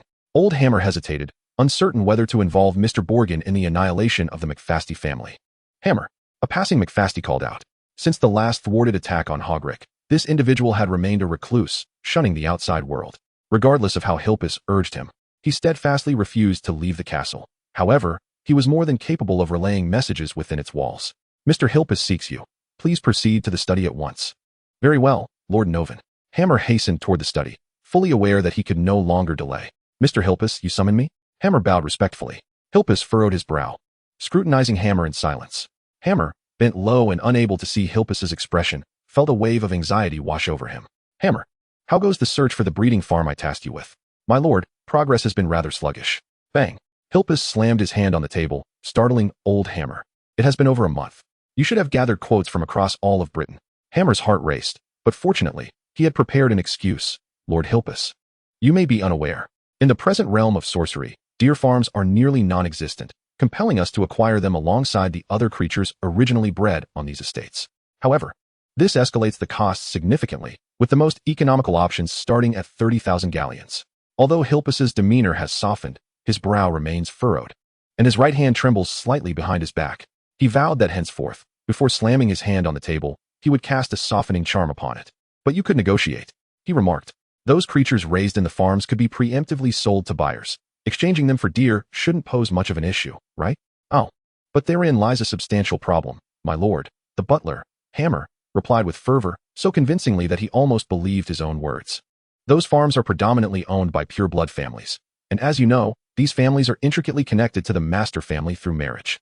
Even those families without direct ties harbor grievances regarding our expulsion of young Master Locks. Thus, the offers we receive are already considered generous. Many estate managers have dismissed me outright upon hearing my name. Preposterous. Hilpus thought of striking the table again, yet his trembling hand hovered in mid-air, ultimately refraining from descending. Which families are these? I shall speak with them personally. Hammer shook his head emphatically. My lord, the Dragon Soul communication ceremony has yet to take place. In their eyes, you do not yet represent the McFasty family. I fear they will not extend you any courtesy.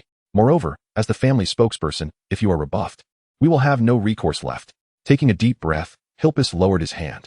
I refuse to believe that without them, I cannot purchase a deer farm. Hammer, procure one from the Muggle world. I shall not accept that it is unattainable. My lord, I implore you to reconsider. Converting our galleons into pounds would result in substantial losses. Although the exchange rate from Gringotts is 1 to 5, 1 galleon can purchase 100 kilograms of rice, while 5 pounds can procure at most 12 kilograms. Gringotts restricts the exchange of pounds for galleons, yet the conversion of galleons to pounds is unlimited, primarily due to the galleon's superior purchasing power. Hilpus closed his eyes, contemplating for a moment before speaking. Utilize the Imperius curse. Pardon? Hammer queried. I suggest we discreetly employ the Imperius curse on Muggles to acquire a farm at minimal cost. Do you comprehend? My lord, that would be a violation of the law. If the Ministry of Magic were to discover this, not to worry, just exercise caution. Very well, my lord. However, if that is the course of action, I must plan meticulously and proceed with care, which may slow our progress. Expedite as much as possible. Yes, my lord. Hammer exited the study, his expression grim. Although he had successfully delayed time once again, should this persist, and Hilpus manage to acquire a deer farm, he would effectively resolve the crisis posed by the Black Dragon. In that scenario, how could he possibly continue his schemes to seize the castle? I am aware of your plans to bring the McFasty family here.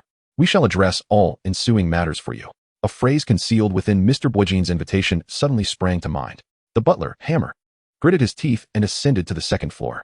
Inside Igor McFasty's chamber, Igor vigorously scratched his head. Last month, he had relied on the funds lent by the butler to pay off his interest, yet this month, the dues had come due again, and his monthly allowance was woefully insufficient. Knock, knock. Who is it? It's me, Hammer. Ah, the butler. Igor, attempting to tidy his disheveled hair, approached and opened the door. What brings you here? Hammer, bending slightly with his hands clasped in front of him, replied, Young master, my health cannot endure much longer. Regarding the money I borrowed from you, when might you be able to repay me? It's not urgent, Hammer.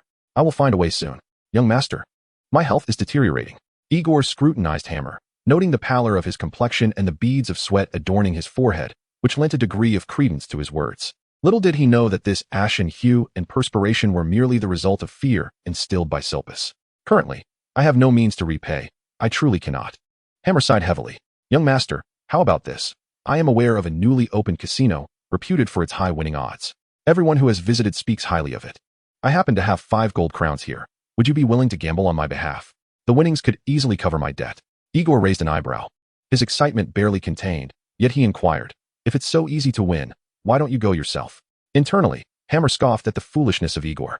However, he maintained an air of utmost respect, stating, I must oversee the entire castle, and Lord Silpus has tasked me with acquiring a deer farm. Thus I am unable to leave. Igor immediately seized upon the key phrase. Acquiring a deer farm? Since when has Uncle Silpus come into such wealth? Wasn't it said that the family fortune was nearly depleted? Lord Silpus possesses considerable means, of which I, as a mere old servant, am unaware, Hammer replied, producing 5 gold crowns and displaying them before Igor. So what do you say, young master? Will you go? The gleam of the gold crowns captivated Igor's gaze. He hesitated for less than half a second before snatching the coins. Why not? Regardless of Silpus' sudden affluence, at least for now, I can indulge in a good gamble. I feel extraordinarily lucky today. Victory shall surely be mine. Chapter 65. The twins confined for a month. The Dragon Tail restaurant was thriving. The wizards seemed to regard the proprietor, Lox, as a mere mute, perhaps enchanted by his culinary prowess, or maybe swayed by the politically correct sentiments expressed by Rita's skit in the Daily Prophet, prompting them to maintain an air of dignity. Who can say for certain? Lox, indifferent to their musings, reveled in the tangible emotional energy these patrons bestowed upon him, strengthening his connection with the grandiose. He now possessed nearly 2/5 of the essence of a fire dragon. Regrettably, upon reaching the milestone of 40, it appears that the emotional bond between him and the ample figure has ceased to deepen. However, due to her weekly consumption of the 8-eyed giant spider, her strength has been steadily increasing, thus elevating Lox's power and defense in tandem. Once Lox dons the dragon scales, it is likely that even a typical Hogwarts graduate would find it impossible to breach his skin, and the standard Auror's ironclad charm may not withstand a single blow from Lox. Therefore, it seems that the 5 Luciuses would struggle to contend with him. Or so he surmised. Lox speculated that to transcend the threshold of 40, it would require the ample figure to reach maturity, which would not occur until January of the following year, leaving approximately 2 months to wait. The emotional energy he has absorbed will not be in vain.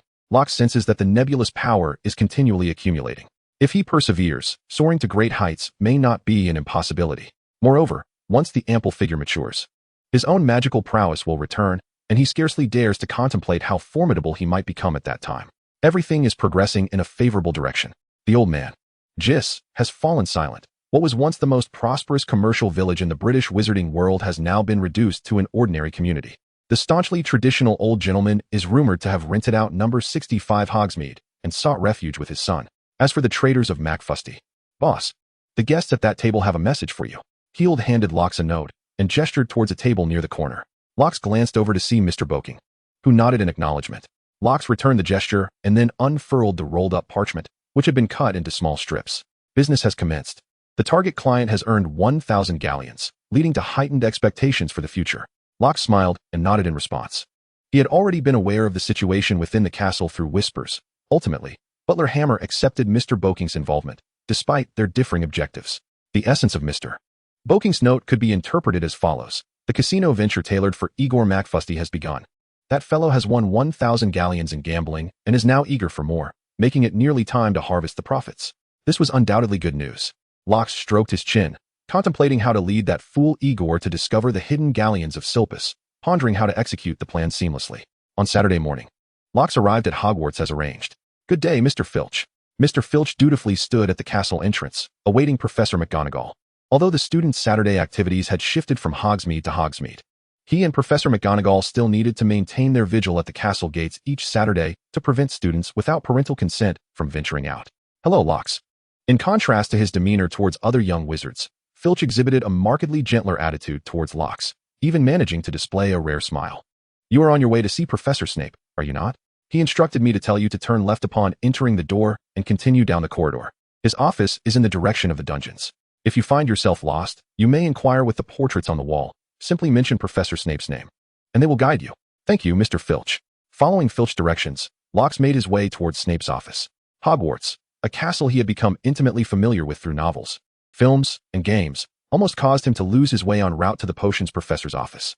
The actual castle bore essential differences from its representations in various works, particularly once he entered the dungeons, where an array of ominous passageways nearly drove Locks to madness. Even with Hogwarts' historical need to defend against Muggle persecution of wizards, did it really necessitate a layout resembling a labyrinthine warfare strategy? After all, if the Muggle army found it challenging to locate the castle, how could they possibly invade it? Shaking his head, Locks rapped on the door of Snape's office. Enter. Upon pushing the door open, he found Snape preparing the materials needed for the day's lesson. Come here quickly, what are you dawdling for?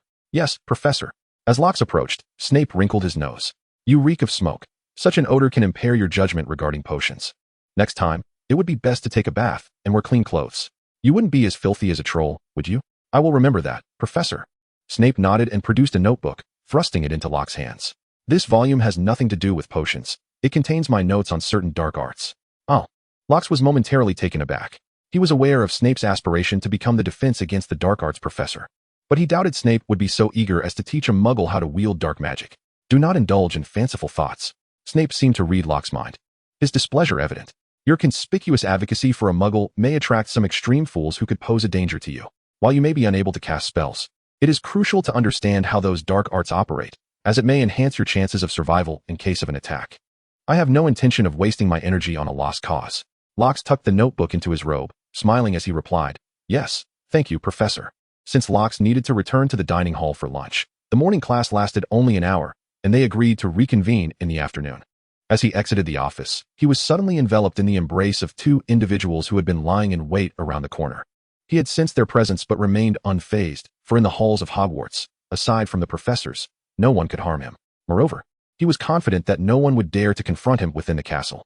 Indeed, the ones who had seized Locke were two red-haired boys. Haha, Locke. It's great to see you again. Upon our early arrival, we heard that you had come to the castle, just as we concluded our confinement. We rushed to see you. Do you know? Aside from attending classes, dining, and resting, we are confined during all other hours. Our plight is quite dismal. It suddenly occurred to Roxas that these two had once sneaked into his shop at midnight, only to be caught red-handed by Professor McGonagall. It seems that, in addition to losing points, they were also subjected to confinement as a consequence. Since you have been confined, I presume the development of your prank props has been halted? In response to Roxas's inquiry, the twins exchanged a knowing glance and then burst into hearty laughter. We were confined in the Transfiguration classroom.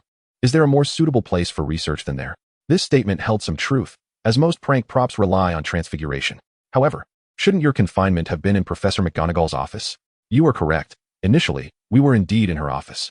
However, she found us too noisy and sent us to the classroom instead. Chapter 66. Professor Mitchell's summoning device. Roxas could easily envision the scene of Professor McGonagall, her head throbbing from the incessant chatter of these two rascals, and he couldn't help but chuckle. So, have you made any new inventions over this past month? The twins shrugged. We've come up with numerous brilliant ideas, but without materials, we haven't produced any tangible results. Therefore, Roxas elongated the word. Your research remains merely theoretical? Fred laughed.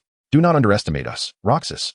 George added. As long as we have materials, we can produce samples immediately. Well, at least 80% of our ideas are feasible, Roxas inquired. And what about the remaining 20%? In unison, they replied, just a few experiments will suffice. While their words sounded boastful, Roxas believed them. These two were undeniable geniuses, capable of using transfiguration to outwit their brother Ron at the tender age of 5, a talent not possessed by many. Very well, Roxas said, producing a handful of gold coins. Shall I provide you with the funds to procure the materials yourselves, or would you prefer that I arrange for someone to gather them for you? The twins' eyes sparkled, not merely at the sight of the galleons, but at the prospect of conducting their experiments. We are only first years and cannot leave the school. We have no intention of sneaking out at night anytime soon. Last time, our mother's shouting nearly deafened me. So, we kindly entrust you with the procurement of materials. Roxas nodded. All right, provide me with the materials list. Sure. Please wait here for a moment. We will fetch it right away. The twins turned and swiftly vanished down a hidden spiral staircase. Roxas tugged at the corners of his mouth, wishing to collaborate with the twins of a few years hence. He found the current version somewhat unreliable. Suddenly, the smile on Roxas's face faded rapidly, and his body tensed. He sensed someone lurking around the nearby corner. Even though he had just caught the attention of the twins, the individual capable of evading 2/5 of a dragon's keen senses, its smell, hearing, and intuition, was undoubtedly not a mere juvenile wizard. Prior to encountering Snape today, he felt a sense of security within the walls of Hogwarts. However, the current circumstances seemed to deviate from his expectations. Locke turned around, his gaze fixed intently on the corner. Should anything transpire, he would immediately shift into a state of readiness, ready to dash to the dungeons in search of Snape's assistance. Obviously, seeking aid from his professor was the only sensible course of action in such a predicament. To confront an unknown adversary recklessly would be folly, as would revealing one's hand too soon. Clearly, Locke did not consider himself a Gryffindor at this moment. In the next instant, the tip of a round-toed boot emerged from around the corner, followed by orange socks and khaki-checkered trousers. Locke slightly crouched, positioning himself for a swift escape. And then his eyes fell upon the hem of a brown woolen coat and a hand that exuded strength. At that moment, Locke relaxed, for he recognized that hand. When the figure finally stepped into view, Locke exhaled in relief. It was indeed Professor Mitchell. Hello, Professor Mitchell. Were you eavesdropping on our conversation just now? As a regular patron of the Dragon Tail restaurant, Locke felt no unfamiliarity with Professor Mitchell, despite not having dined there recently. I assure you, it was not intentional. Professor Mitchell chuckled. If I hadn't been hiding, those two children would have had no way to discuss matters with you. Wouldn't you agree? Locke smiled. Professor, what brings you here? I had heard that the defense against the Dark Arts Professor's office was not on this level. You seem to be quite well informed. In fact, during my early days as an Auror, I sustained some hidden injuries. Now that Severus is here, I consider myself fortunate. So you came to seek my teacher, Locke remarked. Your teacher? Oh, I remember now. Severus mentioned a month ago that he intended to give you an examination. Did you pass it? Yes. Professor Snape has indeed begun instructing me in the art of potion making. Ah, splendid. Potion making is truly a noble pursuit. Professor Mitchell laughed. Even without magical prowess, becoming a master of potions would certainly ease your return to your family. Locke shrugged. If I cannot reclaim my family's legacy, what significance does my return hold? Am I to become merely a tool for others to concoct potions? Haha. Professor Mitchell patted Locke on the shoulder. You speak wisely. Children of your age who perceive matters with such clarity are indeed rare. Thank you for the compliment, Professor. I still need to wait for Weasley here, so I shan't impede your time. Professor Mitchell nodded and, as he passed by Locke, slipped a small orb into his hand, whispering softly in his ear.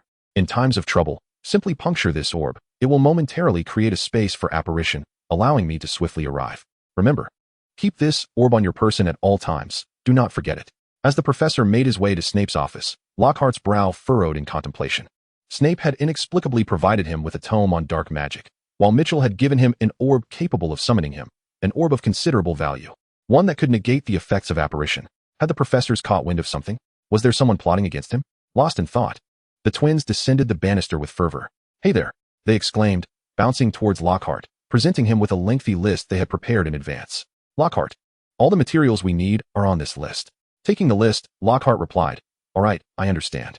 I will have my house elf deliver them to you. That is splendid. Before the twins could revel in their excitement, Lockhart produced a document from his pocket. I have prepared our shop agreement, but have been waiting for you to visit. Now is the perfect time to sign. The twins' eyes widened in astonishment. Their usual vivacity was momentarily replaced by speechlessness, their heavy breaths betraying their astonished state. What are you waiting for? Quickly, examine the agreement. If all is in order, we shall sign. The document Lockhart drafted mirrored the promises made previously in the shop. Lockhart would finance the venture, while the Weasley twins would contribute creativity and product samples, thus embarking on a collaboration. Lockhart would hold a 70 share, with the remaining shares belonging to the twins. Since they still needed to attend school, Lockhart would temporarily manage the shop, with the twins assuming full operational control upon their graduation. As they gazed at the seemingly simple yet weighty agreement, the twins exchanged glances, realizing that Lockhart had been earnest in his intentions. Chapter 67. The Challenge of Homegrown Thieves, especially when there is more than one. Igor McFasty emerged from the Borgin and Burke's shop, his hair resembling a bird's nest. The small casino in the shop's basement had indeed been thrilling. He had previously won a staggering 500 galleons. However, his luck had soured today, Not only had he lost all his winnings, but he also found himself in debt for 300 galleons.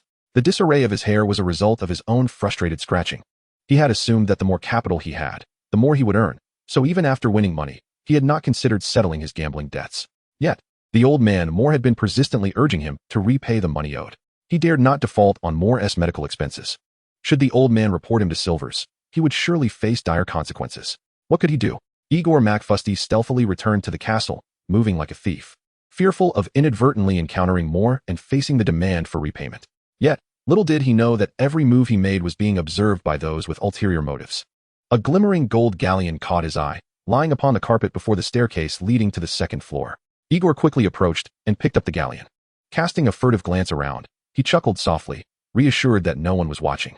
With 5 galleons, he could potentially win back 1,500. Thus, even 1 galleon might enable him to recoup his losses. Suddenly, he spotted another galleon about 10 meters away. Igor dashed forward, stepping onto the galleon. And upon confirming that the vicinity was indeed deserted, he gleefully scooped up the coin.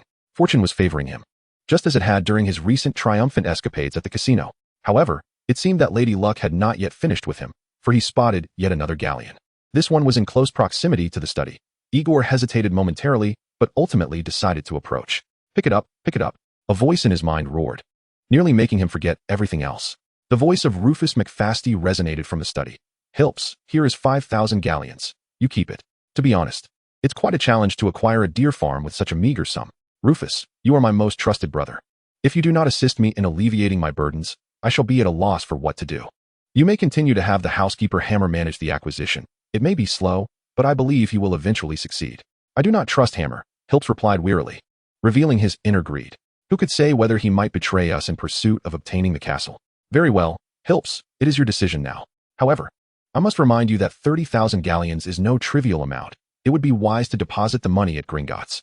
No, Rufus. Do you recall the last time we were robbed? We cannot afford to take that risk. I shall accompany you this time. No, Hilps insisted.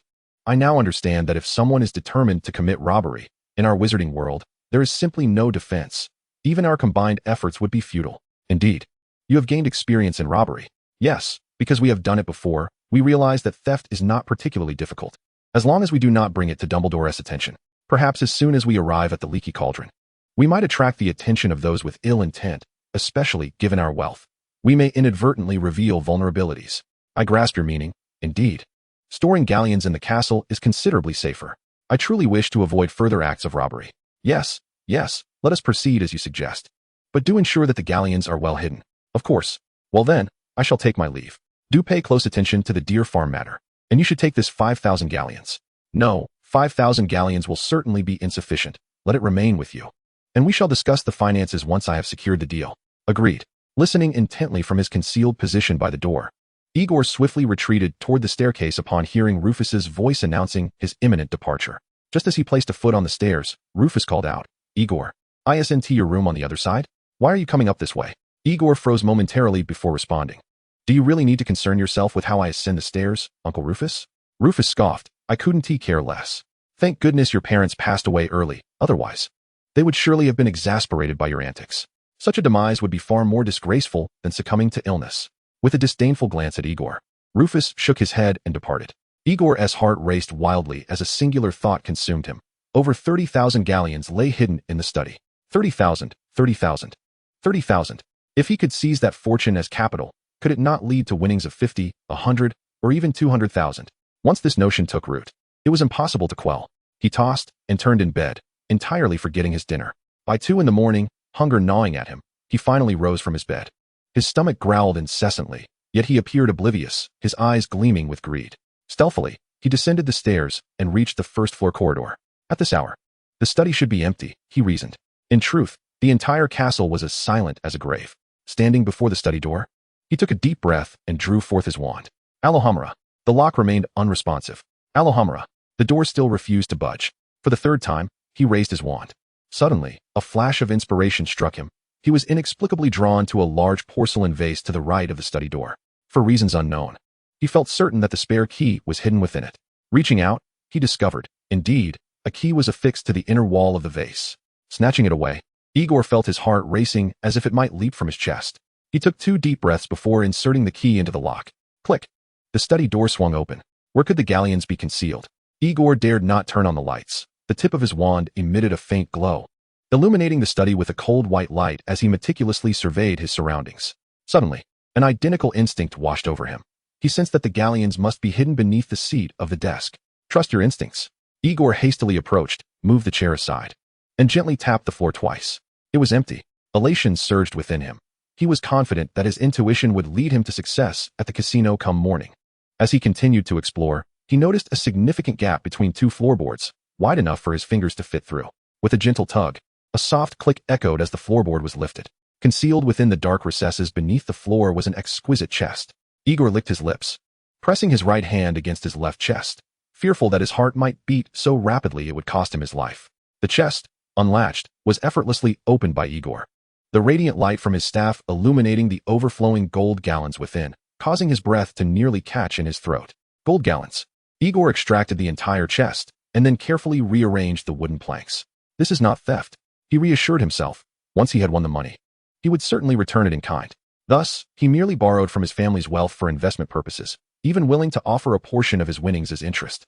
Yes, that was precisely the case. He was doing this for the good of the family. Little did he know, every single action of his thievery was being observed by two pairs of keen eyes. Chapter 68, An Attack, an Assault. From the moment he rose that morning, Rox was in remarkably high spirits. Apart from the oblivious dragon lady, Bigus, nearly everyone had taken note. For early in the day, Soso had rushed over with the news that Igor McFasty had pilfered the gold gallons hidden by Hilpus. This was indeed splendid news. Although through Mr. Wajin he could only acquire a few thousand gold gallons, that was of little consequence. The important matter was that the traitorous Hilpus and his ilk were now devoid of gold gallons. Seizing the opportunity while others were away, Rox addressed Bigus. This evening, you shall capture a few sheep and venture to the lair of the eight-eyed giant spiders, exchanging them for a couple of the spiders as a treat for yourself. Bigus blinked her golden eyes in surprise. But I just ate the eight-eyed giant spiders this week. Will you go or not? Won't Aragog mind? It dares not. Moreover, I have heard that a new brood of eight-eyed spiders has recently hatched, so it will be unconcerned. Besides, we are not taking from it for free. We are trading goats for its offspring, are we not? In truth, Aragog would welcome Bigus's daily exchanges for the lives of its progeny, as they hardly compared to the delectable flesh of the sheep that filled its belly. Very well, having dismissed her doubts, Bigus was evidently pleased. Thank you, my master.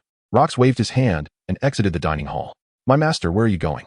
I'm just wandering nearby. They have all gone to the ranch. So you stay here to oversee the shop. Understood, my master. Bigus no longer felt the need to protect Rox constantly, as with their bond reaching level 40, she had come to comprehend his current strength. Even if they encountered an opponent beyond his capabilities, he could either withstand until her rescue or make a hasty retreat. With his hands clasped behind him, Rox strolled through the streets of Hogridge, exuding an air of maturity that belied his youth. The mute workers, diligently cleaning along the way, greeted Rox with respect. Boss, good morning. Boss, today's breakfast was truly splendid. Boss, are you here to inspect our work? We've not been slacking. Though the mute workers had recently appeared as if they had suffered calamity, their spirits had transformed entirely, even if their bodies had not yet fully recovered. At present, Hogwarts is home to a total of 25 mute individuals. The arrival of Blanca and her entourage seemed to have triggered a switch. In the subsequent days, more and more mute individuals began to seek refuge here. Rox anticipated that, given some time, Hogwarts would no longer have to worry about manpower shortages. However, it is regrettable that at this moment, only those 25 mute individuals reside in Hogwarts, along with himself and the rather ample figure. The shopkeepers and staff still prefer to return to Hogsmeade for the night. Business is business, and appearances are appearances. Earning galleons at Hogwarts is not shameful, but living alongside a group of mute individuals is rather undignified. This is the norm in the wizarding world. Even though Rox proclaimed political correctness, the underlying disdain for the mute has not fundamentally changed. It has merely been concealed in deeper recesses of society. As for his restaurant, the delectable food is one aspect, but the wizards believe that his affiliation with Dumbledore is the true reason for the restaurant's continued operation. Rox is acutely aware of this reality. After stretching lazily, Rox decided to visit Hagrid's hut. Currently, the kitchen of the restaurant could be managed by house elves, especially regarding the preparation of ingredients. Rox only needed to return during mealtimes to oversee things, which generally ensured there were no issues. Thus, he finally had the leisure to wander about. Walking along the dirt path trodden by Hagrid in the Forbidden Forest, the cries of unknown fowl echoed on either side. Rox stroked his chin and reached into his pocket to feel the orb Professor Mitchell had given him. He smirked, but ultimately decided against retrieving the summoning device. Come out. Everyone, do you really need to ambush me, a mere mute? You are bringing shame upon the wizarding community." As Rox's words fell, 5 masked wizards emerged from behind trees that could hardly be embraced by 2 people. Rox was certain they were wizards, not some humanoid creatures, for they all brandished wands. "Rox McFasty, your existence is an eyesore. A mute like you should not live. Thus, your journey ends here." The leader decisively uttered those words without any superfluous dialogue, merely seeking to enlighten Rox. Avada Kedavra! The leading masked wizard unleashed a chilling green light. However, the anticipated scene of Rox being struck by the green light and sent flying did not unfold. Instead, Rox merely sidestepped, allowing the green light to soar past him into the depths of the forest, leaving uncertain what magical creature it might strike. "Who sent you to kill me?" Rox dodged behind a large tree as 4 beams of green light whizzed past the spot where he had stood just moments before. "Rox McFasty, cease your futile resistance. You cannot escape today." Rox chuckled. The scoundrels from Nocturne Alley had thought the same not long ago. Dark dragon scales began to surface upon his skin, and his eyes transformed into golden slits. Roxas had no intention of fleeing, judging by the speed with which these individuals had cast the killing curse. He believed that as long as he remained cautious, he would be entirely safe. With the subtle hints from Professors Snape and Mitchell, Roxas was eager to uncover the identity of those who sought his demise. The rebels of the McFasty family were too preoccupied with their own survival to trouble him, and given that they were already aware of his status as a Parselmouth, it seemed unlikely they would wish to eliminate him. Old Haggis also harbored motives. Yet he lacked sufficient leverage to summon 5 proficient dark wizards capable of wielding the killing curse. So who could it be? If they were unwilling to divulge their identity, it mattered not. A tough exterior is sustained by bones, and once those bones are shattered, the toughness dissipates. The leading dark wizard gestured to his companions, and the remaining 4 fanned out, encircling the large tree where Roxas was hiding. Avada! The dark wizards leapt forward, only to realize there was no one behind the tree. Whoosh! A powerful gust of wind, followed by a crack. As their gaze shifted, they witnessed one of their comrades crumple to the ground, his head retreating into his chest. In an instant, a shadow darted up the tree, vanishing into the canopy. What was that? Was it that little brat? Impossible. He was merely a dud. Whoosh! Crack! A nearly identical occurrence unfolded once more, and 2 of the 5 had already fallen. What are you? Stop lurking in the shadows and show yourself. The lead dark wizard began to panic, raising his wand and searching the air wildly. Clearly, the assailant had launched their attacks from the tree. Rustle, rustle. A series of footsteps upon the leaves prompted the 3 remaining wizards to turn their attention to the source of the sound, where they glimpsed a shadow and 2 golden streaks of light flashing past them. Thud, thud. 2 more comrades collapsed, though this time they were not dead. Their wand-holding hands and calves had been severed by some unseen force. The lead dark wizard was now truly alarmed. Armor, armor, armor. He hastily cast the ironclad charm thrice upon himself. Although the charm could not stack, he felt a semblance of reassurance in doing so. Amidst the anguished cries of his comrades, the terrifying enemy remained concealed within the forest. Show yourself. Come out. Do you dare face me directly? What merit is there in sneaking around? A mocking chuckle echoed from behind him, and the dark wizard swiftly turned to see a diminutive figure standing there. Its exposed skin covered in dark scales, golden slit-like eyes regarding him with amusement.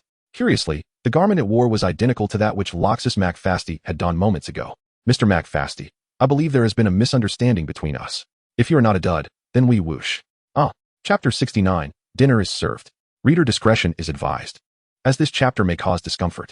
Roxas approached the 3 remaining survivors. Though he still clung to life, it was only due to the severed limbs. Without immediate medical attention, he would bleed out in mere minutes. He deftly twirled the knives in his hands before sheathing them. These 2 kitchen knives were no ordinary implements. They were high-quality blades specially commissioned by Rox from Abufus, crafted by a renowned alchemist, both sturdy and sharp, ensuring that vegetables would never stick to their edges.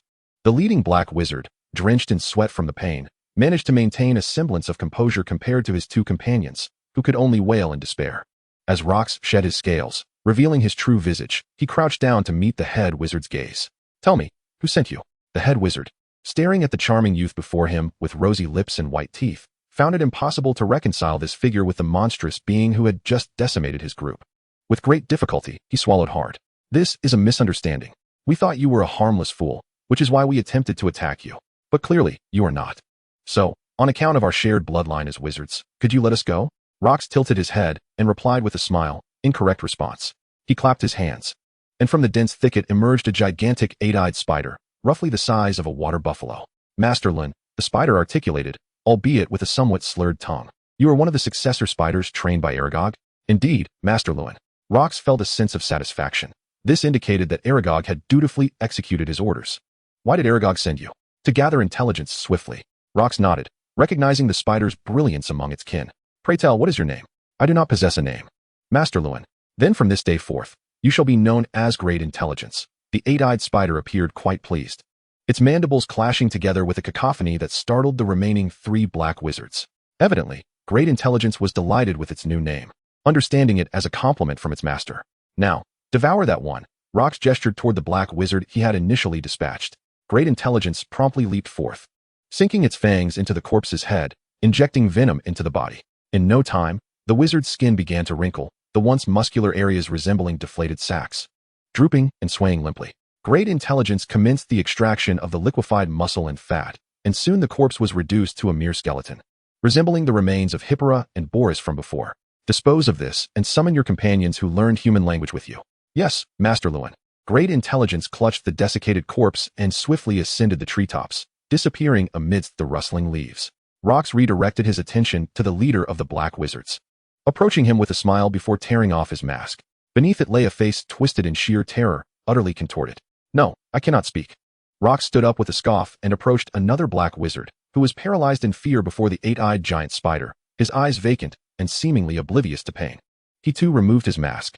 He cannot speak, but can you tell me who sent you to kill me?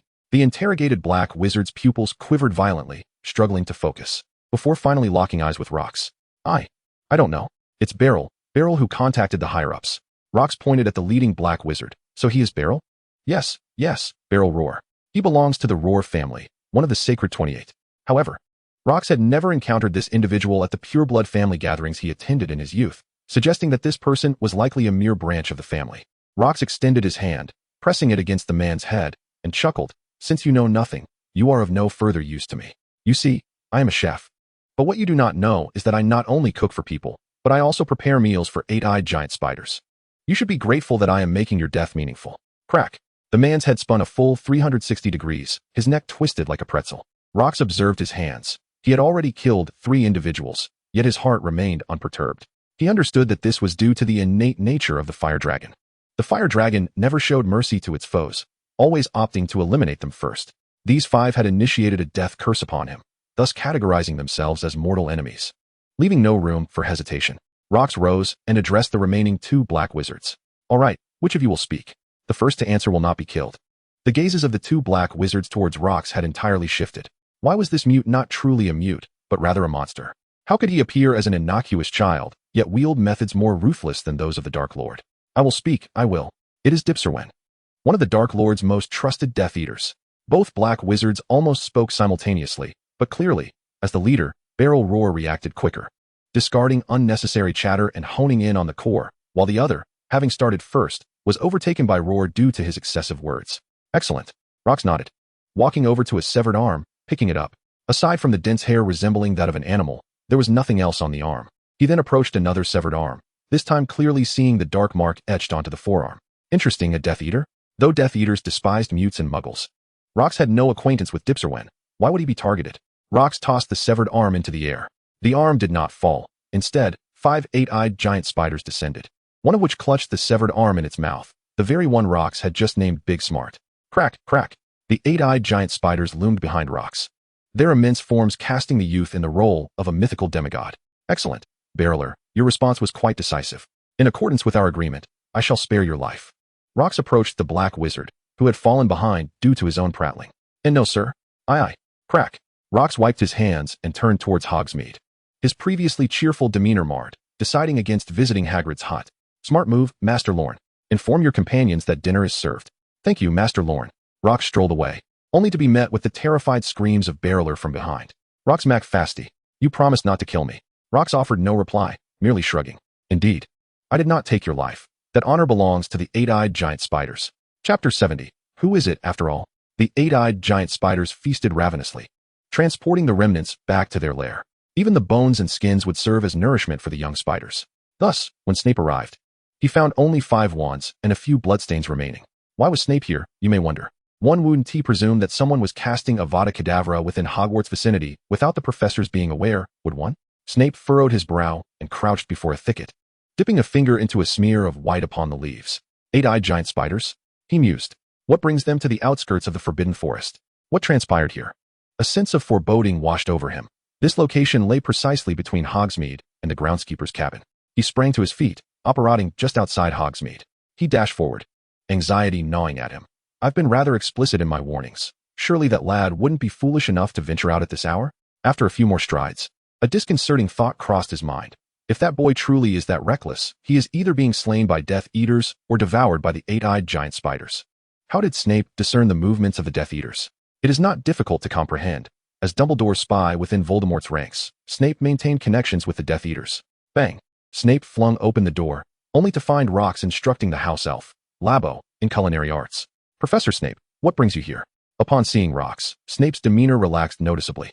There are dark wizards in the Forbidden Forest employing the killing curse. I came to warn you not to venture outside the village indiscriminately. Rox blinked. You came specifically to inform me? Thank you, Professor. I shall heed your advice. Humph. Snape adjusted his robes. I merely sought to ascertain the safety of Hogsmeade. After all, it is perilously close to Hogwarts, and the student's safety is paramount. I happened to pass by.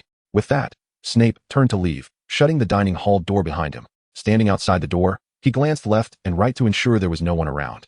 He pressed his hand against his chest, panting heavily for several breaths. Once he had regained his composure, Snape took a step forward and walked towards the outskirts of the village. Unbeknownst to him, Roxas, with his keen hearing, had caught every move made outside. Roxas shook his head, realizing that his teacher was indeed a quintessential tsundere. Chef.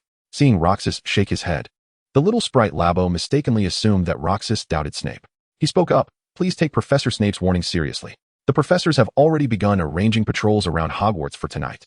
Therefore, for your safety, Chef, please be extremely cautious. I understand, Labo, but if you keep talking, I might as well stick to the pan, he replied. I'm sorry, Chef, I apologize. In the Hershire Islands, within the castle of McFasty, Hilpus, Rufus McFasty, pushed open the door to his study. We've run out of venison. We need to procure another batch. Understood, Rufus. Hilpus closed his book. Have we made any progress with the deer farm acquisition? Hilpus.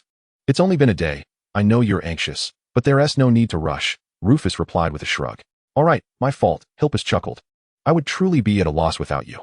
Rufus nodded. Hilpus inquired, how much shall we procure this time? 200 galleons worth. Roughly that. But with the weather turning colder, it wouldn't hurt to purchase a bit more at once. The castle possessed a magical storage room with refrigeration capabilities. Yet some of the original cellars could also be utilized for storage, as Rufus aptly noted. Very well, I'll give you 500 galleons then. Rufus nodded and turned to leave the study, closing the door behind him as he awaited Hilpus to retrieve the funds. Suddenly, Hilpus's voice rose an octave. Who is it? Who on earth is it? Rufus turned and pushed the door open. Hilpus, what is the matter? At that moment, Hilpus appeared utterly transformed. His eyes were bloodshot, resembling a mad tiger. He braced himself against the desk, exerting force to overturn it. Books tumbled to the floor, landing at Rufus's feet. He glanced down at one titled, How to Manage a Dragon Farm. What on earth is wrong, Hilpus? Hilpus stood behind the overturned desk, fists clenched, breathing heavily, remaining silent. Rufus noticed an open compartment beneath his feet, which was completely empty. Rufus, our money is all gone. This must be the work of an insider. Find that traitor. I want him torn to shreds. Rufus sighed. Hilpus, let us postpone the hunt for the traitor for now. Since the money is lost, we must first address the issue of feeding the black dragons. Get a grip. If we let those ancestors go hungry, we're all finished. Hilpus slumped into his chair, remaining silent for a long while. Rufus stood there, contemplating his thoughts. Let's first venture out to make money tonight. We can discuss other matters once we have secured some funds. All right. Igor McFasty sat at the card table, exuding satisfaction. Before him lay chips amounting to 50,000 galleons. Even while in the castle, he sensed that his luck had begun to soar, and indeed, upon reaching the gaming table, he experienced more wins than losses. Presently, he was engaged in a game of blackjack. Compared to other more cerebral gambling methods, Igor particularly favored this straightforward game.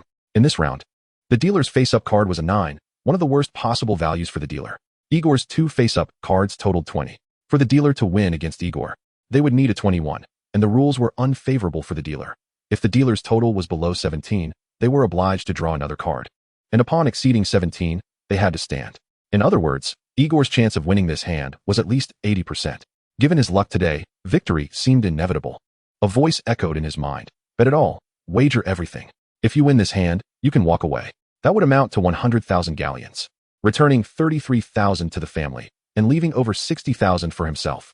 Sufficient for indulgence. Igor hesitated for merely a few seconds before pushing all his chips forward. All in, he stood up, believing this display would project an air of confidence. In his imagination, he must have appeared incredibly dashing to others. The dealer frowned, which only solidified Igor's conviction that he would win this hand. The dealer revealed their hidden card, a 7, bringing their total to 16, necessitating a draw according to the rules. The dealer could only win by drawing a 5. Any other card would either be insufficient or result in a bust. Thus, victory was assured. Igor triumphantly pumped his fist and laughed heartily. Deal the cards quickly, hurry. He was so eager. 60,000 galleons lay within reach. And he was on the brink of fortune. The dealer extracted the top card from the shoe. All the cards here were specially crafted, impervious to transformation and vanishing spells. Igor laughed heartily, his gaze fixed on the card. It was not merely a card, it was a towering pile of galleons. The dealer gently flipped the card over and placed it atop Igor's 2 cards. Igor's laughter abruptly ceased, for the card was a spade 5. The dealer had achieved 21. Chapter 71, Christmas. The following day, Lux knew all too well the chaos enveloping the McFasty household. Amidst a flurry of reports, there were also complaints from the Spider Fearus, Elite Aurors, and Roland Wells. Lux, you cannot fathom the commotion. There was yet another robbery last night in Diagon Alley. I do not know what has transpired this year, but the frequency of robberies is astonishing. In previous years, we would scarcely encounter a single incident. Indeed, this was the Wizarding World, where everyone possessed magic. Should one miscalculate and target the wrong individual, the consequences could be dire. The audacity of that band of robbers is truly terrifying. If this continues, I may have to consider ceasing the operation of the restaurant, Lux remarked while idly stirring the pot. We cannot close down. Roland nearly leapt from his seat at the bar. If we cannot savor your culinary creations, it would be more unbearable than death itself. Do you realize? Thanks to your meals, everyone is in such high spirits that the case-solving efficiency at the Auror office has significantly improved. Locke shrugged nonchalantly. Then you should hurry up and apprehend those scoundrels, Mr. Wells. Roland pouted. We wish we could. But it appears that the current robbers are part of the same group as before, employing the soul-binding curse to carry out their heists. This renders it exceedingly difficult for victims to report the incidents in a timely manner. Locke nodded in agreement. Indeed, the soul-binding curse is quite troublesome. By the way, I recall that in the robbery and arson case at the Hanji's residence, the perpetrators also utilized the soul-binding curse. Oh dear, I nearly forgot about that, Roland exclaimed. It's possible that the culprits who robbed old Hanji's are the same lot. However, Roland shook his head again. No? The assailants made off with over 50,000 galleons from Hanji's estate. Shouldn't they be lying low and enjoying their spoils? How could they emerge to commit another crime so soon? Locke replied nonchalantly. One can never be certain. What if the criminals have developed a gambling addiction or face some other significant expense? A flash of insight struck Roland. Indeed, if we assume that the recent spate of robberies is orchestrated by the same group, then the inconsistencies within the cases could serve as our investigative entry point. After all, in all these incidents, the victims were under the control of the soul-binding curse. Such a similar methodology is hard to overlook. Perhaps they should investigate whether there have been any substantial transactions within the British wizarding community or pay a visit to the local casinos. They might unearth something valuable. Lux, please pack up the dishes I ordered. I must hasten back to the department. Roland Wells exclaimed, rising abruptly, eager to pursue the investigation. Of course, Mr. Wells. Watching Roland Wells traverse the bustling dining hall and exit the restaurant, Lux could not help but smile broadly. Helps, I hope you can hold on for a while longer. At least until the Dragon Soul communication ceremony. Locke stroked his chin, contemplating the true despair of thwarting his adversary just as they believed they were on the verge of success. Raybo, move the pot closer to the fire. Do not try to rely on brute strength like I do. Use your magic instead. Yes, chef. Time flew by, and soon it was Christmas Eve. On that festive night, the Dragon's Tail restaurant was bustling with even more patrons than usual. Locke suspected that half of the British wizarding community was present. With Hogwarts hosting a Christmas banquet that required the Dragon's Tail to provide catering services, it was fortunate that Dumbledore had dispatched 20 house elves to assist, preventing Locke from becoming overwhelmed. Aunt Molly, Uncle Arthur, you've arrived. As Locke busied himself, he greeted the Weasley couple who had approached the bar. Behind them, all the children were present except for Bill Weasley, who was unable to return from work. Charlie Weasley, Percy Weasley, the twins, Ron Weasley, and the youngest, Ginny Weasley, were all there. Happy Christmas, Locke, Molly said with a smile, producing a sweater with a vibrant red base and a large yellow emblem on the chest. An unmistakable Gryffindor color scheme. This is your Christmas gift. I hope you don't mind. Locke responded with a grin. How could I possibly mind? I haven't received a Christmas gift in years. Thank you, Aunt Molly. Accepting the sweater, he turned to Raybo and said, I'm going to change into something more suitable. Keep an eye on things for me. Yes, chef. Raybo replied. Locke turned back, Aunt Molly. Please have a seat. I shall return shortly. Before departing, He discreetly winked at the twins, who instantly understood and jumped up to exclaim, "Mom, we need to use the restroom." Molly shot them an annoyed glance. "You're old enough. Why didn't you take care of that at the castle? It's quite rude to do this now. We were too excited and forgot." Lox interjected with a chuckle. "Aunt Molly, it's no big deal. Let Fred and George come upstairs with me. The restroom upstairs is cleaner than the one down here." Accompanied by the twins, Lox ascended to the third floor. Upon entering his room, he was met with a large bed adorned with 2 pillows and a chaotic heap of shiny objects piled on one side. "How is the sample production coming along?" Lox inquired while changing his clothes. "You ask every week, Lox. You're far too impatient," the twins replied in unison. Lox's head popped out from the neck of the sweater, raising an eyebrow. "How can I not be impatient? You have no idea how well Zoko's joke shop is doing." At his words, the twins proudly lifted their chins. "It's all ready. A total of 16 new items, guaranteed to be fun and safe. We came here with Mom specifically to tell you about it." Lox nodded. "That's splendid news. I'll send Dodo to find you later." "Great." Molly watched as Lox donned the apron over the sweater she had knitted, her heart swelling with joy. The garment fit him perfectly, enhancing his appearance. "Lox, you look marvelous in that sweater." "Auntie, it's because of your craftsmanship." Molly beamed with delight. Ron, glancing between Lox and himself, muttered, "Then why do I look so drab in mine?" The restaurant operated until 9:30, and finally, the last customer departed. Lox instructed Hildur to gather all the firecrackers. He chuckled to himself, reflecting on how, in his previous life, he had loathed such gatherings, yet here he was, in a wizarding world, embracing it all. "Dear friends," he began. Rox's gaze swept over the faces before him, revealing emotions of respect, gratitude, and trust. These sentiments were palpable to Rox, who suddenly lost the desire for lengthy orations, deeming them utterly unnecessary. As the dawn of a new year approached, he extended his wishes for a Merry Christmas to all. With a wave of his hand, the house elves in the kitchen promptly filed out, surrounding them with an array of exquisite dishes and fine wines, delicacies from land and sea, and libations of the finest quality. "Come, enjoy the feast, indulge as much as you desire, spare no expense."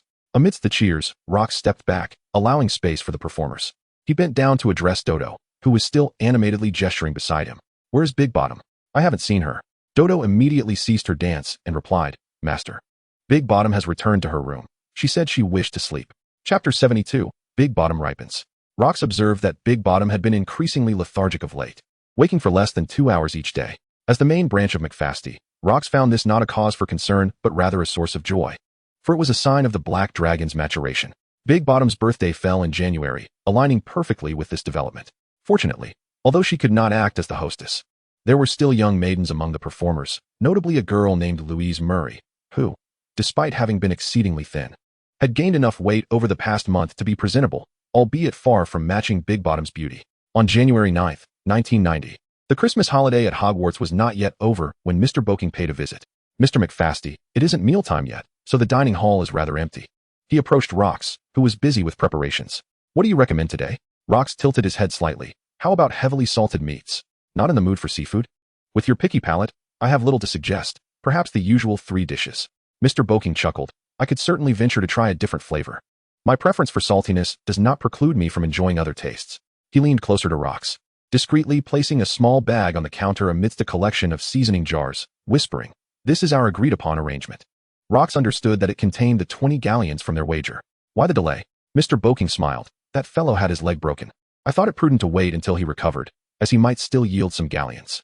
He came to my shop yesterday, presumably with his injury mended, seeking a loan for gambling, but I turned him away. After this encounter, I confirmed he truly had no resources left, which prompted my visit to you." Rox nodded. He was not particularly in need of the money, but he felt it would be regrettable to lose Mr. Boking as a partner. This fellow straddled both the light and dark worlds, proving to be quite useful at times. Thankfully, Mr. Boking was indeed a man of his word. A resounding explosion erupted, unleashing a formidable shockwave from Rox, causing a chaotic disarray of kitchen utensils. Mr. Boking was propelled several meters away by the residual force from the open kitchen window, landing heavily on the ground. The kitchen became a scene of pandemonium, with the household sprites displaying their unique abilities to mitigate the damage. Mr. Boking, nursing his aching back, sat up, his eyes filled with astonishment. Is this a surge of magical energy? To be precise, it was Rox's second magical upheaval. "Mr. Boking, I regret to inform you that you cannot remain here. When you next visit the restaurant, I shall treat you to a meal," Rox called out to Hilda. "Hilda, lock the front door and post a notice indicating that the owner has matters to attend to, and the establishment will be closed for lunch." Hilda, who had been arranging tables and chairs in the northeast corner of the dining area during the explosion, was unharmed. Upon receiving Rock's command, he promptly replied, "Yes, boss." This response was almost instinctive. It took him a few seconds to comprehend that his employer seemed no longer a mere figure of inaction. A surge of fervor welled up within him. Did this mean he too might have a chance to acquire magical powers and become a sorcerer? Rox waved at Mr. Boken and ascended the stairs. His heart was pounding vigorously, pumping the magical energy he had lost for nearly 9 years throughout his body. He felt his strength growing incessantly. The long-dormant bond with the voluptuous figure was now soaring like a rocket under the impetus of 2 months' worth of emotional energy. 45, 50, 60, 73. He had attained a physical strength of 73. With a loud crash, he flung open the bedroom door, and indeed, the voluptuous figure had awakened. She appeared dazed, slowly turning her head upon hearing Rock's entrance. After a full 5 seconds, she murmured, "Master, I believe I have matured?" "Yes, you have undoubtedly matured. If you hadn't, how could your magical powers have returned?" The voluptuous figure blinked, her golden slitted pupils clearer now, her expression less bewildered. Visually, the change seemed minimal. But she was aware that power would surge exponentially upon reaching maturity, and she sensed an ethereal presence calling to her. With each call, her mind became clearer. Suddenly, Rox felt a warmth in his lower abdomen, and glancing at the voluptuous figure, he noticed a suspicious blush on her face, her eyes sparkling with an alluring sweetness. Dragons are inherently lustful, whether in Eastern or Western mythology. Hybrids bearing draconic blood are abundant. The voluptuous figure, embodying his aesthetic ideals, had been by his side for 9 years, though devoid of love. Their relationship had taken on a half-accepting nature.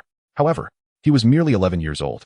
Not yet 12. What was happening? So what if the voluptuous figure had matured? His own tools for mischief had yet to ripen. Cough, cough, cough. Rox suddenly erupted into a violent cough, his throat itching intensely. Recognizing the impending trouble, he hurriedly pushed open the window. With a roar, Rox opened his mouth wide, unleashing a torrent of dragon fire that surged skyward. Splendid, he thought. I have now completely transformed into a humanoid dragon. Yet the heat coursing through his body intensified, and he felt as if he might explode. "Master, I'm here," came a voice. Taking a couple of steps forward, Rox was suddenly enveloped in a warm embrace and promptly fainted. When he opened his eyes again, he found himself surrounded by a circle of concerned faces. The most worried was the one he referred to as Big Butt. With a knowing smile was Albus Dumbledore, while Severus Snape wore a stern expression, his lips downturned, yet his facial muscles betraying a smirk. Minerva McGonagall, with a hand resting on her chest, appeared relieved. "Rox, you have finally awakened," Dumbledore announced warmly. "Congratulations. You have acquired magical powers and are now a wizard." Rox rubbed his head, attempting to sit up, but Snape pressed him back down. "The potion hasn't fully taken effect. You must lie still for another half hour." "The potion?" Rox scoffed. "If I hadn't rushed here, you would likely be charred into a fool by now." He offered an awkward smile. "Thank you, Professor." Snape, his hands tucked within his sleeves, turned away with an air of indifference. Rox then turned to Dumbledore. "Professor Dumbledore, how did you come to be here?" Dumbledore produced a letter, waved it slightly, and then placed it in Rox's hand. "It appears the acceptance letter has stirred." Rox, without needing to look, already knew what Dumbledore had given him. The acceptance letter to Hogwarts. Chapter 73. To enroll or not to enroll. So, Professor Dumbledore, you are here to inform me of my enrollment? Indeed, I very much wish to see you in the Hogwarts classroom. I believe it is also the desire of your grandfather and father. Dumbledore appeared like a benevolent elder at that moment, which made sense given the connection between the McFasty and Dumbledore families. However, deep down, Rox had no desire to attend Hogwarts. Firstly, he was not truly 11 years old. Subjecting him to the rigors of schooling and examinations would be nothing short of torment. Secondly, although Dumbledore had clear motives, the old man was undoubtedly scheming behind the scenes. Rox, well versed in the future, understood that it would not be long before Voldemort returned, and Hogwarts would be at the epicenter of the storm. "I'm afraid, Professor, I do not wish to attend Hogwarts." Dumbledore, McGonagall, and Snape all paled at his words. "Can you tell me why, child?" Rox pondered for a moment before replying. "The Dragon Tail restaurant must continue its operations. If I enroll at Hogwarts, I will be unable to make the necessary preparations." Dumbledore chuckled. "Raybo and the others have been working with you for some time. They should be capable of managing the restaurant." Rox shook his head. "The most crucial secret remains solely in my possession, which I cannot share with Lox and the others. I hope you can understand, Professor. It's quite manageable. As the intervals between classes at Hogwarts in the morning and afternoon are ample, you will have sufficient time to reach the dining hall." Lox rolled his eyes, exclaiming, "Professor, be reasonable. If that were the case, I would have no personal time to rest. I wouldn't even have enough time for lunch." Dumbledore chuckled softly and stroked his beard to mask his embarrassment, yet he heard Lox continue. "Moreover, there are nearly 30 duds residing in Hogsmeade now. I must oversee their work arrangements, meals, and personal needs. What would happen to them if I am not in the village?" Dumbledore pushed up his glasses. Acknowledging that this was indeed a problem that needed addressing, he turned to Professor McGonagall. Minerva, what is your perspective? Professor McGonagall shook her head with difficulty, unable to answer. As her own nephew was still in Hogsmeade, her rationality urged her that Locke must receive an education. He was still a child who needed to be among his peers. However, her moral compass indicated that it would be wrong to make Locke choose between the Dragon Tail restaurant or the duds. Dumbledore then glanced at Snape, who rolled his eyes in exasperation, stating, if there is a problem, solve it. That is your duty as headmaster. Dumbledore smiled wryly and shook his head. Locke, let us return to discuss what you know. You are unlike Miss McFasty. Locke heard the weight of this statement, realizing its significance. He understood that Dumbledore had likely sensed the situation regarding the large backside, and as a family friend of the McFasties, Dumbledore might know more than Locke himself. Dumbledore did not linger, leading the two heads out. Upon reaching the door, he suddenly turned back and smiled at Locke. Now that you have regained your magical powers, you should go to the Ministry of Magic to restore your wizarding status, although that could prove quite troublesome. As a minor wizard, you will require parental consent for citizenship. But clearly, you lack parents. Unless you seek a signature from Hilpus McFasty. Locke's brow furrowed at the thought of such complications. Dumbledore continued, however, once you enter Hogwarts, it becomes different. Like most Muggle-born wizards, the moment you choose to become a student at Hogwarts, you automatically acquire British wizarding status. With that, Dumbledore winked at Locke and exited the chamber. Locke, do take care to rest, Professor McGonagall advised before following Dumbledore. Snape was the last to leave, instructing, I have entrusted the potions to your maid. Given your unique constitution, ensure that you keep the potion close. If you begin to feel warmth in your body, remember to take the medicine immediately. He cast a meaningful glance at Locke, adding, if the potions run low, come to me right away. Thank you, Professor. With that, the professors departed, leaving only Locke in the room. When Dumbledore was present, the large figure was submissive and timid. However, as soon as Dumbledore departed, she immediately rushed to Locke's side, exclaiming, Master, you frightened me to death. Locke gently pushed her head away from his chest. It's all right now. Go fetch a bowl of porridge from Labo, accompanied by some meat floss. Understood, Master. The large figure hurriedly dashed down the stairs, while Locke reclined on his bed, extending his right hand. With a mere thought, magical energy obediently gathered in his palm, and in the next moment, a sphere of flame took shape.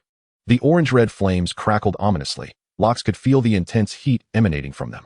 This was not a mere blaze, but a fearsome dragon fire imbued with ferocity. He clenched his fist, extinguishing the flames, and in the next moment, his body began to levitate gently. This was not due to a floating spell, but rather the innate flying ability of a fire dragon. Do not be misled into thinking that a fire dragon flies solely with its wings. Those appendages merely serve as stabilizers for gliding. Without magical levitation, how could such a massive creature, weighing several tons, ascend into the sky relying merely on those slender wings? Locke descended back onto the bed. The secret technique had succeeded, a cause for celebration indeed, yet it left behind a lurking danger. He was uncertain when or where his body temperature might suddenly spike, a sensation that was truly unbearable. Perhaps the world had wronged fire dragons? Their rampant mating during certain seasons, irrespective of species, might not stem from their nature, but rather from an overwhelming need to alleviate their discomfort, much like what he had previously experienced. Yet, the large figure had matured, while he himself had not. How could that be? Could it be due to their bond? The deep connection he shared with the large figure might also channel her desires onto him? Goodness, this matter must be resolved. Once he had rested sufficiently, a visit to Diagon Alley and Nocturne Alley was imperative. He needed to embark on a significant shopping spree. Hogwarts Castle, Headmaster's Office, 8th floor. Dumbledore. Must you insist on McFasty entering Hogwarts? Indeed, Severus, he must enter Hogwarts. Why? I require a reason. It is to protect him. Severus, he has sheltered the mute ones, which indicates he is a kind-hearted child, yet this has also drawn trouble upon him. Have you noticed any of the pureblood families? Rochelle, Rowell, Greengrass, Flint? Not among the patrons dining at the Dragon's Tail restaurant? Their presence signifies their family stance. The Death Eaters are also intent on harming Locke. You are well aware of this. More than anyone else. Severus, you know we can temporarily bolster Hogwarts' defenses, but this is not a sustainable solution. We cannot maintain this indefinitely. Only within the castle can we ensure his safety. Snape pondered for a moment before responding. He is my student. I shall consider his well-being. But what about you? Why do you place such importance on him? Dumbledore paused briefly, then replied. I have always believed that the Muggleborns are indeed a part of the wizarding world. Yet my contributions pale in comparison to those of that child. Perhaps it is my curiosity that compels me to discover how far that child might go. Snape scoffed. You would do well to think that way. Chapter 74.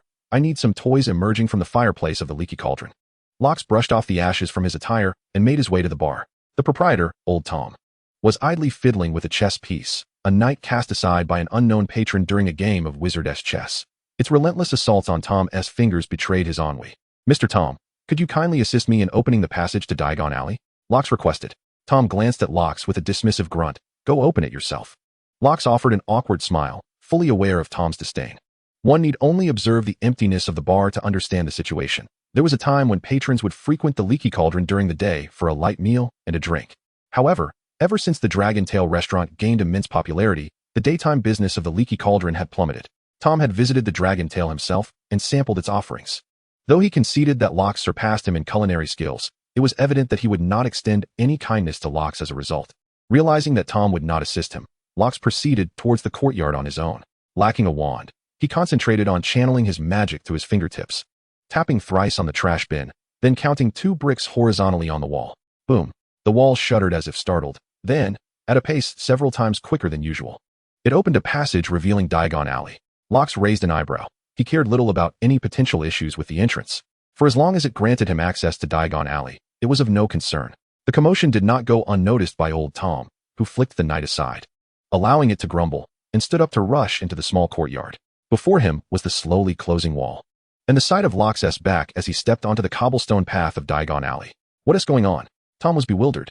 Wasn't he that boy a Muggle-born? How had he managed to open the entrance to Diagon Alley? Locks, of course, was oblivious to Tom's astonishment. He now stood before Ollivander's wand shop. Gazing at the faded golden sign and stroking his chin, Ollivander, crafting fine wands since 382 B.C. Excellent, this is the place. Locks pushed the door open, and an elderly gentleman with gray hair and beard emerged from the shadows to greet him. "Welcome. Ah, I recognize that face. Aren't you the chef from the most popular restaurant in the British wizarding community? Mr. McFasty, I still recall the moment your father purchased his wand from me. A core of dragon heartstring, with a birchwood shaft measuring 12.5 inches. Powerful yet pure, a delightful contradiction, wouldn't you agree? Alas, it is a pity your father passed away at such a young age. It is indeed a loss to lament. Ah, please forgive me. With age comes a penchant for incessant chatter. I wonder what brings Mr. McFasty to my humble abode today." Mr. Locks glanced around the diminutive, dilapidated shop that seemed to reach its limits before him, and replied with a smile, "I have come to select a wand." Mr. Ollivander appeared taken aback, his eyes widening as if attempting to peer into the very essence of Locks. After a brief pause, a smile graced his lips. "Ah, I see. Congratulations, Mr. McFasty. Now, let me take your measurements. Do you typically favor your left or right hand?" Locks emerged from Ollivander's wand shop with an expression of embarrassment. In that fleeting moment, he had nearly overturned the shop at least 3 times.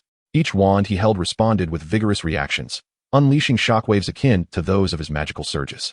Ultimately, he selected a wand that suited him, a dragon heartstring core, crafted from oak, measuring 13 inches in length. Naturally, the dragon heartstring originated from a Hebridean black. Having procured the wand, he turned and ventured down the nearest path leading to Nocturne Alley. As he walked, he shielded his face with a scarf, donning a hood thereafter. It was customary for those entering Nocturne Alley to conceal their identities, fearing recognition. Nevertheless, his height still brought him trouble. The unsavory characters of the alley, spotting what appeared to be a minor unaccompanied by an adult, were quick to stir, with one even attempting to seize Locks by the arm. However, Locks merely turned his gaze, and with his golden slit-like pupils, he instilled a profound terror in the would-be assailant. "Ah, it is the black demon with golden eyes. The black demon with golden eyes," the ruffians exclaimed, retreating like the tide to their previously hidden corners, as if they had never been present at all. Locks was somewhat taken aback. Had he truly garnered such a reputation in Nocturne Alley? After all, his last encounter had merely involved administering a sound thrashing to a group of ruffians. He had been prepared for another skirmish, eager to test and familiarize himself with his newfound power, yet he found the ruffians had retreated first. How dull. Locks shook his head and proceeded toward Borgin and Burke's. "Welcome," chirped the alchemical parrot at the entrance with its stilted phrases. Locks strode directly to the counter, where Mr. Borgin promptly greeted him. "Ah, Mr. McFasty, what a surprise. Is the shop less busy today?" Locks was astonished and inquired, "How could you recognize me, even with such a disguise?" "Of course, you are one of my esteemed partners. How could I possibly mistake you?" Locks couldn't help but reflect on the competencies of both Ollivander and Mr. Borgin. These individuals were truly skilled, members of the Sacred 28, each clan steeped in its own mysteries, except for the Malfoys, whose traits lay in opportunism and wealth. "Well, I have come today to procure some items," Locks began, suddenly hesitant, biting his lip before managing to articulate, "Some toys, if you will." "Toys?" Mr. Borgin found himself momentarily perplexed. "What sort of toy?" "Oh, you know the one I mean. It took him a while to grasp precisely what Rox was alluding to. Ah, yes. Your lovely maid has indeed reached a certain age. Yes, yes. I understand without further elaboration. Rox could perceive the unmistakable mockery in Mr. Boken's eyes, which stirred a sense of indignation within him. However, what could he do? Who would have anticipated that the first dilemma of adulthood would manifest in such a manner? Do you have it? If so, please sell it to me at once. Yes. Indeed, I have it. Mr. Boken stifled a chuckle as he rummaged through a cabinet. This model, this one, oh, and this one too. All with a 100% approval rating. Rox felt increasingly restless, his embarrassment almost tangible enough to carve a mansion from the ground. No need for introductions. I want them all. I will figure it out myself later. Oh, how generous of you. Allow me to prepare a product manual for you. As Rox exited the Bokenborg shop, his face burned with heat. Damn it. I shall never use this scarf again. It is utterly stifling, suffocating me. He stepped out of Nocturne Alley, intending to visit the tailor of the Unordinary to procure a couple of outfits for his maid. Now that she had come of age, it was only fitting for him, as her master, to prepare a gift for her adulthood. The tailor of the Unordinary offered only the finest garments, making them perfect as presents. Just as he left Nocturne Alley, he caught a glimpse of a cloaked figure, similarly masked, leaping from around a corner. Rox remained unperturbed, fully aware that Death Eaters intended him harm. Yet, he dared to traverse Diagon Alley today due to his unwavering confidence in his current abilities. As long as he was not besieged by a cohort of elite Death Eaters, he could surely evade any confrontation. The masked figure aimed their wand at Rox. Magical energy swirling, a spell poised to be cast. Rox shrugged dismissively, huffing. Ah, yet another Avada Kedavra? How utterly unoriginal. What does it matter if it's an instant death attack? If you can't hit me, it's all for naught. In Rox's perception, the masked figure's movements appeared to be in slow motion, akin to a dragon stalking its prey. Thanks to his extraordinary dynamic vision and reflexes, the adversary's attempt to strike him directly was as daunting as scaling a mountain. Soul extraction. Wait, not Avada Kedavra, but the soul extraction spell? Chapter 75. The young master of a great family plays with flowers. Connecting the soul extraction spell to the masked figure, Rox immediately associated him with Silpus McFasty. It must be said that Silpus lacked experience. One cannot engage in robbery while donning such conspicuous dragon hide boots. Those were tokens of identity bestowed upon members of the McFasty family upon reaching adulthood, regardless of their primary or collateral lineage. While the average person might remain oblivious, encountering someone knowledgeable would undoubtedly expose him. Although every robbery by Hilpus left behind visual evidence in the possession of Lux, this bore no relevance to Hilpus himself. As a thief, one would expect at least a modicum of professional decorum, wouldn't one? Observe how Lux, even when merely acquiring a toy, shrouds himself in layers of disguise. Despite being mere inches apart, Hilpus failed to recognize him. Hilpus was utterly astonished at that moment. The diminutive figure before him had managed to evade his spell. When the little one brandished his wand, Hilpus felt the weight of an impending confrontation. It seemed that today, he had indeed struck a formidable opponent. With a sudden burst, Hilpus unleashed a shockwave from his wand, sending debris flying within a radius of 5 feet. In his imagination, he envisioned the little figure being temporarily subdued by this surprise attack, providing him a chance to escape. Retreat was imperative. As an experienced robber, he understood that any entanglement with his adversary would swiftly attract the attention of the enforcers responsible for maintaining order in Diagon Alley. Thus, the instant he cast his spell, he turned to flee. Ahead lay a shadowy alley, the rear entrance of a subterranean tavern in Nocturne Alley, and if he could reach that haven, he would be virtually safe. However, with a resounding thud, the little figure descended from above, landing squarely in front of Hilpus, having effortlessly leaped over the storm of debris. This left Hilpus utterly flabbergasted. What manner of being was this? He was certain that the little one had not employed magic for that leap. In his recollection, even werewolves, famed for their physical prowess, could not achieve such an extraordinary jump. The diminutive figure drew forth his wand, and under the astonished gaze of Hilpus, began to wield it. The spell Sectum Sempra was invoked. This was thanks to the notes that Snape had gifted to Lux. Although this was Lux's inaugural casting since acquiring the wand, he had rehearsed the spells contained within those notes long before. How intriguing. The initial spells he had mastered in the wizarding realm were all of the dark variety, a far superior starting point compared to that of Voldemort. Sectum Sempra, a spell of Snape's own creation, could unleash invisible blades of magic causing unseen lacerations. However, the magical blades conjured by Lux were distinctively visible, adorned with a layer of flames that shimmered as if gilded. Hilpus was taken aback. This was a form of magic he had never encountered. In a frantic response, he dropped to the ground, adopting a defensive posture. The golden blade surged forth, slicing through 2 lampposts before dissipating into the air after traveling a distance of over 100 meters.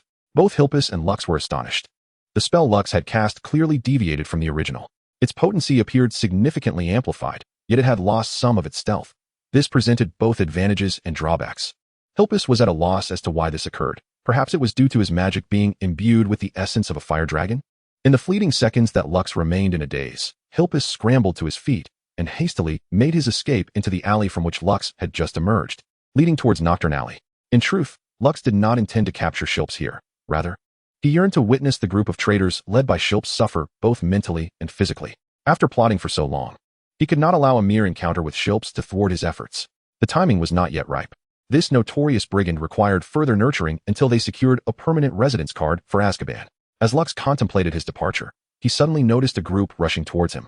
His spell, Shadowless Strike, had indeed created quite a commotion. No, with his skill, it could hardly be termed Shadowless Strike anymore. The newcomers included an Auror accompanied by 3 hit wizards.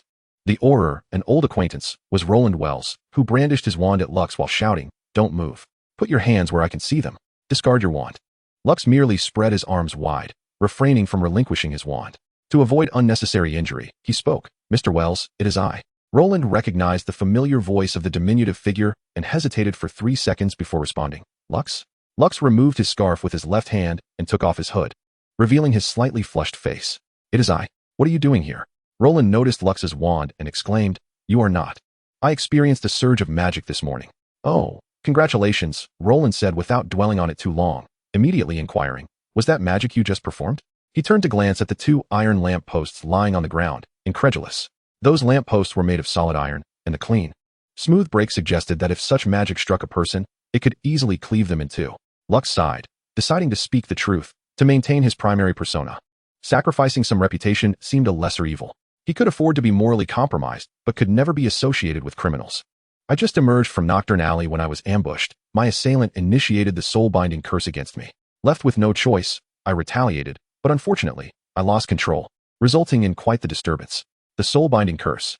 Roland understood Lux's implication. Based on Lux's hints, he had made some progress and had come here today intending to visit Borgin and Burke's, having heard whispers of a new underground casino there. However, he clearly had further questions. "Lux, what were you doing in Nocturne Alley? And why are you so heavily disguised?" Lux scratched his head and retrieved a small bag from his arms, which he had enchanted with the undetectable extension charm. He opened a corner to show Roland. "I merely purchased some trinkets." "Trinkets? What sort of trinkets necessitate a trip to Nocturne Alley?" Roland leaned in curiously to peer into the small bag, only to feel his face flush instantly. Ah, this. The image of the beautiful receptionist, Miss Beggins McFasty, surfaced in his mind. Darn it. He had harbored feelings for Miss McFasty for quite some time. He hadn't even had the chance to confess. Curse it all. These pure-blooded young masters certainly played the field extravagantly. However, this rather aptly illustrates why Rox chose to conceal his face. Indeed, it is not a matter of pride.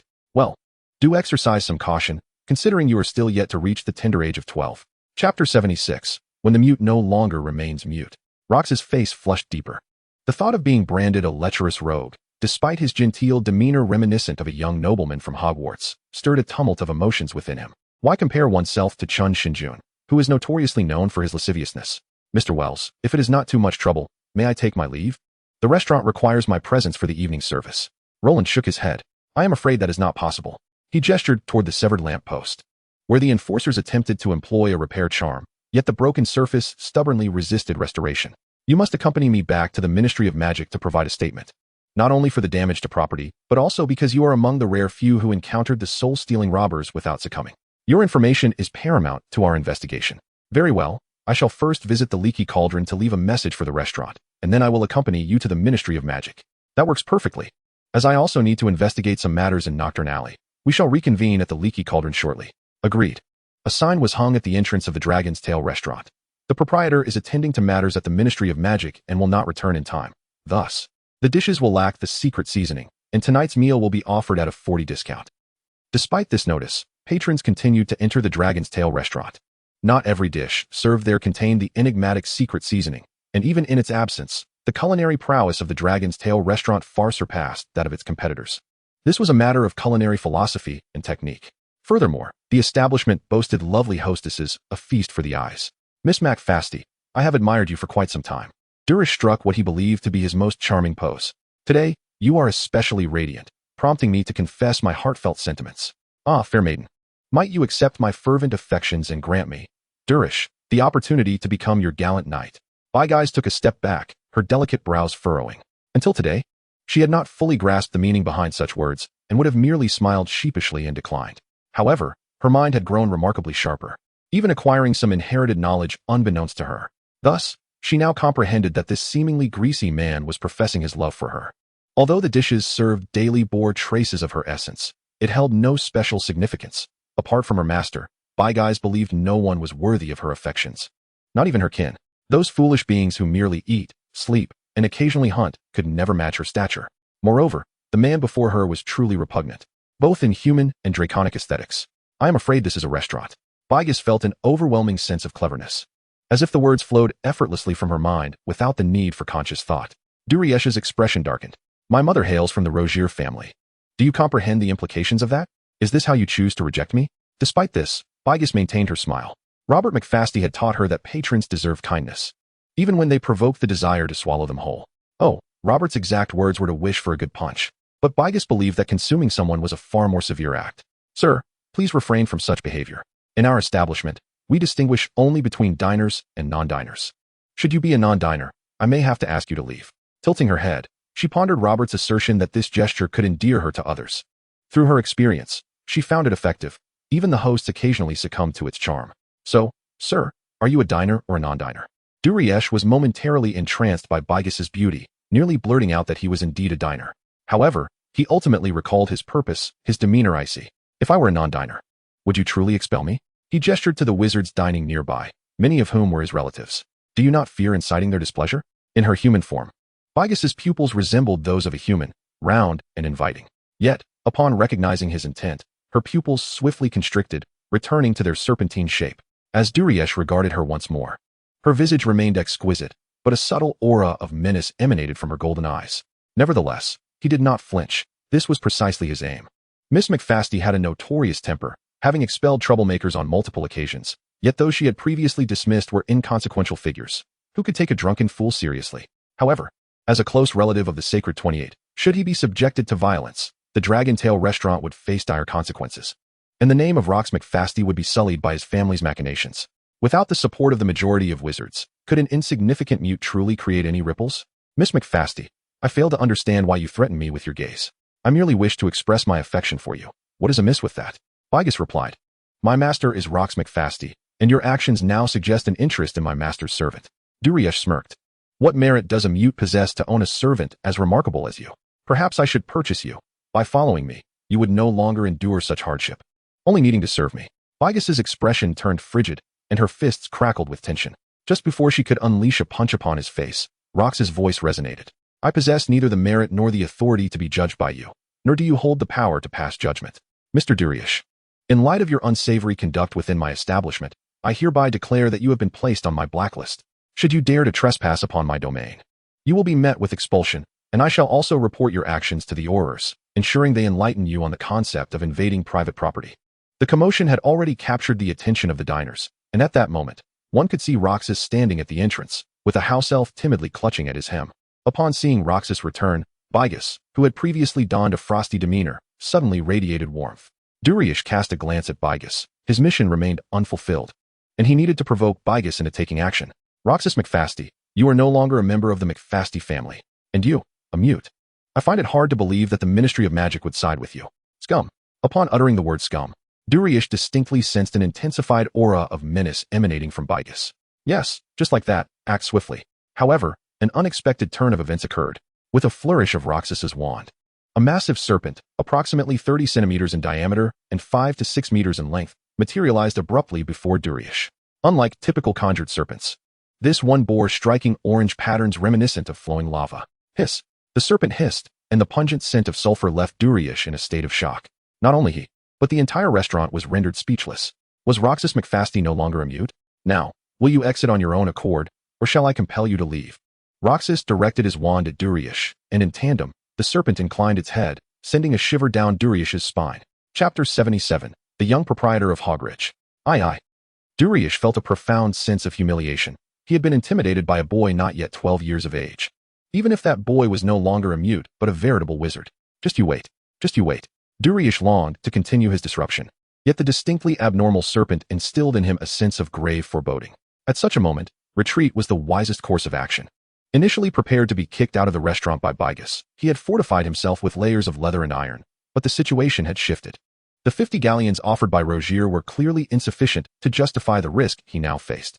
He turned and fled the restaurant, oblivious to Roxas leaning down to whisper a few words to the house elf. As the doors closed, a few seconds of silence gave way to a jubilant exclamation from a diner. Congratulations to the young proprietor for becoming a wizard. Well done.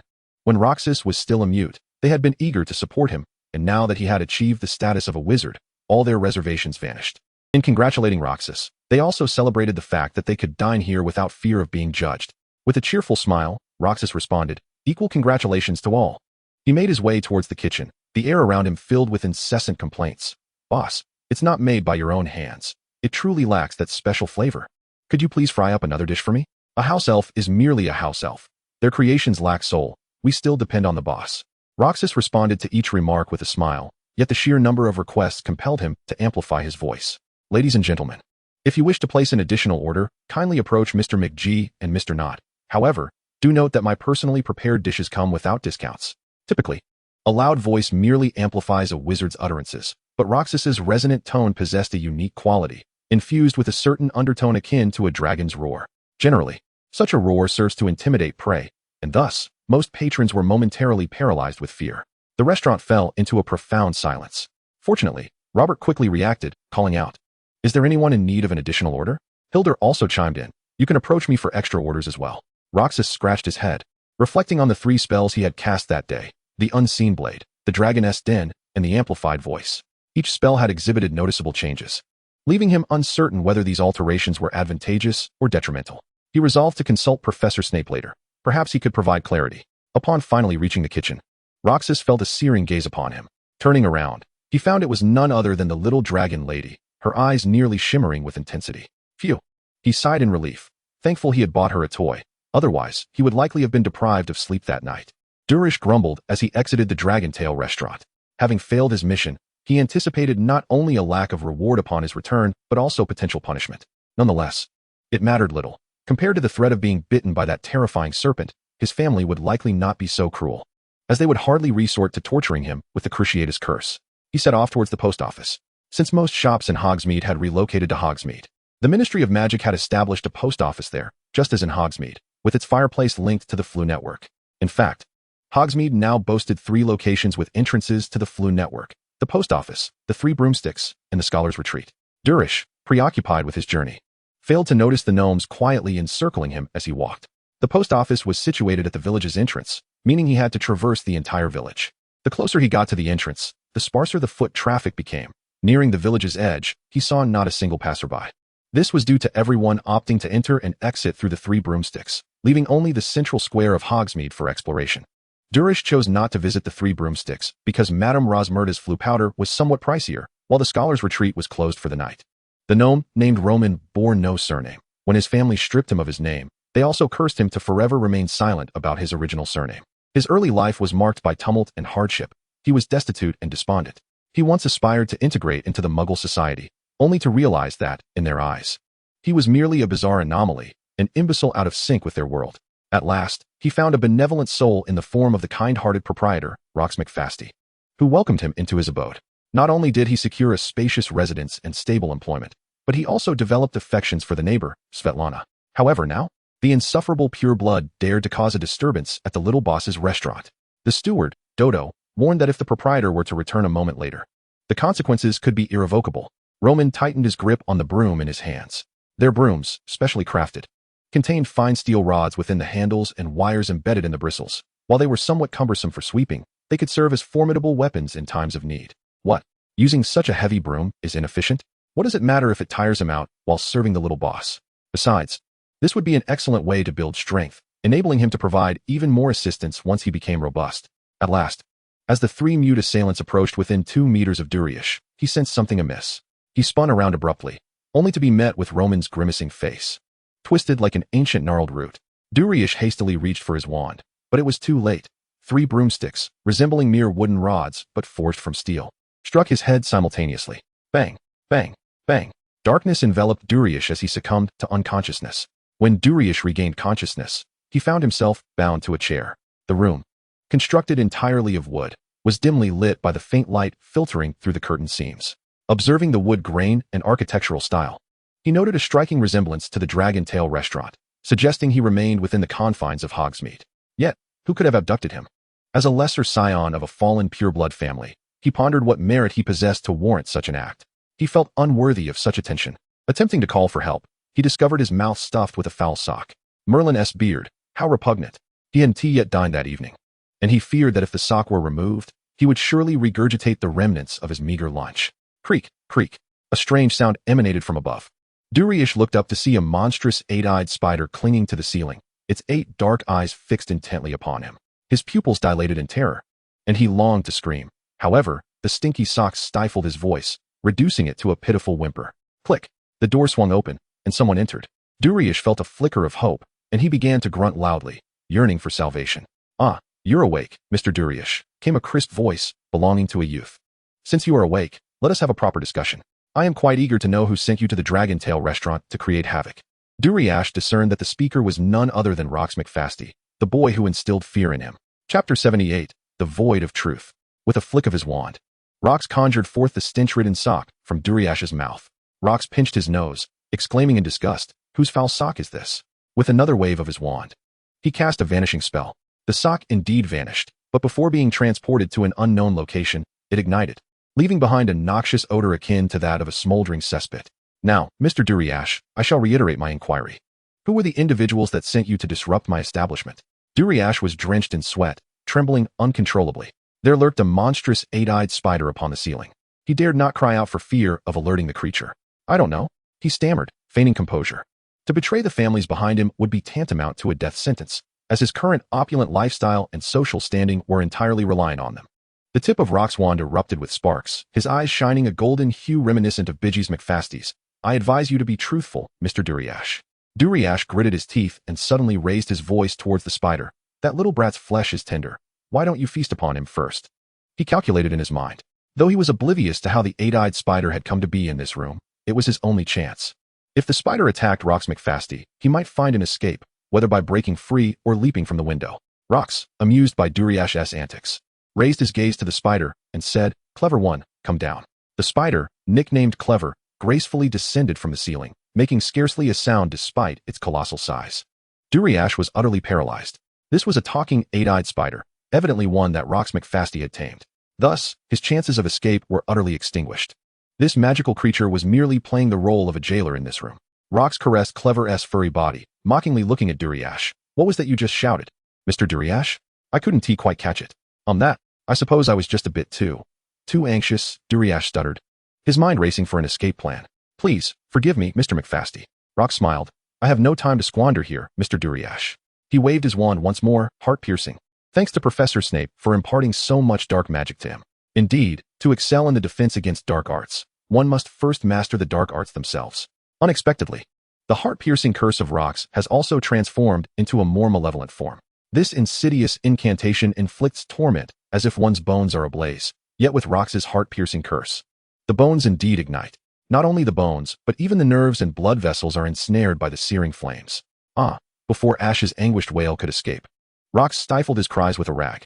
His transformation skills were rudimentary, and his repertoire of spells was limited, compelling him to resort to this more physical method. His voice boomed because this was the first spell learned after the surge of McFasty's primary magical energy, intended for summoning a black dragon. As Ash writhed and struggled, he toppled the chair, binding him to the ground, crashing down alongside it. He banged his head against the floor repeatedly with a heavy thud. Rox ceased his incantation. Yet Ash continued to convulse in agony. His body was nearly engulfed in flames. After a full 5 minutes, the flames tormenting Ash gradually subsided, leaving him in a state of delirium. What a predicament! Rox furrowed his brow and retrieved a vial of potion from his cloak. "Consider this a gift," he remarked, pouring the elixir into Ash's mouth. The liquid flowed like a refreshing spring, swiftly revitalizing Ash's parched form. After a moment, with a loud gasp, Ash regained his senses, though the searing pain throughout his body persisted, driving him nearly to madness. "Answer my questions swiftly, Mr. Ash, or you may find your life at stake next time." I will speak," Ash stammered, struggling to articulate. "Yes, the Rozier family, the Bost family, the Caro family, the Knott family, the Yaxley family, the Rowell family, the Selwyn family. They consider your restaurant quite an eyesore, and thus, they sent me to tarnish the reputation of the Dragon Tail restaurant." I cannot recall having provoked them. Silence. Rox interjected. You are a mere puppet. You have harbored a multitude of puppets, including those expelled from their families.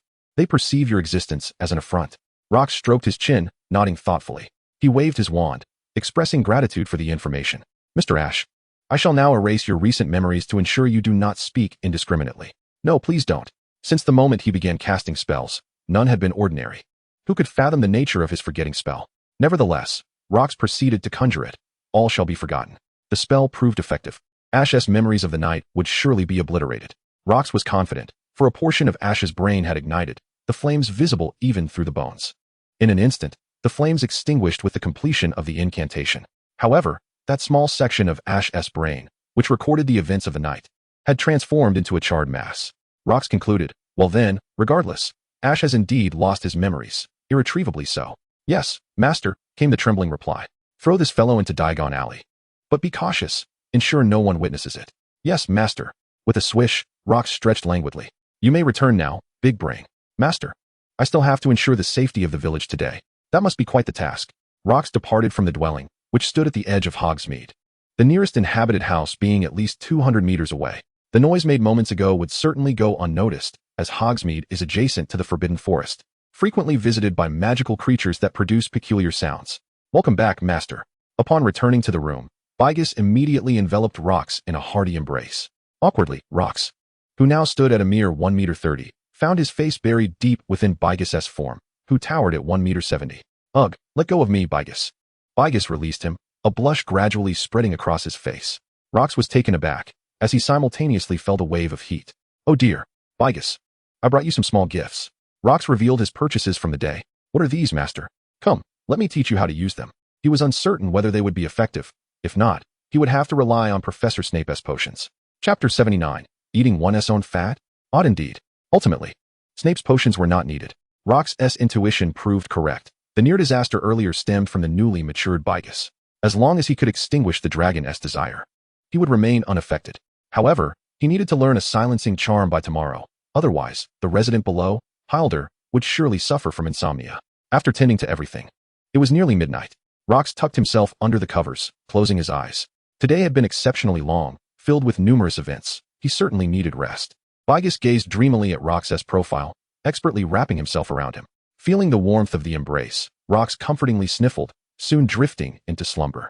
Bigus quietly emerged from the bed, stealthily exiting the room, and directed a charm of dragon potency towards the ceiling. Descending to the second floor, a soft rustle sounded, and the house elf Dodo appeared before her. Upon seeing Dodo, she instantly shielded her eyes. Bigus was still unaccustomed to human attire. The blindingly white fabric nearly overwhelmed him. By Merlin, is this what house elves are meant to see? Where did you dispose of that troublemaker from today? Come, take me there. Durish groggily opened his eyes. He felt an intense pain coursing through his body, as if engulfed in flames. Oh, the sharpness in his head was unimaginable. He clawed at his scalp, pulling out a handful of hair, yet the unbearable agony remained relentless. What on earth has happened to me? Durish cradled his head, recalling only a few tasks assigned by his family to sabotage a restaurant. What restaurant was it again? Oh. Upon contemplating this, a piercing headache seized him. He could no longer endure it. Abandoning all thoughts of tasks, he resolved to seek medical attention at St. Mungo's Hospital for Magical Injuries. In the late hours of the night, the streets of Diagon Alley lay deserted. He stumbled toward the leaky cauldron, entirely oblivious to the presence of a figure cloaked in black scales trailing behind him. Upon entering the leaky cauldron, his groans immediately caught the attention of Old Tom. Mr. Ash, what troubles you? Rumor had it that Old Tom was acquainted with every wizard in Britain, a claim likely rooted in truth. For nearly all wizards had frequented the establishment. Ash forcefully pushed past Tom, striding toward the fireplace, with Tom following closely behind, unaware of the lurking presence of the scaled figure at the back door. St. Mungo's Hospital for Magical Injuries, Ash shouted, vanishing into the green flames of the fireplace. The figure, now identified as the formidable Bigus, took heed of this and silently retreated to the back courtyard of the leaky cauldron. Old Tom, entirely focused on Ash, remained oblivious to any stirrings in the courtyard. A faint sound caught Tom's attention, reminiscent of the apparition. Turning his head, he found only the moonlight illuminating the ground, with no one in sight. Meanwhile, Bigus and her companion Dodo materialized beside St. Mungo's Hospital. At that moment, Ash had just arrived before the display window of the magical menagerie, needing to articulate his ailment to the grotesque doll within before gaining entry to the hospital. However, Bigus denied him the opportunity to speak. Opening her mouth, She unleashed a massive fireball that struck Ash directly, reducing him to ashes. Touching her smoldering lips, Bygeth mused, "My master is far too merciful. Keeping this one alive would only invite trouble. It is far more prudent to incinerate him entirely." She had matured and grown cunning. Dodo, trailing behind Bygeth, trembled in fear. What could he possibly say? Yet, Bygeth was correct. Any threat to her master must be eradicated, regardless of whether her master harbored any fear. At dawn, when Rox awoke, he found a smooth arm draped across his chest. A heavy weight rested on his leg, undoubtedly the presence of an unruly thigh. Opening his eyes and turning his head, he beheld Bygeth, deep in slumber, her cheeks flushed and a glimmer of moisture at the corner of her mouth. Who could have imagined that this seemingly innocent girl was, in fact, a powerful fire dragon? Escaping the embrace of the dragoness, Rox rolled out of bed. His movements stirred Bygeth from her slumber. She emitted a soft sound and sat up, the covers slipping away to reveal her completely. "Master, if you're tired, you may sleep a little longer. I shall head down first. Are you preparing breakfast?" "Indeed. Then I shall join you. I want to savor the breakfast made by my master. You cannot endure human cuisine, nor will it satiate you." Rox retrieved a roasted leg of deer from his bag. "You may feast on this instead." Bygeth shook her head. "I am now grown. I do not require so much. I simply desire to taste what my master prepares." The dragoness gazed at Rox with eager eyes, her expressions vividly animated. Rox succumbed to the charm of cuteness, helplessly shaking his head. "All right, hurry and get dressed." Boss. The mute crew, led by Hyder Knott and Robert McFasty, had already gathered in the dining hall. This had become their daily routine. They would first enjoy breakfast together in the restaurant before heading off to their respective duties for the day. Of course, only Hyder and Robert had the privilege of savoring dishes personally crafted by the young boss, a goal that the mute crew aspired to achieve, hoping that one day they too would partake in the culinary creations of the young master, a source of pride for them. However, today, each of them was ablaze with a flame of hope, for their young boss had shattered the long-standing notion that a magical outburst beyond the age of 11 was impossible. While this was not an absolute truth, there had been instances in magical history where wizards experienced such outbursts after turning 11. No such occurrences had been reported in recent decades. This revelation undoubtedly filled them with immense shock and encouragement. If the young boss could possess magic, might they not also have a chance? Rox greeted everyone as he entered his kitchen, where house elves like Labo hurried to welcome him, with Labo eagerly assisting him in donning his apron. Soon, the rich aroma of food wafted from the open kitchen window, causing even the youngest mute to swallow audibly in anticipation. Thud, thud, thud. The wooden staircase echoed with rhythmic footsteps. Despite the enticing scent of the food, most of the male mutes turned their heads toward the source of the sound. It was Miss Biggest McFasty, the flower of Hogwarts. Today, Miss Biggest wore a white robe, her hair slightly disheveled, exuding an air of languor. The mute crew collectively averted their gazes. Miss Biggest was indeed beautiful, yet they all understood that she was the young boss's personal maid. With the young master still in his youth, it was conceivable that upon reaching the age of 14, with the means to act, Miss Biggest might become the lady of the house, a prospect far beyond their reach. "Master, I'm hungry," Miss Biggest declared, plopping herself down at the bar, propping her chin on her hands and staring intently at Rox. Rox shook his head slightly and lifted the pot lid, offering her 10 dumplings. "Well then, have a few to tide you over." With a beaming smile, one that radiated youthful innocence, a sight rarely seen on her face before, Miss Biggest eagerly accepted the dumplings. She speared one with her fork and, unable to contain her excitement, tossed it into her mouth. The dumpling was hot, but for a fire dragon, this temperature was merely lukewarm. She chewed and swallowed, her almond-shaped eyes turning into crescent moons. Delicious, but in the next moment, her expression suddenly fell. "Curious," Rox inquired. "What's wrong? Is it not to your taste?" Miss Biggest shook her head and, in a soft whisper, replied, "Master, did you perhaps add my own fat to this food? It feels rather peculiar." Indeed, dragon scale fat is essentially the sebum of the black dragon, and the dragon scale fat currently in the possession of Lox is entirely sourced from this petite female dragon before us. The primary narrative of the first year is on the verge of a significant development. For those gentlemen who have yet to leave a review, I kindly urge you to express your appreciation. Chapter 80, The Esteemed Detective Roland Wells. "Eat if you wish," Lox remarked with a roll of his eyes. "It is merely fat and protein. Does the origin truly matter? In comparison to a certain culinary predecessor who regards humans as mere ingredients, I am practically an angel." Bygeth stuck out her tongue, increasingly resembling a human. The restaurant's door swung open, and the welcoming bell chimed melodiously. Hield instinctively turned and said, "Apologies, but the Dragon Tail restaurant is not open for breakfast, Professor Dumbledore." The newcomer was none other than Professor Dumbledore, accompanied by Professor Mitchell. "It seems I have arrived at an inconvenient time," Dumbledore remarked as he entered, exuding a demeanor that belied the notion of untimeliness. Locks, regarding your education. We professors have deliberated extensively and devised a rather commendable plan. Would you be interested in hearing about it? Locks gestured for Dumbledore to take a seat, clearly eager to convey this matter, even to the extent of missing Hogwarts breakfast. Hogwarts breakfast is of little consequence. In truth, without the dishes you provide, it is utterly dreadful. Since I am here, why not prepare me a breakfast? Locke suggested. How about red bean buns and 8 treasure rice paired with sweet soybean milk? Of course. Raybo. Yes, chef. Bring out the red bean paste prepared last night. Both the buns and the 8 treasure rice must be used. Understood, chef. Dumbledore stroked his beard, his anticipation for breakfast palpable. Locks, I initially believed you must study within the castle, yet Professor Mitchell has persuaded me otherwise. He argues that you should be afforded greater freedom, as you are unique. Locks responded, casting a grateful glance at Professor Mitchell before turning back to Dumbledore. So what is this plan? You need not attend classes with the other students, but you must pass the exams each semester. Should you have any inquiries, you are welcome to approach the professors in the castle. I am confident they will be more than willing to assist you. If you could provide some snacks, they would be even more delighted. Locks nodded. He realized that the primary focus of his studies would be dragon raising, necessitating an understanding of the fundamental knowledge of the wizarding world. The prospect of not having to attend classes alongside the younger students would indeed provide him with a desirable degree of freedom. Dumbledore continued. However, Locks raised an eyebrow. He was wary of the word however. However, as a student of Hogwarts, we must consider your safety. Therefore, starting today, Professor Mitchell will reside with you during the nights. Arranging a room for him should not pose a challenge for you, correct? Professor Mitchell? Locks pondered for a moment before responding. It is not a significant issue. I warmly welcome Professor Mitchell. After a brief pause, he was suddenly struck by a serious concern. However, Professor, could you first teach me the soundproofing charm? Roland Wells stood at the podium in the case analysis room. This case analyst had seldom been utilized, for the wizarding world typically relies on magic rather than reasoning to solve crimes. Yet today, Roland was determined to make a mark. Behind him hovered a large map of the British wizarding community, with several areas circled in red ink. Numerous aurors sat below, including leaders such as Sterling. Among them, the ever-watchful Mad-Eye Moody regarded Roland with a look of admiration.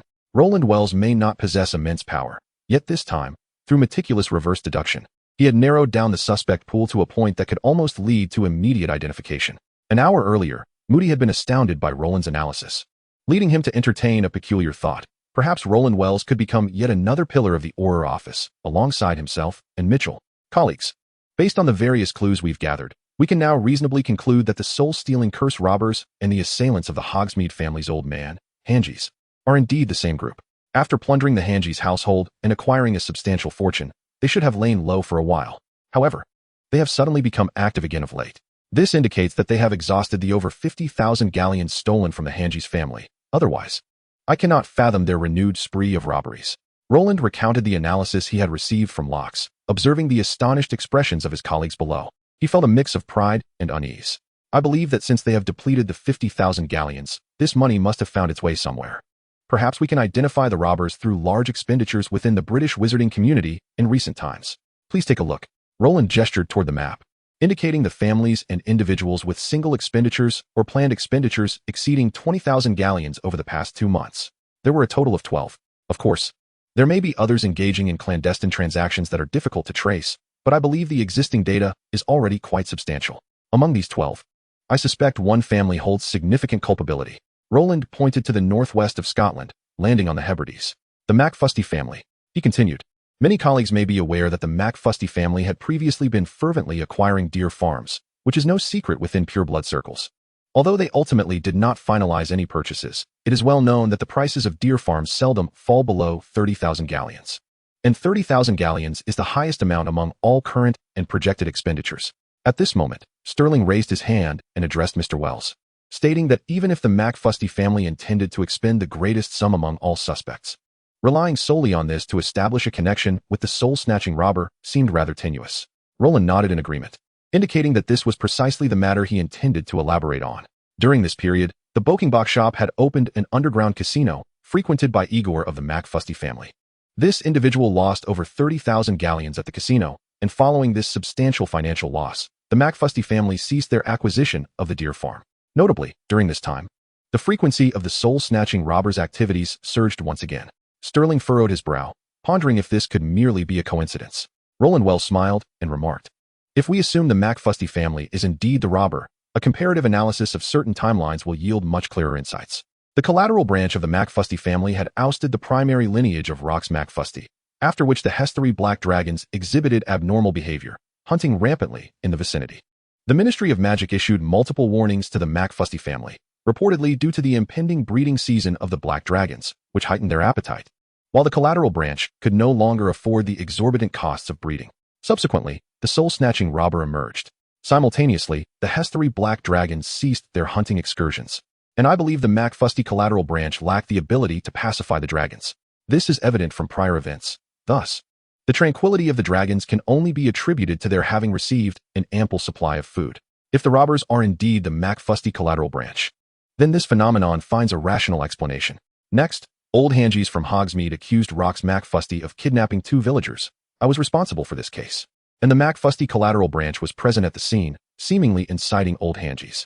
Subsequently, Rita Skeeter published an article in the Daily Prophet, which many have read, depicting the love affair between Sylphus McFasty and Old Hangies as transcending age. Ahem. Sterling cleared his throat heavily, and Roland, growing increasingly animated, suddenly realized something. While there exists a tacit acceptance of same-sex love in Britain, public discussions often skirt around the subject. Apologies. Roland chuckled awkwardly. Concluding that regardless of whether Rita Skeeter's portrayal of their relationship was factual, it was evident that they were acquainted and had collaborated to exert pressure on Rox McFasty. Rita Skeeter's article emphasized Old Hangies' wealth, after which he was robbed.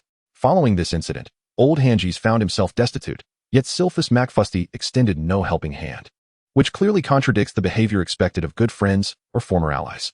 If Sylphus McFasty were indeed the robber, then his failure to assist Old Hangies would provide a plausible rationale. Sterling furrowed his brow once more, acknowledging that Roland's earlier analysis held a modicum of truth. However, it was rife with personal conjecture and exhibited a tenuous logic. Nevertheless, Roland's subsequent remarks commanded his attention.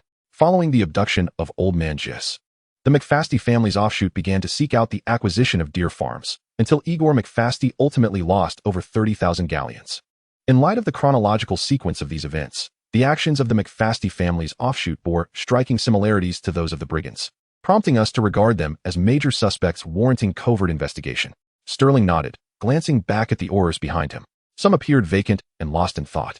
Others bowed their heads in silence, while a few even indulged in quiet repose. Only the fervent-eyed Moody clapped softly, nodding repeatedly at Roland in affirmation. Sterling sighed, relieved that the Dark Lord had fallen, as the current caliber of oarers would hardly suffice in opposing him. Mr. Wells, your analysis possesses merit. The McFasty offshoot is indeed suspicious. I hereby consent to the establishment of a specialized task force to investigate the Soul Snatchers, allocating the 7th, 9th, and 14th Oarer squads under your command. We must unearth evidence linking the McFasty family to the Soul Snatcher bandits. Yes, Director Sterling. A series of 3 knocks echoed, and an Oarer opened the door, peering in with a half-exposed head. Director Sterling, he stammered. Representatives from the Rosial, Bost, Caro, Knott, Yaxley, Rowell, and Selwyn families have stormed into the Ministry of Magic, demanding we apprehend Lox McFasty. Why? Because their relative, Durish, went missing after a quarrel with Lox McFasty last night. Chapter 81. The Sorting and the Dragon Hogwarts Great Hall. With the Christmas holiday concluded, students returned to school. Yet today's lunch seemed to have encountered a mishap. No matter how the young witches and wizards pounded on the tables, the delectable dishes that should have graced the feast failed to materialize. As if the Hogwarts kitchens were on holiday. Look, what is that? A sharp-eyed student pointed at the 3-legged stool before the faculty table. That stool had been occupied by every Hogwarts student during the sorting ceremony. Could it be that new students are to be sorted today? What absurdity is this? The Christmas holiday has ended. Half the academic year has already passed. It is inconceivable that new students would still be arriving. The young sorcerers buzzed with speculation until the professors made their collective entrance. In Professor McGonagall's hands rested the renowned sorting hat. She placed the hat upon the stool, perhaps still pondering a new song, for the sorting hat remained silent, even too lethargic to stir. This prompted yet another wave of chatter among the students. The Christmas holiday has ended, children. Dumbledore rose with a smile, his voice resonant and resolute, instantly silencing the bustling hall. It brings me great joy to see you all seated here, unharmed and safe, without any unfortunate incidents such as falling from broomsticks. He continued, before we commence with today's luncheon, I believe we should welcome a new student. As he raised his hand, Mr. Filch at the entrance promptly opened the door, revealing Lockhart standing solitary, who nonchalantly raised an eyebrow only upon Dumbledore's beckoning, before sauntering into the hall. Who is that? One student whispered. Don't you recognize him? Came the reply. Must I? He is not Harry Potter. That is Lockhart McFasty, the proprietor of the Leaky Cauldron. Ah, him. I've heard of him. They say his culinary creations are exquisite. Exquisite hardly suffices. No one in the entire wizarding community of Britain prepares food as splendidly as he does. Alas, my father forbids me from visiting the leaky cauldron because— Wait, isn't he a squib? There's nothing peculiar about that. Perhaps he is just a late bloomer? That could be true, considering he hails from a pure-blood family. His lineage is unblemished. Yet, it is rather unfortunate that he has been cast out by his family's offshoots. Indeed, it seems he is destined to live his life merely as a cook. Such conversations proliferated among the young witches and wizards, while Lockhart, acutely aware yet seemingly indifferent, merely smiled at the twins who were fervently waving at him. Lockhart McFasty, please take a seat, Professor McGonagall instructed with a warm smile. Lockhart nodded and sat upright. Have you noticed how strikingly handsome Lockhart McFasty is? One young witch murmured. Indeed. He may be a tad young, otherwise I would surely pursue him. I adore visiting the leaky cauldron. In truth, I am more enamored with the young proprietor's looks than the food. Lockhart felt an overwhelming surge of emotional energy, inwardly lamenting his choice of path. If only he had traversed the route of Gilderoy Lockhart, his capacity to absorb emotional energy would have accelerated significantly before Lockhart could indulge further in his musings. Professor McGonagall placed the sorting hat upon his head. Ah, a formidable soul. The voice of the hat resonated within Lockhart's mind. A relentless pursuit of power, an obsession with mastery, and a willingness to employ any means to achieve your ends, alongside a lineage that is undeniably pure. Moreover, there lies an indifference towards life and a disdain for the law. Truthfully, my child, had it not been for the goodness nestled in your heart and your kindness towards the marginalized, I would have deemed you fit for Azkaban. While you embody traits of all houses, I sense you are best suited for Slytherin. The sorting hat proclaimed with fervor. Scattered applause erupted from the Slytherin table, while the Gryffindor side displayed expressions of disappointment, especially among the Hufflepuffs, who were devoted fans of Lockhart's culinary prowess. Their heads hung low. Meanwhile, the Ravenclaw table observed with an air of indifference. Locks did not take a seat at the Slytherin table. Instead, he turned back and nodded to Dumbledore. Professor, I must return to the dining hall, or else you shall be left with a rather inferior lunch. Will it be too late to prepare now? No. I have already prepared some appetizers in advance. You may manage with those for the time being. Suddenly, Locks found himself momentarily frozen. He felt an inexplicable strengthening of the connection with Bigus, as if some essence of Hogwarts had bestowed upon him a wealth of emotional power since his induction into Slytherin.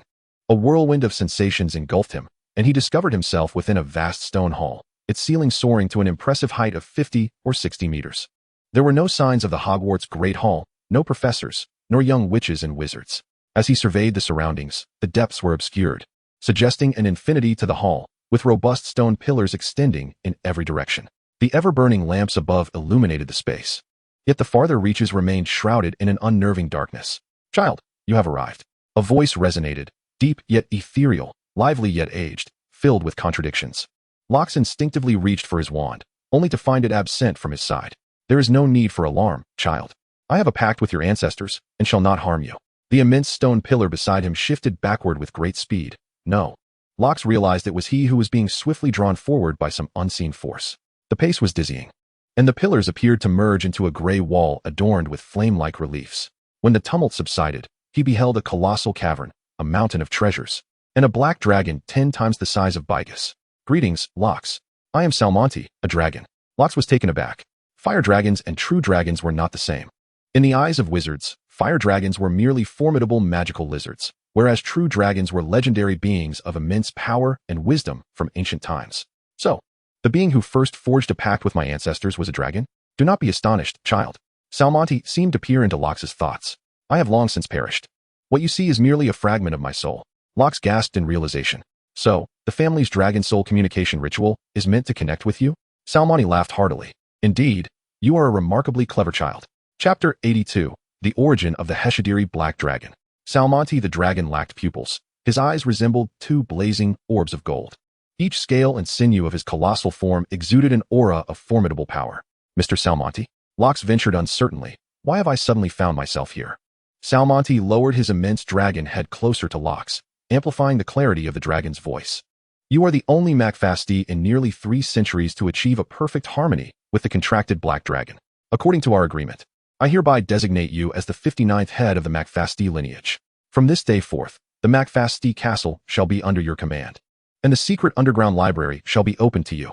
Locke stroked his chin and inquired, but shouldn't the designation of the next head take place during the dragon soul communication ceremony? Salmonti burst into a hearty laugh, his voice resonating like thunder. causing Lox's head to buzz. Are you referring to that trivial ceremony?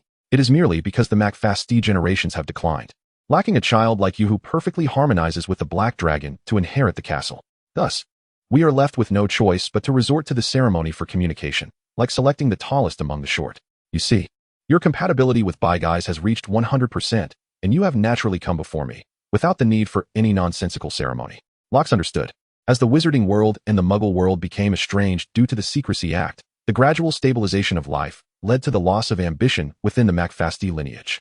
Since a century ago, no one had been willing to form a contract with the Black Dragon. Otherwise, the dragon magic would not have been left to gather dust in the library. Wait a moment. Dragon magic. The Black Dragons of the Heshadiri Islands are not true dragons. How can they enter into a contract using dragon magic? Do not be perplexed, my child. Any black dragon that forms a contract with you possesses the potential to become a true dragon. The primary distinction between a true dragon and ordinary dragon species lies in intelligence.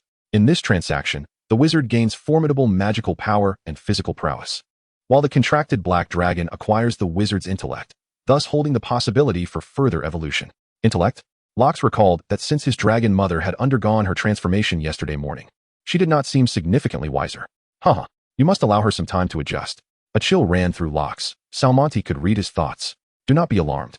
My child, this is the space where I store souls, and any soul that enters here can form a direct connection with me. Lox firmly slapped his arm. It did not hurt. So, am I currently in a state of soul form? Very well, Mr. Salmonti. I have another question. Are you suggesting that the spells I cast now exhibit different variations? Indeed, sir. What flows through you now is dragon magic, and when wielding those lesser spells, it is natural for magical power to overflow. What should I do? Practice and control. Once you fully master your own magic and can wield it as an extension of yourself, those minor issues will cease to exist. Salmani snorted, confirming that he indeed was an ancestor of Bye Guys. However, I believe you should refrain from learning those inferior spells. The secret library of the castle contains powerful dragon language magic. That is what you ought to study. Dragon language magic. So, the true meaning of a dragon speaker is a wizard who utilizes dragon language magic? Very well, I have one last query. Why have dragons all but vanished? Oh, the sensation of being read is truly unsettling. Indeed, Mr. Salmont. Child, the more formidable a creature, the more arduous it becomes to procreate. Take me as an example. Despite having 7 partners, none have borne offspring. Instead, during my escapades, I have inadvertently fathered hybrids with lesser beings, possessing my lineage, with 7 companions.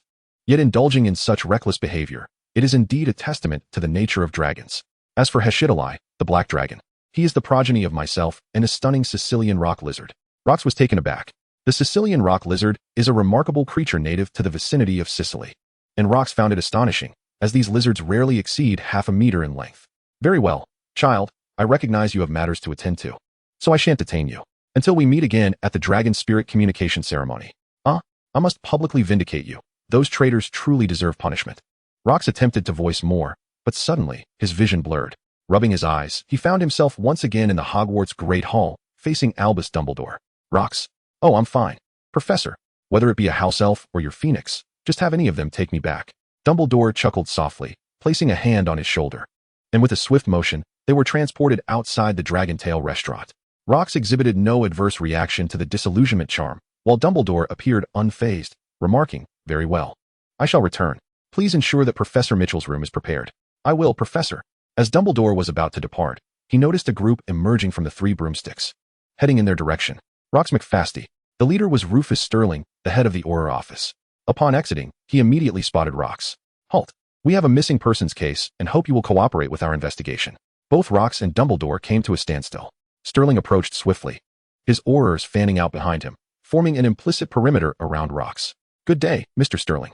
May I inquire about the nature of the case requiring my cooperation? Sterling offered a slight nod to Dumbledore as a greeting before addressing Rox. Last night, Mr. Durish had a quarrel with you in your restaurant, after which he disappeared. His relatives have subsequently filed a report, making you the prime suspect. Thus, we need to escort you back to the Ministry of Magic for questioning. Rox chuckled lightly. Mr. Sterling, while it is true that Mr. Durish caused a disturbance in my restaurant, I was occupied in the kitchen until 9 o'clock that evening, and many witnesses can attest to my whereabouts. So, if you assert that I am the prime suspect, may I ask for evidence? Sterling shook his head. There is no evidence. It is merely the victim's family who posits that you had the strongest motive for Mr. Durish's disappearance. I interjected. Rufus. Professor Dumbledore spoke. Lox is merely a fledgling wizard who experienced a surge of magical energy yesterday, and he is incapable of confronting an adult sorcerer. As you are aware, the villagers here are ineffectual against a wizard. Sterling raised his brow. There is something you might not be aware of. The fledgling wizard you mentioned was assaulted by a soul-snatching thief in Diagon Alley yesterday afternoon. He employed a formidable spell that successfully repelled the assailant. If the report is accurate, his spell cleanly severed 2 pure iron lamp posts. Dumbledore gazed at Locks in astonishment, who tilted his head and offered a smile that affirmed the truth of the statement. Dumbledore nodded. Very well. Even if Locks possesses remarkable magical prowess, as he stated, he was occupied in the kitchen last night and had no opportunity to commit the crime. Hence, this is the reason we wish to investigate him. This contradicts protocol, Rufus, Dumbledore remarked. Without evidence, merely based on the conjecture of the victim's family, are we to drag a child to the Ministry of Magic for interrogation? Is this how the Auror office operates nowadays? Sterling's expression darkened considerably. He was acutely aware of the untenable nature of bringing Locks to the ministry. However, with so many pureblood families exerting pressure, even Director Crouch of the Department of Magical Law Enforcement would find it difficult to ignore the situation, for the ministry still relies on the contributions of these families. Chapter 83. The threat of the Death Eaters. Professor Dumbledore, Sterling stated sternly, hands clasped behind his back. I am indeed empowered to take him away. Although he experienced a magical surge yesterday, procedurally, his wizarding status has yet to be reinstated. According to the Muggle-Born Registration Act, a wizard without status like Locks McFasty may be taken to the ministry for investigation if someone lodges a report. After weighing his options, Sterling chose to side with the pureblood families. Personally, he opposed the discrimination against Muggles and Squibs, yet in this case, Locks' culpability appeared substantial, especially considering the recent disappearances in Hogsmeade, which were intricately linked to him. The gravity of the case prevailed, and moreover, it would serve to placate the pureblood families. Although Dumbledore was the most esteemed wizard in the realm, renowned for his unparalleled strength and influence, he would not likely pursue retribution over such a trivial matter. Dumbledore preferred to resolve issues within the confines of protocol rather than resorting to his formidable power. Upon hearing this, Dumbledore furrowed his brow. Rufus, as I previously stated, Locks has just been accepted into Slytherin House, which signifies that he is now a student of Hogwarts. Yes, Sterling nodded. I understand your point. Locks McFasty has become a student of Hogwarts, thus he will regain his wizarding status. However, at least for today, at this moment, he has yet to obtain citizenship. Dumbledore cast a deep glance at Sterling, yet refrained from retorting. Sterling's assertion was indeed accurate. Acquiring citizenship necessitates time and procedural formalities. Not to mention, he had yet to send the letter required to restore Rox's status as a wizard. Dumbledore pondered whether to bring Rox back to Hogwarts and compel him to wait until the process was complete, when suddenly Roland Wells dashed out from the Three Broomsticks. Mr. Sterling, we have news about Duriash. What news? Last night, old Tom at the Leaky Cauldron saw Duriash in his establishment, and he utilized the Flu network. Is that so? It is true. We have confirmed it multiple times. It was indeed Duriash. Old Tom mentioned that Duriash appeared hurried, yet seemed otherwise unremarkable. Do we know where he went? St. Mungo's Hospital for Magical Maladies and Injuries. However, we found no trace of Duriash in the vicinity of St. Mungo's, nor did he enter the hospital. Sterling opened his mouth, but ultimately refrained from suggesting that they continue to take Rox back to the ministry for further investigation. The situation had become clearer. Duriash had departed from the Dragon's Tail restaurant around dinner time and subsequently appeared at the Leaky Cauldron in the dead of night. What transpired during that interval remained a mystery. Although Duriash had initially intended to head to St. Mungo's, which implied he might have sustained an injury, the suspicion that Rox McFasty was responsible for Duriash's disappearance had significantly diminished. After all, a young wizard who had just experienced a magical surge, despite possessing some inherited magic, would find it challenging to track down an adult wizard capable of apparition. However, Sterling sought confirmation. Professor Dumbledore, will the house elf you assigned to the Dragon's Tail restaurant unreservedly obey Rox McFasty's commands? No, they will only heed Rox's culinary directives in the kitchen. They belong to Hogwarts, and without my authorization, no one can command them. If you imply that Rox arranged for Hogwarts house elves to act detrimentally towards Duriash, I must assert that this is absolutely impossible. Sterling nodded, evidently unaware of the existence of Dodo and So-So. Apologies for the interruption. He departed with his team, leaving without hesitation. Since someone had indeed spotted Duriash last night, he could provide an account to the pureblood families. As for Duriash's whereabouts, that remained uncertain. Perhaps he was secretly residing in a nearby community adjacent to St. Mungo's? Rox, you should hurry into the restaurant. Dumbledore smiled, or else the professors will find themselves famished. Rox nodded in acknowledgement, and, maintaining his usual demeanor, vanished through the doors of the Dragon's Tail restaurant. Dumbledore stroked his beard, muttering to himself, I must ensure that Mitchell keeps an eye on this child. He must not stray as Tom did. No, he is not like Tom. He has taken in many silent ones. His heart is filled with great love. Rox, somewhat puzzled, questioned, Duriash is missing? However, he soon cast the matter aside, as more pressing concerns weighed upon him. The relatives of Durish, as mentioned by Sterlinger, were none other than the pure-blood families, the very faction that had instigated trouble in Longtail, including the Rogier, Bost, Carlo, Knott, Ackerley, Rowell, and Selwyn families. Unfortunately, each of these families had previously produced Death Eaters. It appeared that by harboring a mute, he had inadvertently touched upon their sensitive nerves. Locke stroked his chin, realizing that he needed to return swiftly to McFasty Castle to delve into the secrets of dragon language magic. His own strength was of paramount importance. Lox. A towering figure stood before him, startling Lox from his thoughts. It was Hagrid. What would you like to eat today? The usual, replied Lox. All right, Lox. After placing his order, Hagrid seemed reluctant to depart immediately. In consideration of Hagrid, Lox had arranged his oversized table and chair in the northwest corner, ensuring that Hagrid would not attract too many curious glances while dining among the crowd. Typically, after ordering, Hagrid would retreat to his designated seat to wait. Hagrid, do you have other matters to attend to? Ha. Hagrid chuckled heartily, producing a cage from behind him. You've been accepted to Hogwarts, which is certainly a cause for celebration. I noticed you didn't have an owl, so I bought one for you as a gift for your enrollment. Thank you, Hagrid. Lox gestured for Halder to take the owl. By the way, Lox, I still don't know which house you were sorted into. Slytherin. Hagrid scratched his head, somewhat speechless. Why Slytherin of all places? A fine boy like you, with excellent culinary skills, should surely belong in Hufflepuff. But I heard that you were studying potions under Snape. Could it be that Snape coerced the Sorting Hat to place you in Slytherin? Indeed, that must be it. With this thought, Hagrid felt a bit reassured. He forced a smile and asked, Lox, why don't you give your owl a name? Lox nodded, glancing at the snowy owl in the cage, feeling somewhat bemused. Wasn't this the same type of owl as Harry Potter's? A mischievous thought crossed his mind, and he suggested, how about we call it Hedwig, following in Harry's footsteps, leaving him with no path to tread. Hedwig? Hagrid blinked in surprise. It's a lovely name, but this owl is a boy. Lox shrugged. Not necessarily. Even the most expert pet handlers can misidentify an owl's gender. Just look at the Weasley family's owl. It was clearly female, yet they raised it as male for years. This owl is so beautiful that its gender is of little consequence, as long as the name suits it. Well, you make a fair point. Lox gazed at the owl in the cage, tilting its head adorably. From today forth, you shall be known as Hedwig, and I shall rely on you to deliver my messages. Coo.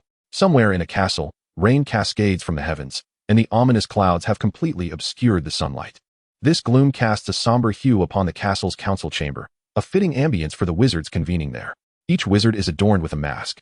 Those who participated in the last war led by Voldemort would recognize these masks as belonging to the infamous Death Eaters. Sterling did not manage to retrieve that boy back to the Ministry of Magic. Dumbledore is shielding him. Yet, this is not the crux of the matter. The pivotal issue is that his magical powers have surged, and he has enrolled at Hogwarts. He is on the verge of reclaiming his wizarding status. It seems the ownership of McFasty Castle remains uncertain. Selwyn, you are responsible for this matter. What is your perspective? Rox McFasty must be eliminated. His presence jeopardizes our scheme to seize McFasty Castle. Spare me your plan. We are unaware of when the Dark Lord might return, or if he will return at all. If the Ministry of Magic were to investigate this, what then? Selwyn, in a fit of rage, retorted, Rowell, how dare you display disloyalty to our master? Enough. Because of your scheme to attack Rox McFasty, my nephew Burial Rowell has been missing ever since. We have spilled just as much blood for the Dark Lord as you. Selwyn, both of you, calm yourselves. The affairs of McFasty Castle are not urgent. What truly matters now is that the boy is speaking for the Muggles.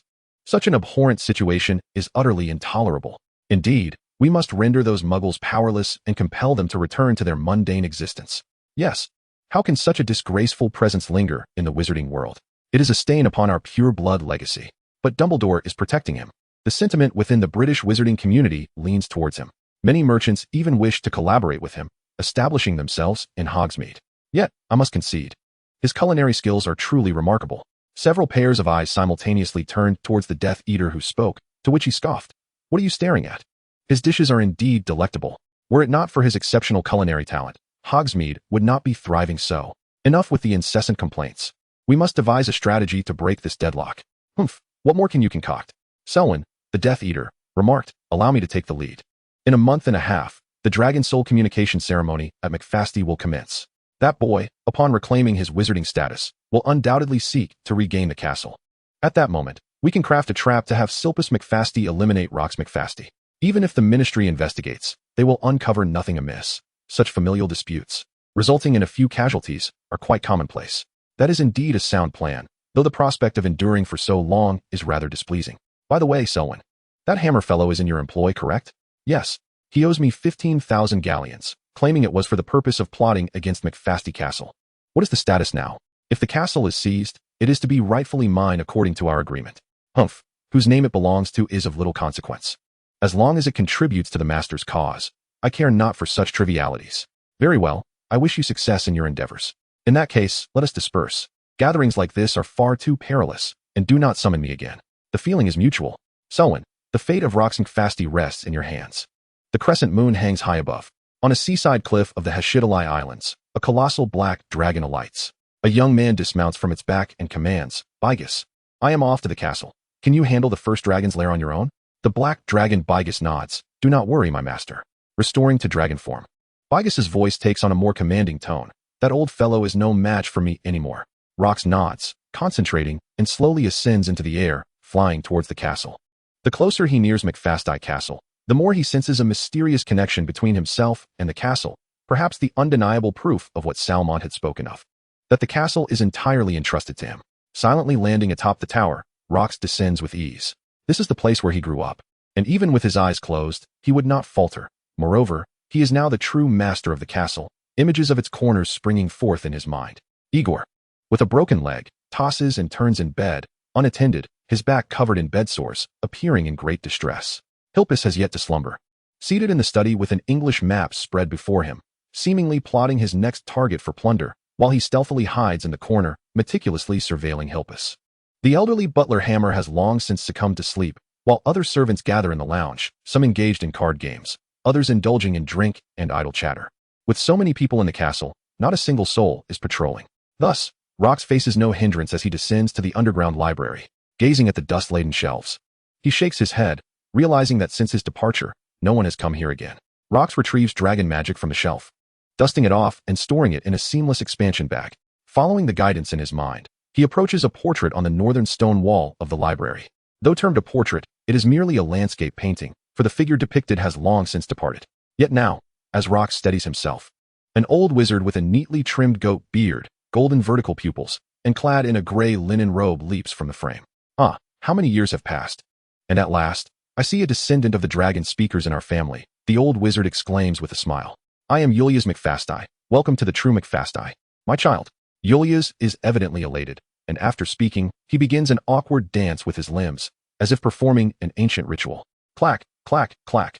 A faint sound of rocks colliding echoed as the stones on the wall before him were absorbed by a painting, revealing a circular opening 2 meters in diameter. The painting then spun around and vanished. Without hesitation, Lux stepped into the aperture. Before him lay a long corridor, and with each step he took, a luminous pearl would illuminate ahead, ensuring that Lux could clearly see the path before him. After an indeterminate amount of time, Lux finally reached the end of the passage, where he discovered an indentation in the stone wall resembling a handprint, inscribed above it in ancient English. Input magic power. Lux extended his hand, pressing his palm against the noticeably larger handprint, channeling the intense draconic magic coursing through him into it. Another tremor shook the space, and the stone wall abruptly vanished. To be precise, the entire corridor had dissipated, leaving behind a realm filled with fiery red points of light. These points reconfigured themselves, swiftly forming a brilliantly lit chamber that appeared to be ablaze. At the very center of the room stood a stone chair adorned with a relief depicting the battle between dragons and titans. Lux hesitated for a moment before taking a seat. He sensed no danger. Rather, the stone chair felt remarkably inviting, evoking a sense of kinship. Chapter 85, Life Element Draconic Magic. Seated upon the stone chair, Lux resembled a newly crowned king. Welcoming him were endless mysterious runes surging forth from all corners of the room, draconic script. This was the genuine written language of the ancient dragons. Suddenly, Lux felt a sharp pain at the back of his head, as if something were piercing into it. He attempted to turn and look, but found his head immobile. Even a slight twist of his neck brought him excruciating discomfort. A wave of unfamiliar memories began to invade his mind, circumventing his existing memories and taking root in an empty space. The sensation was intensely overwhelming, making Lux feel as though his head might explode. Initially, he believed that the draconic magic was being directly implanted into his brain, but as the pain gradually subsided, he realized he had merely acquired the ancient draconic language. Each character of this language seemed to carry boundless information. No wonder he felt as though he had perused an entire library from just one tongue. Observing the swirling, floating runes around him dispelled his sense of confusion. These runes depicted draconic magic, capable of channeling the powers represented by the runes that govern the laws of the world. There were 6 distinct categories: life, elemental, temporal, spatial, soul, and transmutation. Without a moment's hesitation, Lux began to study life magic, for the intrusion at the back of his head had not sealed the wound. Consequently, his mind was bleeding profusely, and he was uncertain whether his brain matter had escaped as well. Lux uttered a peculiar syllable, and in the next moment, the pain at the back of his head dissipated. He felt the breach in his skull close, eliminating the sensation of cold air seeping into his mind. As he reached back to touch the area, he found only the warm, sticky blood, with no sign of an actual wound. If the magic of Draconic could become widespread, it is likely that the healers of St. Mungo's Hospital for Magical Maladies and Injuries would find themselves obsolete. Certainly, the life-affiliated Draconic magic encompasses more than mere healing spells. Everything related to life can be found within this domain, including the power to take life away. Life-affiliated Draconic magic encompasses all that pertains to the physical, without delving into the realm of the soul. It possesses the ability to age a person instantaneously or to restore youth. It can revive the mortally wounded or, conversely, swiftly siphon away a person's vitality. It can fortify a creature's body to extraordinary strength or render it so frail that standing becomes an insurmountable challenge. Rox felt a furrow form on his brow, convinced that he must never reveal the secrets of this branch of Draconic magic, lest he become the object of envy for all. In the world of wizards, there exist means to extend life, yet none to reverse aging. Even the most illustrious recipient of the Longevity Prize, Nicodemus, despite having lived for over 6 centuries, bore the signs of age in a most unfortunate manner. Compared to contemporary magic, Draconic magic seemed to belong to a realm beyond comprehension. With a sense of elation, Rox calmed himself and sought to learn the next branch of magic. Without hesitation, he turned his gaze towards time magic. While any branch of Draconic magic, when mastered, could render one invincible in the present age, Rox held a particular affinity for time magic, having harbored a special yearning for the concept of time suspension in his previous life. Whether it was the childhood fascination with Dinosaur's Special Kexi or the later admiration for the Time Stop series, he pondered whether this series had seen any updates since his arrival. Suddenly, Rox wrapped his head lightly. The thoughts that had invaded his mind were surely unwelcome intrusions. As the rightful heir of a new era, how could he be burdened with such trivial distractions? Casting aside these frivolous musings, he focused intently on the runes before him. However, unlike the previous ease he experienced with life magic, the runes of time magic, though comprehensible, did not evoke the same sense of familiarity. Despite retaining the magical knowledge, he encountered an inexplicable barrier that hindered him from casting spells smoothly. He turned his attention to elemental magic, but the outcome remained unchanged. The same was true for spatial, soul, and transmutation magic. Each was learnable, yet unusable. What could be the reason for this? Do not be concerned. It is simply that you are still too weak. And so is Bigus. You are both in the first stage of dragon growth. Once you reach the second stage, you will naturally be able to wield the magic of a branch more freely, a voice echoed in the room. It was both masculine and feminine, both aged and youthful. A blend of calmness and levity. It was Salmonti. It made sense. Salmonti had forged a pact with the ancestors of the McFasty family. And this sacred ground of Draconic magic was his creation, allowing his spirit to traverse here. Yet, Rox wondered where Salmonti's spirit usually resided. Thus, it follows that the growth of dragons comprises 6 stages, each allowing mastery of a new branch of Draconic magic. Indeed, child. And how shall we grow stronger? Eat well, sleep soundly, and absorb the energy of emotions, just as you have always done. Lox gestured, and in the next moment, he was expelled. He performed a somersault in midair and landed gracefully in the underground library of McFasty Castle. The portrait hung empty, with Yulia's McFasty nowhere to be found. Likely off on some adventure. Lox clenched his fist. Today as harvest was substantial, having mastered the dragon language of the life system. Although he could not yet wield the powers of the other elemental systems, the knowledge was etched in his mind, awaiting the time when he would grow stronger and unlock them one by one. The castle was eerily silent. It was well into the early hours of the morning, and everyone was asleep, including the limping Igor. Standing in the castle hall, Lox sensed all the vital information from the living beings within. He extended his right index finger and uttered a single syllable. In an instant, green motes of light emanated from the surfaces of all the inhabitants, converging towards Lox. This was the essence of life. The vitality flowed through Lox's fingertips and into his body, subsequently infused into a conceptual space capable of storing life force for future needs. After 10 seconds, Lox ceased his absorption. He could not continue, or he would risk fatality.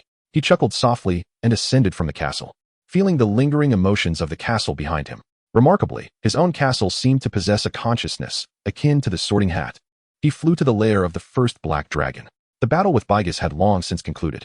The former Black Dragon leader lay prostrate on the ground, while Bigus stood proudly before it. Upon seeing Locke's approach, Bigus addressed the Black Dragon beneath her, roar. Call everyone here. I am to be crowned as queen. Locke landed on Bigus's back, observing the slight tilt of her head with amusement. She could have accepted the homage of the dragons long ago, but chose to wait for his arrival, clearly eager to display her prowess before him. The former Dragon King struggled to lift its head and let out a long howl. Soon, black dragons from their respective nests soared into the air, gathering towards this location. Chapter 86. Vitality does not vanish, it merely transfers. The reason why Dragon Cliff No. 1 is designated as such is due to the surrounding platform, facilitating the Dragon Horde's audience with their king. At this moment, a multitude of black dragons descended onto the platform, gazing up at their new ruler, indeed, the new queen. From this day forth, I shall be your queen, Bigus proclaimed loudly. None of the dragons protested, for the former king lay defeated at Bigus's feet, battered and bruised. While Bigus emanated an overwhelming aura of a superior being, a powerful presence that exerted immense dominance over the dragons. Moreover, they were all part of the covenant between Soulmates and McFasty, and upon their arrival, they recognized Locke's atop Bigus's back, the familiar scent of the McFasty family head. Thus, it comes as no surprise that the new head of the McFasty family is indeed the dragon speaker, and according to the covenant, they are naturally obliged to heed the commands of Locke. Long live the queen. The dragon horde emitted a deep, resonant growl. With the dragon's endorsement, the stature of Bigus was firmly established. Your Majesty, I shall vacate this place immediately. The former Dragon King, appearing quite pitiable, had sensed the impending tumult upon Bigus's arrival at its cliff. Witnessing Bigus's overwhelming presence, it hastily offered to relinquish its position, only to receive a thrashing as a result. There is no need. I will accompany my master in the realm of sorcery. You may continue to reside here and manage the dragon horde on my behalf. As you command. Seeing its forlorn state, Locke extended his finger, and a portion of the life force he had recently absorbed from the traitors surged into the former Dragon King's body, restoring its once atrophied flesh to its original form, healing its wounds and internal injuries. Master, the former Dragon King nearly wept. How long had it been since it had witnessed the majesty of dragon speech? The ground below was in disarray. Locke initially believed that his dragon's speech had astonished them, but upon closer inspection, that was not the case. A black dragon had collapsed, revealing the elder from Cave 7, on the brink of death. Locke descended from the air and, still acclimating to the ancient dragon tongue he had recently inherited, inadvertently mingled it with the black dragon speech. Everyone, stand back, I wish to see. The black dragons were taken aback. The last individual capable of speaking the ancient dragon tongue had been the McFasty of over a century ago. Locke stood before the ailing black dragon, which was barely clinging to life, its dark yellow eyes half open and clearly nearing its end. Had its time finally come? Locke stroked his chin thoughtfully. The life-based dragon speech could rejuvenate living beings, and he had yet to practice it. Now, an experimental subject had presented itself. He gently tapped the seventh black dragon, and the life force from the mysterious space flowed forth, forming a unique array that surged into the dragon's body. Within a second, the dragon's eyes sparkled with vitality, and its previously feeble limbs, with a mere exertion of effort, managed to flip over and rise. Upon closer inspection, it seemed considerably rejuvenated. Master, the black dragons, who had initially respected Locke merely out of reverence for the title of the McFasty head, now fully acknowledged him. He was the master of their queen, the one who wielded the dragon speech. At this moment, their loyalty was solely devoted to their master and queen together. Meanwhile, the events unfolding at the Dragon Cliff in the early morning remained unbeknownst to the occupants of the nearby McFasty castle, who were all in a deep slumber. Hilpus McFasty did not awaken until nearly 10 o'clock, and upon opening his eyes, he felt utterly drained, wishing to close his eyes and sleep for an entire day and night. However, he lacked such leisure. Today, he still needed to venture out to procure supplies, lest the black dragons cease their contributions once more. Struggling to rise, he felt an unusual heaviness even in donning his garments, while his typically nimble wand now seemed several-fold weightier. Exiting his chamber, he made his way towards the dining hall. Although he had awoken late, he was not overly concerned about hunger, for the other McFasty residents were hardly diligent, and the servants would invariably linger over breakfast. However, upon his arrival at the dining hall, he found it utterly deserted, not a single servant in sight. Fury ignited his latent potential. Despite feeling as feeble as a bedridden patient, he hastened towards the servants' quarters in the western tower. With a forceful shove, he flung open the door, only to behold all the servants blissfully ensconced in their beds, oblivious to the bright morning light. Get up, all of you, he bellowed in anger, though his voice lacked the necessary volume to rouse them. Consequently, he cast a spell to amplify his voice. Get your lazy selves up. The resounding command echoed throughout the cramped dormitory, startling the servants awake, Yet they all appeared haggard, as if deprived of sleep for an entire night. Lord Hilpus? One of them recognized him and hastily leapt from bed, only to falter and collapse to the floor. Hilpus furrowed his brow and declared, "I grant you half an hour. Prepare breakfast immediately." He turned to leave, but the cacophony of clattering objects behind him diminished his confidence that breakfast would be ready in time. He collided with Butler Hammer, who wore a fatigued expression and bowed respectfully. "My Lord Hilpus, I apologize. I cannot fathom why, but I slept particularly soundly today. Forgive me. I am truly sorry." Hilpus sighed. "It must be the changing season. You are no longer young, and I can understand. I do not hold it against you." Hammer nodded gratefully. "Thank you, my lord. I shall arrange your breakfast at once." "That will not be necessary. Come with me," Hilpus instructed. "Yes, my lord." Butler Hammer promptly followed, only to hear Hilpus inquire, "What is the status of the Black Dragon number 7? Why has it not yet perished?" Hammer quickly replied, "I checked yesterday. The Black Dragon number 7 is exceedingly weak and likely has but a few days left."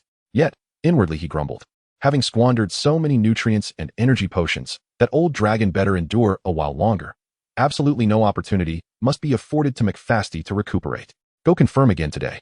I require a precise timeline," Hilpus commanded. "Yes, my lord." Parting ways with Hammer, Hilpus proceeded directly to Rufus McFasty's chamber. To his surprise, the usually diligent Rufus had yet to rise. "Hilpus," came Rufus's faint voice from the bed, "I believe I am ill. I possess not an ounce of strength." A sense of foreboding crept into Hilpus's heart. Something felt amiss today. As if the entire castle was under a spell of malaise. This could not simply be attributed to seasonal lethargy. "I lack strength as well. Everyone in the castle, including Butler Hammer and the servants, seems to be unwell." "Rufus, I harbor a rather disconcerting suspicion," said Hilpus. "Could it be that, in our pursuit of economy, we have been feeding the Black Dragon nothing but ordinary beef and mutton? Have we provoked its ire, thus triggering the Covenant's retribution?" "Impossible, absolutely impossible," Rufus replied with unwavering certainty. "Neither the Butler Hammer nor the servants possess the bloodline of the McFasty family. They are not bound by the Covenant. Hence there must be another explanation." Chapter 87. Hilpus's dismal day. Hilpus nodded in agreement, acknowledging the validity of Rufus's words. However, the events of the day had been exceedingly peculiar, prompting his overactive imagination. Yet, he had not sought Rufus for this topic. Thus, he inquired, "Rufus, are we to take action again today? Are you prepared?" Rufus nodded. "I must make it work, regardless. The other day you withdrew too early, and we scarcely secured any spoils." "That cannot be blamed on me," Hilpus retorted. "Who could have known that the little dwarf would be so formidable? Had I not fled, I might have found myself slain. By the heavens, when did the British Wizarding World produce such a ruthless character?" Knock, knock, knock. The door was struck with great force. Rufus turned his head and inquired, "Who goes there? Is Master Hilpus inside?" Came the voice of the Elder Hammer. Hilpus approached the door and opened it. "Butler Hammer, what has transpired?" "Elder Hilpus," Hammer stammered, seemingly at a loss for how to report the situation. Tynon Johnson ventured to Cliff 7 on a broom to assess the circumstances, only to be struck down by the ancient black dragon residing there. His fate hangs in the balance, and we must commence rescue efforts at once. Yet, as you know, today the servants are as timid as soft-shelled shrimp, and the recovery progress is far from satisfactory. Tynon Johnson was one of the few capable of tending to the black dragon. Should he perish, it would indeed be a great loss. However, it was evident that Hilpus's focus lay elsewhere. "Hammer, did you not assert that the black dragon at Cliff 7 was on the verge of death? How could Tynon Johnson be felled by a dragon so weak it was nearly expired?" "But I do not know, Elder Hilpus," Hammer replied hastily. "Just days ago, I personally surveyed Cliff 7, and indeed, the black dragon appeared gravely weakened, lying in its lair. It would have roared at my approach, but now it merely half opens its eyes to glance at me, without any further action." Hilpus furrowed his brow. "Then you must go and ascertain the condition of the black dragon at Cliff 7. What of Tynon Johnson? Prioritize investigating the black dragon. If it survives, we shall perish." "Yes, my lord." Hammer exited Rufus McFasty's chamber, a cold smile creeping across his face. "What do you mean, we shall perish?" "It is merely you who will face that fate. The covenant your ancestors signed with the dragon bears no consequence for us." In his heart, Hammer even reveled in the situation. The fact that the black dragon possessed the strength to strike down Tynon indicated that his rescue efforts had been effective, and the ancient dragon could endure for a while longer. Hilpus turned to Rufus. "Brother, I shall retire to the study now. Wait a while until you feel a bit better, and then come over so we can deliberate on today as plans together." "Very well, Hilpus." Hilpus departed from Rufus's chamber, making his way towards the study on the first floor. As he passed Igor's door, he heard muffled groans emanating from within, and could not help but scoff. Were it not for this foolish nephew, how could the family have fallen into such disarray? In a fit of anger, he kicked the door and shouted, "Igor, silence yourself. You wretched disgrace to the family. You have already plunged us into turmoil. Do you wish to further ruin our spirits? Humph. If you dare utter another sound, I shan't hesitate to toss you off Dragon Cliff to feed the dragons. The room fell silent immediately, and Hilpus smirked as he walked away. Once his footsteps faded, faint sobs could be heard from within. Surely Igor must be feeling quite aggrieved at that moment. Hilpus ascended the eastern staircase and arrived on the first floor. He needed to traverse a lengthy corridor and cross the castle-esque grand hall to reach the study. Yet, as he stepped into the hall, he spotted a servant approaching him with unsteady steps, almost stumbling as he jogged forward. "Midi, what has transpired?" "Master Hilpus, there are several Aurors outside who wish to see you." Aurors. Hilpus felt a sense of foreboding, as if today was fraught with misfortune. He waved his hand impatiently, instructing, "Bring the Aurors to the hall." "Yes, my lord." A minute later, in the castle hall, Hilpus encountered the Aurors that Midi had mentioned. An old acquaintance, Roland Wells. "Mr. McFasty, we suspect you have orchestrated multiple robbery incidents. We request that you accompany us to the Ministry of Magic." Hilpus furrowed his brow slightly, then raised his chin defiantly. He observed that many heads of pureblood families often adopted such an attitude. "Roland Wells, please refrain from baseless slander. It is unfounded, and be cautious. I may charge you with defamation." Roland Wells regarded Hilpus with disdain, finding no elegance in his demeanor, akin to witnessing a clown's clumsy imitation. "Mr. McFasty, while we lack direct evidence, numerous leads point towards your McFasty family. Mr. Hanges' granddaughter, Anna Hanges, reported seeing someone resembling your stature peering down from the stairs on the night of the incident." Hilpus shook his head dismissively. "That hardly constitutes evidence. I presume the ministry has not issued an arrest warrant, has it? To base your accusations on mere conjecture and the testimony of a child not yet 11. You certainly possess audacity." Roland Wells chuckled lightly. "What of a family head? Merely a traitor pilfering from the family's coffers." "Silence," Hilpus retorted, feeling his composure slip. "If you possess the audacity, procure concrete evidence to arrest me. Otherwise begone. The Aurors have certainly seen better days. The case remains unresolved. Yet the ability to unjustly accuse the innocent is executed with great finesse. Alas, your calculations have gone awry. The McFasty family is not easily trifled with." He rose in fury, as if he had been grievously wronged. "Bring forth the guests." Roland Wells required no escort, turning away with several subordinates in tow. Before departing, he cast a meaningful glance at Hilpus, nearly provoking him once more. Upon exiting the castle, Roland Wells sighed, immediately prompted by a subordinate's inquiry. "Captain, we have no evidence. What purpose did today serve? Are we not merely alarming the serpent in the grass?" Roland Wells shook his head. "Mr.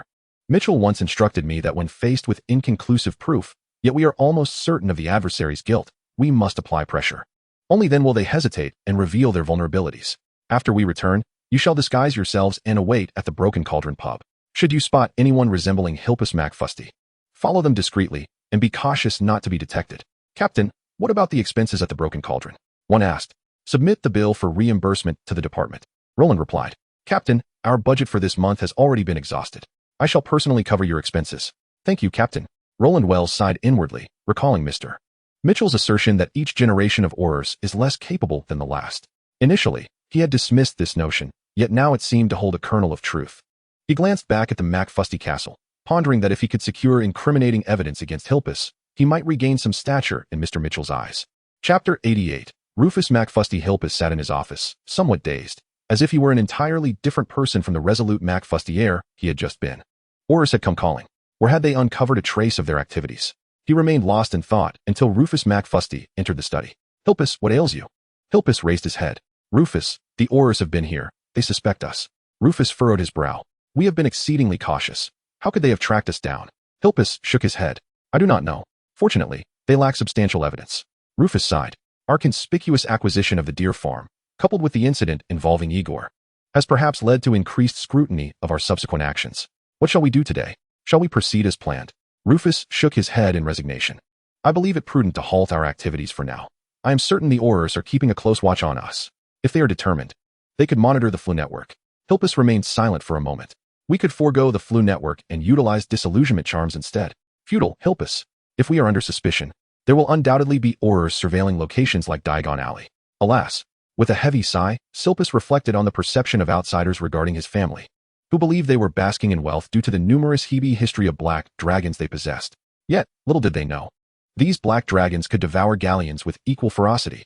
Hilpus rose from his seat, stating, it would be prudent to pause for a moment. After all, the seventh black dragon seems to be suddenly. A series of knocks resounded at the study door. Rufus opened it to find Butler Hammer, who, without crossing the threshold, exclaimed urgently, Master Silpus, trouble has arisen. The seventh black dragon appears to have regained its vitality. It just flew around twice, judging by its flight. It certainly does not seem on the verge of death.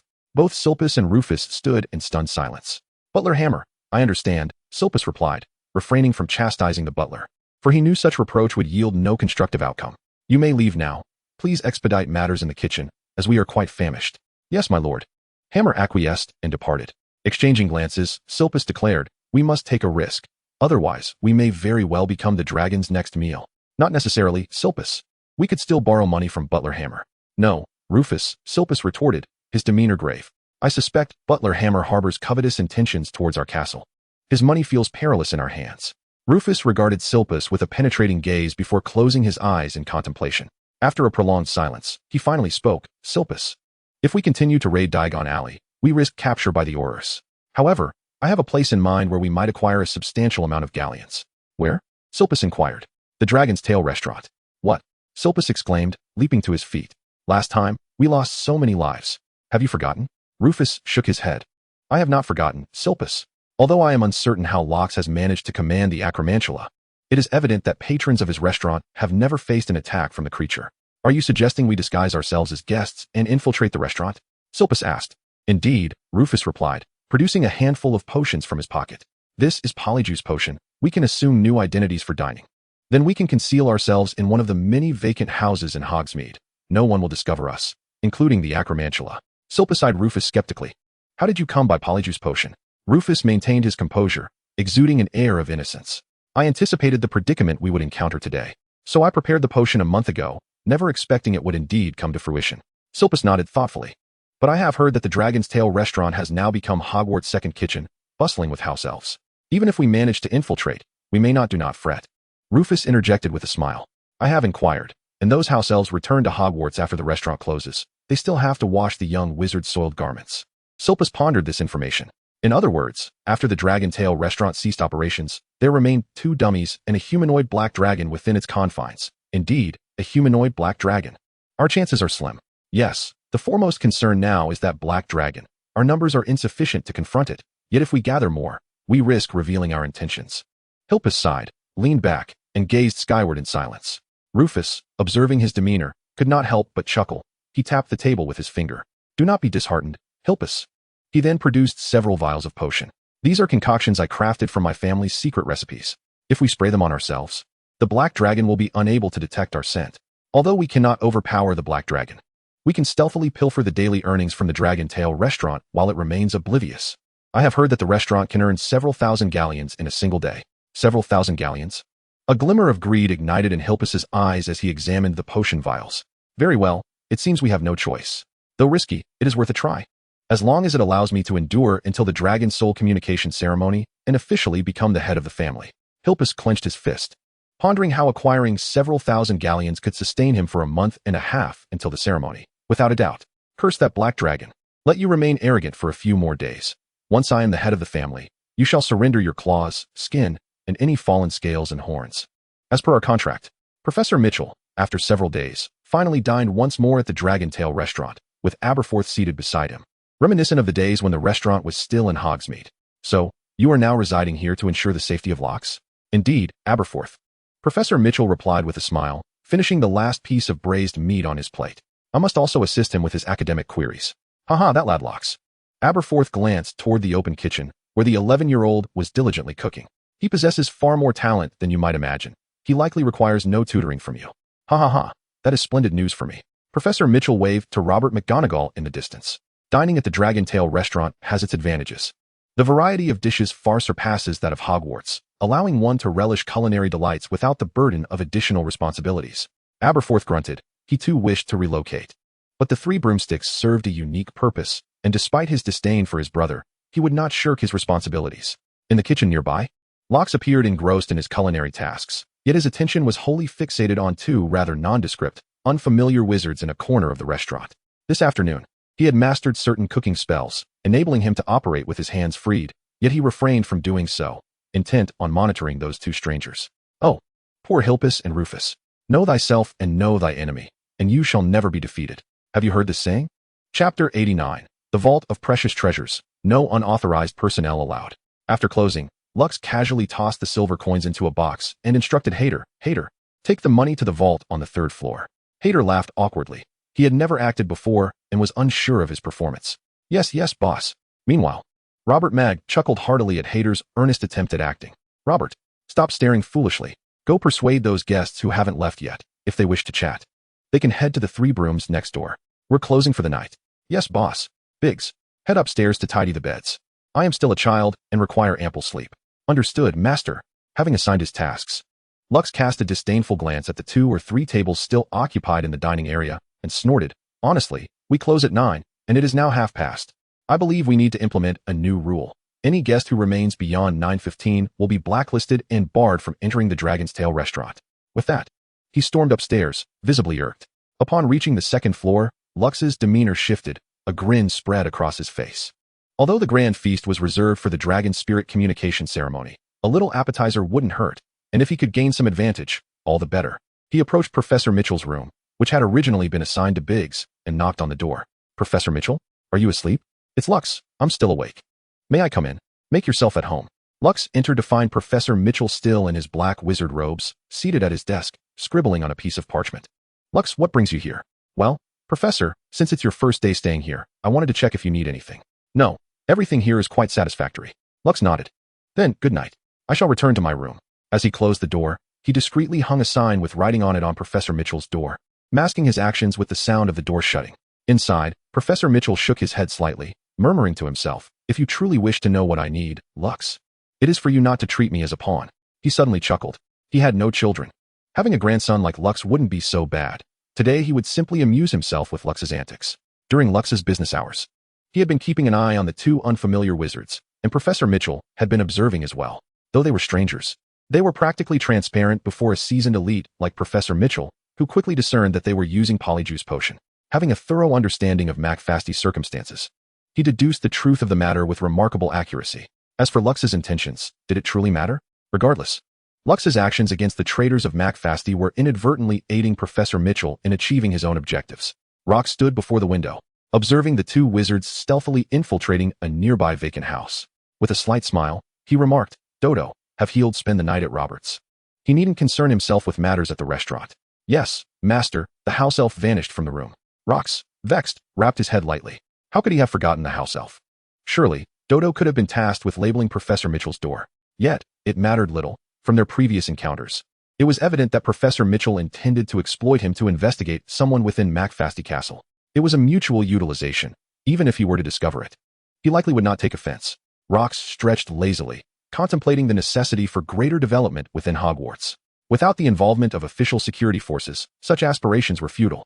This incident presented an opportune moment to request the Ministry of Magic to establish a permanent Auror post at Hogwarts. After all, there were scant businesses in Hogsmeade, making the reassignment of personnel from there quite fitting. Rolling his eyes, he addressed the hastily undressing Bygus beside him. Bygus, transform into your dragon form and soar above Hogwarts for a couple of laps, then venture deep into the Forbidden Forest until the late hours of the night before returning. Bygus halted mid-motion, inquiring, why, master? With her big, watery eyes blinking, Rox gently urged her, hurry now. Salmon has informed me, you're quite clever now, so don't play the fool with me. With a chuckle, Bygus continued shedding her clothes, her body swiftly cloaked in black scales.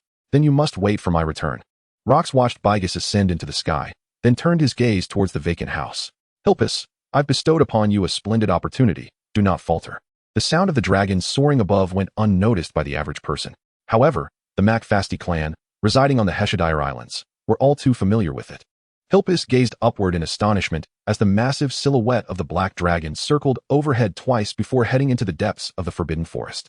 Rufus, why has that black dragon departed? I don't know. Perhaps it has gone hunting? That is possible, Hilpus exclaimed excitedly. Doesn't this mean there are only 2 mute patrons left at the Dragon's Tail restaurant? Indeed. Hilpus, let us act swiftly. Wait a moment. Let us wait for that little mute to fall into a deep slumber before we proceed. Besides, there are still many patrons among the 3 brooms, I think. Now the situation has changed. With the black dragon absent, this is our finest opportunity. Just think, without the dragon's protection, that little mute is at our mercy. If we can capture him. Hilpus's eyes sparked with understanding. You make a valid point. The 2, in perfect accord, cast the disillusionment charm upon themselves and stealthily approached the entrance of the Dragon's Tail restaurant. As Hilpus disengaged from the disillusionment charm, A flash of silver light emanated from the tip of his wand, and with a soft click, the door lock yielded. After ensuring that no one was observing him, he swiftly entered the dining hall. Rufus followed closely behind, and as they stepped inside, they deftly secured the door. The dining area on the first floor was eerily quiet, a stark contrast to the boisterous atmosphere that had thrived just half an hour prior. The duo treaded lightly towards the staircase, the pristine wooden steps producing not a whisper beneath their feet, allowing their taut nerves to ease somewhat. Today had unfolded seamlessly, as if the fates were favoring them. Although they had only visited this place twice, they had never ascended to the second floor. In fact, the private rooms on that level had yet to be utilized, as the influential individuals who required such accommodations deemed this establishment beneath their notice. Without lingering, the pair ascended to the third floor, exchanging a glance. They nodded in silent agreement and began their stealthy exploration of the rooms, moving from near to far. Whether it was innate talent for thievery or sheer luck, their operations produced no sound whatsoever. The first room was empty, the second, vacant, and the third, devoid of occupants. The absence of any treasure across these three chambers did not dishearten them, for they had distinctly heard locks arrange for several thousand galleons to be delivered. Only 2 rooms remained. The moonlight filtering through the corridor's ventilation window, albeit dim, illuminated a sign hanging outside one of the rooms. Restricted area, unauthorized personnel prohibited. Chapter 90. His strength is unexpected. A restricted area? Hilpus's face contorted into a sardonic smile. After all, he was merely an 11-year-old child, naively earnest. Just as he was about to open the vault door, he noticed Rufus stealthily approaching the final room. The moonlight cast a faint glow on that unfamiliar profile, revealing a hint of menace. Grasping Rufus's hand, he waved his wand, and delicate golden letters materialized in the air. "Rufus, what are you doing? We must secure the galleons first." Rufus furrowed his brow and halted, conjuring golden script in response. "With locks, what need have we for galleons?" Hilpus shook his head. "There are many people outside. Bringing the little firecracker poses a risk. Let us first secure the galleons, and then we shall see about the little firecracker." Reluctantly, Rufus cast a longing glance towards Lox's room, but ultimately acquiesced to Hilpus's wisdom. With another flash of silver light from the wand's tip, they pushed open the door. However, what awaited them was not a trove of gold and silver coins, but rather a stunning flash of red flame and an overwhelming force that knocked them to the ground. Hilpus's gaze fixated on the curse, his body momentarily paralyzed, but fortunately, Rufus stepped forward, intercepting the spell with a precise flick of his wand, neutralizing the ambush. Almost simultaneously, all sources of light in the room flared to life, and as darkness yielded to brightness, human eyes often struggled to adjust. Professor Mitchell had cleverly exploited this momentary lapse, launching another attack. However, to his astonishment, Rufus's response was remarkably swift. He forcefully pushed Hilpus aside, while simultaneously casting a transformation spell, causing the floor beneath them to rise just in time to intercept the incoming curse. Taking refuge behind the wooden wall, Rufus and Hilpus momentarily regained their vision. If they still failed to realize they had fallen into a trap at this point, it would be sheer folly. "Frank Mitchell, how did you come to be here?" Rufus exclaimed, continuously casting spells to withstand Professor Mitchell's fierce onslaught. Mitchell remained silent, relentlessly attacking, having discerned that these two were not easily subdued, although one appeared somewhat weaker. It was merely a lack of combat experience. The other's magical prowess, spell-casting proficiency, and battle instinct far surpassed that of an ordinary wizard. Listening to the chaotic sounds from the adjacent room, Lox scratched his head. Were Hilpus and Rufus truly this formidable? If so, why had they been utterly powerless against the 8-eyed giant spider last time? Moreover, Lox's dragon instincts had sensed a murderous intent emanating from Rufus. Did this individual wish to take his life? No, that aura of malice seemed directed beyond just himself, which was quite peculiar. Shaking his head, Lox dismissed such thoughts. Now was not the time for contemplation. He could not allow Professor Mitchell to encounter an unfortunate fate here. With agility, Lox leaped to the window, raising his wand skyward. A red orb with orange edges soared into the heavens, bursting forth like fireworks. Robert Mag arrived at the post office door and dashed inside, heading straight for the fireplace. Ministry of Magic. Having completed this task, Lox flung open the door and rushed out. The battle among the three had spilled into the corridor, spells flying in every direction. Lox felt a slight sense of relief as he assessed the situation. While Mitchell might not overpower the two, his safety appeared assured. This old fellow's combat abilities were indeed formidable. Lox estimated that he was worth at least 10 Luciuses. Given Mitchell's exhibited magical capabilities, he was undoubtedly more than qualified to teach defense against the dark arts. In Lox's view, it was unlikely that Hogwarts would find a stronger, dedicated professor for this subject in the coming years. The current predicament was that the two combatants were retreating while simultaneously fighting, attempting to escape down the staircase, while Professor Mitchell sought to keep them from leaving. Lox, return. It's dangerous outside. As soon as Mitchell's warning fell from his lips, a green beam shot forth from Rufus's wand. Avada Kedavra! It was confirmed. Rufus truly intended to kill him. Locke swiftly dodged the one-on-one curse. As long as he wished to avoid being struck, he would not be. He evaded effortlessly. While Professor Mitchell was filled with trepidation, and the two adversaries were left astonished, one in disbelief that his companion had resorted to the killing curse, and the other astonished by Locke's extraordinary reaction speed. "Oh dear, how terrifying," Locke remarked in a tone devoid of emotion, as if reciting from a script. He retracted his head into his room, and with a resounding thud, closed the door behind him. He had come to realize that he absolutely could not intervene.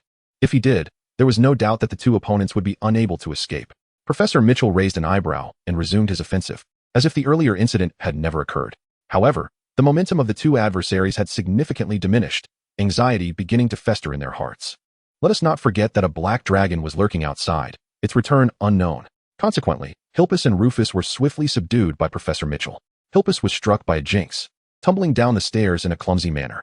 Rufus desperately wielded his wand, managing to block Professor Mitchell's spell once more, then pointed his wand towards the staircase. Incendio. Especially within a wooden structure, the use of such a spell was nothing short of catastrophic. Fortunately, Professor Mitchell, seasoned in his craft, repelled Rufus with a flurry of spells and promptly countered the incendio, had he delayed for just a few more seconds. The entire Dragon Tail restaurant might have been engulfed in flames. Yet, it was precisely because of this that Professor Mitchell lost sight of the two figures before him. He hastily descended to the first floor, only to witness them burst through the door and dash outside. "Halt! Hands on your heads. Discard your wands." As Professor Mitchell emerged, he was greeted by the sight of 3 aurors encircling the 2 fugitives, accompanied by 5 hit wizards. Had Locke alerted them? When did that happen? Before Professor Mitchell could ponder further, the 2 encircled individuals simultaneously turned around, vanishing with a swift whoosh. Professor Mitchell rushed forward, attempting to trace their position through magical reverberations, but discovered a severed finger lying on the ground. Clearly, one of them had not executed their disapparition successfully, resulting in the loss of a digit. Locke stood by the window, the green glow in his hand gradually fading. He smiled and called out to Professor Mitchell, "Professor, are you all right?" Professor Mitchell gazed at the little fox upstairs, lowered his wand, and replied with a smile, "I'm fine."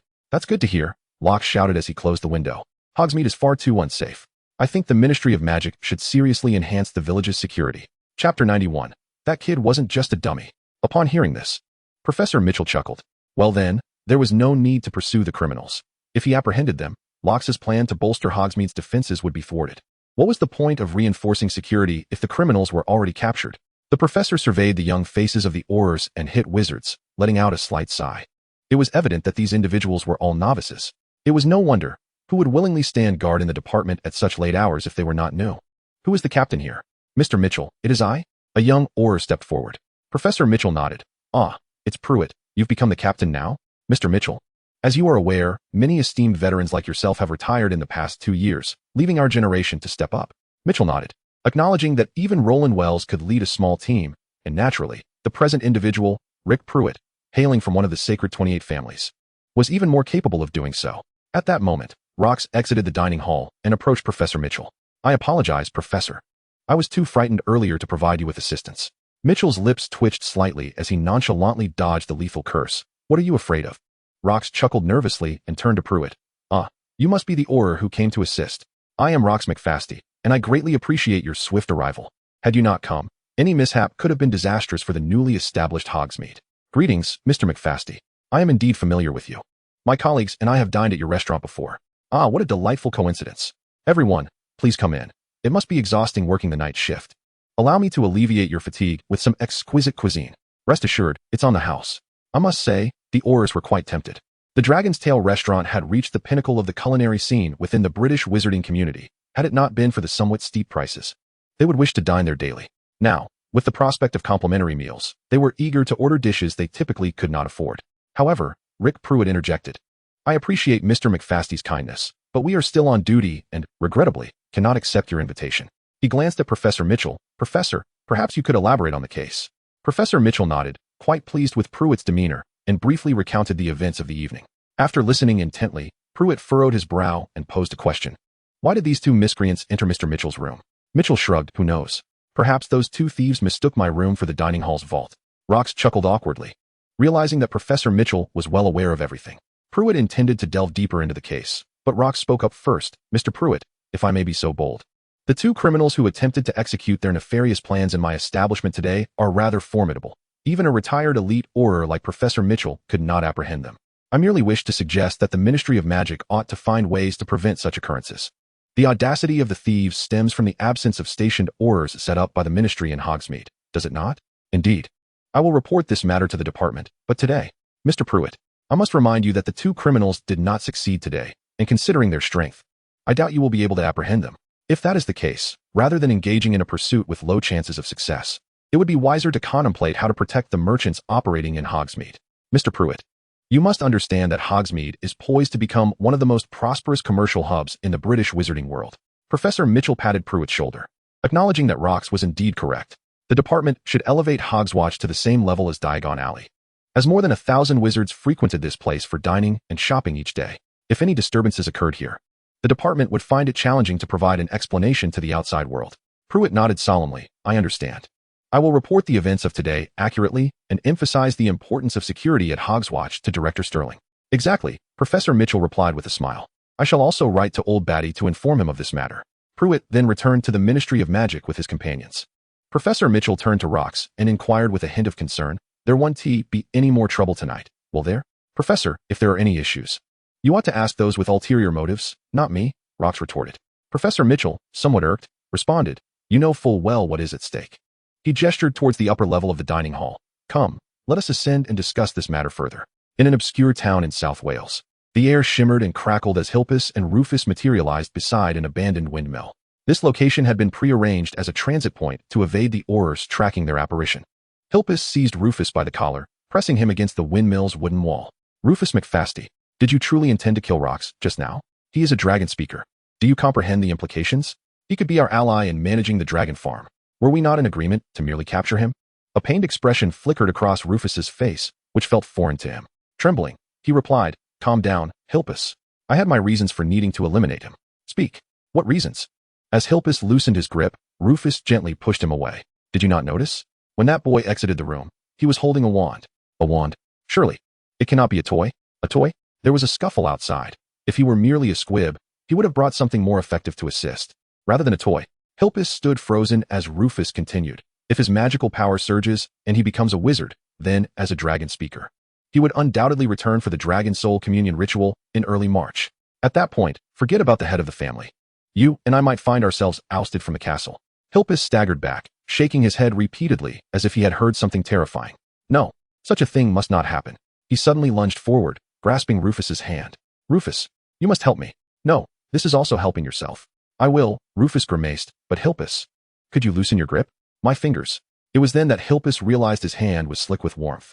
Looking down, he saw that one of Rufus's fingers had mysteriously vanished, blood flowing profusely from the wound. What on earth has happened? Rufus sighed in relief as he saw Hilpus release his grip.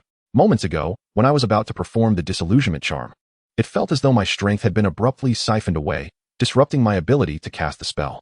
Hilpus shuddered at the thought of the dire consequences had the charm failed. The horrific image of that night's ambush at Hogsmeade, where a member of his kin was mercilessly bisected, loomed vividly in his mind.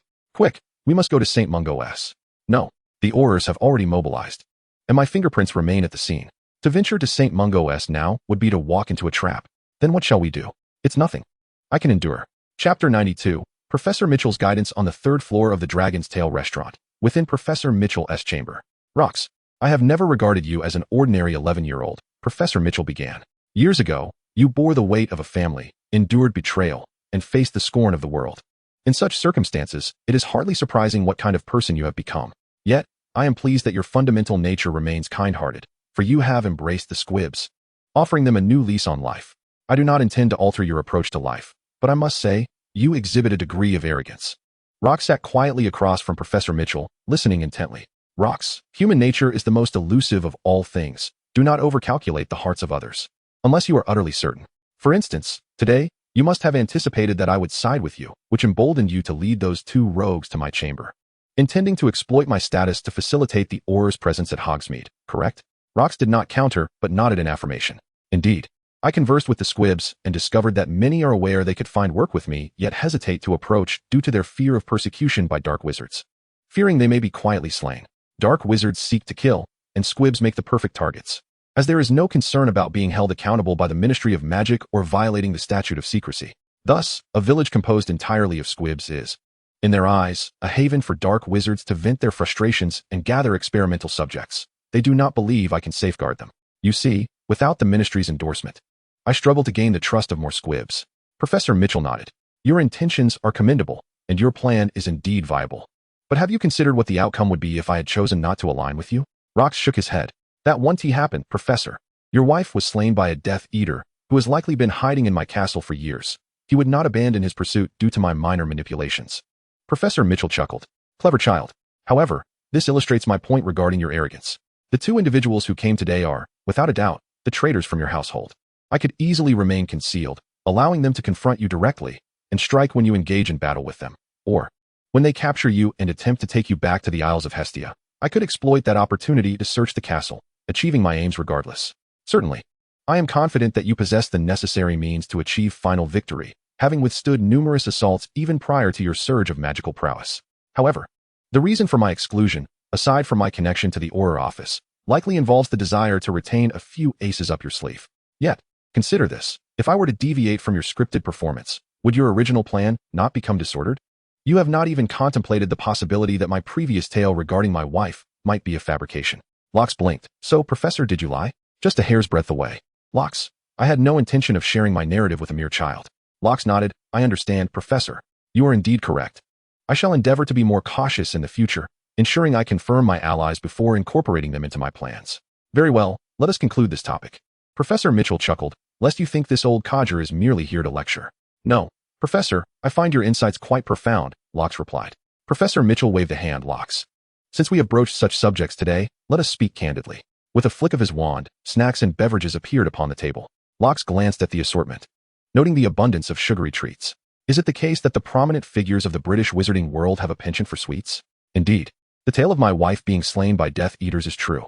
I truly require your assistance in uncovering the Death Eater concealed within McFasty Castle. Are you certain that the Death Eater is indeed in my castle? Yes, I am quite certain. My tracking magic has never faltered. However, the formidable magical interference within your estate has prevented me from pinpointing the Death Eater's location. Nevertheless, I am confident that he is hiding within your castle. I have lain in wait for 6 months, and the absence of his emergence has led me to conclude that he has assumed an identity within your household. I once attempted to infiltrate your castle, yet I failed. The protective measures were unexpectedly robust. Lox understood. One knows their own affairs best. Now that he was the lord of the castle, he could easily envision the challenges Professor Mitchell faced in those days. It must be said that to have successfully evacuated McFasty Castle unscathed, Professor Mitchell truly deserves recognition as an extraordinary wizard. In fact, Professor, I could take you to the castle now to unearth that Death Eater. No, Lox, let us adhere to your plan. Should my involvement hinder your rightful return, I would feel quite remorseful. A mere month or two is a wait I can endure. Lox smiled, yet he held a deep admiration for Professor Mitchell, despite saying nothing. The old Auror had discerned his thoughts with remarkable accuracy. Very well, Professor, I shall extend an invitation for you to witness my reclamation of the McFasty lineage. It would be my honor. However, Lox, the professor added, you must dedicate more time to your studies. Certainly. You possess sufficient intellect and means to transform your thoughts into reality, yet it is not enough. You must remember that we inhabit a world imbued with magic, and it is imperative to hold a reverence for such powers. An unassuming individual may wield a form of magic unbeknownst to you, and relying solely on your instincts could lead you to perilous missteps. Rooks furrowed his brow, although the professor's words held merit. He could not fathom why the professor had suddenly broached this subject. Professor Mitchell continued, for instance, during your time in Hogsmeade, I had left a listening charm in your establishment. Had you possessed the requisite knowledge, even in the absence of magical abilities, you would have discerned it. Rooks felt a wave of dismay. Was it truly appropriate for a professor to eavesdrop on a minor? One could only conclude that the older generation of Aurors acted with reckless abandon. He recalled Mad-Eye Moody, a vividly depicted character in the original narrative, who, having survived encounters with Voldemort, seemed to embody the very essence of defiance against rules. However, Rooks soon found solace in the thought that Professor Mitchell's intention was to utilize him in capturing the Death Eaters concealed within his own castle. The mere act of employing a listening charm was rather mild compared to the potential use of the Cruciatus Curse or Legilimency upon him. Wait a moment. If Professor Mitchell had indeed set up listening devices in his residence, there was no reason for him to abandon them after Rooks had moved. Professor, Rooks swallowed hard, a flush of unease coloring his cheeks. Have you been eavesdropping on me recently? Observing Rook's apprehension, Professor Mitchell laughed heartily. Oh, our exceptionally clever young proprietor has suddenly become bashful. He ushered Rooks out of the room with a wave. Rest assured, I am not so devoid of decency as to eavesdrop on your nocturnal escapades with your little maid. Rook's expression darkened instantaneously. You shameless old fool. If you haven't been listening, how would you know about my late-night activities with my maid? The flicker of gratitude sparked by the professor's earlier comments evaporated in that moment. Chapter 93, The Deputy Mayor of Hogsmeade. The Ministry of Magic acted swiftly. An Auror outpost was promptly established in Hogsmeade, undoubtedly signifying the official recognition of Hogsmeade as a gathering place for wizards. Naturally, it would take some time for this news to reach the ears of the Muggle populace across the country, but for the Muggles residing in Hogsmeade, it was undoubtedly monumental news. Rooks stood before a building in the central square, designated number 11 Hogsmeade, directly across from the Dragon's Tail restaurant.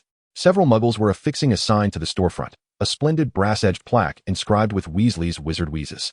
Upon seeing Rook's arrival, even those working atop ladders paused in their tasks to greet him. Good morning, young proprietor. Rooks smiled and waved in return. Is Mr. McKinn inside? Yes, little boss. Blanca is inside directing everyone with the renovations. He is instructing? Indeed. Blanca has extensive experience in the Muggle world and is quite skilled. Locks nodded. Blanca McKinn was among the first leaders of the Mute faction to pledge allegiance to him, holding significant esteem among the Mute. It is evident that, despite being a non-magical Mute, he is capable of considerable feats. Locks could very well employ magic to refurbish the establishment, and whether it be Professor Mitchell, Abuphis, or Hagrid, they would gladly assist him with such a task. Nevertheless, he insisted that the Mutes carry out the work, as this presented them with a rare opportunity for employment. The Mutes had been exhibiting signs of unrest recently, feeling that the tasks of cleaning Hogwarts and managing the farm were trivial and unworthy of the compensation provided by the little boss. Those like Durish, the instigator, were only adding to their discontent. While alleviating the little boss's burdens was undoubtedly a primary motivation, it perhaps also stemmed from a long-standing resentment towards wizards. As Locks entered, he found Blanca McKinn instructing a Mute on the installation of shelves. Let's find a place to converse. All right, little boss. Blanca replied, directing the Mute, follow my instructions. Align it with the corner line, and it will surely be straight. Locks led Blanca into the 3 broomsticks, greeting the lovely proprietress, Madame Rosmerta. 2 butterbeers for us, please. Certainly, Locks. Madame Rosmerta beamed, her vitality reflecting the thriving business, with profits soaring to more than triple their previous amounts. She was exceedingly pleased with her decision to relocate to Hogwarts, and she found herself increasingly fond of Locks. Here are the 2 butterbeers you requested. This round is on me. Madame Rosmerta did not allow Locks to decline, cheerfully turning back to the bar. Locks retracted his hand and turned to Blanca. Blanca, you have been with me for nearly 2 months, have you not? Yes, little boss. Well, you are aware that the Ministry of Magic intends to dispatch Aurors to our village. To outsiders, this ensures our village's safety. Blanca understood precisely what Locks meant by outsiders. In reality, he and the Mutes had witnessed fire dragons soaring above the village on multiple occasions. By nightfall, 8-eyed giant spiders would emerge around the village. Initially, the Mutes were quite alarmed, but they later realized that the 8-eyed giant spiders seemed to be guarding the village, a revelation that further elevated their admiration for Locks. Fire dragons were not surprising, given that the little boss hailed from a dragon-rearing family, yet the presence of 8-eyed giant spiders, notorious for their brutality and cunning, being at his command was astonishing. They wisely chose to remain silent about it. Listening to Locks continue, he remarked that, as a result, there would be a continuous influx of Mute individuals seeking refuge in our village for a considerable period ahead. Aside from managing the restaurant, I am also occupied with my studies, thus lacking the surplus energy to oversee the various affairs of the Mute populace. Locks paused, casting a gaze filled with trust towards Blanca. Therefore, I wish for you to become the vice village head of Hog Ridge, to manage the lives of the Mute individuals on my behalf. Blanca's expression revealed hesitation. I fear I may not perform well. Have a little faith in yourself, Blanca. Loxus took a sip of butterbeer, a surprisingly delightful beverage that bore the name of beer, yet contained no alcohol. Your abilities are remarkable, and you command the respect of the Mute individuals. Embrace this opportunity. You have my unwavering support behind you. Despite Loxus's encouragement, Blanca did not immediately acquiesce. He pondered for a while, depleting half his mug of butterbeer, yet still refrained from responding to Loxus. Loxus remained patient, quietly awaiting Blanca's final decision. Should Blanca decline, he could appoint either Helder or Robert as the vice village head. However, one was overly rigid and the other excessively frivolous, rendering them less than ideal candidates. Very well. I accept, young master. I shall do my utmost to manage the Mute individuals in the village. Excellent. Loxus smiled and drained his butterbeer. This is your opportunity, as well as your responsibility. Naturally, your workload will increase significantly, and thus your salary shall rise accordingly. I will provide you with a monthly wage of 20 gold galleons. Young master, that is far too generous. Do not refuse. Blanca, you have earned this. However, should you fail in your duties, I will have to relieve you of your position, and that 20 gold galleons will vanish as well. The bar door swung open, and Helder entered.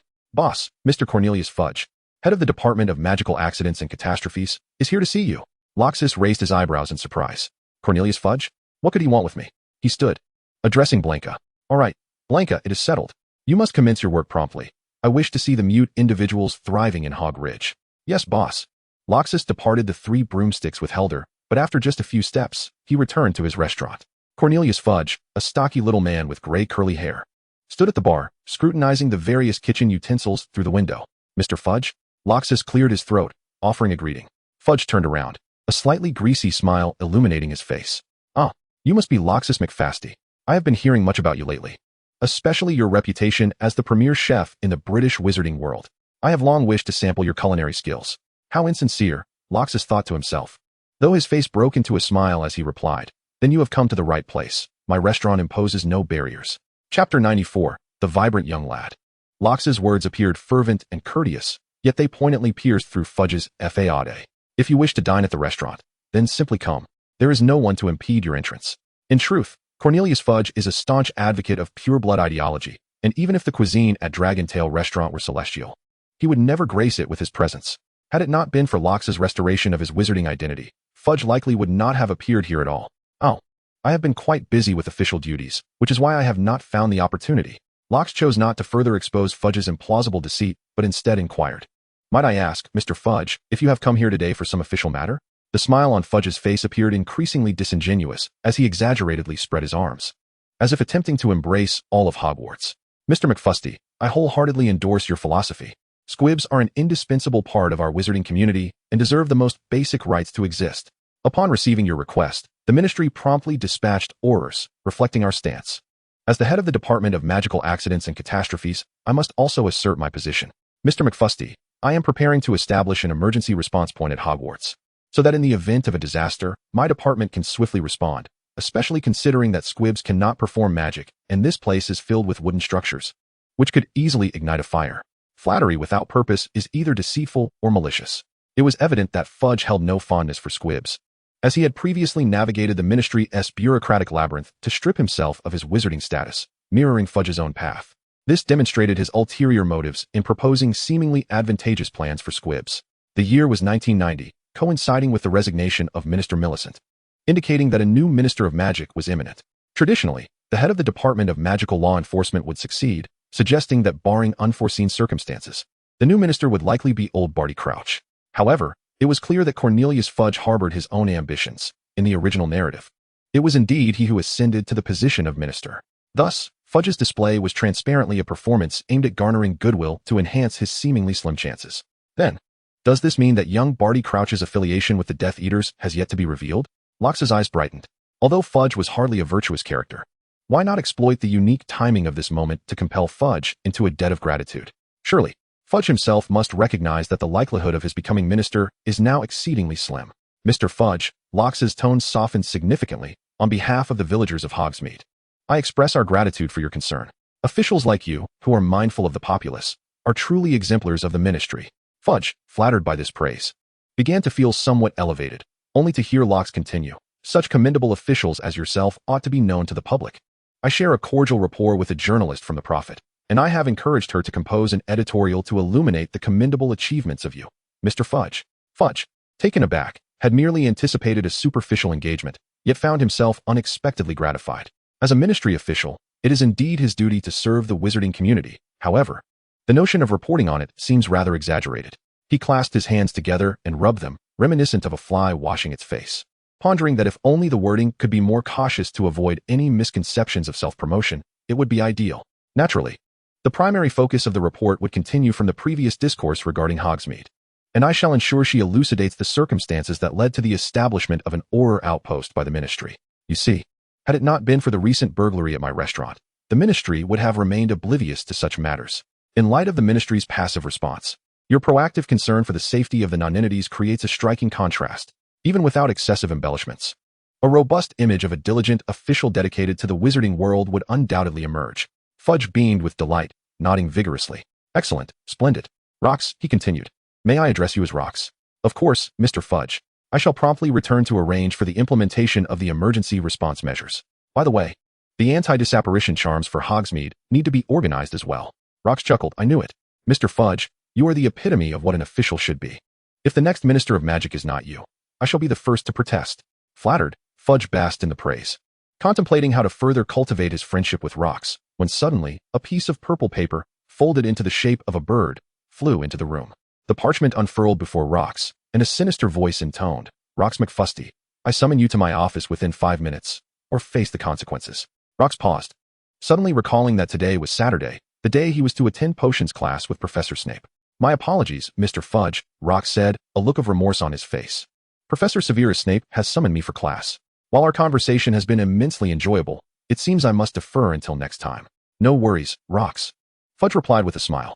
You will be open for lunch today, correct? Indeed, we shall be open. Perfect. I shall indulge in your culinary skills today, so do not feel guilty. Go attend to Professor Snape. We shall have another opportunity to meet at noon. Rox smiled, inclined his head slightly, and swiftly departed the restaurant. Fudge watched the youthful figure retreat, reflecting, what a vibrant and spirited young man. McFasty, explain yourself. Snape's countenance was dark as he confronted Rox, who had approached at a remarkable speed, yet maintained an unruffled demeanor. Professor, there were numerous matters in the village that delayed me. Humph. Snape crossed his arms. You are now a wizard. Do not squander your precious energy on those nonentities. Rox replied, yet when I was deemed a nonentity, did you not choose to take me on as your student, Professor? You are unique. I have chosen you as my student because you have demonstrated the potential to become an exceptional potion master. Roxas shrugged slightly. Perhaps other mutes possess hidden talents unknown to us?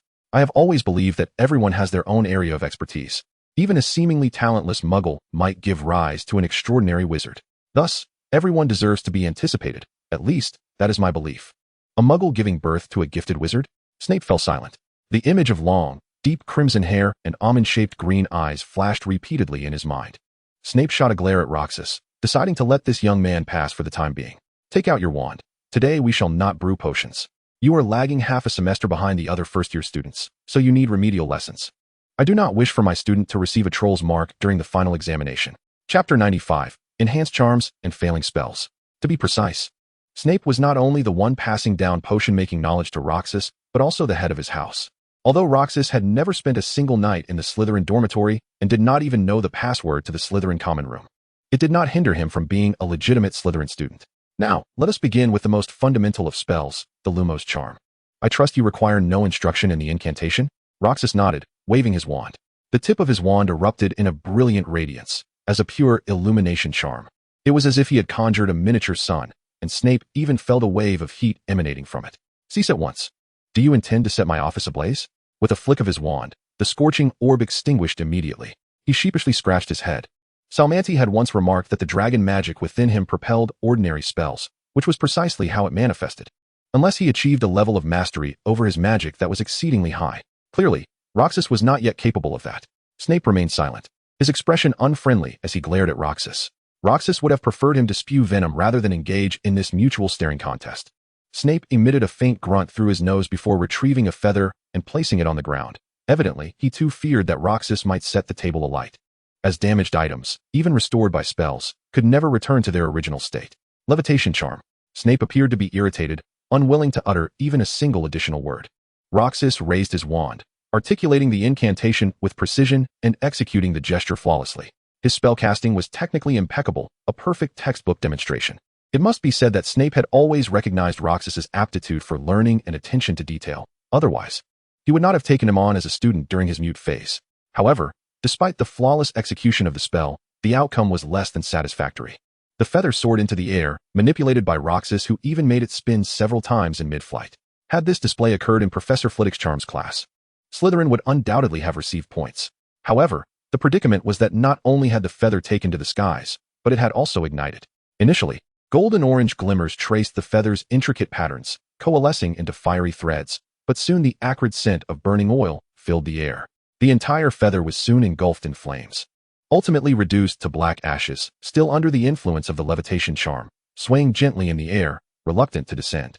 Snape raised an eyebrow, his mouth curling downwards into a near-perfect frown. With a vigorous flick of his wand, the ashes vanished in an instant. He angrily turned and moved behind the desk, then spun around, glaring fiercely at Roxas, as if ready to unleash venomous words. Yet, despite his desire to criticize, Snape found no faults in Roxas's spellcasting. He struggled to pinpoint any genuine errors, resorting only to vague insults, which he deemed beneath his dignity. He slammed a matchstick onto the desk, contemplated for a moment, and then tossed it to the floor. Transforming the matchstick into a needle was a test of transfiguration. Roxas succeeded, the matchstick morphing into a silver needle. Had Professor McGonagall been present, she would surely have commended him for outshining all first-year students. Snape nodded, his furrowed brow easing slightly. He bent down to retrieve the silver needle. Hiss! Snape quickly withdrew his hand, the needle clattering to the ground, lost in an unknown corner. Upon inspecting his fingers, significant burn marks were evident, 2 visible blisters forming. He hastily approached the cabinet, retrieving a potion, dabbing a bit onto his burns, causing the blisters to recede swiftly. It became apparent to him that all of Roxas's magic seemed to be imbued with fiery effects. In combat, his spells would undoubtedly be enhanced. However, evaluated by the school standards, they would all be deemed deficient. With his back turned to Roxas, Snape remained silent for a protracted moment. Having never encountered such a situation before, Professor, Roxas finally spoke, breaking the silence. What shall we do next? Snape turned, casting a complex glance at Roxas, as he produced a cauldron and several ingredients. This morning, you will brew 3 doses of Medusa's venom alone. Be cautious not to poison yourself. I have matters to attend to. Medusa's venom was indeed toxic. Though it wouldn't kill, it would render one immobile. Snape exited the office, making his way directly to the 8th floor of the castle. His hurried demeanor caused young witches and wizards, who had just risen and were rushing to breakfast, to scurry to the walls in fear of being reprimanded for their laziness, akin to sluggish caterpillars. However, Snape paid no mind to these foolish children. Striding purposefully to the headmaster's office, panting, Wuxie soup dumplings. The statue was moved aside, revealing the staircase leading to the office. Come in. Upon entering the room, Snape immediately recognized that Dumbledore was enjoying breakfast and that the sweet buns from the Dragon Tail restaurant were before him, accompanied by a bowl of soy milk that was evidently laden with sugar, nearly solidifying. Dumbledore, Snape began, Rox McFasty is unable to cast spells properly. Are you aware of this? Unable to cast properly? What do you mean? His magic burns like a raging fire, with every spell he casts infused with intense heat and a searing quality. Oh, that, Dumbledore replied leisurely, sipping from the overly sweetened soy milk. Occasionally, the dragon speakers from the McFasty family experience such phenomena because their magic is augmented by a black dragon. So, you mean this is a normal occurrence? Indeed, a normal occurrence, but it is perilous. Snape frowned. This will render every spell he casts as though it were an offensive incantation. If he fails to control his emotions, even a minor curse born of frustration could result in casualties. Dumbledore continued to eat at a leisurely pace, appearing entirely unconcerned. He even extended an invitation to Snape, saying, Severus, these buns are quite delightful. Would you care for one?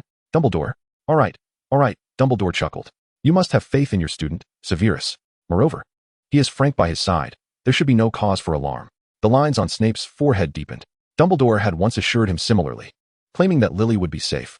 Yet, what was the reality? We must devise a means to thoroughly resolve this issue, rather than gamble on McFasty's emotional stability or rely on others to clean up the mess. Snape turned to leave. This time, I shall employ my own methods. Chapter 96, the combat unit finally arrives. Rox prepared the materials and ignited the fire. Before long, Snape returned. He merely glanced into Rox's cauldron and remarked, well, the most challenging part is complete. As long as you haven't severed both hands, the remaining potion should be successful. Do not waste time. Snape waved his hand. Leave now. Do not return this afternoon, as I have matters to attend to. Rox nodded. Then I shall take my leave, Professor. Wait, Snape called out to Rox. Give me a drop of your blood. Typically, wizards strive to avoid having their blood taken by others, for many bizarre curses are enacted through blood. However, Rox understood that Snape would not harm him, whether from the conclusions drawn from the original text or the current demeanor Snape exhibited towards him. Without hesitation, Rox extended his hand, and Snape took 2 steps closer, placing a small glass vial beneath Rox's index finger. With a gentle flick of his wand, a scar appeared, and Rox felt an inexplicable pressure on either side of his finger, causing a drop of blood to be forced out, which floated down into the vial. Snape waved his wand again, and the wound on his finger healed itself. Rox envied this effortless display of magic. He too wished to wield such power with ease. Leave. Snape's dismissal was blunt, yet Rox felt no displeasure. He understood the nature of Snape all too well. Goodbye, Professor. Rox exited the castle directly. He had no intention of seeking out the twins. The samples were already in his possession, and the shop's renovations would likely be completed in a week. The twins merely needed to wait patiently for their share. As for the mass production of the samples, Rox planned to seek assistance from his distant relative, as it was a lucrative endeavor that would likely not be refused. Upon entering the village, Rox spotted Cornelius Fudge inspecting the surroundings, looking this way and that. Not wishing to engage in meaningless chatter, he took a detour back to the restaurant. Lepo, how is the preparation of the ingredients for lunch coming along? Almost ready, chef? Lepo replied. Rox nodded in satisfaction. Once everything is prepared, call me. I have some matters to attend to upstairs. Understood, chef. Rox returned to the third floor, retrieving a piece of parchment and a feather quill to compose a letter. Dear Miss Rita Skeeter, it has been a while since we last met. Have my culinary creations not suited your taste, causing your absence from the long tail? Recently, I have come into possession of some excellent material to share with you. How about we meet tomorrow afternoon at the restaurant? I shall provide you with the finest dining experience, which I assure will not disappoint. I look forward to your arrival. Rox McFasty. Suddenly, a forceful shove from behind startled him, followed by two soft forms. A pair of smooth arms wrapped around Rox's neck. Master. It was Bygith. Rox shook his head in exasperation, choosing to ignore her, and with a flick of his wand directed it towards the owl cage in the corner. The door swung open, and Hedwig flew out. Hedwig, please deliver this letter to Rita Skeeter. Coo. Hedwig allowed Rox to tie the letter to her leg, nuzzled his hand affectionately, and flew out through the open window. Master. Bygith pouted, shaking Rox's arm. Are you writing to Rita Skeeter? I don't like that woman. She reeks of deceit. Rox replied, I don't like her either, but I must admit, she is quite useful to us. Bygith sulked, falling silent. She was no longer a child. She had matured, and put on some proper clothes. Bygith stuck out her tongue and turned to rummage through a pile of shiny garments, muttering as she searched for pieces here and there. Humanity indeed presents quite the conundrum, with the mastery of magic at their fingertips. Wouldn't it suffice to cast a warming spell rather than fuss over clothing? Lox leaned back in his chair, regarding her with an appreciative gaze, and absent-mindedly remarked, If you wish to present yourself to the world in human form, attire is a necessity. That is the rule. Moreover, I am not fond of others gazing upon your physique. Ehe. Begas turned her head, a mischievous smile gracing her lips. What did you say, master? Nothing of consequence. Do hurry and dress. Once you are ready, come down. It is Saturday, and we are likely to have many guests. Lox swiftly exited the room, slamming the door behind him with a resounding thud. Begas tapped her chin with a finger, gently biting her lower lip as she tilted her head. After a brief moment, she clenched her fists and waved them before her chest, exclaiming, Ha! The force of her gesture sent the bedcovers tumbling, prompting her to hurriedly tidy them. Finally, she nodded emphatically to herself, muttering, You can do it. You got this. Cornelius Fudge occupied a corner seat in the vast dining hall, ensuring he remained unobtrusive amidst the crowd. He sought to navigate the delicate balance of maintaining the reputation of the mute and aligning himself with the pureblood families. This conflicting mindset rendered his actions somewhat comical. How utterly delicious. Upon savoring his first bite of braised pork, Fudge's eyes sparkled with delight. The notions of mute or pureblood faded into insignificance as he found himself embroiled in a culinary duel with this ethereal dish. A sudden commotion at the entrance caught his attention, the ruckus loud enough to reach him from afar. Reluctantly placing his spoon down, he turned to see Lucius Malfoy entering the dining hall with his wife, Narcissa, and son, Draco.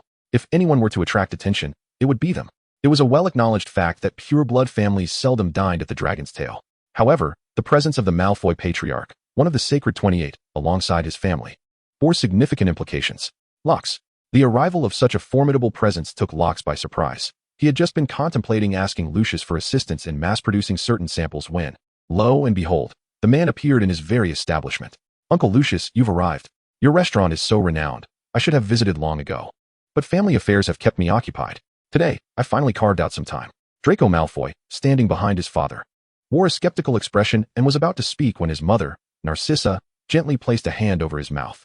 Lox observed the exchange while stirring a pot, chuckling as he remarked, Whether sooner or later is inconsequential. What matters is your presence here. Lox, is there a quieter place? I am not accustomed to dining among so many unfamiliar faces. Indeed, uncle, Lox replied, instructing Hailder. Hailder, please escort Mr. Malfoy to a private room on the second floor. He glanced back at Lucius. In truth, since opening his establishment, the private room on the second floor had never been utilized. Chapter 97. The Power Unit is a shrewd businessman. Lucius Malfoy would not visit without reason. Brooks was certain that he had a purpose. Sure enough, as midday approached and business hours drew to a close, the Malfoy family remained upstairs, evidently awaiting his availability. Of course, Connolly Fudge's audacious visit in the meantime could also be a factor. Raybo, please assist Hilder and Robert with the tidying up. Yes, chef. Rooks untied his apron and made his way directly to the second floor, coincidentally encountering Connolly Fudge descending the stairs. Mr. Fudge. Ah, Rooks, have you finished your work? Fudge beamed with delight. The dishes here are indeed the finest in the British wizarding world. I dare say there are few establishments worldwide that can surpass yours. Rooks offered a slight nod. Mr. Fudge, you flatter me. No need for modesty. You deserve the accolades. By the way, are you related to Mr. Malfoy? Yes, in fact. Within the pure blood circles of the British wizarding community, who does not share some familial ties? Fudge laughed heartily, yet the stiffness of his facial muscles betrayed his discomfort, for, regrettably, the Fudge family had no connections to the Sacred 28. Well then, Rooks, I shan't impede your work any longer. Should anything arise after the establishment is up and running, feel free to seek me out directly.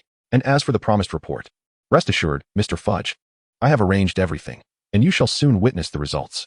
That is reassuring. With that, Fudge donned his small round hat. Goodbye, Rooks. Farewell, Mr. Fudge. Bidding farewell to Fudge, Rooks proceeded to the first private room on the second floor. Uncle Lucius, may I enter? Come in, Rooks. Upon entering, Rooks observed Draco Malfoy leaning against the window, turning his head from side to side as if searching for something.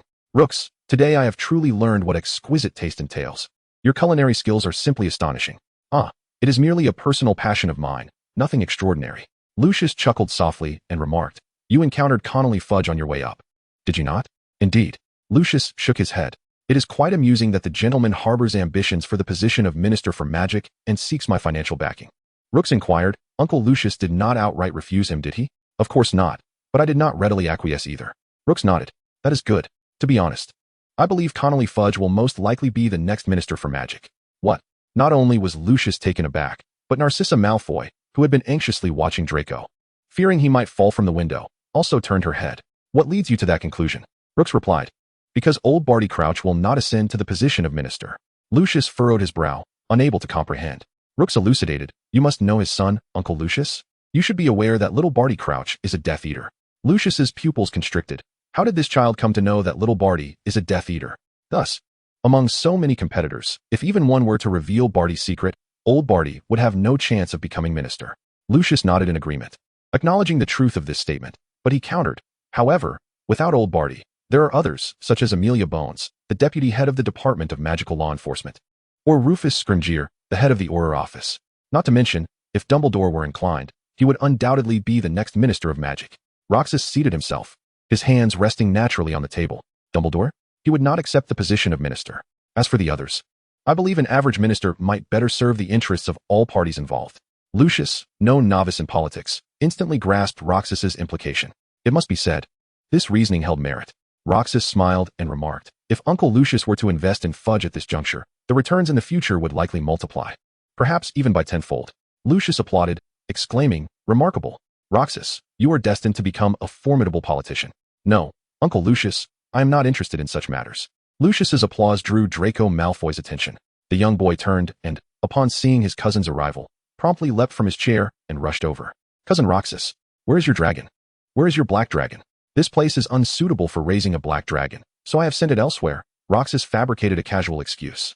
Upon hearing this, Draco Malfoy's spirits plummeted. The image of Roxas descending on a dragon was etched deeply in his mind. He had been excited for days about today's meal, his anticipation at its peak. Lucius frowned slightly and addressed his son. Draco, there is still half a bowl of sweet soup. You should finish it. Your cousin and I have matters to discuss. Oh, all right, father. Draco sulked, reluctantly shuffling back to his seat, where his mother, Narcissa, promptly pushed the bowl of sweet yam dumplings towards him. Apologies for the interruption, Roxas. Let us continue, Lucius said, leaning slightly forward. Now that you have regained your status, I presume you will certainly attend the ceremony in March to determine your family's headship. Roxas smiled silently, patiently awaiting Lucius's next words. His composure elevated Lucius's regard for him even further. Roxas, as you know, I own a dragon breeding ground in Romania. Thus, I am part of the Fire Dragon Material Trade Circle.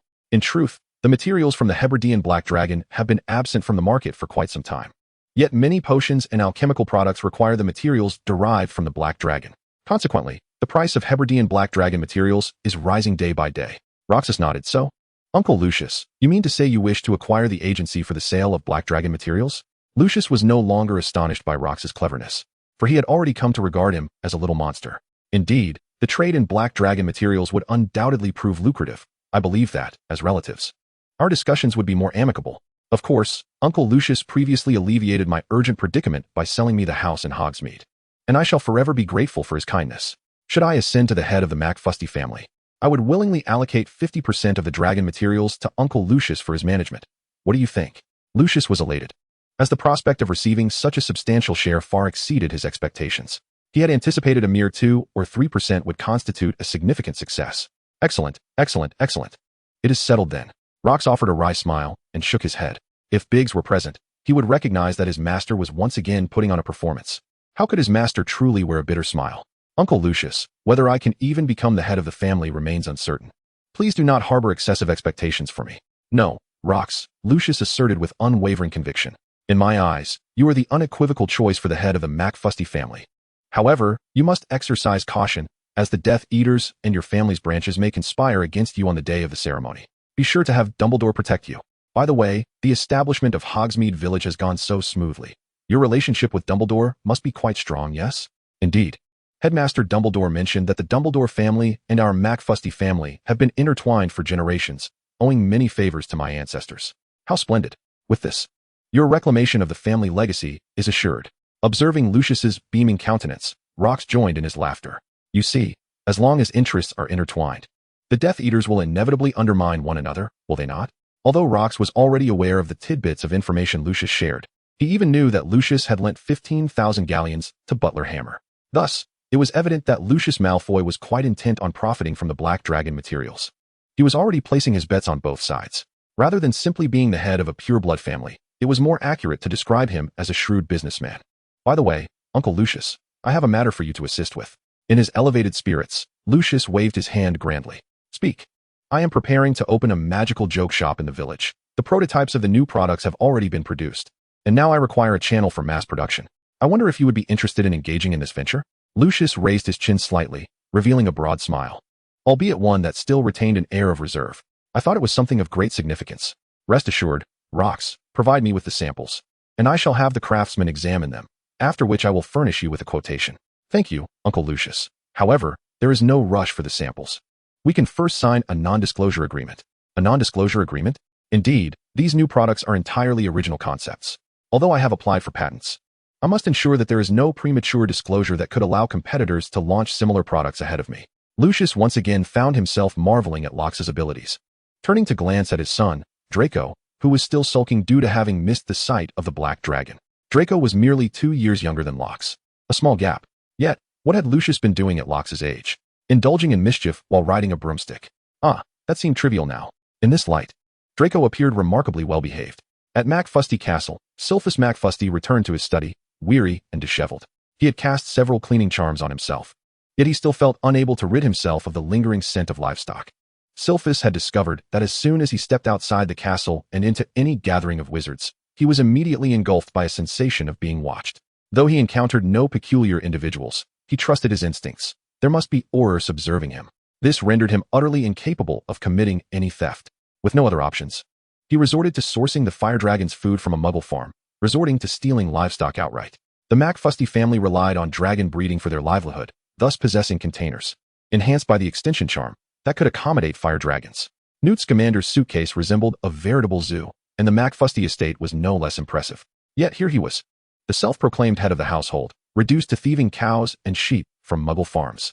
This was an utter disgrace. He exhaled deeply, attempting to regain his composure. Soon, the Dragon Soul communication ritual would commence.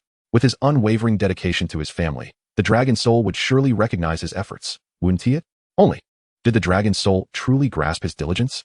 But the house elf, Soso, was well aware of it. At that moment, she was reporting to Locke. So, Sylphus has begun stealing muggle livestock?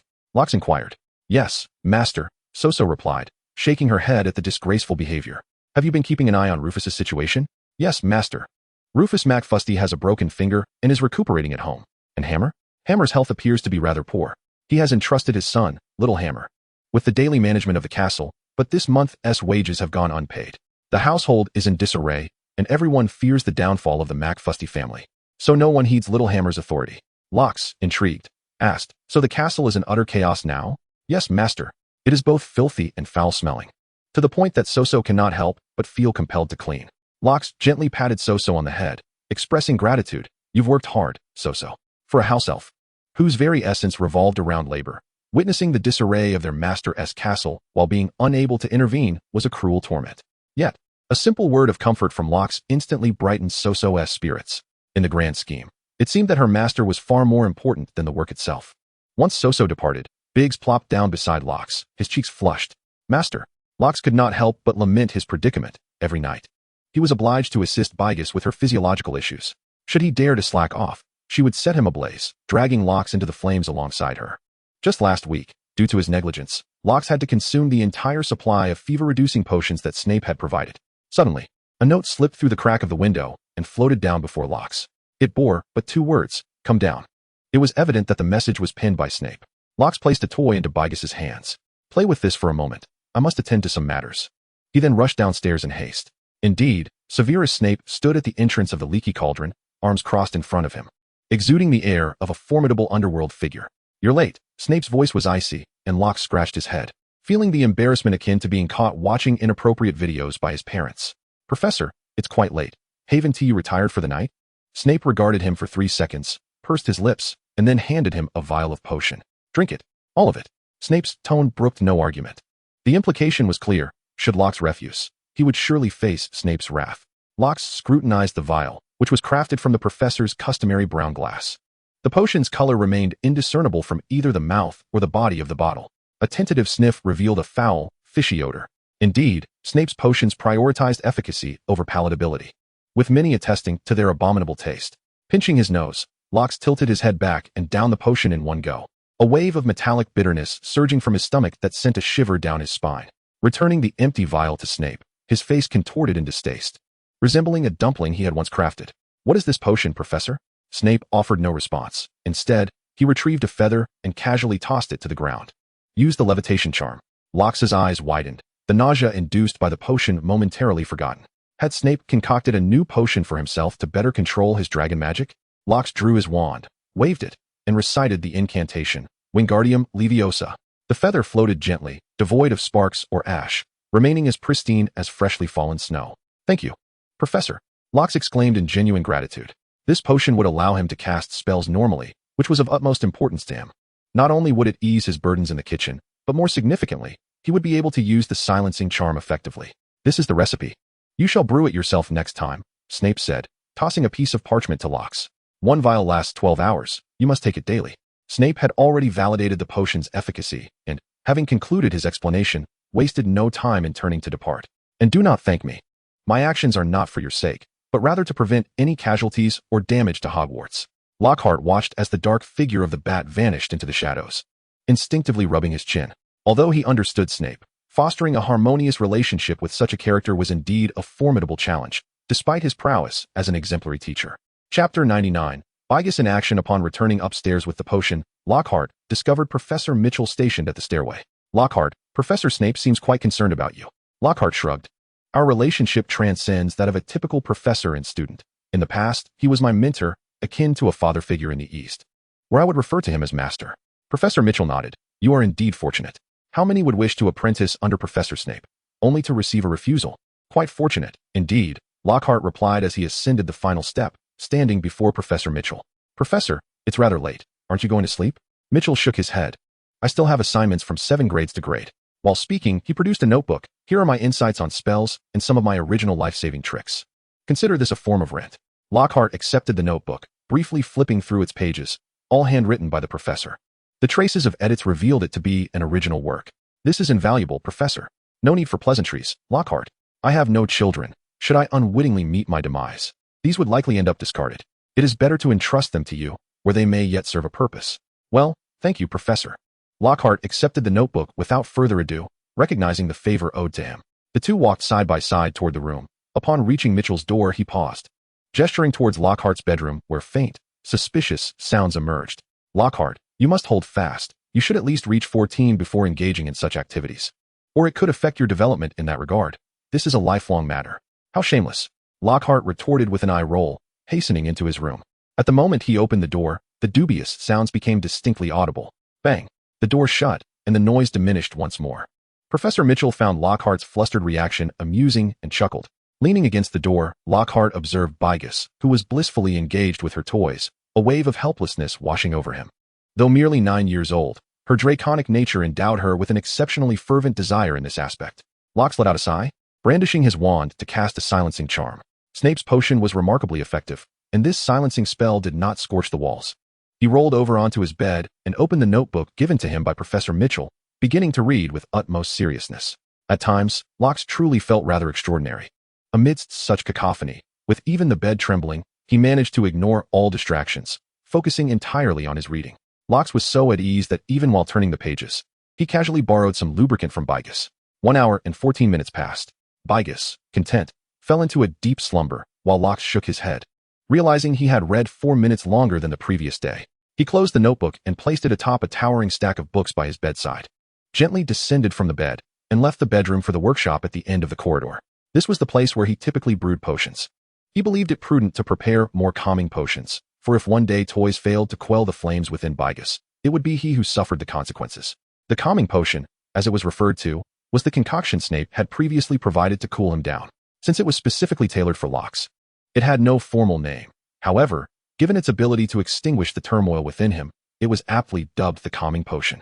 Do not fault Locke for his lack of naming prowess. In truth, this designation was quite fitting, especially when compared to Bigus's ample posterior, which had lost all elegance. As soon as the bedroom door clicked shut, Bigus, who had appeared to be sleeping soundly, immediately opened her eyes. She nimbly rolled out of bed, retrieving the collar she had once worn around her neck. This alchemical item, as previously described, prevented muggles from seeing a dragon in flight. Of course, it was effective against most muggle-repelling spells as well. Bigus pushed open the window, surmising that her master was off brewing potions, a task that would take no less than 2 hours. Thus, she seized the opportunity to continue her plan.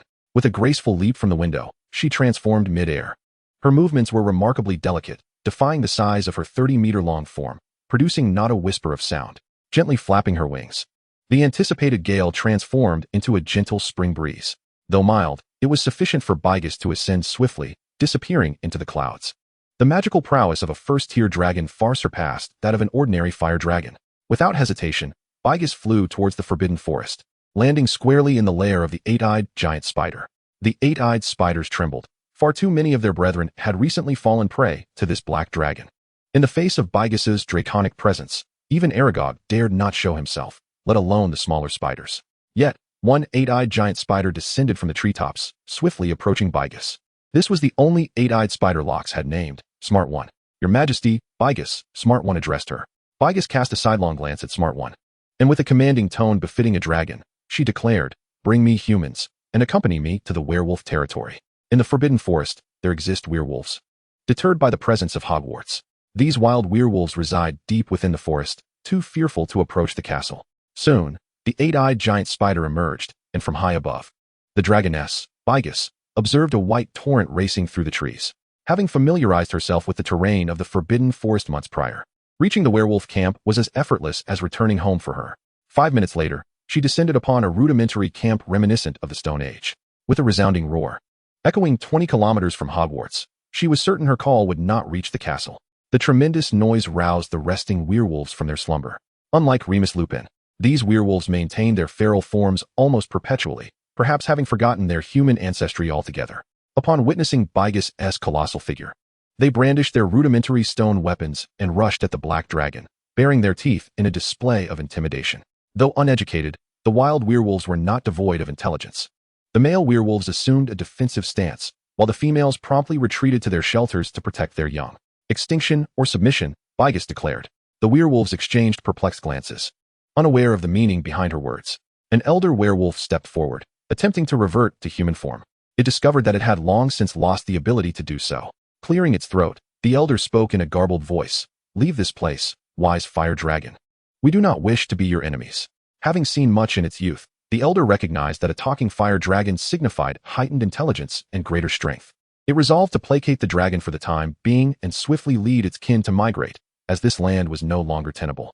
However, the elongated jaws of a wolf were ill-suited for articulate speech, and it took the elder several repetitions before Bigus comprehended its message. "You understand human speech? That is splendid.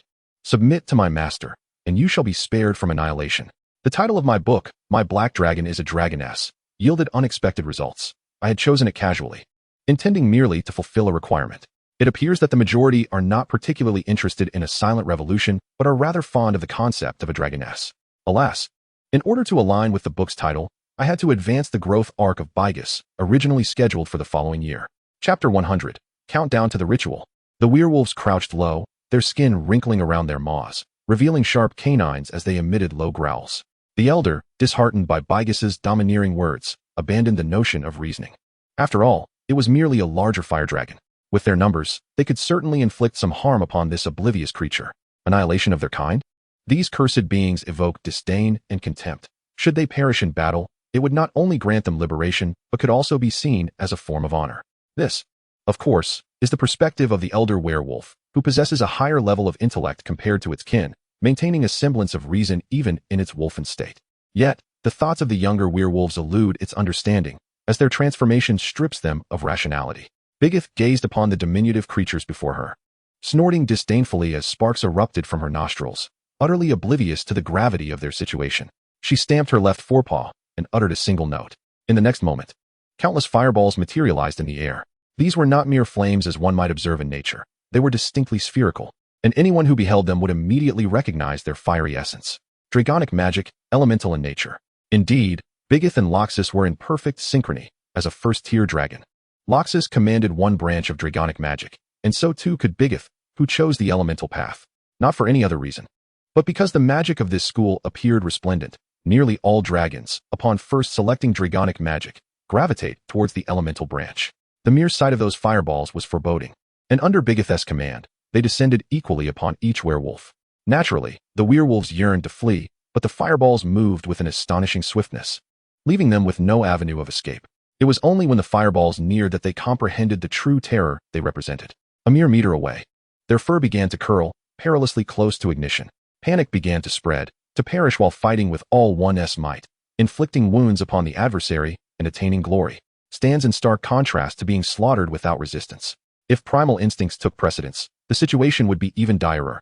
For the drive to seek safety and avoid danger is inherent in beasts. Destruction or submission? Bigith repeated, her inquiry now laden with greater significance than before. The elder werewolf remained indecisive. The black dragon before it seemed entirely unlike the fire dragons it was familiar with. Suddenly, more ominous sounds emerged from beyond the encampment. The elder werewolf turned its head, a profound sense of despair washing over it. A vast army of eight-eyed giant spiders, equally perilous magical creatures of the 5th tier, had encircled the entire camp.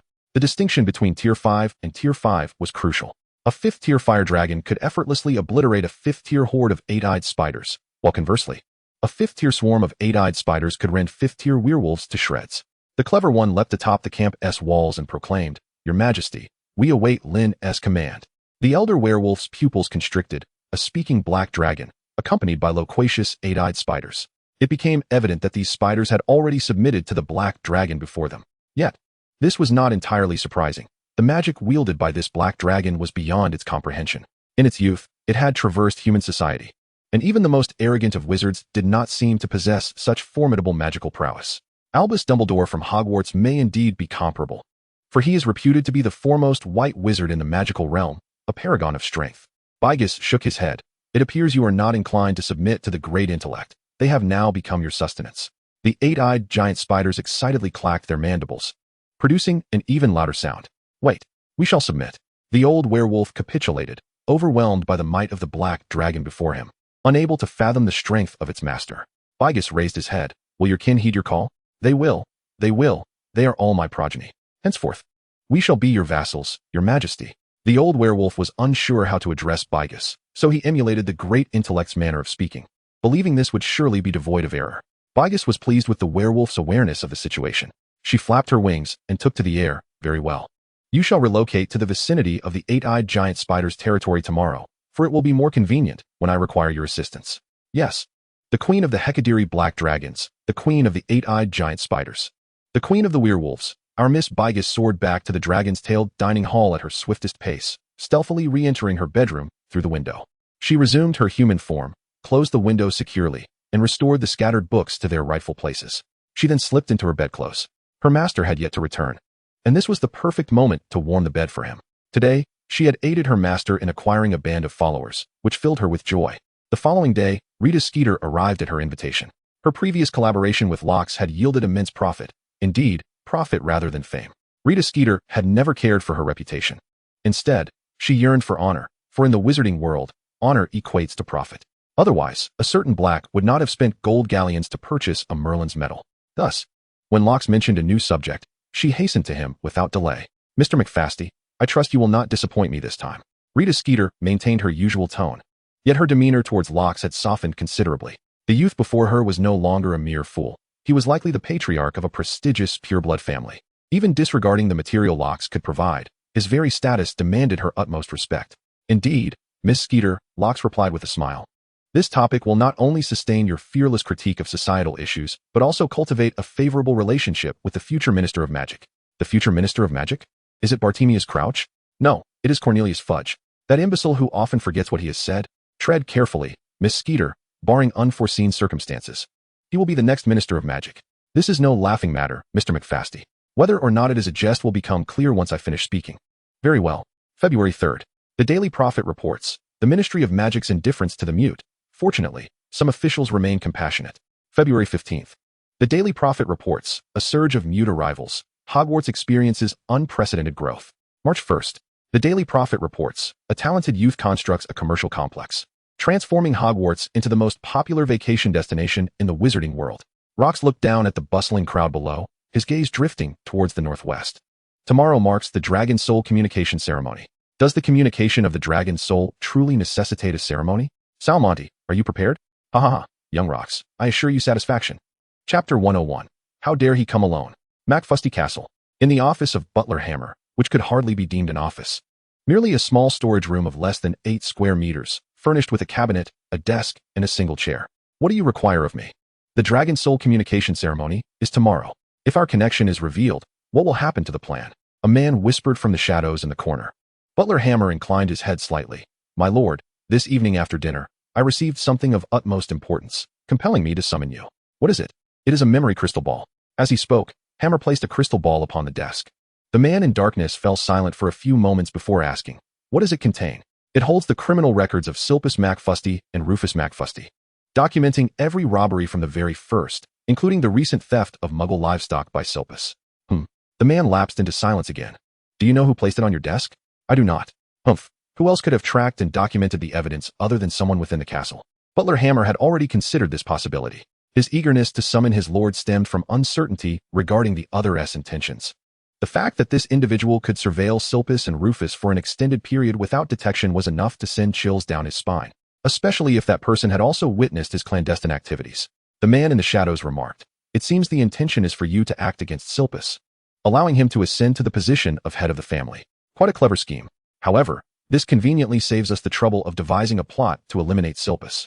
Let him spend his remaining days in Azkaban, thus honoring our acquaintance by sparing his life. But my lord, this person poses a significant threat to us. What shall we do? What does it matter? Tomorrow many allies will arrive. Once Silpus is taken away, the one who protests the most will be the perpetrator. Our comrades will act together, leaving him no chance of survival. As always, power prevails. But will the Ministry of Magic not investigate? The Ministry? Do you really think they stand a chance? Frank Mitchell has pursued me for many years. Has he finally located me? Moreover, what do we have to fear from the Ministry of Magic after we have eliminated a few members of the Order of Death? The butler, Hammer, nodded repeatedly. Indeed, my lord. Very well, once the Dragon Soul communication ceremony commences tomorrow, you shall deliver this crystal ball to the Ministry of Magic. Be cautious. Do not allow yourself to be recognized. Understood, my lord. However, Hammer hesitated, uncertain, and inquired, will the trap set for Rox McFasty truly be effective? I have heard that the boy has garnered Dumbledore's favor. If he attends the ceremony tomorrow, it is conceivable that Dumbledore may accompany him. In that case, humph. The anti-disapparition jinx, the Fire Dragon Hypnosis Array, and the Large Confusion Array, all layered with 6 curses, will ensure that even Dumbledore's presence cannot shield that boy. Once he is dead, Silpus will ascend as the head of the family, a matter that falls solely within McFasty's internal affairs, beyond Dumbledore's interference. Subsequently, the Aurors will capture Silpus, and the McFasty castle will be ours. But Silpus's demise would leave those of the McFasty collateral lines with claims to the inheritance. We can initially install a puppet. Igor McFasty would serve as an excellent choice to assume the role of head of the family. Then, we can devise a gamble to deceitfully acquire the castle. Is that truly so difficult? My lord, your wisdom is unparalleled. With this plan, we should be assured of success. Silpus McFasty awoke abruptly from his slumber, startled by a vivid dream in which he found himself buried beneath a mountain of gold and jewels, struggling for breath. The morning light had already permeated the room. Rising swiftly from his bed, he felt a slight dizziness from the abrupt movement. Clenching his fist, he recalled that he and Rufus had prepared meticulously for today's dragon soul communication ceremony. Should that impudent Rox dare to appear, he would undoubtedly meet his demise. Silpus narrowed his eyes. Though Rufus was his loyal brother, the blame for Rox's murder would undoubtedly fall upon him, necessitating Rufus's death, an act that must appear as suicide due to guilt. Silpus meticulously documented Rufus's arrangement of the magical array, and should he inadvertently allow the ministry to acquire this memory, he would exonerate himself. Silpus McFasty would emerge as the legitimate head of the McFasty family. As he meticulously groomed himself before the mirror, Silpus gazed at his own elegant reflection, feeling that everything was firmly within his grasp. Had it truly been nearly 2 months without receiving his monthly allowance and wages? His family had consumed nothing but pure beef and mutton for 2 months.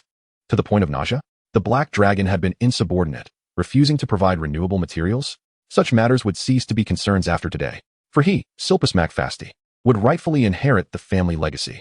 The black dragon's demise was inconsequential. Dragon claws, dragon saliva, dragon scale essence, and shed old scales would continuously bring wealth to the family. Taking a deep breath, Silpus mentally rehearsed today's ceremony. Perfect. How could it be so flawless?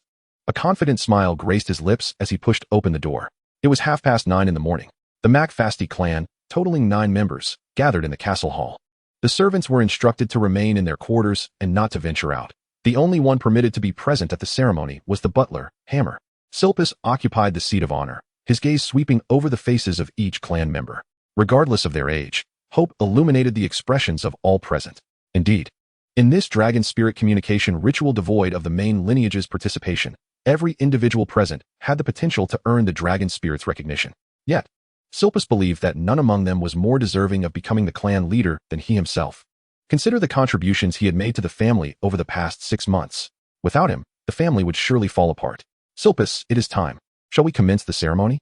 One clan member inquired. Silpus glanced at the assembled kin and then towards the corridor leading to the castle's entrance. Why had Lox not yet arrived? Did that boy not realize today marked the dragon spirit communication ceremony? He decided to wait a moment longer. Silpus did not voice his concerns, yet his words carried weight among the branches of the family. Even though many harbored grievances regarding his management over the past half-year, none dared to challenge him, for Silpus was the strongest among them. Suddenly, the castle door was thrust open with a resounding crash, drawing the attention of all present. A diminutive figure stood silhouetted against the light. Silpus smiled. Though the visage was obscured, he recognized it must be Lox. If only Lox would take a few more steps forward, he would fall into the trap laid in the corridor. The young lad dares to come alone, confident that we would not act during the dragon spirit communication ceremony? Indeed, the slaying of a clan member might provoke the dragon spirit's ire, but without you, the heir of the main lineage, what could the spirit do but select someone from the branches? Naive child, allow your uncle to impart this final lesson. Chapter 102. The Insanity of Silpus. Silpus watched Lox approach the hall with steady steps, clenching his fists. He exchanged a knowing glance with Rufus, who nodded in reassurance. Silpus chuckled. Gazing at Lox felt akin to staring at a lifeless corpse. However, Lox halted before the corridor, as if perceiving everything, casting a derisive smile towards Silpus, who sat in the hall. Just as Silpus felt a pang of anxiety, sensing that their plan might falter, Lox took another step forward, stepping onto the crimson carpet of the corridor. 1 step, 2 steps, 3 steps. Rufus pointed his wand at the corridor, and with a dazzling flash of light, a multitude of silver-blue runes materialized upon the corridor and its walls. Lox paused. He appeared unfazed, calmly retrieving his wand. Suddenly, sparks erupted beside him, as if something were attacking, yet it was thwarted by an invisible barrier. Originally ensnared by the illusions conjured by the confounding magic array, Lox, instead of remaining in confusion, resolutely approached the hall once more. Silpus's pupils trembled violently. The magic array he had high hopes for seemed to falter, and the 6-layered curse, exalted by Rufus, appeared to lose its potency against Lox. He turned to Rufus, colliding with his equally astonished gaze. Rufus, stop him. Rufus raised his wand, unhesitatingly unleashing a chilling green light. Avada Kedavra. The green beam sped towards Lox, who calmly sidestepped, evading it effortlessly. Avada Kedavra. Still, it failed to strike true. In a one-on-one confrontation, a spell as cumbersome as the killing curse is indeed challenging to land. Only a dark magic master like Voldemort could wield it with such precision. The McFasty bystanders in the hall stared in horror at Rufus's reckless use of the killing curse, momentarily paralyzed by uncertainty. Silpus rose, shaken by Lox's displayed prowess. Despite being under 12, Lox seemed to disregard their meticulously devised magic array, as if he had anticipated the trap and prepared countermeasures in advance. This could not continue. Should Locks reach the hall, all of his elaborate schemes would unravel. Petrify them all. Hilpus began to cast spells towards Locks, shouting as he attacked. What are you waiting for? Let us all join in. If he becomes the head of the family, you will all face his reckoning. It dawned on everyone that, in Locks' eyes, they were all traitors. Consequently, the McFasty bystanders sprang into action. A kaleidoscope of magical brilliance surged towards Locks' slender figure. Unperturbed, Locks swiftly reached into his cloak with his left hand, and in the next moment, a silver shield materialized in his grasp, emblazoned with a lion, an eagle, a snake, and a badger. This shield was familiar to nearly all. It had once adorned the wall of the corridor leading to the tower in Hogwarts Library. Said to be a replica of the shield used by Gryffindor, capable of withstanding most spells. Damn it, Hilpus cursed, realizing that in this brief interval, Locks had steadily advanced another 2 meters. The initiation of the Dragon Soul summoning ritual required a McFasty member to call forth the Dragon Soul. Any McFasty who summoned within the hall today would invoke a response from the Dragon Soul.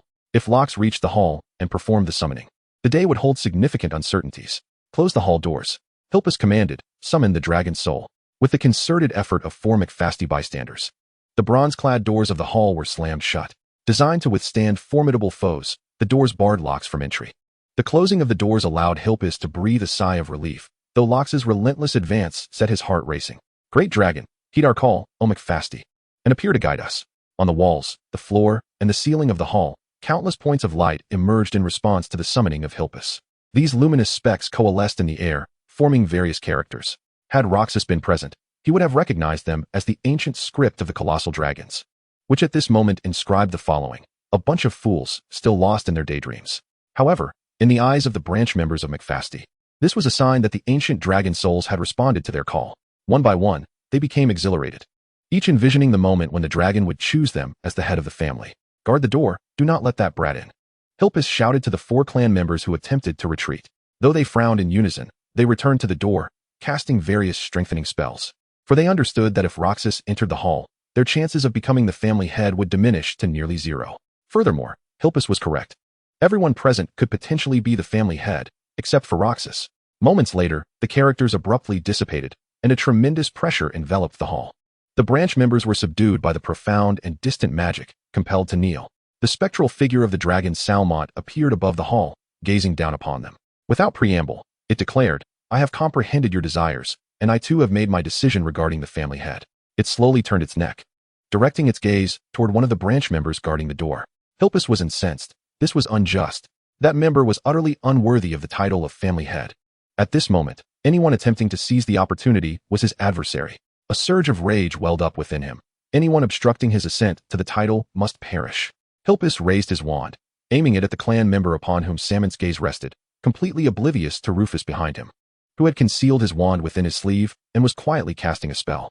Avada Kedavra, a flash of green light, and the branch member collapsed in shock. The dragon Soulmate appeared indifferent to this event, reiterating, I have comprehended your desires, and I too have made my decision regarding the family head. Its gaze shifted to another branch member. Hilpus was beside himself with rage. These individuals were mediocre, indolent, and feeble. Why should they be favored by the dragon? It is I, and only I, who can lead McFasty to greatness. Avada Kedavra, another fell. I have comprehended your desires, and I too have made my decision regarding the family head. The branch members, now under the dragon's scrutiny, were paralyzed with fear. No, no, no. I have no desire to become the family head. Please, great dragon, choose another. The branch members had long been intimidated by Hilpus's ruthlessness. It was not that they did not wish to resist, but they knew that collectively, they were no match for the combined might of Hilpus and Rufus. Yet Hilpus was consumed by bloodlust. He raised his wand once more. Avada Kedavra. Ah, Hilpus has gone mad. Run. The remaining branches hastily fled towards the side door of the hall. Once they departed, it signified their complete relinquishment of the opportunity to become the family head. What lay ahead was inconsequential. The priority was to preserve their own lives. I have discerned your desires, and I have made my decision regarding the heir to the family. Still, it was not Hilpus. Hilpus bared his teeth. Avada Kedavra. Not everyone possessed the prowess of Rox or Professor Mitchell, particularly the McFasty branches, who had long since resigned themselves to a life of complacency, leaving them utterly incapable of evading the killing curse. Gasping for breath, Hilpus gazed upwards at the colossal dragon that dominated the upper half of the hall, awaiting its gaze upon the condemned. The dragon's spirit did not disappoint. Continuing to speak with unwavering voice and tone, I have discerned your desires, and I have made my decision regarding the heir to the family. Avada Kedavra. After claiming another life, only Hilpus remained in the hall. All others had escaped through the side door. Ha ha ha, you have no choice. The family head shall be me. No, I have already chosen the family head. As Soulmates' words echoed, the grand door swung open of its own accord, revealing Rox standing silently. A cryptic smile adorning his face as he regarded Hilpus. The magical array in the corridor proved utterly ineffective against him. It is Rox McFasty. Avada Kedavra. Avada Kedavra. This time, it was not Hilpus casting the killing curse, for he had succumbed to a state of stupor. The spellcasters were 5 hooded figures donning Death Eater masks, who had concealed themselves within the hall, eluding detection, awaiting the opportune moment to ambush either Rox, the schemer hidden among the McFasty branches, or Hilpus. Green light surged towards Rox from all directions. Evasion appeared impossible as every escape route was sealed. Defending with a shield was also impractical, as it could only guard against one side. In that critical moment, however, Rox performed a disillusionment charm. Impossible. A Death Eater shouted. The entire castle is enveloped in an anti-disillusionment array. How could anyone use disillusionment here? Moreover, a first-year student. Who would teach him disillusionment? The next second, a soft chuckle resonated from above, prompting everyone, including Hilpus, to look up and behold 2 Rox standing at the railing of the second floor. One held a shield, while the other brushed off crystalline shards stuck to his palm. Once the fragments were cleared, this Rox remarked, Professor Mitchell, do you see any Death Eaters among these individuals you wish to apprehend? They are all wearing masks. Without capturing them all, I cannot discern who is who. The shield-bearing Rox consumed a potion, and his stature began to rise, his features transforming dramatically until he assumed the likeness of Professor Mitchell. Frank Mitchell. The Death Eaters below exclaimed in astonishment. The name Frank Mitchell resonates profoundly with them. Within the Auror office, 2 formidable adversaries stand out, Mad-Eye Moody and Frank Mitchell. In recent years, Mad-Eye Moody has apprehended half of the Death Eaters confined in Azkaban, while Frank Mitchell is responsible for the other half of that number. Together, these 2 have accounted for the capture of 3/4 of the Death Eaters by the Ministry of Magic. Lox had just shattered the summoning sphere Professor Mitchell had given him, allowing the professor to disregard disillusionment charms momentarily and appear beside him. Initially, this was a protective measure employed by Professor Mitchell, but now it had transformed into a tool to mock the Death Eaters. Very well, I shall assist the professor in unmasking them. Lox glanced at the still-dazed Silpus. Feeling exceptionally buoyant, his tone considerably lighter. Professor Mitchell responded, How could I allow you, a mere child, to charge into battle? Do not say such things, Professor. Lox replied earnestly. This is my castle. As the host, how could I permit my guests to tire themselves? If not for my unfamiliarity with the magical formations, I would have personally dismantled the enchantments in the corridor.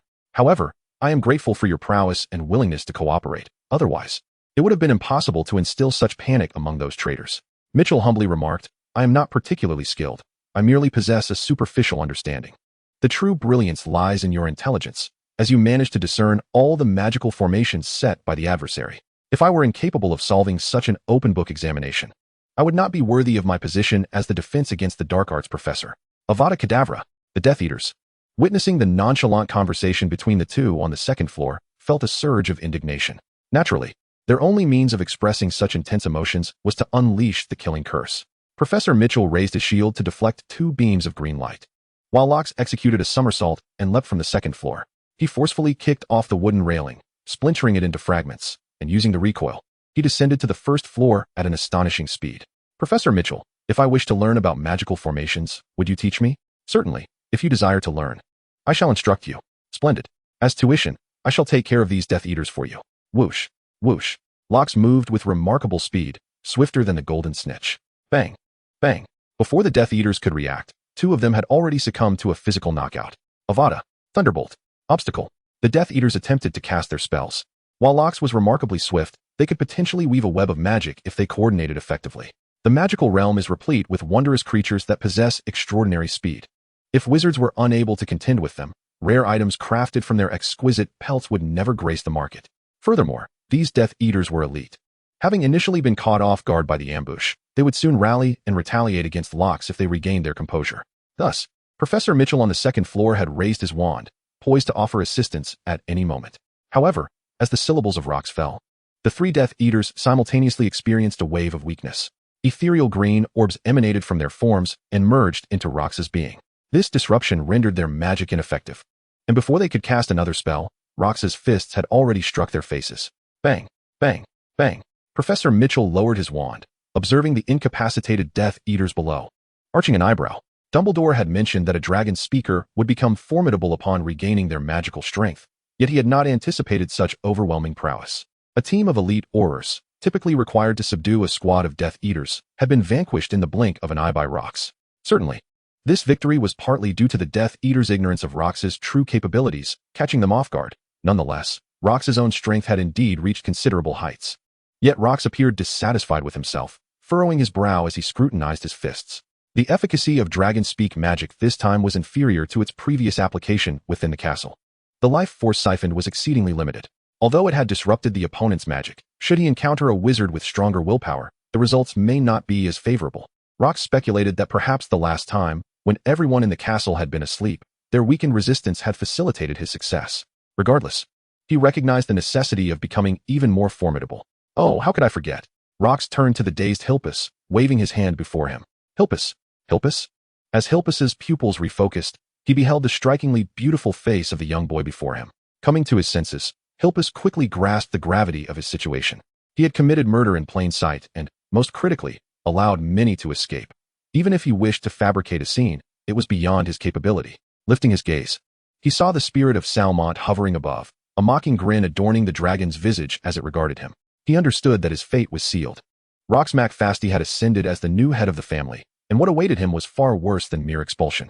A life sentence in Azkaban was the most favorable outcome, though he was likely destined for the kiss of a Dementor. I refuse to accept this. Why should you? Of all people, be the head of the family? Hilpus's eyes burned red as he shouted at Rox. I have sacrificed so much for the family. I should be the one in charge. Why couldn't you have arrived a little later? If that were the case, I would have been the only one in this hall. Humph. Soulmate scoffed from the air. Rox has been the head of the McFasty family for over a month. Today, I am merely indulging him by toying with you, allowing him a moment of reprisal. Over a month ago, this revelation crushed Hilpus, driving him into a frenzy as he sprinted toward the castle's exit. One thought consumed him. He absolutely could not be captured. Better to live as a fugitive than to meet a grim fate. Yet he failed to contemplate why both Professor Rox and Mitchell did not impede his escape, allowing him to flee unchecked. It can only be said that at this moment, Hilpus had completely lost his wits. Pushing open the castle door, the dazzling sunlight made him squint slightly. As he adjusted to the scene outside the castle, he froze in disbelief. A colossal black dragon sat in the clearing before the castle, its golden slit pupils fixated intently upon him. Behind this oversized dragon was a dense throng of Hashidali black dragons. Those dragons, who usually disregarded them with an air of superiority, were now gathered in unison. Over 100 pairs of disc-like eyes fixating on him, as though he were prey. A shiver ran down Hilpus's spine. He could not comprehend what was happening. Only that it seemed he would likely not escape today. Hilpus McFasty, we have gathered substantial evidence over the past 6 months of your repeated use of the soul-snatching curse to commit robbery and theft. Please accompany us back to the Ministry of Magic, announced the Auror. The black dragon was indeed too conspicuous. Only now did Hilpus notice a line of Aurors standing before the great beast, with the leader being Roland Wells, who had previously sought to apprehend him. Step aside. You are obstructing my path, came the voice of Rox from behind. Instinctively, Hilpus stepped aside, granting him passage. Rox raised his right hand high and shouted, roar. Over 100 black dragons seemed to respond to their king's call, letting out a unified roar. Subsequently, the dragons bowed low in reverence to Rox.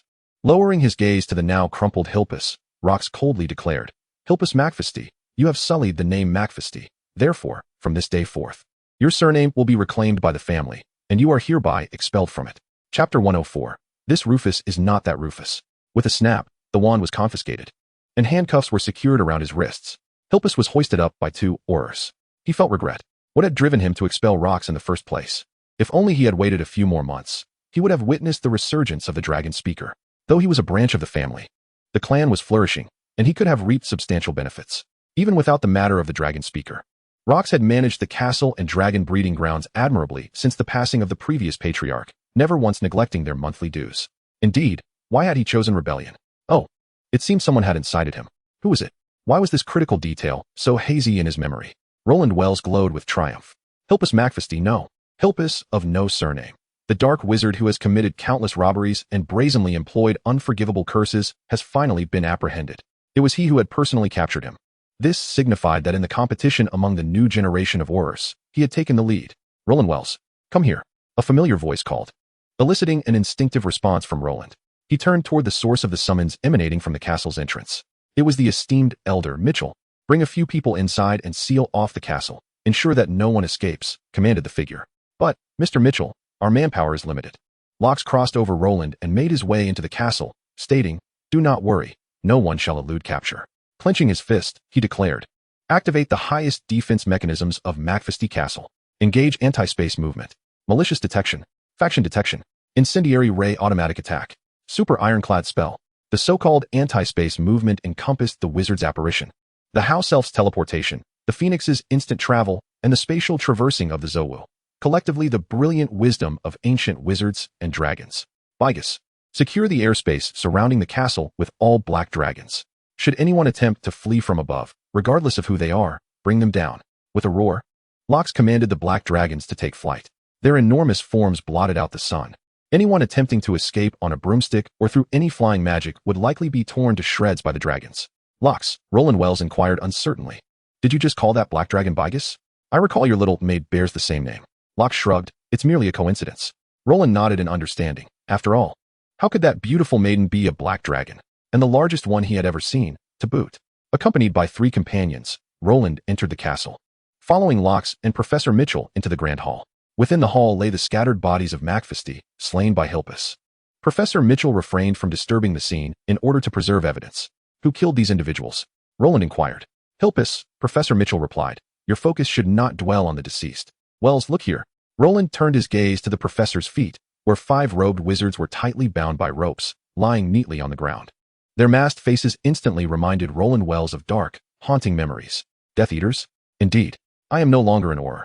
I can only assist as a good citizen in apprehending them, revealing their true identities, and documenting the incident. That is your duty. Understood, sir. Exchanging glances with his colleagues, Roland and the others approached and simultaneously unmasked the 5 Death Eaters. Lex McMillan? Adam White? Distant roll? This is young Barty Crouch. All Aurors were taken aback. The son of the director of the Department of Magical Law Enforcement. Why was he here? Not only them, but Locks was also surprised. Was young Barty Crouch captured at this time? He recalled that Mad-Eye Moody had been responsible for his apprehension. However, it soon dawned on him that with his influence involved, any ensuing butterfly effect would not be surprising. "Professor Mitchell, do you have any Death Eaters among those you've been pursuing?" Facing Locks' inquiry, Mitchell shook his head. "Professor, if your judgment is correct, that individual must still be within the castle. I have some household matters to attend to. Why not accompany me?" "Very well." Rocks led Professor Mitchell towards the eastern residential area of the castle, where the McFasty clan resided. However, starting today, this area was to be vacated. "Shelton McFasty, I hereby inform you, in the name of the McFasty Patriarch, that you are being expelled. Noah McFasty, you are also expelled. Leave the castle immediately and gather at the docks, where a vessel will transport you off the island shortly.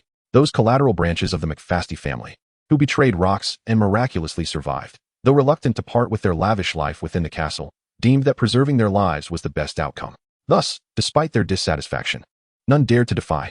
Only when it came to Igor McFasty did the situation take a different turn. "Rocks, it's me. I once kept your secret. Therefore, you cannot expel me." Rocks chuckled, nearly forgetting the existence of such a fool. He waved his finger, and the castle conjured a small spell at his behest, summoning a magical circle beneath Igor's feet, who then vanished from the room in an instant. Professor Mitchell remarked, "You are quite impartial." Rocks shrugged. "There is an Eastern saying, birds of a feather flock together. So if you truly believe I share a bond with that fellow, I would consider it an insult." The two continued to inspect the rooms, many of which were already vacant. Their former occupants either perished in Hogridge or fell victim to the madness of Silpus moments ago. This was the final room. Professor Mitchell shook his head, beginning to doubt his judgment. Had Dio Serwin relocated? Yet, that seemed unlikely. The McFasty Castle, being such a formidable hiding place, should not be abandoned. "This is Rufus McFasty's chamber," Rock stated as he pushed the door open. The curtains were drawn, casting the room in shadows, obscuring its contents. Rocks merely waved his hand, and the curtains parted obediently, as if they were his little pets. On the grand bed lay a lifeless figure, Rufus McFasty. In his hand was a small vial containing a few drops of black potion. On the desk lay a piece of parchment, weighed down by a novel.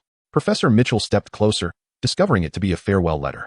"I, Rufus McFasty, aware that my sins are unforgivable, acknowledge that I was instigated by Silpus McFasty. My conscience has long been tormented for those I have wronged. Thus, between Azkaban and the Sea of Death, I choose the latter. May my demise atone for the transgressions I have committed. Rufus McFasty." Professor Mitchell grimaced and glanced at Rocks. "Shall we proceed to the western side of the castle?" Yet, Rocks shook his head and replied, "This individual is not Rufus McFasty, is he? Then who might he be? To be precise, this is not the Rufus McFasty we encountered previously." Lux raised the corpse's right hand. "Behold, His index finger remains intact.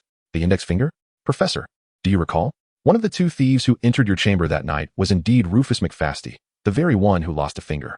How can you be certain it was Rufus who lost the finger? Given my knowledge of how they arranged the magical circle, I naturally deduced that it was he who sustained the injury. Thus, I suspect that the Death Eater you have been pursuing has long been masquerading as Rufus McFasty. Lurking within McFasty Castle, the Rufus before us is likely the true Rufus McFasty. Chapter 105, Maritime Mishap. Is that so? Professor Mitchell's expression grew grave. The seasoned Auror's instincts prompted him to commence an investigation within the room. In one corner, a large chest piqued his interest. Upon lifting its lid, he discovered a vast space enhanced by the silent expansion charm, containing a rusted iron cage, with the ground marred by dark remnants of unknown origin. Lux, you are correct. Rufus McFasty indeed appears to have been imprisoned for quite some time. He examined Rufus's corpse, confirming that the body belonged to someone who had long suffered from malnutrition, with a pallid complexion characteristic of confinement. Professor Mitchell tapped Rufus's face with his wand, resulting in a subtle distortion. Rufus's cheeks rapidly caved in, rendering him almost skin and bones. Humph, transfiguration. Professor Mitchell expressed his disdain for the Death Eaters, yet his tone betrayed a hint of excitement. Professor, let the Aurors handle this. Let us proceed to the western side of the castle. Very well. At the dock, 300 meters from the castle, the branches of the McFasty family had gathered. They had been expelled, their days of prosperity at an end. A chorus of sighs filled the air, each person burdened with uncertainty about the future. A wooden sailing ship approached from afar. Lux had indeed put effort into locating such an antique. As the vessel drew nearer, a breathtakingly beautiful young woman leapt from the ship's side, none other than the transformed Beegees. Hand over your wands and board the ship to leave this place. By what right? One individual stepped forth in defiance, asserting that unless they were criminals, even the Ministry of Magic had no authority to confiscate their wands. Beegees scoffed. You have betrayed the Lord of McFasty. Within the McFasty lineage, you are indeed the criminals. The Master has stripped you of your surname and cast you out. You are now nameless transgressors unworthy of possessing wands. Why waste words with her? One person brandished a wand, rushing towards the ship while casting a stunning spell at Beegees, declaring, We are many. She cannot contend with us. Beegees tilted her head. Only 5 of these branches remained. And who had emboldened them to bare their teeth against someone they could not even best, not even the likes of Hilpus? The comatose curse cast upon Beegees resulted in not even a spark. Dragon Lady raised an eyebrow, deeming such an effort to be insufficient even for a mere tickle. Peculiar syllables, strange magic. McFast, who had attacked Beegees, found himself rendered immobile, unable to feel his lower half. Lowering his gaze, he discovered that his waist down was cloaked in pristine frost, rapidly congealing into blocks of ice, the frost creeping upward, threatening to encase him entirely within moments. No. The McFast gasped, shaking his head frantically, yet his struggles proved futile. 3 seconds later, he had transformed entirely into an ice sculpture. Beegees extended a hand. Hand over your wand, or you shall meet the same fate as this traitor. Shock, fear, and anger rippled through the crowd. Someone immediately challenged. The Aurors are at the castle. Do you not fear the Ministry's reprisal? Beegees shrugged nonchalantly. You are all family traitors now, if memory serves me right. The family has the right to deal with its own traitors. The Ministry has no authority to interfere. What was that act called again? Oh, the Pureblood Family Internal Autonomy Regulation. I nearly forgot. It was under this very regulation that you first expelled my family's master and subsequently facilitated the Ministry's application to strip him of his wizarding status. Compared to you, I am far more merciful. At least I have preserved your wizarding status. All you need to do is obediently hand over your wands and be on your way. The collateral branches exchanged glances, rendered speechless. They were perplexed as to when Lux had acquired such a formidable maid.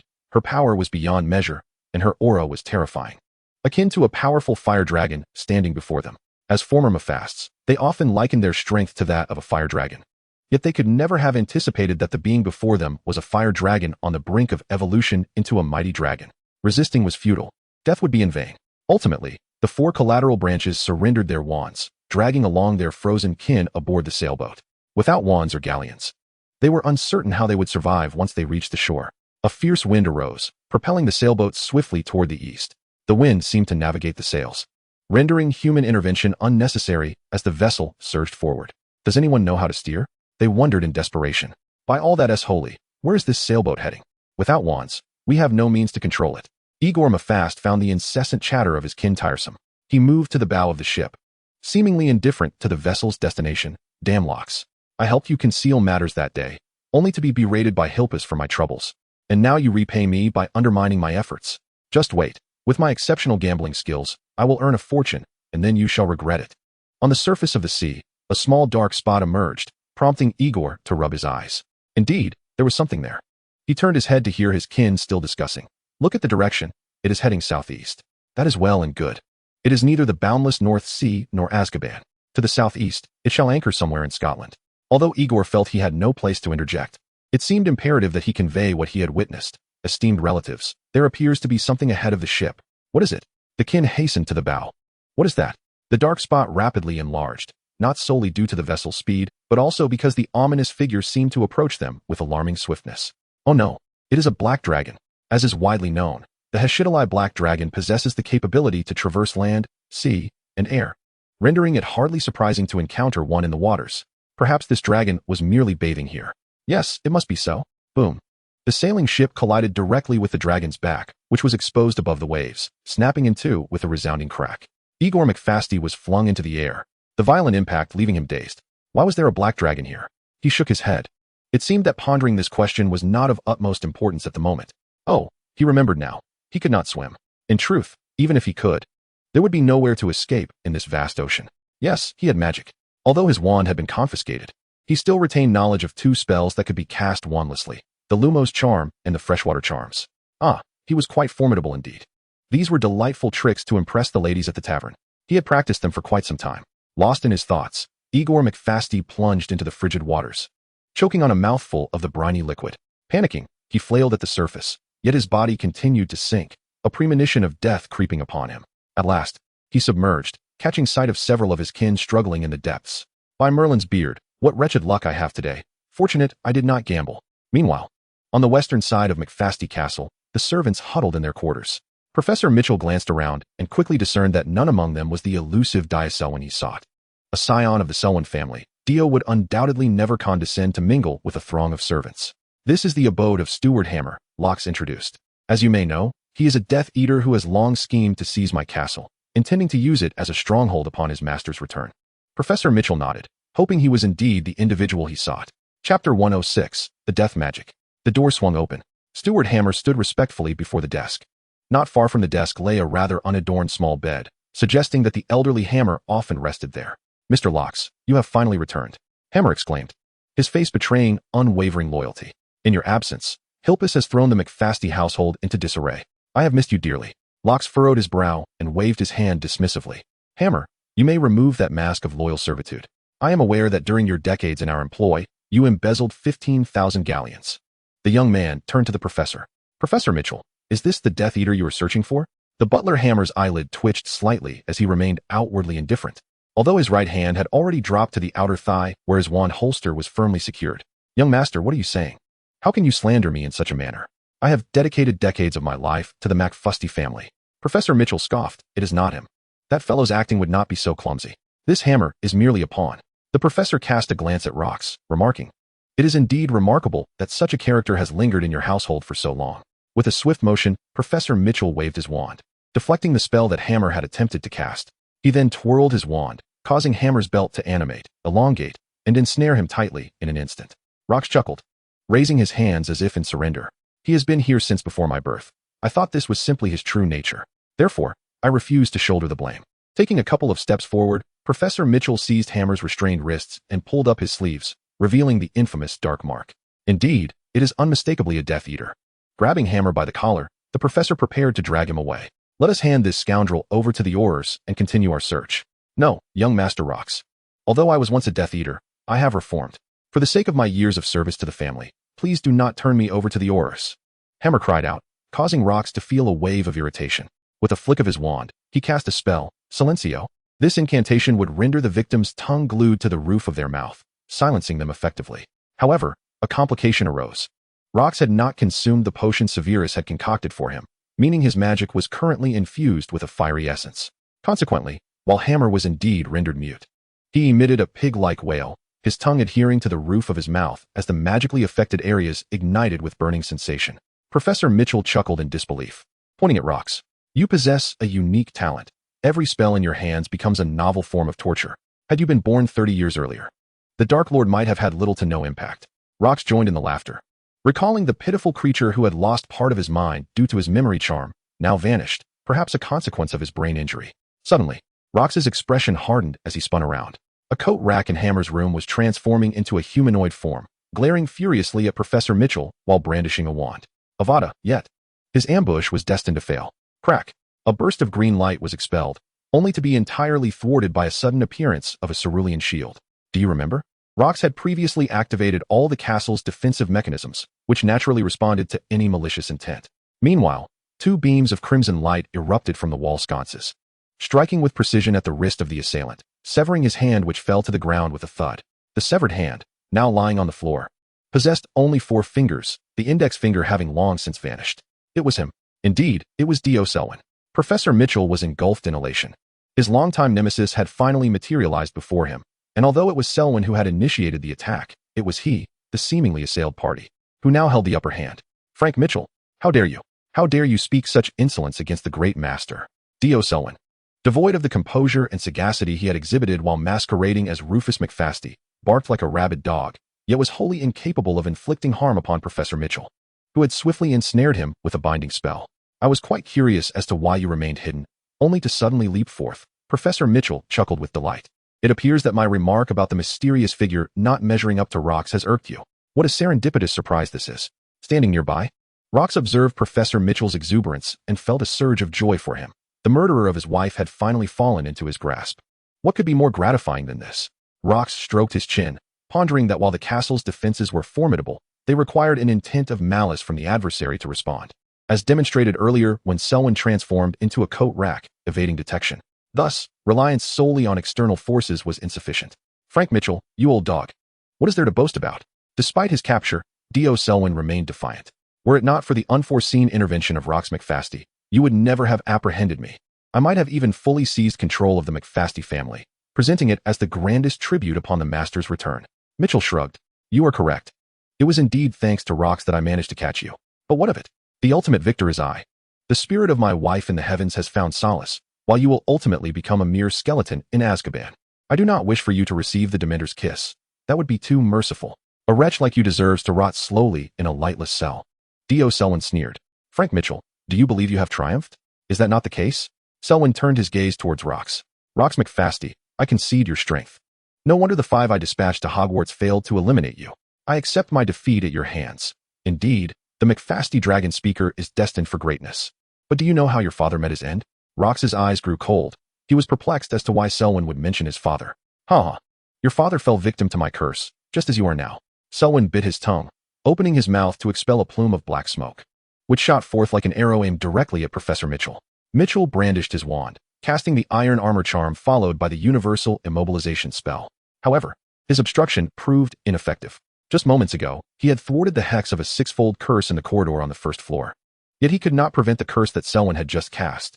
The black smoke penetrated the iron armor charm, slightly diminishing in hue, before plunging into Professor Mitchell's body. What if I have been caught? Frank Mitchell, you are doomed as well. Selwyn cackled maniacally. Professor Mitchell paid no heed to Selwyn. He needed to ascertain the nature of the curse that had befallen him. Meanwhile, Lox raised his wand. The vendetta for his father was an unquenchable fire.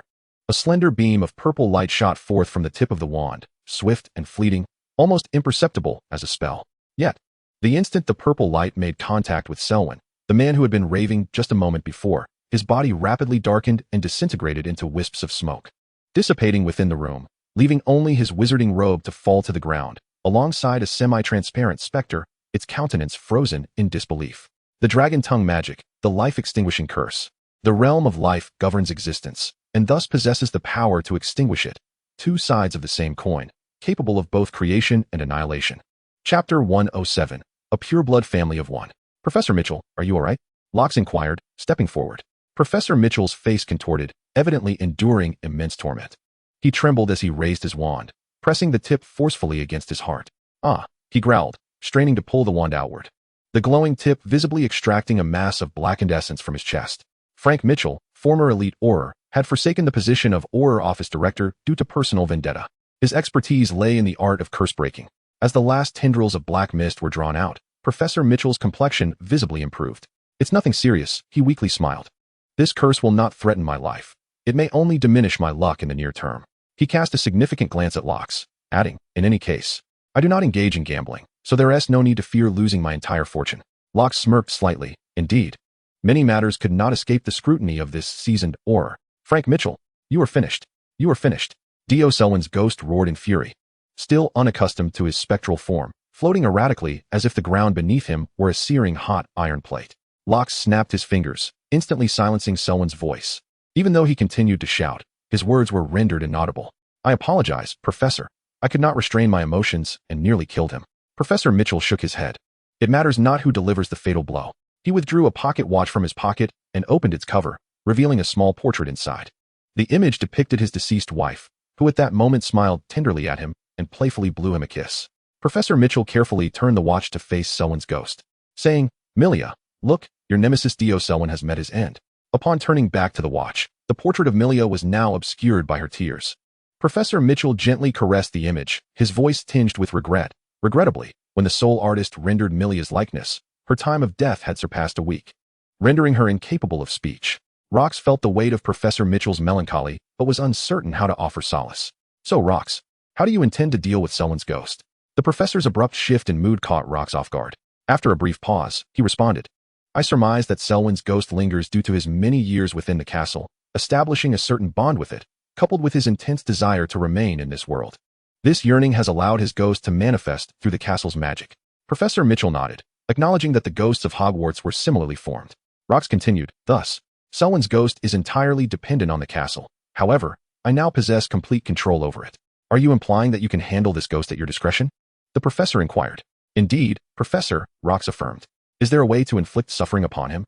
Rox chuckled. Even though most of his soul has departed to another realm, a small fragment remains, capable of experiencing pain, much like how the ghosts of Hogwarts can detect exceedingly potent scents. Professor Mitchell patted Rox on the shoulder. Then Rox, as recompense for your usurpation of my adversary's power, I wish for you to make this ghost endure endless torment. Endless torment? Rox replied. This Death Eater was responsible for my father's demise. Until today, I was oblivious to this fact, which fills me with rage. Therefore, your proposal aligns perfectly with my desires. With a snap of his fingers, Rox summoned Selwyn's ghost, who, in terror, realized his spectral form was being drawn toward the oil lamp on the wall. He shrank in size until his entire essence was consumed by the lamp. Rox coldly observed as the flames within the lamp turned an eerie azure hue.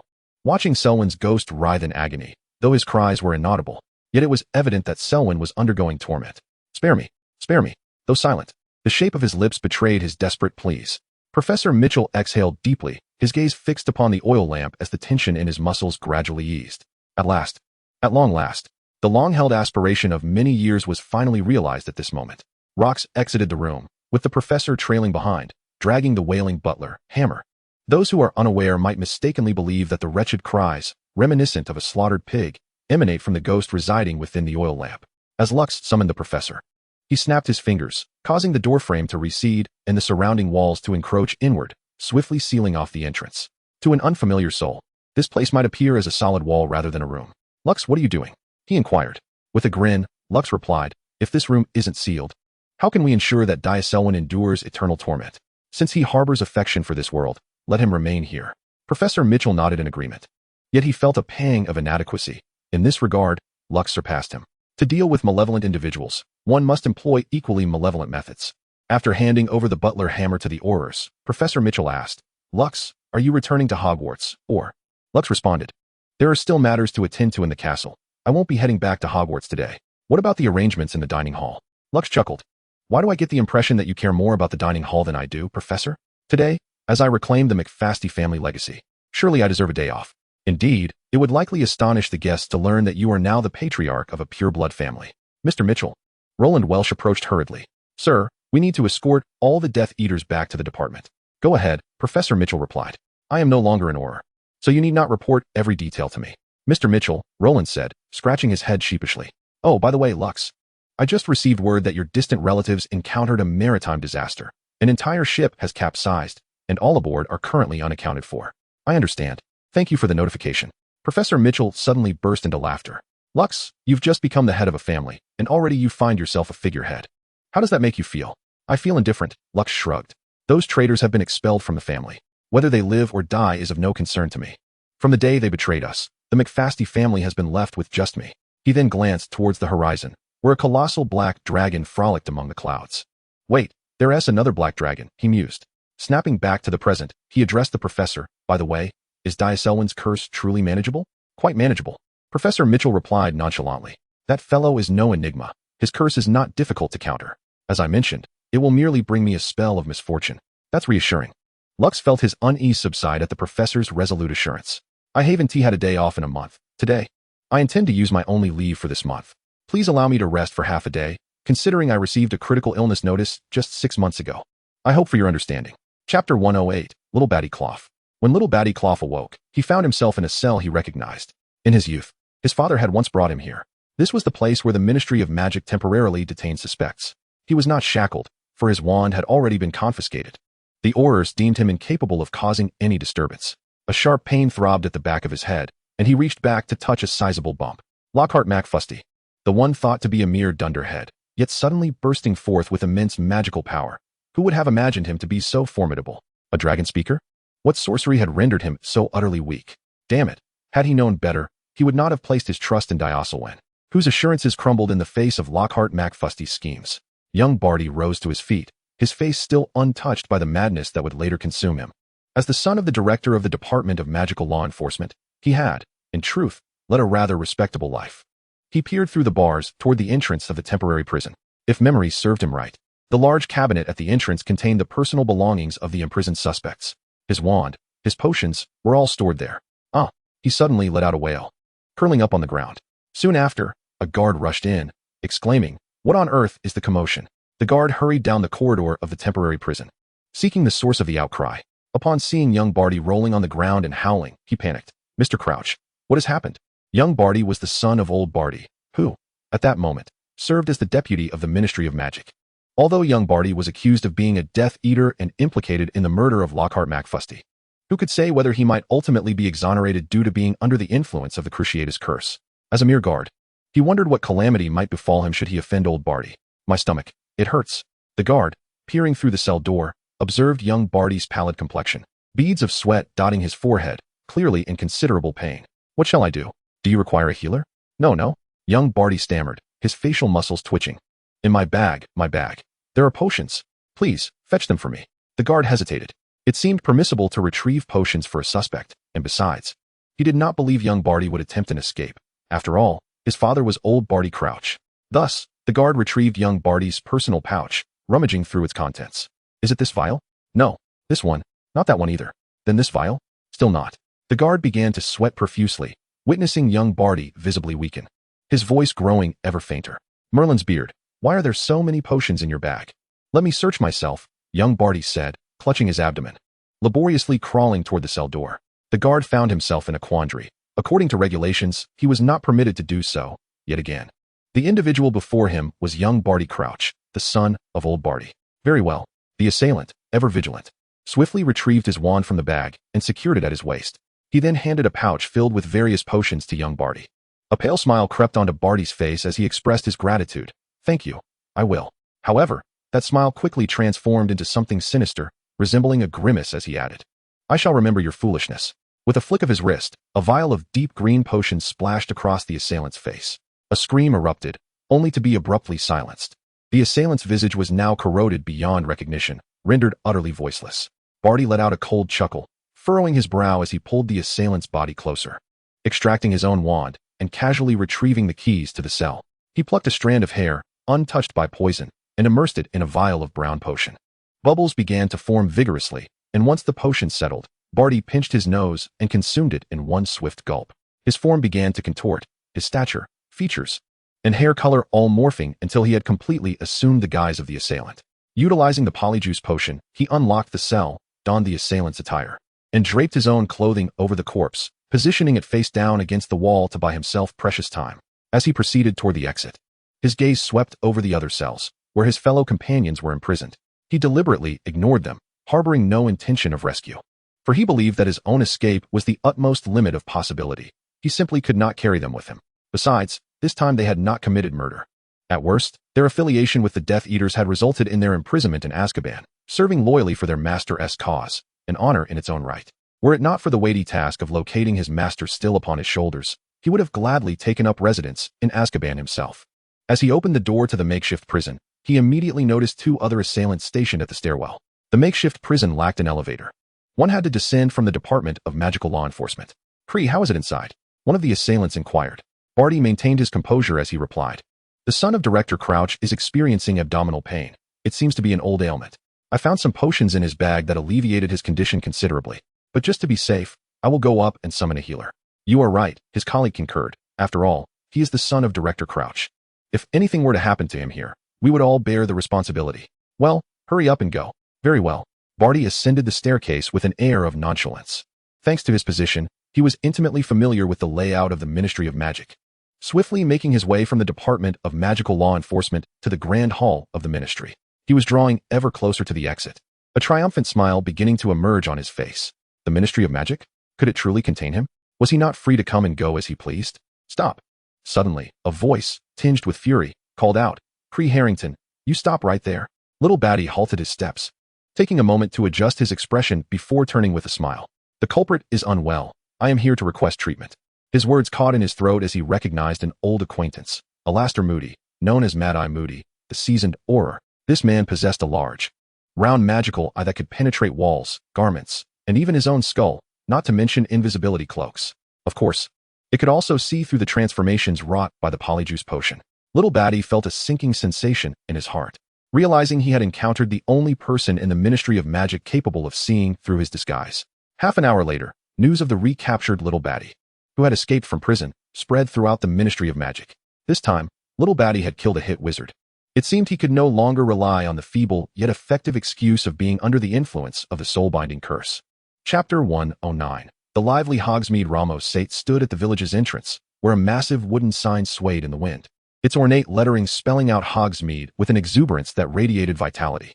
Upon entering the village, that vibrancy became even more pronounced. A myriad of pedestrians wandered the streets, debating what delectable cuisine to indulge in for lunch or strategizing how to improve their rankings in the club later. Rankings? Ramos did not comprehend what this entailed.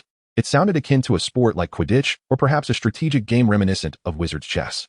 He was not here for leisure, as he had but 2 silver sickles left in his pocket. If he did not secure employment soon, hunger would become his companion. "Excuse me, where might I find a job here?" he called out to a street cleaner, deducing that this individual must be a squib. For why else would he not use magic to clear the fallen leaves? "Looking for work?"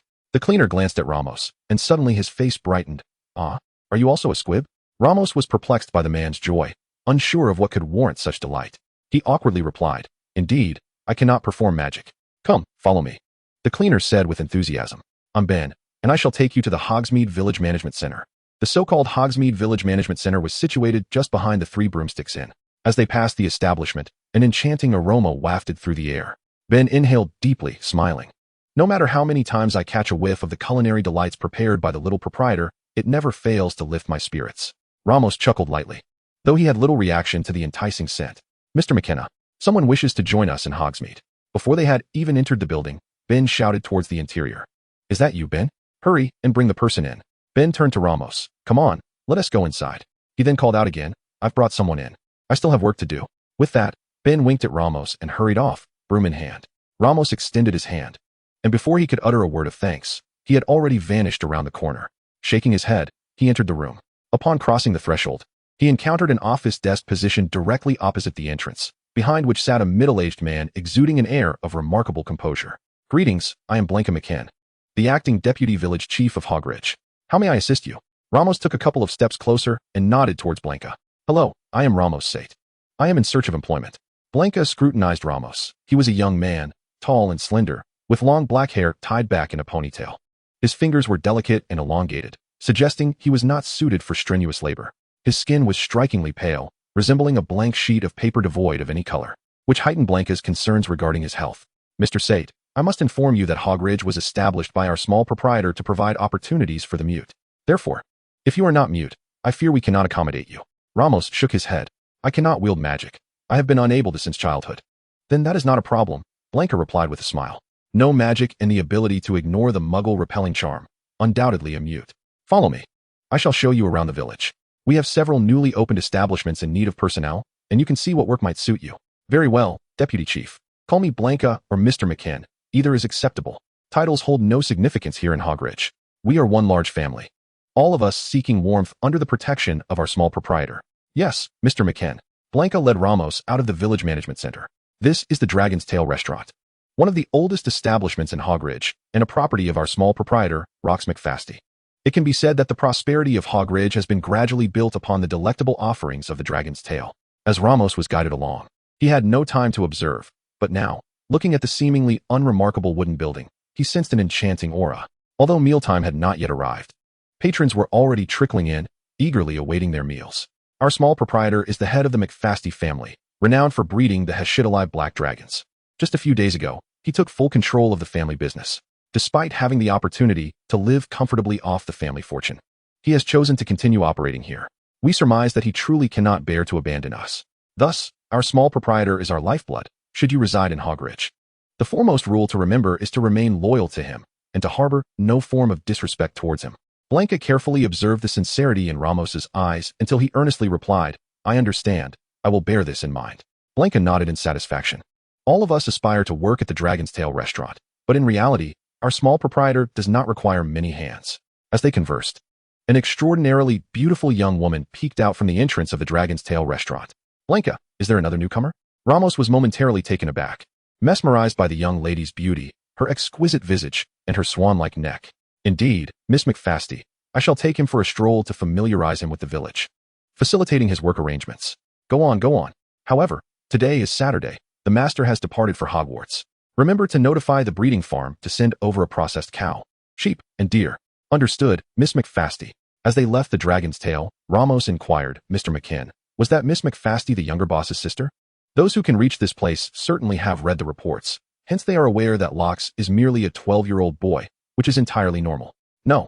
Miss McFasty is the personal maid of the young master," Blanca warned, casting a cautious glance at Ramos. "Do not entertain any improper thoughts. Being bestowed with the family surname by the young master signifies her exceptional status in his eyes." "Certainly not. How could I dare?" "It is good that you do not." Blanca's demeanor relaxed slightly. She gestured with her finger from east to west. "Look, these establishments originally in Hogsmeade have relocated here due to the influence of Dragon's Tail. However, securing employment with them is no easy feat, you know. Despite their amicable relations with the young master, the underlying disdain for the mute remains." Blanca pointed to the other half of the central square. "That section represents our village's own enterprises. You will be working in one of those establishments in the future." "Very well, Mr. McKin. Here, this is Weasley's Wizard Wheezes, a shop filled with products born from the creativity of the young master's good friends, the Weasley brothers. This establishment is immensely popular among young wizards due to its innovative offerings, and the business is thriving. The manager has complained to me numerous times about the need for new staff. This is the legendary Valley Duel Club, where 2 teams of 5 engage in battles within our provided arena. We rank members based on their performance. Each quarter, the top-ranked wizards are assembled for a grand finale, with the top 3 teams earning prizes ranging from 1,000 to 3,000 galleons. Such substantial prizes? Is there no risk of loss?" Blanca burst into laughter. "How could we incur losses? We currently boast 700 members, who frequently practice here to improve their standings. The venue rental fees alone suffice to cover the prizes, not to mention the additional expenses incurred during their training." Ramos was enlightened, realizing that the rankings he had heard upon entering the village referred to this legendary Valley Duel. "Look over there, that is the Hogsmeade bookstore, housing an array of novels, a splendid place to pass the time." Leaning closer to Ramos, Blanca whispered, "Do not divulge this to others, but the novels within were procured from the Muggle world and reprinted with wizarding settings. I must say, the imagination and creativity of Muggles are truly remarkable." Ramos shrugged, non-committal to Blanca's air of superiority regarding Muggles. "Aside from these shops, you may also choose to clean Hogwarts or work at the ranch." Blanca patted Ramos on the shoulder, noticing that this lad was surprisingly sturdy, remaining utterly still, which was quite incongruous with his lean physique. "Which job do you wish to select? Once you have made your choice, I will promptly assist in registering you and arranging your accommodation." "I choose." Chapter 110, Master, it has ceased.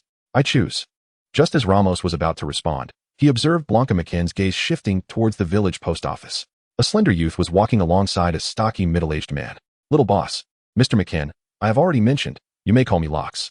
Lox greeted Blanca with a smile and continued towards the Dragon's Tail. Ramos earnestly etched Lox's appearance into his memory, for this young man would become his provider in the days to come, and he could not afford to be careless. He overheard Lox speaking to the middle-aged man. "Little Batty Clouch is beyond redemption. This is your greatest opportunity, Mr. Fudge. However, the calls for Amelia Bones and Rufus Scrimgeour are quite formidable. Your foundation is a pure-blood family. Perhaps you should converse with them, or maybe Dumbledore." Ramos could not hear the ensuing words clearly, as Lox had already drifted away. "Hey, Ramos, are you with us?" Blanca patted Ramos's shoulder again. Indeed, quite sturdy. You appear to be a diligent worker. Oh, my apologies, Mr. McKen, Ramos replied with an awkward smile. I was lost in thought, pondering how our little boss does not resemble a child at all. Certainly, do not let his youth deceive you. I have heard that he has shouldered his entire family since he was not yet 7 years old, and during the months he was cast out. Those traitors turned the McFasty family into utter chaos. Ramos nodded. Indeed, if not for his capabilities, Hogwarts would not have flourished as it has. All right, Blanca beamed. He felt elated whenever he heard someone praise Locks. Now, do hurry and select your desired job. Oh, yes, indeed. Ramos glanced towards the outskirts of the village. I wish to work at the ranch. It would be best if my accommodation were nearby. Are you certain about selecting the ranch? Absolutely. That work is not easy. I am not afraid of hard work. Very well, Ramos said. Welcome to Hogwarts. As Locks and Fudge entered the Dragon's Tail, Big Gus approached them. Master, what brings you here so early today? Locks replied. Professor Snape was summoned by the Ministry of Magic on short notice. I hear he is to identify a few individuals. He inquired, have the arrangements for today's lunch meet been made? Big Gus blinked his large eyes, his long eyelashes fluttering. It has been arranged long ago. Excellent. Today, I shall prepare your favorite honey-glazed venison chops. Roxas clearly observed as Bidgies drew in her recently spilled, glistening saliva with her dragon-like strength. Had her physical resilience been akin to that of an ordinary person, such a droplet might have pierced through her skull, leading to her own demise. Such a glutton. Oh. Indeed, while both may exclaim, aha, Bidgie's rendition is decidedly more endearing than that of Voldemort. It resembles a delectable honey-glazed venison. Well then, is there no work to be done? Mr. Fudge and I shall ascend to the second floor to discuss a few matters. Kindly refrain from disturbing us. Very well, master. Roxas led Fudge upstairs, the latter casting an envious glance at Bidgies, who was merrily bounding towards the dining room. Roxas, your maid is truly a charming beauty, he remarked. Her? Charming? Indeed, she is quite lovely, though such charm is earned through recklessness. Were she to attend Hogwarts, I am convinced she would undoubtedly be sorted into Gryffindor. Reflecting on the nightly displays of forceful collisions, Roxas couldn't help but smirk. Had he not possessed the same physical prowess as Bidgies, he would have surely been reduced to a mere pulp by those terrifying embraces. That is indeed quite reckless. Upon opening the door to the second-floor private room, he found that someone was already awaiting them. Roxas, Uncle Lucius, why have you arrived so early? The sooner I arrive, the fewer witnesses there will be. Lucius extended his hand towards Fudge. Good day, Mr. Fudge, it's a pleasure to see you again. Ah, Mr. Malfoy, you may simply call me Cornelius. My friends do so. Very well, Cornelius, you may call me Lucius. Then I shan't be shy, Lucius. Let us dispense with the formalities and discuss the impending ministerial election. After closing the restaurant, Roxas felt assured leaving the final tasks to Helder and the house elves, and proceeded upstairs. Roxas, Professor Mitchell. The professor appeared to be in excellent spirits, suggesting he had indeed lifted the curse from Dioserwen. Roxas felt an earnest desire to master Professor Mitchell's remarkable skill. Undoubtedly, the professor's notes contained the necessary information. Yet such documents could scarcely match the clarity of direct instruction. Curses are no trifling matter. Not only have various defense against the dark arts professors seemingly fallen victim to them, but there are also instances of Nagini's blood curse and Dumbledore's affliction by the curse hidden within the Gaunt family ring. Countless such examples abound, thus rendering the ability to dispel curses exceedingly vital. Perhaps had Professor Mitchell been present when Dumbledore was cursed, the subsequent events might have unfolded entirely differently. Roxas, aren't you returning to your castle for rest? There are no disturbances awaiting you there. The smile on Professor Mitchell's face held a hint of mischief. Roxas, not truly an 11-year-old, instantly grasped the veiled jest within his words. I indeed wish to return and sleep, yet Bidgies seems rather reluctant. Oh, your castle is undoubtedly safer than Hogwarts. Why would she be unwilling? Roxas pondered for a moment before responding. Perhaps she has made friends in the Forbidden Forest? Friends? Indeed. She sometimes sneaks out in the dead of night. I suspect she is off making friends, perhaps even of the edible variety. Ha ha. Professor Mitchell chuckled. You must have a serious talk with her. Friends like unicorns are not to be consumed, lest you risk a bout of indigestion. I will, Professor, Locke said. By the way, do you have some time now? I wish to seek your wisdom regarding curses. Of course, no problem at all. Suddenly, the door to Locke's bedroom swung open, revealing a rosy-cheeked visage. Master, come quickly. What is it? Locke inquired, only to feel a surge of warmth within him. Ah, Professor, we shall continue our discussion another time. Whenever you wish, Professor Mitchell replied, smiling. Do not overexert yourself. With a flushed face, Locke closed the door, gazing at the figure of Bigus, who was clad in nothing but a white shirt. He sighed helplessly. What is the matter? Bigus, legs pressed together and fidgeting, finally spoke. Master, it's broken. What is broken? The toy is broken. But I bought more than one, Locke retorted. However, They are all nearly broken. And today is the last one, and what? The broken part cannot be extracted. Chapter 111. The Attitude of Pureblood Families. Locks felt overwhelmed. At this hour, where could he possibly procure a toy? The heat within him was becoming increasingly pronounced. Was it to be yet another night sustained solely by potions? The very thought of the dreadful taste of those concoctions made him exhale deeply. He was but a child. If only his potion-making skills were more refined, allowing him to adjust the flavor without compromising the efficacy. Shaking his head, Locks resigned himself to his fate. 2 hours later, Locks emerged from his bedroom, his arms aching and his stomach grumbling hungrily. He turned to invite Bigus to join him for a midnight snack, only to find the little dragon comfortably nestled in bed. Sound asleep, Locks made his way downstairs, casually preparing himself a bowl of noodles. After satisfying his hunger, he resolved to step outside for a stroll. The kitchen required no tidying up. Dodo would handle the aftermath. Hogwarts was exceptionally quiet in the early hours, a stark contrast to the bustling atmosphere of the day. All the shops had closed, save for the flickering lights emanating from 3 broomsticks' windows. It was already past midnight, and Madame Rosmerta was still in operation. Locks wandered through the village, sensing the 8-eyed spiders diligently guarding their territory.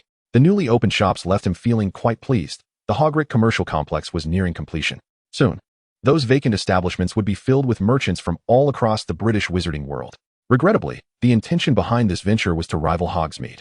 Yet before he could even exert his influence, Hogsmeade had already begun to decline. Old Hanges had vanished without a trace. A sudden wave of ennui washed over Locks as he turned towards the dragon's tail. Why is there still light on the 3rd floor? Locks raised his gaze towards the 3rd floor of his residence, where Professor Mitchell's quarters were located. Was he still engrossed in grading students' assignments? It surely was a laborious endeavor for the professor. Upon returning to the dining area on the ground floor, he found that Dodo had tidied the kitchen impeccably. As for Hogwarts, it had reached a point where there was no longer a need for Heald to keep vigil at the entrance. Rox then retreated to his own chamber. Bigus showed no inclination to awaken. Thus, Rox removed his clothing, his body swiftly adorned with scales, and subsequently cast a cleansing charm upon himself. After a burst of flames, his personal hygiene concerns were resolved. The effects of the potion had long since worn off, and had Rox not transformed into his draconic form, the cleansing spell might have inflicted first-degree burns across his body. Shedding the scales and donning his pajamas, Rox nestled into bed. Bigus, seemingly triggered by some automatic mechanism, wriggled closer despite his eyes being shut, skillfully finding Rox and gently enveloping him in an embrace. It was warm and soft. He could finally enjoy a restful night. At Rosier Manor, in the conference hall, a long table was filled with attendees. Present at the meeting were the prominent figures of the pureblood families within the British wizarding community. It was likely that many of them had also attended the Death Eaters meeting, discussing ways to contend with Rox. Ladies and gentlemen, what are your thoughts on Hogwarts? The head of the Rosier family initiated the discussion, laying bare the agenda of the day. What could there possibly be to discuss? Carlo scoffed. A village riddled with muggles. What is there to deliberate? The mere thought of it disgusts me. However, Gringotts offered a differing perspective. That is not the way to frame it. The influx of visitors to Hogwarts is increasing, and many businesses in Diagon Alley have begun preparing to establish branches at Hogwarts. Everyone present held stakes in various enterprises. It would be unwise to oppose Gringotts. Nate cast a glance at Gringotts. I beg to differ. It is well known that muggles are a malevolent breed, relentlessly seeking to pilfer our wealth. When a horde of muggles congregates, it poses a significant threat to us. Those businesses wishing to relocate to Hogwarts are fools. They will come to realize their folly when they suffer substantial losses due to muggles. Carlo nodded in agreement. Indeed. That Rox McFasty harbors dubious intentions by gathering so many muggles. He must have ulterior motives. Mr. Ollivander gently tapped the table. Mr. Carlo, I am acquainted with Rox McFasty. He does not appear to be a person of sinister intent. He is barely 12 years old. Carlo scoffed. That cannot be assured. If he is already capable of stirring trouble at such a young age, what will he be like when he matures? Those muggles will inevitably become a scourge. At that moment, the long-absent old man, Guys, finally spoke up. I concur. That scoundrel is filled with malice. I believe we ought to unite to expel that incompetent from Hogwarts and send that little rascal, Lux McFasty, back to his own island. Pruitt cleared his throat and began. Let us not forget that Lux McFasty is now the head of the McFasty family. The long-standing traditions of our British wizarding community must not be breached, no matter how deep the animosity. We cannot lay a hand on the core members of any family unless a duel has been mutually agreed upon. Freely interjected with a smile, I advise against any thoughts of confronting Lux McFasty. He disdainfully glanced at the old man. Jiss. That boy is a dragon speaker. According to the Aurors who visited the McFasty castle, Lux McFasty can effortlessly command over 100 black dragons. Should you wish to experience the havoc of a dragon horde, feel free to provoke him. A hush fell over the assembly, as everyone was roused by Freely's words. Indeed, it appeared that the McFasty family was left with only Lux, but he was not without allies, for behind him stood more than 100 black dragons. Mr. Boken spoke up. I believe we should also consider establishing our businesses there, for Hogwarts clearly holds far greater commercial potential than Diagon Alley. Lux McFasty's business acumen has been gravely underestimated. Flint turned to the combat unit. Malfoy, what do you say? You were among the first to engage with that lad. What is your perspective? Lucius Malfoy had anticipated that the spotlight would fall upon him, enduring the unfriendly gazes of more than a third of the assembly. He spoke slowly. Ladies and gentlemen, let me first clarify that I harbor a profound disdain for incompetence. The stench of Hogwarts ineptitude is repugnant to me. However, Lux McFasty is my relative, and I believe many of you share blood ties with the McFasty family. The Malfoys have never forsaken any kin. Thus, I visited Hogwarts to see that child and glean some understanding of the situation, leading to a conclusion that astonished even myself. If I were to relocate the Diagon Alley business to Hogwarts, under unchanged circumstances, my profits could increase by at least 20. There is foot traffic, inexpensive labor, absolute security. And it is the source of many magical materials. Lucius Malfoy stood up. Incompetence is not the issue, for Hogwarts can yield us greater profits.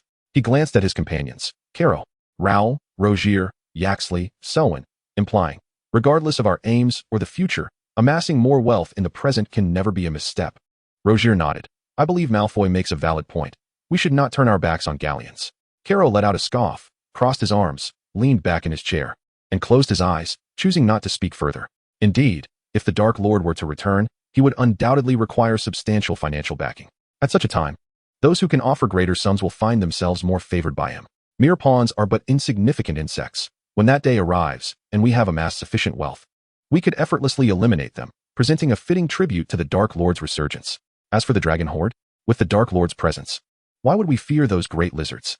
Chapter 112, The Fall. As May draws to a close, Professor Mitchell, aside from exhibiting a few dark circles under his eyes, appears remarkably healthy. It seems that the curse of Selwyn has not significantly affected him, aside from occasional bouts of food getting stuck in his teeth or choking on water. With just another month to endure, the professor will be able to conclude this academic year in peace. During these days, he has diligently imparted various aspects of curse-related knowledge to Roxas, alongside sharing his years of investigative experience. His intent was not to groom Roxas for the role of an Auror. Rather, he stated, only by understanding the methods of Aurors can one engage in lawful lawlessness. What is lawful lawlessness? Much like Hogwarts students who violate school rules without being caught, the same principle applies to the adult world.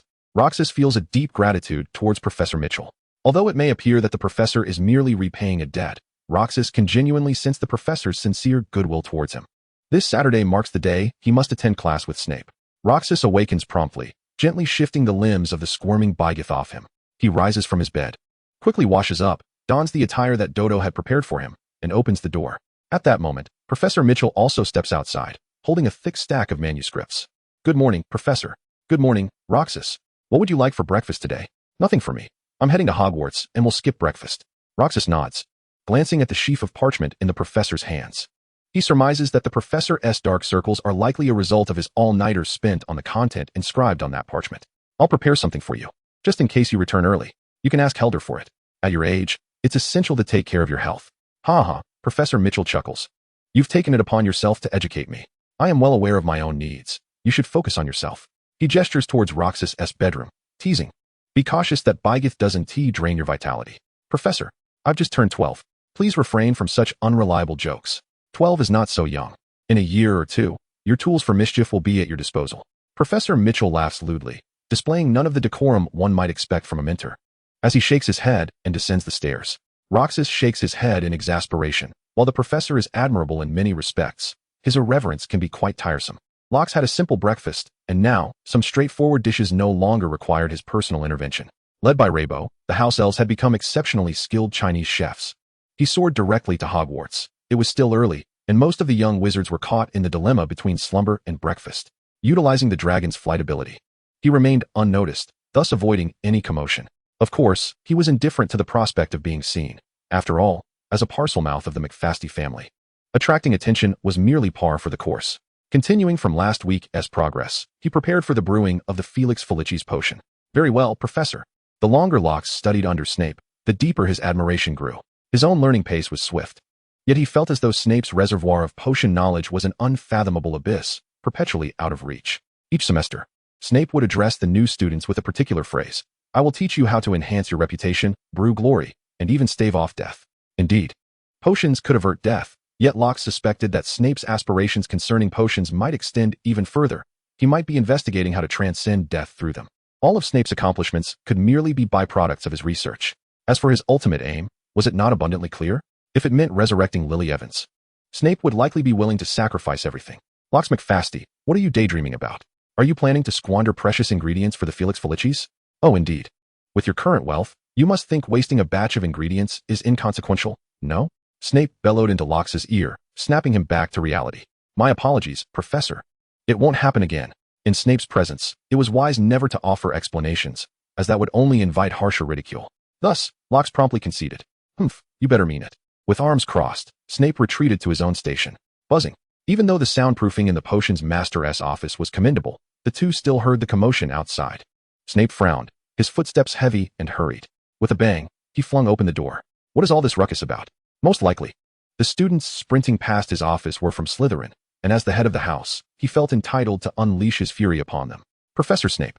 The students halted in silence, one of them stammering, we heard that Professor Frank Mitchell fell down the stairs from the 7th floor. Whoosh. Snape felt a gust of wind pass by him and turned to see only Locke's figure disappearing around a corner of the castle. He furrowed his brow and returned to his office, halting the potion he had been brewing halfway through. Damn it, the stabilizer is lost. When Locke arrived at the scene, he found himself amidst a throng of people. Dumbledore's voice resonated from the center of the crowd. Children, return to your respective common rooms. The professors here will manage the situation. Reluctantly, the young wizards heeded Professor Dumbledore's words, following their prefects towards their chambers. Their conversations primarily revolving around the professor's unfortunate predicament. Lockhart moved against the tide of students, arriving at the scene where Dumbledore and McGonagall stood, alongside the bewildered Filch. Professor Mitchell lay sprawled on the floor, his neck twisted at an unnatural angle, clutching the stack of manuscripts Lockhart had seen that morning. Professor Frank Mitchell also appears in the author's first Harry Potter fanfiction, The King of Hogwarts, meeting a similar fate. Madame Pomfrey adjusted Mitchell's neck with a decisive crack, observing him for a moment before rising from her crouch and shaking her head at Dumbledore. Lockhart, noticing the grim expression on Dumbledore's face, heard the latter's somber words. I regret to inform you that Professor Mitchell. Lockhart remained silent, stepping past Dumbledore to reach Mitchell's side. Frank, you old rascal, wanting to take a nap? Why lie here on this cold floor? Lockhart's fingertips emitted a mystical array of runes composed of life energy, directed into Mitchell's body. A technique he had previously employed to pull the black dragon from the brink of death in the 7th dragon lair. Yet, Mitchell remained motionless, and Lockhart's reserves of vitality had dwindled. While his right hand continued to channel life energy, his left pointed towards a nearby potted plant. The small tree visibly withered, succumbing to death, while the green light emanating from Lockhart's right hand intensified. Lockhart, Dumbledore interjected, shaking his head, do not persist. Frank's soul has departed. A pang of anguish gripped Lockhart's heart, as if something was being wrenched from within him. Why was his first dragon language magic not of the soul? Ignoring Dumbledore, he directed his left hand towards another ornamental tree. After several seconds, Lockhart's hands fell dejectedly to his sides as he turned to Dumbledore. Professor Dumbledore, please hasten to have a portrait made of Professor Mitchell. Professor McGonagall stepped forward, her face etched with sorrow. Lockhart, Frank was merely a temporary professor. He is ineligible for Hogwarts death benefits. I will cover the artist's fees, but it must be done swiftly. Lockhart nearly shouted, his words splattering forth. Unconcerned by his own lack of decorum, I do not wish for the professor's portrait to be a mere semblance, an expressionless half-figure. The cherished Professor Mitchell, both mentor and friend, Lockhart would not allow him to depart without leaving even a shadow behind. Chapter 113, The Manuscript and the Portrait. Lockhart, please calm yourself. Dumbledore offered him a piece of chocolate, as if such confectionery could erase all the world's sorrows. Take one, you need it now. Rox shook his head. Professor, I am quite composed now. Indeed, Rox was calm. Intense emotions had erupted momentarily before retreating. He understood that it was the nature of a dragon that influenced him. Those of the immortal kind are often indifferent to the parting of life and death, instinctively repressing the futile pangs of sorrow. Although Professor Mitchell had departed, we can still ensure his legacy endures in this world, cannot we? Dumbledore nodded, bending down to retrieve the manuscript from Mitchell's hands. I will immediately request an artist to create a portrait of Frank, but before that, I must hand over Frank's posthumous manuscript to you. It was intended for you all along. Today, he sought my assistance in refining this manuscript. It is clear that he poured his heart and soul into this nearly flawless guide. Rox accepted the manuscript that Dumbledore offered. The front page inscribed, to Rox, may you never be cursed in this lifetime. Rapidly flipping through, he found it filled with knowledge of curses, more profound and intricate than what Mitchell had previously imparted, containing much that Rox had yet to learn. Had Professor Mitchell foreseen his limited time? Upon reaching the final page, he discovered a message addressed to him. As Rox read the words, his eyes involuntarily welled with tears, yet his body instinctively suppressed the impending flood, causing him great discomfort.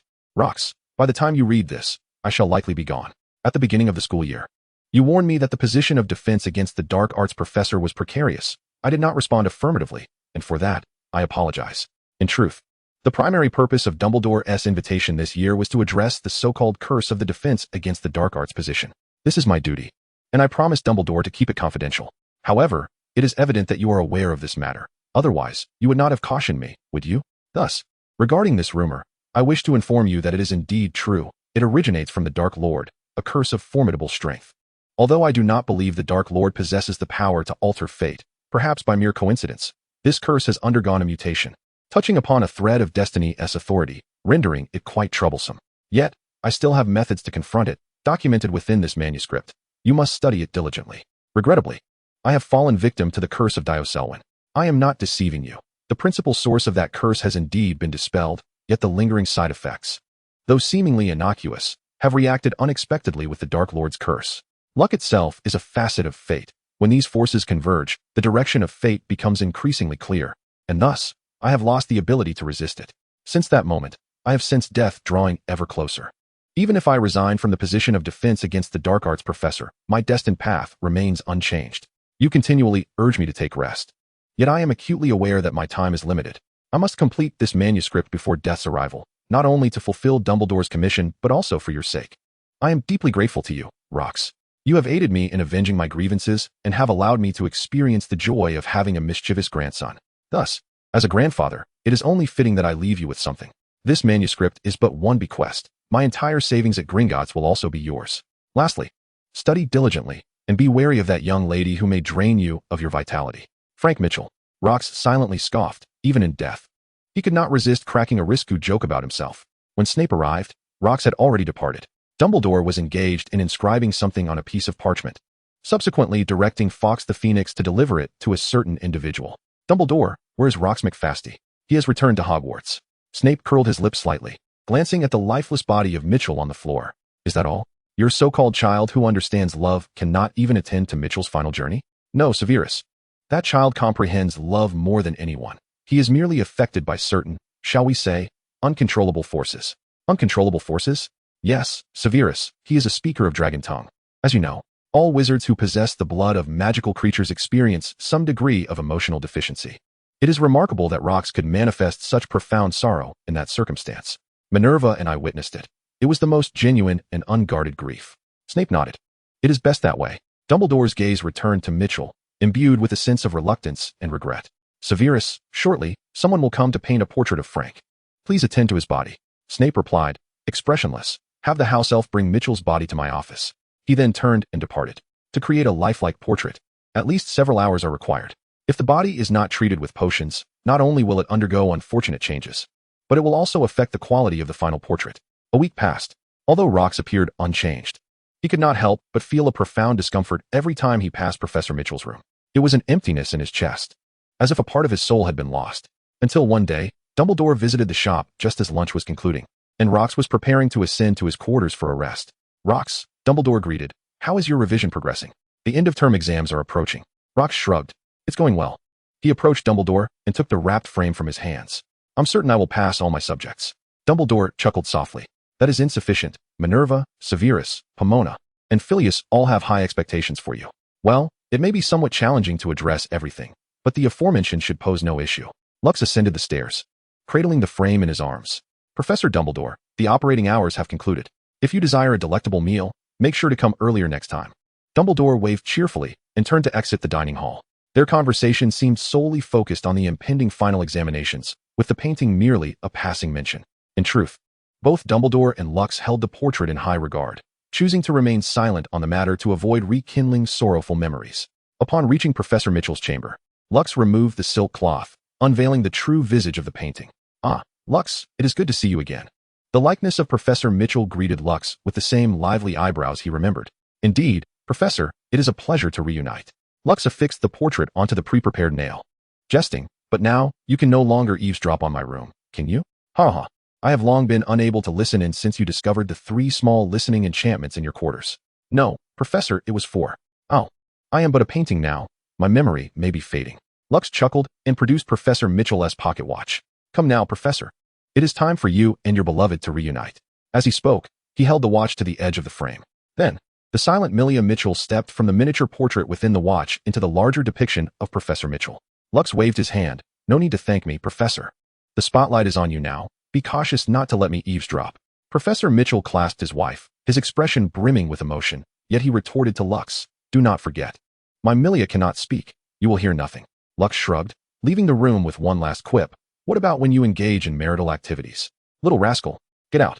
On the 8th floor of Hogwarts Castle, in the headmaster's office, Dumbledore returned to his desk, eagerly popping a candy into his mouth before opening a drawer.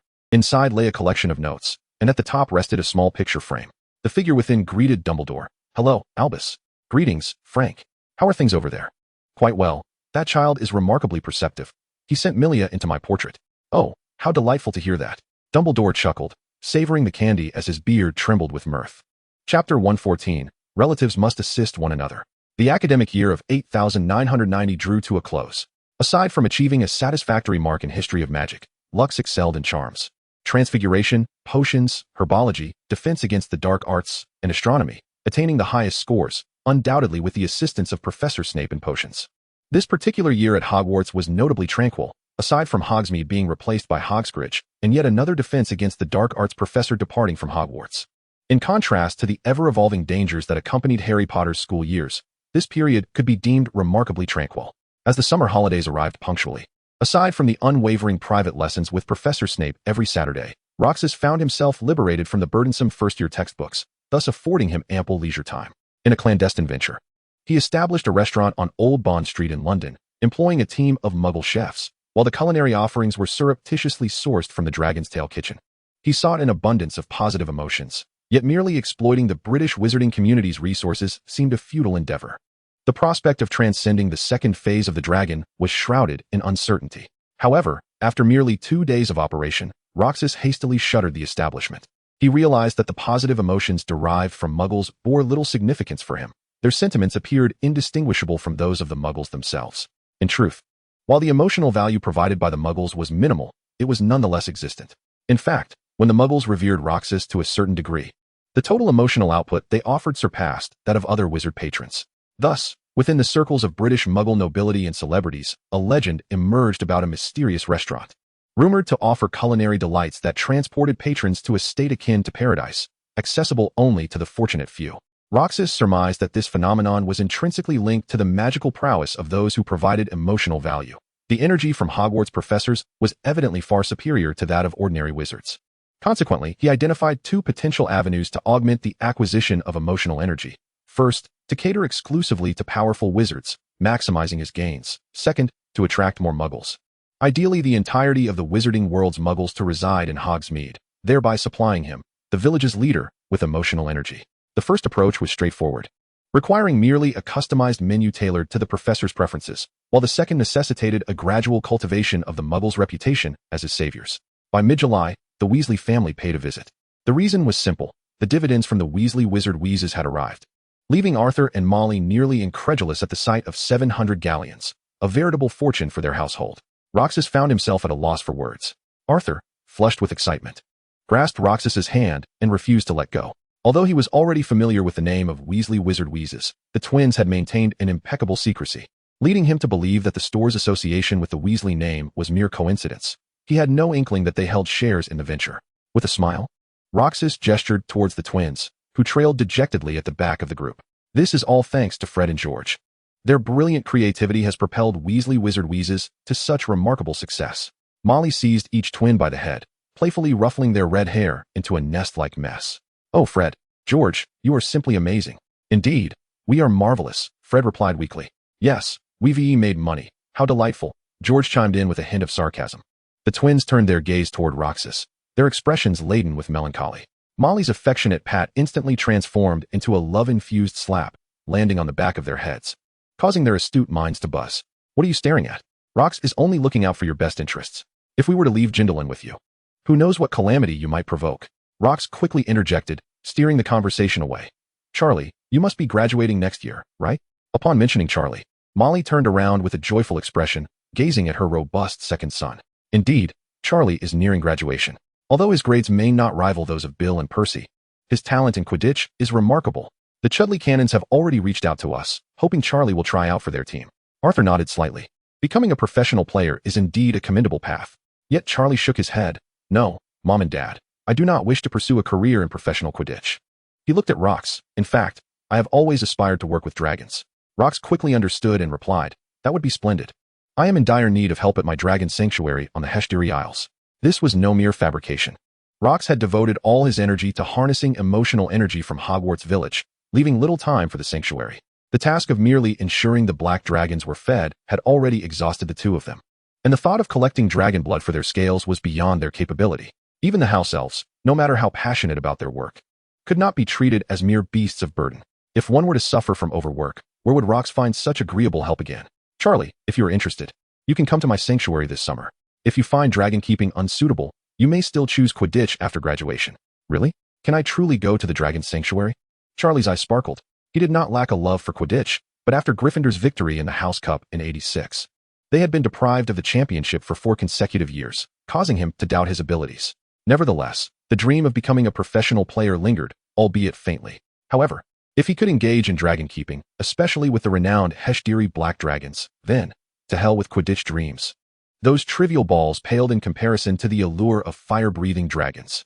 Of course, Rox met Molly's worried gaze. Rest assured, the Heshtiri Black Dragons under my care are quite docile. They would never harm Charlie. Yet, Molly remained hesitant. Every year, there are unfortunate souls in dragon sanctuaries who suffer injuries or even fatalities due to the dragons. After all, they are dragons, capable of spewing flames and possessing immense strength. Molly, trust me, Arthur reassured, patting his wife's shoulder. Let us not forget that Rox is a dragon speaker. When he reclaimed his family legacy in March, more than one witness saw over 100 black dragons bowing in submission to him. Well, that is true. Although Molly still harbored concerns, she ultimately managed to muster a broad smile. Thank you very much, Rox. No need for thanks. We are family, and helping each other is only natural. In truth, it is I who should express gratitude, for Charlie's willingness to work at my establishment has been an immense assistance. Oh dear, Lox, you truly are something else. Ron Weasley glanced at the exuberant Charlie, his lips curling in skepticism. While dragons are undeniably fascinating, that is none other than the Chudley Cannons, his favorite team. The young Ginny tilted her head, regarding her cousin, whom she had only met a few times, as quite impressive. Once the pleasantries had subsided, Lox called out to Hilder. Hilder, please escort the Weasley family to the private room on the 2nd floor. We must celebrate the success of the Weasley Wizard Wheezes. Of course, boss, Hilder replied. Under Hilder's guidance, the Weasley family ascended to the 2nd floor, while Lox draped an arm over the shoulders of the twins trailing behind. Come now, do not be disheartened. He whispered jovially in their ears. Would I ever neglect you? The twins' eyes brightened as they sensed something substantial in their embrace, the rich aroma of galleons. I still need you to continue developing new products. How else shall we manage without funds? Chapter 115. A day in the life of Biggs. Biggs opened his eyes, his golden vertical pupils quivering. This unusual gaze did not attract much attention, as the Wizarding World is replete with peculiarities. Take Hogwarts, for instance. Madame Hooch from the flying class possesses hawk-like eyes, and Professor Flitwick is notably diminutive, allegedly due to a hint of fairy lineage. Biggs patted the other side of the grand bed, discovering that his beloved master was absent, evidently having risen early. He pouted, as his master never woke him, depriving him of the chance to share breakfast. Annoyed, he rolled out of bed, his porcelain-white feet landing on the gleaming surface, and began his customary search for attire among the various glass and stainless steel items. Despite Lox having prepared a wardrobe and hangers for him, Biggs relished the chaos of strewn clothing. He retrieved his undergarments from the lid of an overturned chest and found a blouse atop the spout of a glass jar. Fully dressed, Biggs hurriedly dashed towards the exit, only to remember Locke's instructions, halting at the door with an exasperated expression. Taking a deep breath, he then...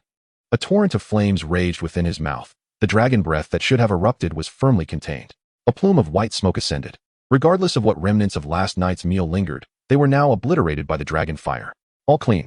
Biggs beamed as he pushed open the door, offering a slight bow as he passed Professor Mitchell's room. Though the professor had passed on, Biggs held a deep respect for him, for Professor Mitchell had always treated his master with kindness. Upon descending to the 2nd floor, Biggs heard his master's voice emanating from the private room. Molly, my dear aunt, You truly underestimate Fred and George.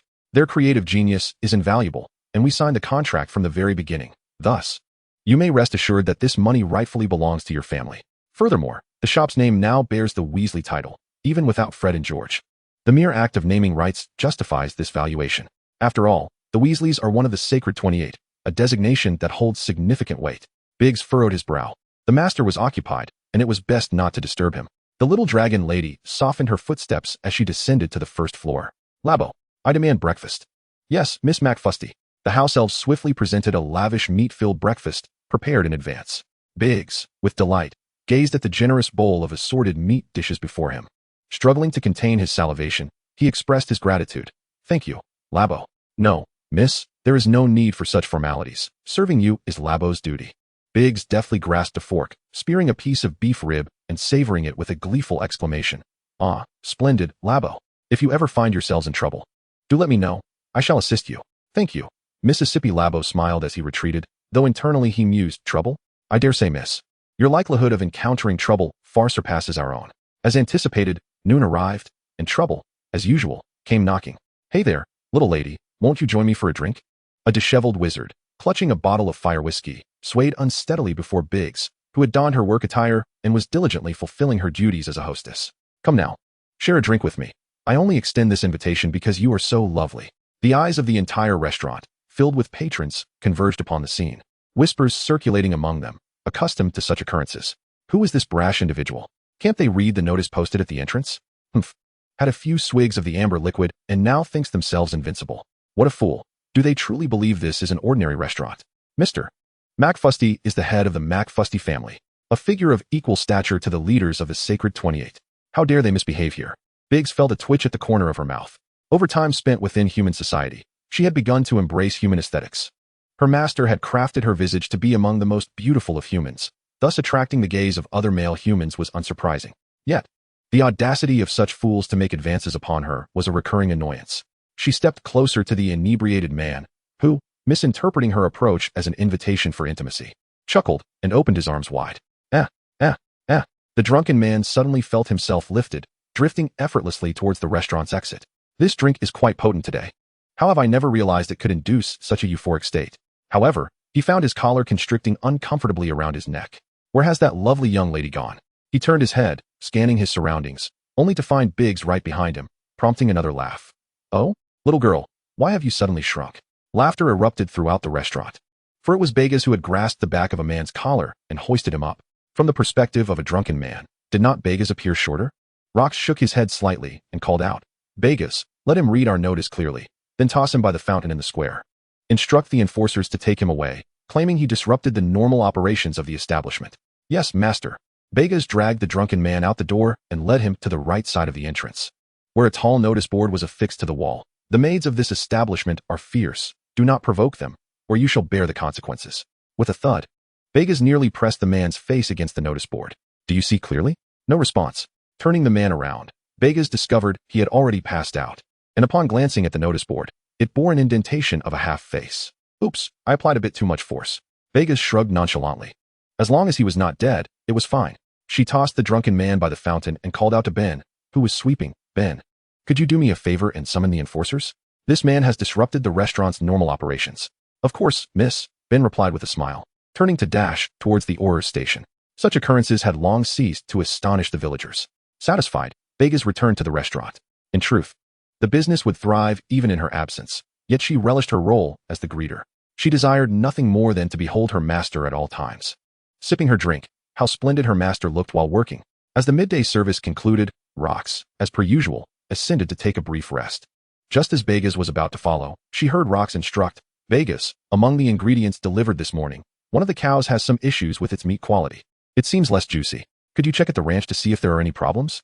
Certainly, master, Biggs exclaimed joyfully as she dashed out of the restaurant, disappearing in a flash.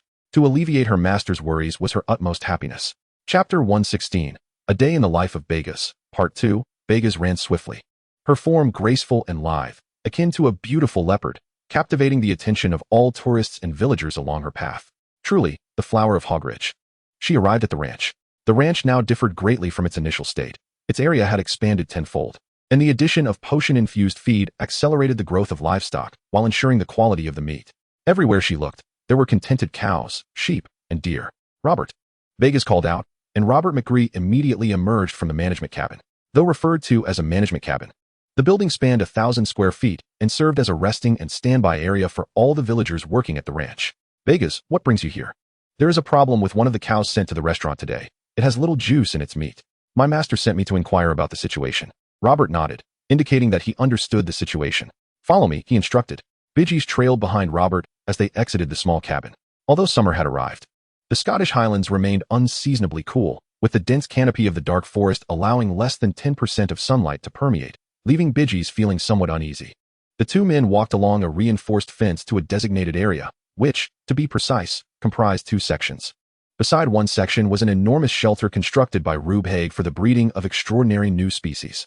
The other area served as a sanctuary for tending to ailing livestock. "Bidgies, look here," Robert pointed out. "There are 9 cattle, all appearing to be unwell, yet our instruments have confirmed they are not actually sick."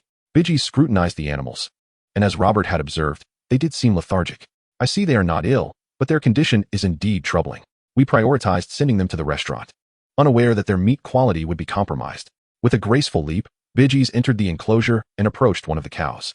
The animal's eyes widened in terror, instinctively retreating, frightened by the predatory aura emanating from the dragon. This panic reached a climax, prompting it to flee. However, Bidgies swiftly held the creature's head, applying just enough pressure to force it to the ground, compelling its entire body to submit. Robert, watching from outside the fence, felt a twinge of astonishment. He nearly forgot that Bidgies was, in fact, a fire dragon. Indeed, the core members of the Lux team were well aware of Bidgies' true identity. Bidgies often snatched cattle and sheep at night to feed the 8-eyed giant spider, and as the supervisor of the breeding farm, Robert was certainly privy to this. Not only did he know, but he also sought ways to conceal Bidgies' activities. "Robert, come here," Bidgies called, snapping him from his reverie. He walked a few steps to open the gate of the enclosure and approached her. "Look, there are bite marks," Bidgies said, pointing to several conspicuous puncture wounds on the cow's neck. The wounds had healed, yet the surrounding skin appeared slightly pale, as if it had been submerged in water for a day and a night. "What is this?" Robert McGrew furrowed his brow. "A werewolf." Bidgies firmly shook her head.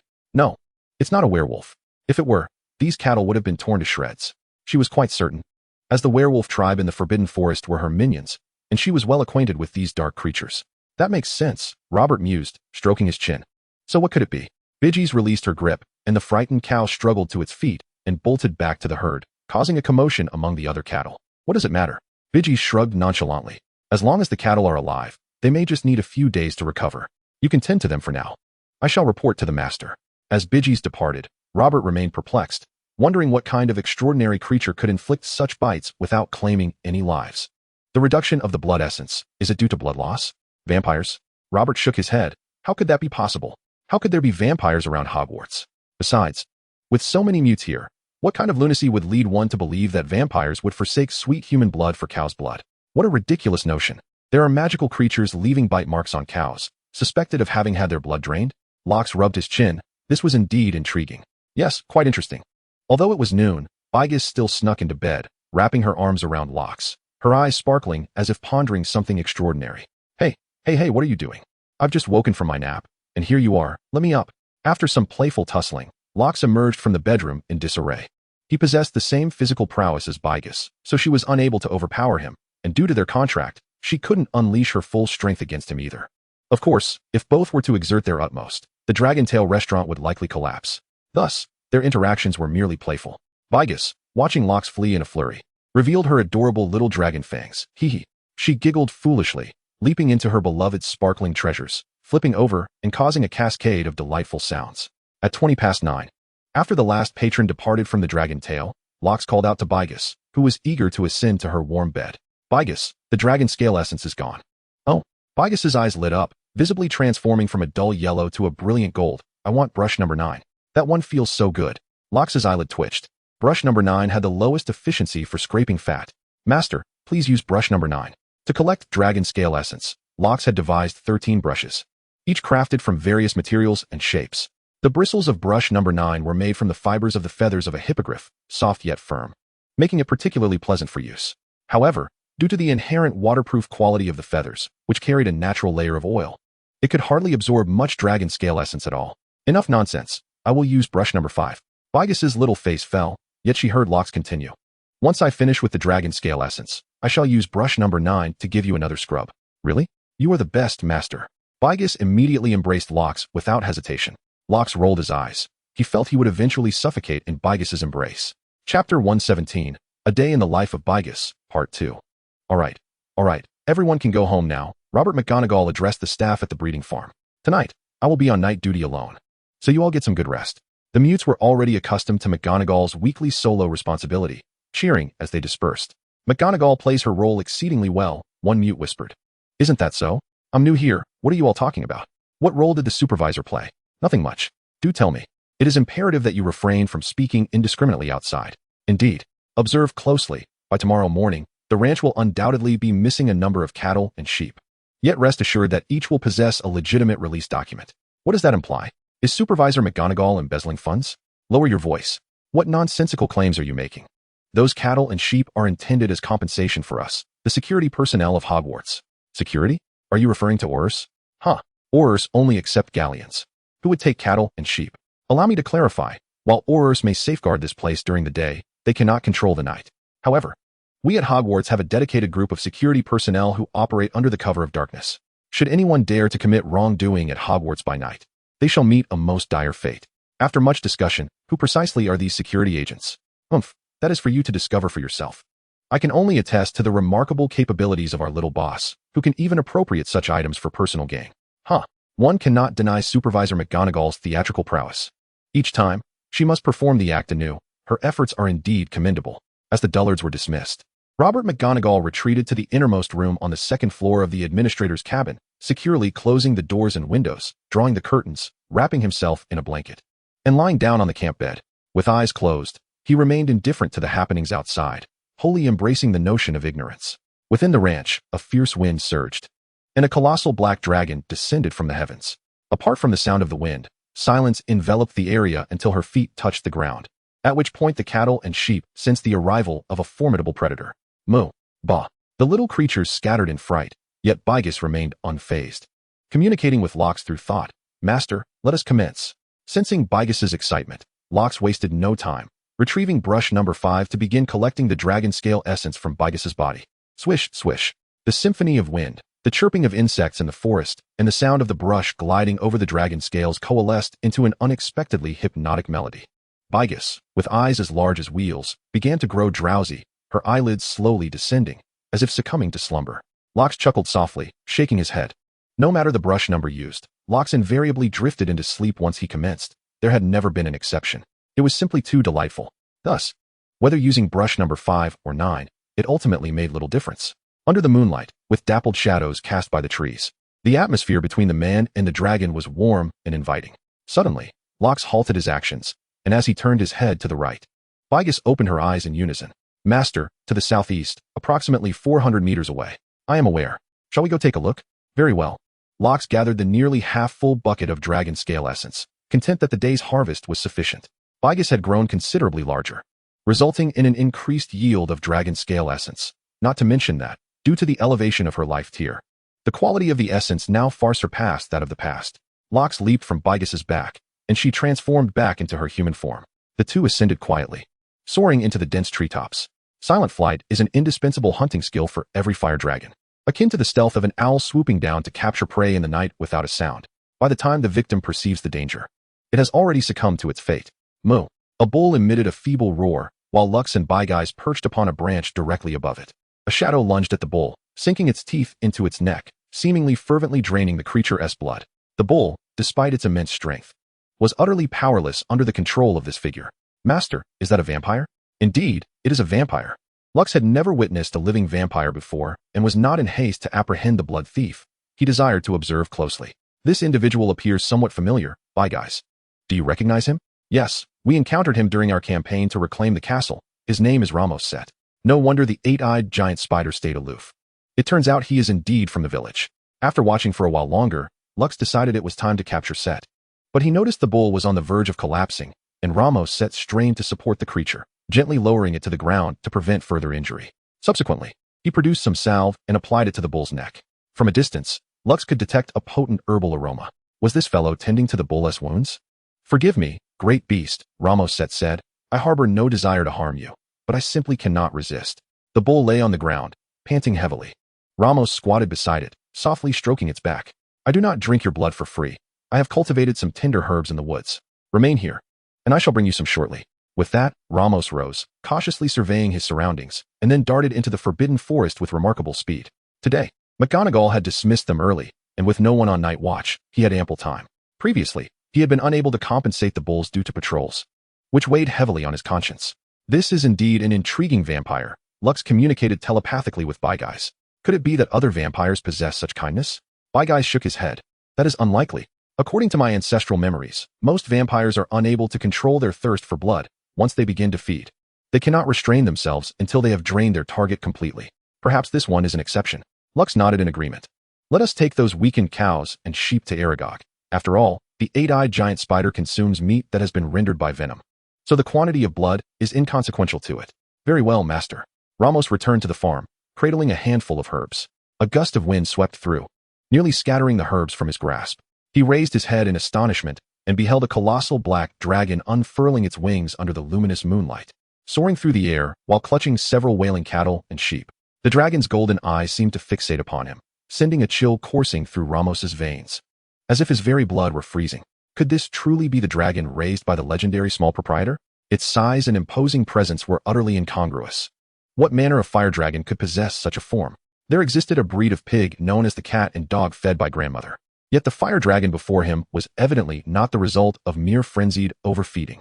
Unable to suppress a gulp, Ramos dashed into the breeding grounds at his utmost speed, placing herbs beside the bull he had drained earlier, and then fled the scene in a panic. However, his fears were unfounded. Bygeyes had no intention of capturing him. After all, what was the fuss over merely draining a few cattle? Not to mention that Rox had not issued any orders. As for Bygeyes, she was preoccupied with hastily exchanging food for the eight-eyed giant spider before returning home, for a brand new toy was already in place. This batch was the third generation, improved upon, and Mr. Boken had assured his master that this time, there would be no interruptions. Chapter 118, The New Professor of Dark Arts Defense. It was evident that Rox had altered the fate of the McFasty family. Yet, the broader magical community appeared unaffected by these changes. With the exposure of little Barty as a Death Eater, old Barty Crouch was naturally precluded from the position of Minister of Magic.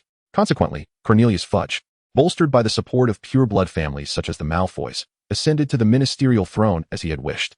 Amelia Bones, too, did not fare poorly, having become the head of the Department of Magical Law Enforcement. She was at least 20 years younger than Fudge, and merely needed to wait a few more years. Patience was a virtue she possessed. However, Rufus Scrimgeour emerged from this reshuffle with no advantages. Roland Wells, having apprehended the notorious soul-sucking thief who had plagued the British wizarding community for half a year, was appointed deputy director of the Auror office. It was common knowledge that due to the connection with Rox McFasty, the relationship between Wells and Scrimgeour was far from amicable. In truth, Scrimgeour was quite innocent in this matter. At the time, the pureblood families had aimed to confront Rox McFasty, only to find those same families seeking collaboration with Hogwarts, leaving him stranded in an awkward position. Of course, these events bore some relation to Rox, yet they did not affect him. At this moment, as a companion of the victorious, he reveled in the fruits of triumph. The shops of grand families thronged to Hogwarts, and the unique offerings of Hogwarts experienced a tremendous surge in patronage. In return, Minister Fudge granted Hogwarts Village the autonomy to register squib inhabitants, requiring only a monthly update to the Ministry of Magic.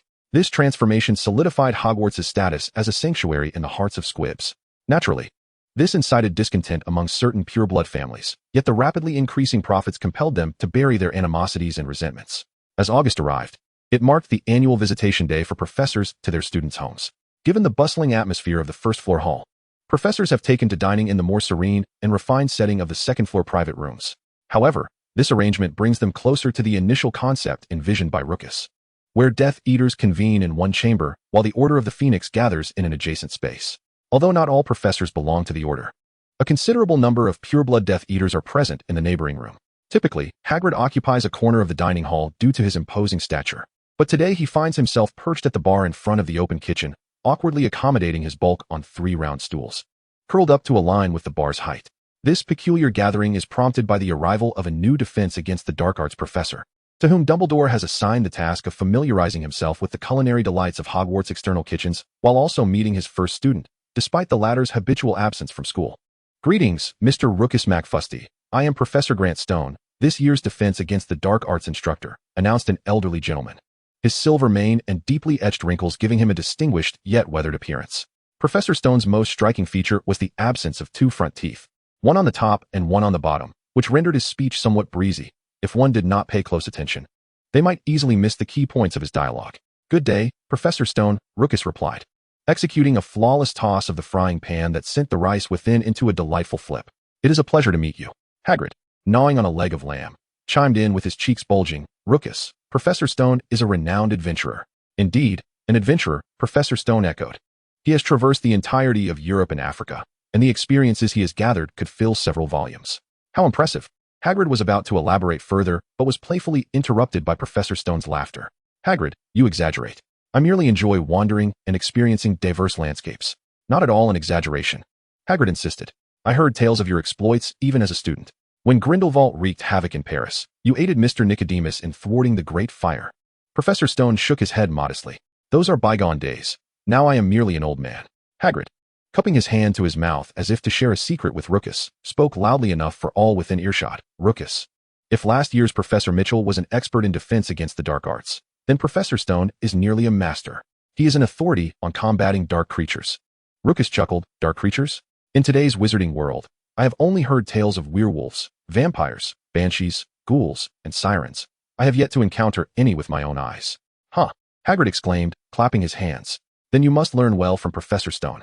During the rise of the Dark Lord, when dark creatures roamed freely, Professor Stone single-handedly rescued an entire village of muggles from the clutches of vampires." "Vampires?" Rox felt that it was truly a twist of fate. A vampire was currently lurking in his village.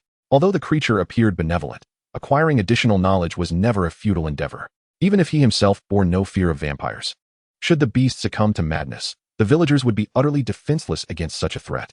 It was impractical for him to provide constant protection if, during the night, the vampire chose to wreak havoc while he was distracted by the vexatious voice of a certain lady. It could lead to dire consequences. However, if the villagers were equipped with some clever strategies to confront a vampire, they might endure until his arrival for assistance. As for preemptive measures, exterminating the vampire altogether was an option. Rox believed that the creature had not committed any malevolent acts. One could not harbor prejudice against it solely based on its nature. A vampire that applies ointment to a bull it has bitten and feeds it herbs deserved a chance, in Rox's view. Nevertheless, it was prudent to take precautions. Hence, he inquired, "Professor Stone, how should a defenseless individual respond upon encountering a vampire?" Professor Stone smiled faintly, a look of confidence that comes from being well-versed in his field. "A vampire? Oh, that's rather simple." He raised his right hand, poised to deliver an elaborate discourse, but then he froze as if struck by a petrifying curse. Repeating to himself, "Vampire, vampire." It appeared he was desperately rummaging through his mind for methods to combat such a creature. Why can I not recall anything?" Professor Stone lamented, his hands clutching his head, and his face contorted in anguish. "Professor, what troubles you?" Hagrid inquired, setting down the leg of lamb he had been gnawing on, his expression filled with concern. "I do not know. I feel as though a part of my mind has gone blank," Professor Stone replied, looking bewildered. However, Rox's mind was as clear as day. "Professor Stone, do you know Gideon Lockhart?"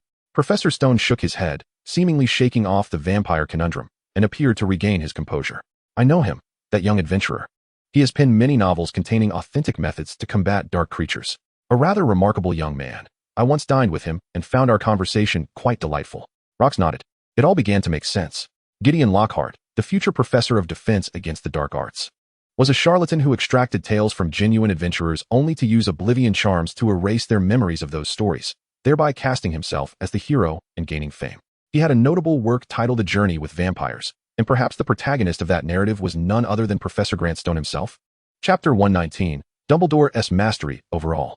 Let us not dwell on Rox, who was happily chatting with Professor Stone while preparing a meal on the first floor. Meanwhile, on the second floor, two groups were dining, occasionally engaging in dialogue. They had both employed silencing charms within their private rooms. However, there exists a distinction between different silencing charms. One is cast by the formidable white wizard Albus Dumbledore, and the other by the powerful wizarding entity Lucius Malfoy. Thus, it is certain that Lucius and his companions remain oblivious to the professor's discussions. However, whether Dumbledore can overhear the conversation next door remains a matter of speculation. "Malfoy, I cannot swallow this indignity. Are we to tolerate McFasty parading the disgrace of pureblood families before us merely for the sake of trifling profits?" The speaker is Naxus Knott, the head of the Knott family. His nephew, Helder Knott, is busily attending to patrons downstairs. and Naxos feels a profound humiliation of his lineage as he observes Helder toiling like a servant. "Do not speak so, not," Lucius Malfoy responded, turning his head slightly, an action subtle enough to convey the reserved demeanor befitting a noble. "Even if you do not recognize the value of the Muggleborns, you must concede their worth. I believe we have rather wastefully driven them away in the past. Look now, they are performing the tasks that wizards disdain, generating a continuous stream of value for us. As for your mention of trifling profits, I am curious as to when the Knot family became so extravagant that a mere 20 increase in profit could be deemed intolerable." Naxos Knot scoffed. "A 20 profit pales in comparison to the honor of our family." Lucius merely smiled and nodded slightly, signifying his understanding, choosing to remain silent. Such obstinacy was indeed beyond persuasion. Moreover, Knot might not be entirely indifferent to that 20 profit, especially considering their family's new venture in Diagon Alley, where they had supposedly even recruited elite staff from there. If Knot wished to vent his frustrations, let him do so. After all, who among the nobility does not cherish their own dignity? The unspoken understanding among nobles is to perceive without voicing the truth. "Knot, you are not one to shoot arrows blindly," Axel said, sitting directly opposite Knot. "Speak, what is it that you desire?" Knot cast a displeased glance at the silent Lucius, who kept his eyes lowered before addressing Axel. "We must demand that Cornelius Fudge revoke the authority of Hogwarts to grant Muggleborns residency. This is madness. It is an affront to our pureblood families." Axel concurred. "Knot has hit the nail on the head. This decree from the Ministry of Magic is indeed repugnant." Roll nodded in agreement. "Indeed, Cornelius Fudge is the one we elevated to the position of Minister of Magic. His actions are tantamount to burning the bridge behind him. We should jointly compose a letter of reprimand, questioning his intentions." "Wait a moment, everyone," old Avery interjected. "If we proceed in this manner, it would be tantamount to openly severing ties with Roxas McFasty. Our enterprises may well be expelled from Hogwarts. He dares. What does he have to fear? He is now the village head of Hogwarts, having acquired this land from Dumbledore. He possesses that authority. Should he dare to expel us, we shall ensure that this village is thrown into turmoil." Lucius Malfoy suddenly erupted into laughter, concealing his mouth and nose with a handkerchief. Such mockery towards a comrade in the same faction was hardly dignified. Nonetheless, his antics did not go unnoticed. "Lucius, what is so amusing?" Malfoy casually wiped his mouth and replied, "Roxas McFasty possesses 137 black dragons." The once boisterous head of the family was momentarily silenced. Malfoy continued, "That child harbors a strong desire for retribution. Do you know about Hilpus McFasty? All the evidence against him was meticulously gathered by Roxas and subsequently delivered to the Aurors." The heads of the families grew grave. Malfoy concluded, "Roxas possesses a keen political instinct. He foresaw Cornelius Fudge's rise to power 6 months ago. Fudge's granting of privileges to Hogwarts was a direct result of the support Roxas offered during that time. Even our backing of Fudge was orchestrated by him behind the scenes. So, are you truly prepared to confront such an individual head-on?" The heads fell into profound silence, gazing at the sumptuous dishes before them, yet devoid of any appetite. Was there truly no alternative? In response to Travers's query, the family heads exchanged uneasy glances. Bang! Naxios Nate slammed his hand against the table, causing all the plates to leap into the air, startling several elderly gentlemen. The assembly turned towards Nate, observing his meticulously groomed handlebar mustache quivering with fervor. "If direct confrontation is unfeasible, let us resort to subterfuge. Let us cast aspersions upon those impotent fools. Under the pretext of threatening our enterprises, we shall drive them out. Hogwarts requires not so many ineffectual beings. As long as the Dragon's Tail restaurant remains operational, the patronage here shall remain largely unaffected." "That makes sense. Naxios, you do possess some intellect. Let us proceed with this plan." Lucius Malfoy's left hand slipped beneath the table, raising his staff, which also served as his wand. His right hand caressed the handle gently.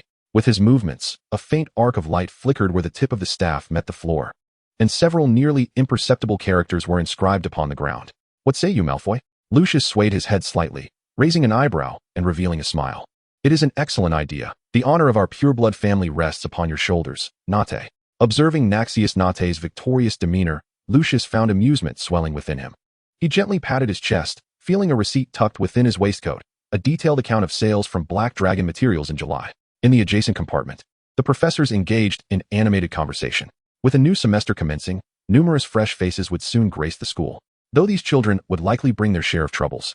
Witnessing their growth would provide immense satisfaction.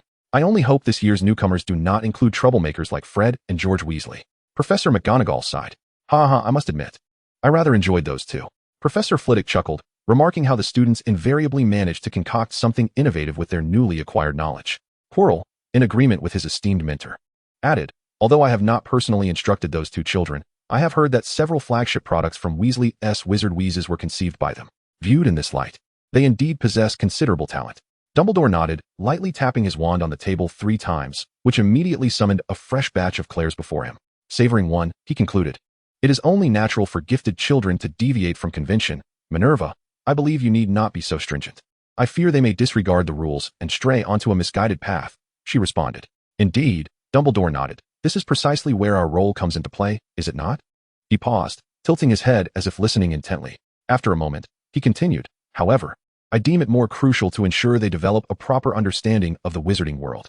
For instance, while there is a current discourse advocating for respect towards Muggles, the ingrained prejudice against them within pureblood families runs deep, almost to the core, with an eagerness to expel all Muggles from our realm. Yet, we can observe that here at Hogwarts, Muggles are contributing in their own way to our society. They deserve our recognition. Thus, I believe aiding those children in overcoming the detrimental influences of their families is of paramount importance. What do you think, Minerva?" "Very well, you make a valid point, Albus," Professor McGonagall mused, envisioning her sweat-soaked nephew at the breeding farm. She nodded. Compared to mischief, the folly of prejudice is far more grievous. Chapter 120. The New Student's Examination of McLaggen. Rox was perplexed as to why these pure-blood families would convene on his territory to conspire against him. To be precise, it was not him they were targeting, but rather the Muggles. Such folly was both absurd and incomprehensible. Had the Muggles provoked them? Had they consumed their resources or disrespected their lineage? Rox observed the small inscription beneath the seat once occupied by Lucius. "Not intends to take action against Muggles. Potentially employing deceitful tactics. Proceed with caution." Rox drew his wand, exclaiming, "Return to its original state." The inscription vanished, leaving behind a sizable black scorch mark on the floor. "Drat, I forgot to take my potion today." "Dodo." "Master, I am here," came the response. "Please repair this section of the floor." "Certainly, master." Satisfied, Rox departed from the box, reflecting on how familial ties could never rival the solidity of alliances forged by mutual interest. Uncle Lucius was now a steadfast supporter. The Malfoy family had always been pragmatic. The so-called honor was merely a commodity that could be purchased with galleons, and they would not allow genuine benefits to slip away while clinging to empty accolades. However, there was another ally to consider. Loxus had an inkling that Fudge's support for him would not endure for long. The first reason being, Fudge's fundamental backing came from those pureblood families. The second reason was that Fudge was not a man of gratitude. While he might feel indebted for being aided to ascend to the position of Minister for Magic, such gratitude could hardly withstand the test of time.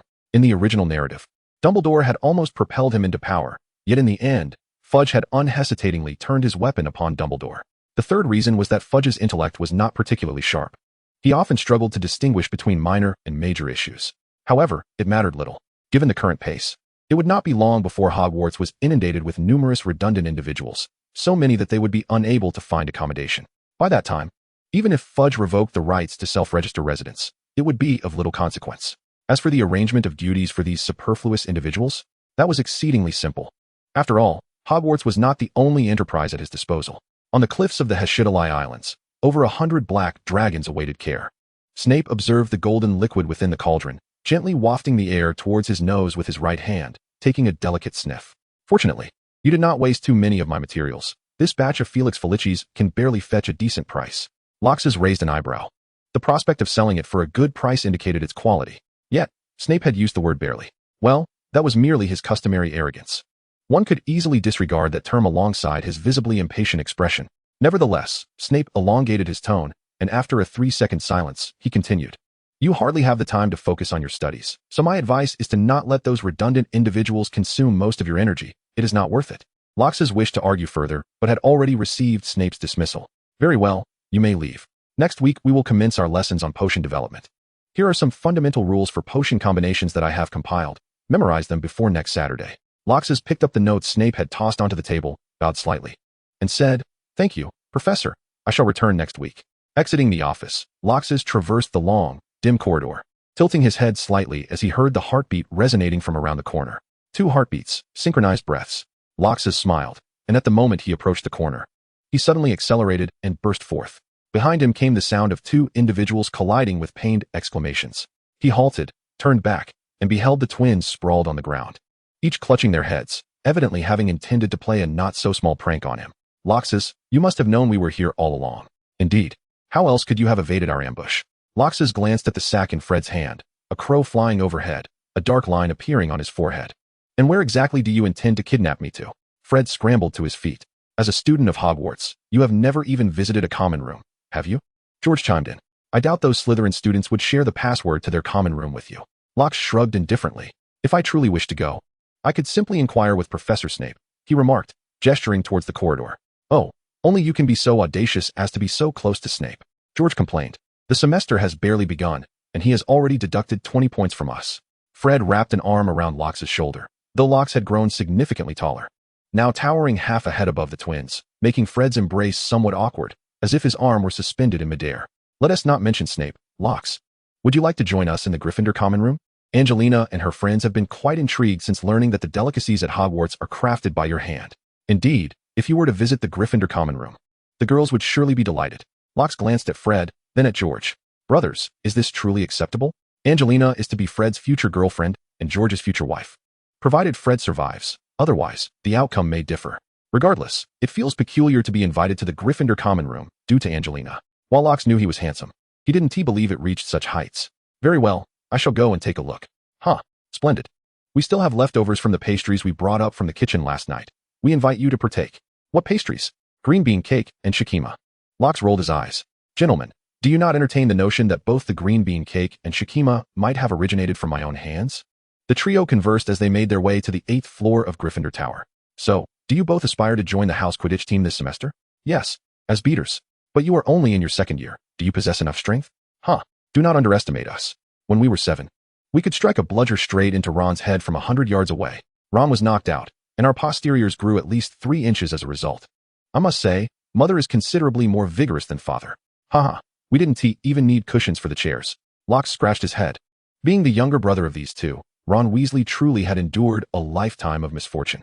Oh, a young wizard we do not recognize, the fat lady assessed the trio. And here we have the 2 most mischievous rascals in our house. Fat lady, we are not rascals. Regardless, the house has lost points. And it is Professor McGonagall who is truly vexed. The fat lady yawned. Now, quickly, state the password. Fred chuckled and declared, Scallion Pancake. Password correct. The fat lady stepped aside, revealing a passageway large enough for only one to pass through. Scallion Pancake? At that moment, Locke perhaps grasped the magnitude of his influence on this world. Perhaps by the time Harry Potter enrolls next year, the password to the Gryffindor common room will no longer be Dragon Dung. Or perhaps it shall be Oil Dregs. Upon returning, I contemplated preparing a dish of sugar mixed with oil residue. 3 individuals entered the common room, and before they could find seats, a small, excitable figure sprang up and confronted them. Fred Weasley. George Weasley. Are you planning to betray Gryffindor? Both twins and Lockhart were taken aback by this sudden display of hostility. You actually brought a Slytherin into our common room. The boy continued to shout. This is a Slytherin. Lockhart blinked, turning to Fred and inquired, who is this lad? Cormac McLaggen, Fred replied, a new student this year. Chapter 121. I will uncover your crimes. Lockhart shrugged and said to the twins. It seems I am not as popular as you claimed. No, Lockhart, it might simply be that he is a first year and, aside from knowing you were sorted into Slytherin, is not particularly aware of who you are. No, I know who he is. McLaggen shouted, drawing the attention of the entire common room. It was Saturday, and students in their 3rd year and above had gone to Hogsmeade. Yes, Hogsmeade. No longer Hogwarts, as Hogsmeade was closer, safer, and far more enjoyable. Those remaining in the castle were primarily 1st and 2nd year students. McLaggen, however, paid no mind to this. He pointed an accusing finger at Lockhart. You are a criminal. Mr. Scrimgeour will ultimately find evidence of your wrongdoing. Lockhart shook his head. Moments ago, he had entertained the thought of savoring this moment in the Gryffindor common room. But now that sentiment had vanished. He recognized Cormac McLaggen. In the original narrative, he was notoriously socially inept. Once vying with Ron for the position of keeper on the Quidditch team, and inciting Hermione Granger's disdain with his boastfulness.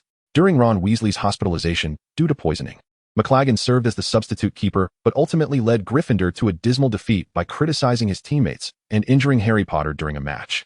Yet, he had a well-connected uncle, Tiberius McLaggen, an official in the Department for the Regulation and Control of Magical Creatures, who was said to be a close friend of Rufus Scrimgeour. Lockhart instantly understood. Lockhart's friend in the Auror office, Roland Wills, exhibited abilities far superior to those of other new generation Aurors. Although he operated in Lockhart's shadow, it did not diminish his rising reputation. After Mad-Eye Moody and Professor Mitchell vacated the Auror office, Roland became a direct threat to Scrimgeour's position. Previously, Scrimgeour had clashed with Lockhart due to bias, and Lockhart had leveraged public opinion to compel the Ministry to establish a permanent Auror presence at Hogwarts. All of this contributed to Lockhart's exceedingly unfavorable image in Scrimgeour's eyes. To characterize it, One might liken it to that of a dual-natured crime lord, fully aware of his guilt, yet utterly incapable of taking action against him. It is indeed peculiar to attribute such a description to a 12-year-old child, yet there is no doubt that in the eyes of Rufus Scrimgeour, Lockhart embodies this very essence. Consequently, through the connection with his uncle, McAllister McLaggen likely formed an indirect impression of Lockhart during his conversations with Scrimgeour. A criminal? That is an exceedingly grave accusation, Mr. McLaggen. Lockhart sighed, asserting, in truth, I am merely a humble student from Hogwarts, diligently running a restaurant. I am at a loss as to what I have done to warrant your perception of me as a felon. Lockhart appeared utterly innocent, his charmingly mischievous visage revealing a look of indignation, which ignited the sense of justice within the young Gryffindors. McLaggen, Lockhart is the kindest little wizard I have ever encountered, and I shall not permit you to tarnish his reputation. He has taken in so many house elves and provided them with a new lease on life. Those who harbor animosity towards Lockhart are none other than the aristocrats of pureblood families. If you deem aiding house elves a crime, then you, sir, are the one who truly belongs in Slytherin, for it is children raised with such prejudiced views that should find their place there. Lockhart sacrificed his right to attend classes during the day to enhance the dining experience at Hogwarts, self-studying the curriculum. He has sacrificed so much for us. How can you bear to cast blame upon him? The cacophony of voices left McLaggen's face flushed with embarrassment until someone shouted at him. The delicious meals we enjoy are all prepared by Lockhart. If you truly disdain him, then have the audacity to refrain from eating. Go on. Refuse your meals if you must. Enraged, McLaggen bellowed and stormed up the staircase to the dormitory. Thud. Ouch. The Gryffindors erupted in laughter. For it seemed McLaggen had stumbled upon the broken step of the staircase, a notorious trap that had often ensnared Neville Longbottom in the original tale, making it his lifelong adversary. Lockhart beamed with delight, observing, see, my reputation among the young wizards remains splendid. I have succeeded in garnering Gryffindor's defense on my behalf. My heart is greatly comforted. Infuriated, McAllister McLaggen returned to the dormitory and buried himself beneath his blankets. He could not fathom why his classmates would speak up for that criminal, whether regarding the disappearance of the two villagers from Hogsmeade or the vanishing of Doria Ashe. It was evident that all these incidents were linked to Lockhart McFasty. He was a man of principle, and he would not partake in meals prepared by Lockhart McFasty. Thus, when dinner time arrived, he refrained from descending to the Great Hall. By 7:30, the young man's stomach could no longer endure the pangs of hunger. With a bit of time remaining before the night curfew, he resolved to stealthily make his way to the kitchen to procure some sustenance. After all, McAllister McLaggen hailed from a pureblood family and possessed a far superior knowledge of Hogwarts Castle compared to the young wizards from Muggle families. He was even aware of several secret passages leading out of the castle, information sourced from Rufus Scrimgeour. It is evident that the director of the Auror office is not one to adhere strictly to conventions. After all, without a certain wildness, how could one combat the relentless Death Eaters? When McLaggen emerged from his dormitory, he found his social relations rather abysmal. Despite his obvious neglect of dinner, not a single roommate expressed concern for him. As he passed through the common room, he sensed whispers directed at him from behind. Turning around, he saw the young wizards glancing furtively, pretending to be occupied, yet their hushed tones invariably reached his ears, causing his face to flush once more, his breath growing heavier. Clearly not uttering kind words, with a disdainful huff, he exited the common room and made his way to the kitchen. The curfew was fast approaching, and he needed to hasten his steps. After a peculiar chuckle and a scratch at the pair, the doorknob appeared, and McLaggen slipped into the kitchen. Good day, esteemed wizard. A house elf timidly greeted him. How may I be of service? I am hungry. Bring me something to eat, and make sure it is not prepared by Rufus McFasty. Not by Chef McFasty? Certainly. Although we utilize his recipes, many of the dishes are prepared by us. I want none of the dishes from his recipes. The house elf appeared quite distressed, as Hogwarts' original menu had been largely replaced, leaving little outside of Rufus's recipes. The elf rummaged through the cupboards, finally managing to gather a few slices of bread and a large cup of milk, the bread bearing a hint of mold. Clearly, no one had consumed it for quite some time. What is this? McLaggen fumed. You expect me to eat this? In a fit of rage, he hurled the moldy bread to the floor, exclaiming, even a dog would not touch this. He stormed out of the kitchen, the floor resounding beneath his heavy steps. Damn Rufus McFasty. All these house elves are under his thumb. This is an affront to me. It must be McFasty's doing. Fuming, he headed back toward the common room and paused before the statue of the sycophant Gregory. This statue concealed a passageway leading outside the castle. Squinting his eyes, he thought, Rufus McFasty, you have subjected me to enough humiliation today. I shall not rest until this grievance is avenged. I am determined to uncover the true face hidden beneath your hypocritical facade. I, Cormac McLaggen, shall unearth your incriminating evidence. Chapter 122, The Great Adventure of McLaggen. At 8:30 in the evening, Hogwarts was under curfew, while Rufus was nearing the end of his shift after working for another half hour. The Dragon's Tail had been open for several days now, and patrons were well aware that the young proprietor adhered closely to a rigid schedule. As the clock struck 9, he would invariably cease all tasks at hand, regardless of any food still cooking. Of course, the stove would be taken over by the house elves, but they were not there to sample the culinary skills of the house elves. It was the formidable dishes crafted by Master McFasty that truly drew the customers. As the hour approached 8:30, most diners ceased to frequent the Dragon's Tail restaurant, which afforded a certain relaxation to Lux. Master. Dodo informs me that McLaggen has entered Hogsmeade. The voice of Biggie's echoed in his mind. Lux turned his gaze toward the entrance, where he noticed the young dragon lady winking at him. I understand. Please notify the brilliant one not to let that fool cause any trouble here. We cannot afford to give those imbeciles any leverage in recent times. Oh, and perhaps we might give that lad a slight shock to deter his incessant visits to bother me. Biggie's offered no reply, but merely nodded from across the restaurant before departing. What a nuisance, Lux mused, pursing his lips. Perhaps he could orchestrate a scheme to have Scrimgeour removed from his position as head of the Auror office? McLaggen had yet to visit Hogsmeade, and in his understanding, it was a den of iniquity. He could not fathom why Hogwarts would allow Lux McFasty such latitude. Yet, how could this village appear so prosperous? Even at night, numerous shops remained open, showcasing many establishments he had encountered in Diagon Alley, along with an abundance of businesses absent from that renowned locale. Standing in the central square, the sounds of laughter and animated conversation flowed from the pubs, leading McLaggen to absurdly believe that this place was 100 times more thriving than Diagon Alley. He felt a pang of shame for such a delusion. Gritting his teeth, he made his way toward the Dragon's Tail restaurant, the stronghold of Lux McFasty, where he was certain nefariousness abounded. Suddenly, he halted, intoxicated by a delightful aroma. His stomach audibly grumbled, reminding him that he had yet to partake in a meal. Surely Lux McFasty intends to sway my resolve with culinary delights. I shall not be deceived. He circled around to the rear of the restaurant, peering through the glass windows. What a spacious establishment. How could there still be so many patrons at this hour? No, the size of this restaurant cannot compare to Farney's. They must be employing the undetectable extension charm. McLaggen's modest knowledge served him well. This charm was regulated by the Ministry of Magic and not to be wielded by the average individual. Elated by the prospect of uncovering a piece of evidence against Lux McFasty, his joy was short-lived as he soon lowered his gaze in despair. He recalled Uncle Scrimgeour's words, that the malevolent Lux McFasty was in cahoots with Minister Cornelius Fudge, suggesting he might have acquired the ministry's permission through unscrupulous means. Damn it! McLaggen redirected his attention to the interior. He needed to find further evidence. The diners savored their meals, their expressions of bliss unmistakable. While McLaggen fantasized about dining within the restaurant, his stomach growling even more audibly. Finally, at the stroke of 9, Lux McFasty emerged from the kitchen, greeted with bows from the house elves. No wonder I endured such humiliation in the Hogwarts kitchen. It turns out that Loxus McFasty is in cahoots with the house elves. He glared furiously at Loxus's retreating figure, silently vowing to send this scoundrel to Azkaban. Once the diners had departed, the lights in the dining hall extinguished, and the doors closed, McLaggen set his plan in motion, intending to climb through a window.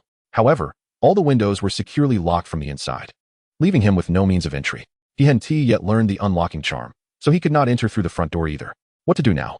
Glancing around in confusion, McLaggen felt utterly lost. From the very beginning, he had no idea how to gather evidence. Tonight's escapade was merely a whimsical impulse from a mischievous child. The management center of Hogsmeade?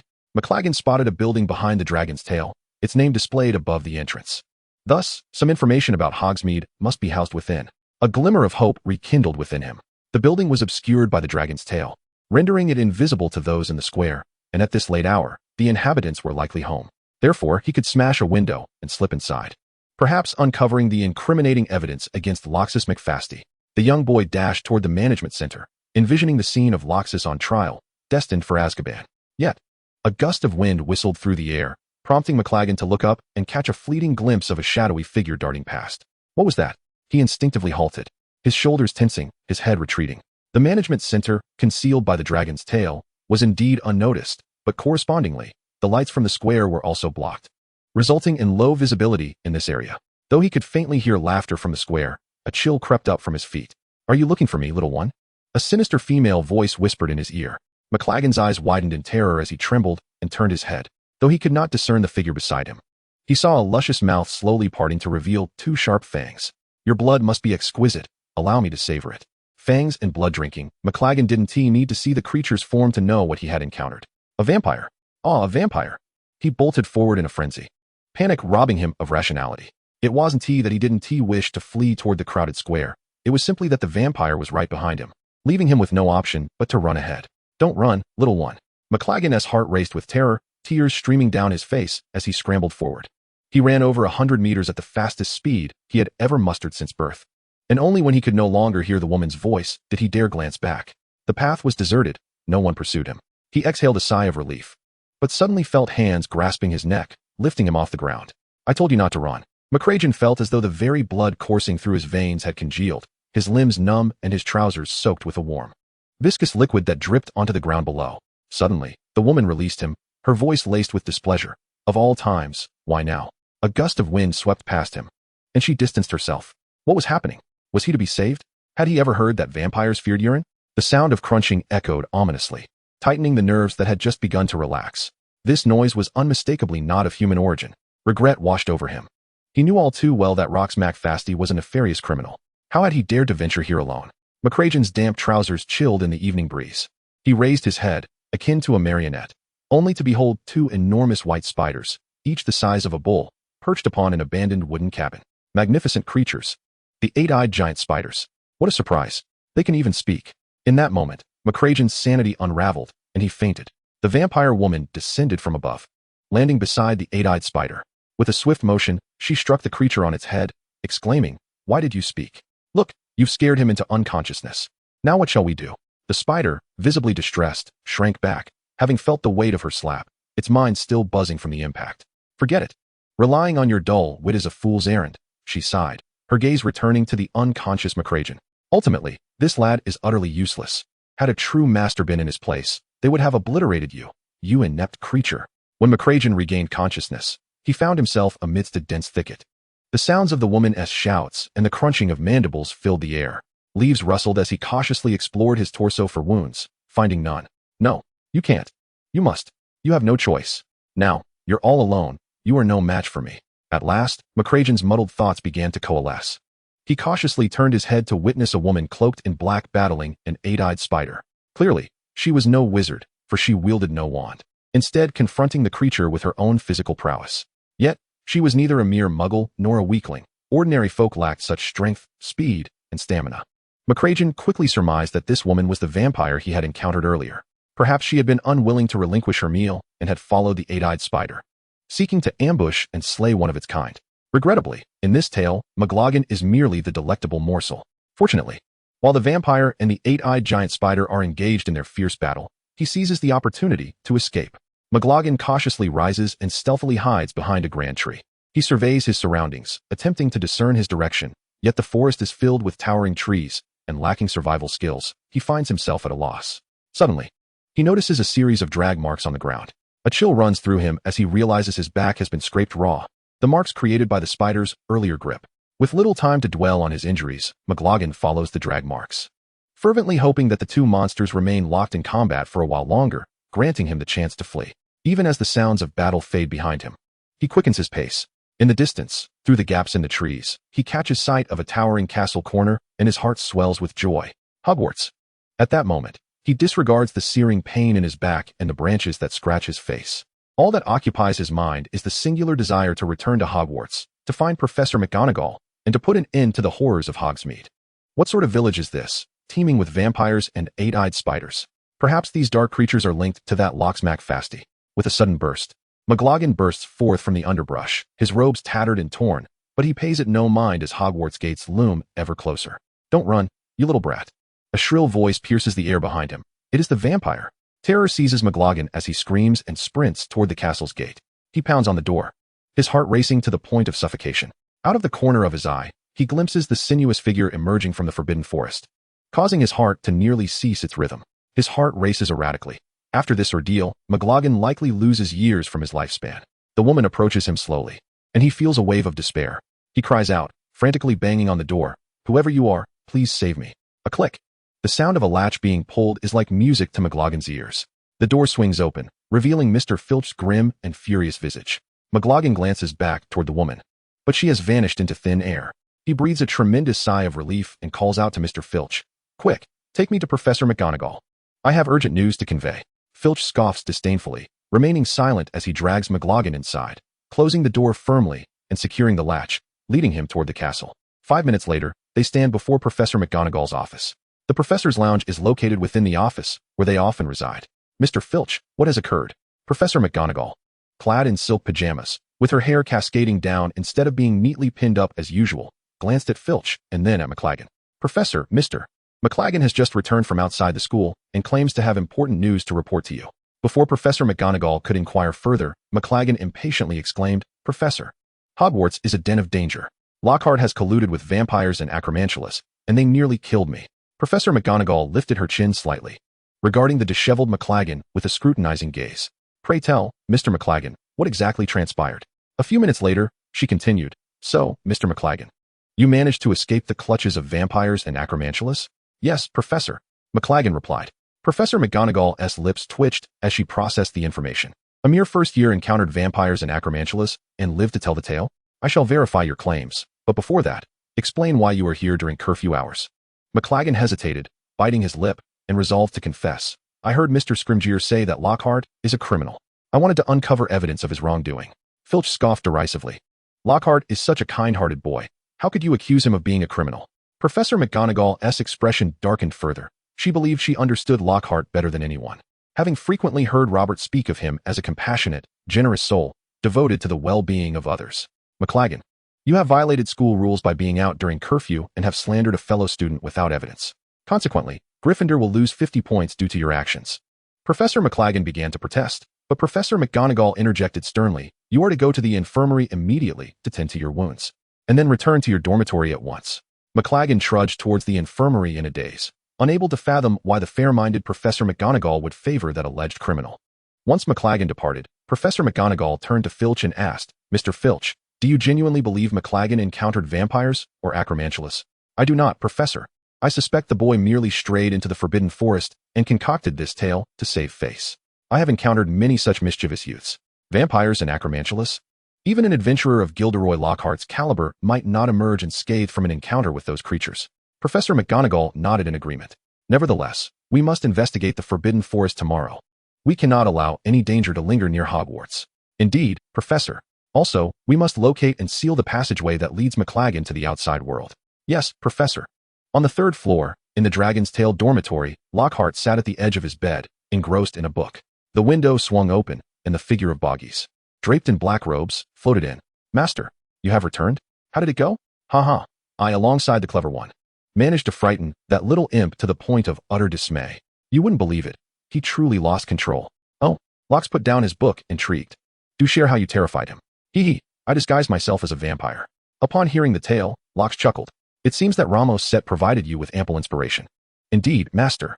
He didn't catch a glimpse of your entire face, did he? No, my visage was concealed beneath the hood. That's fortunate. Locks resumed his reading. After this encounter, that little one will likely think twice before venturing to Hogwarts again. Indeed. Boggies nodded vigorously, shedding his dark robe and burrowing into his blankets. Master, do you require dampened hands while turning the pages? I'm here to assist.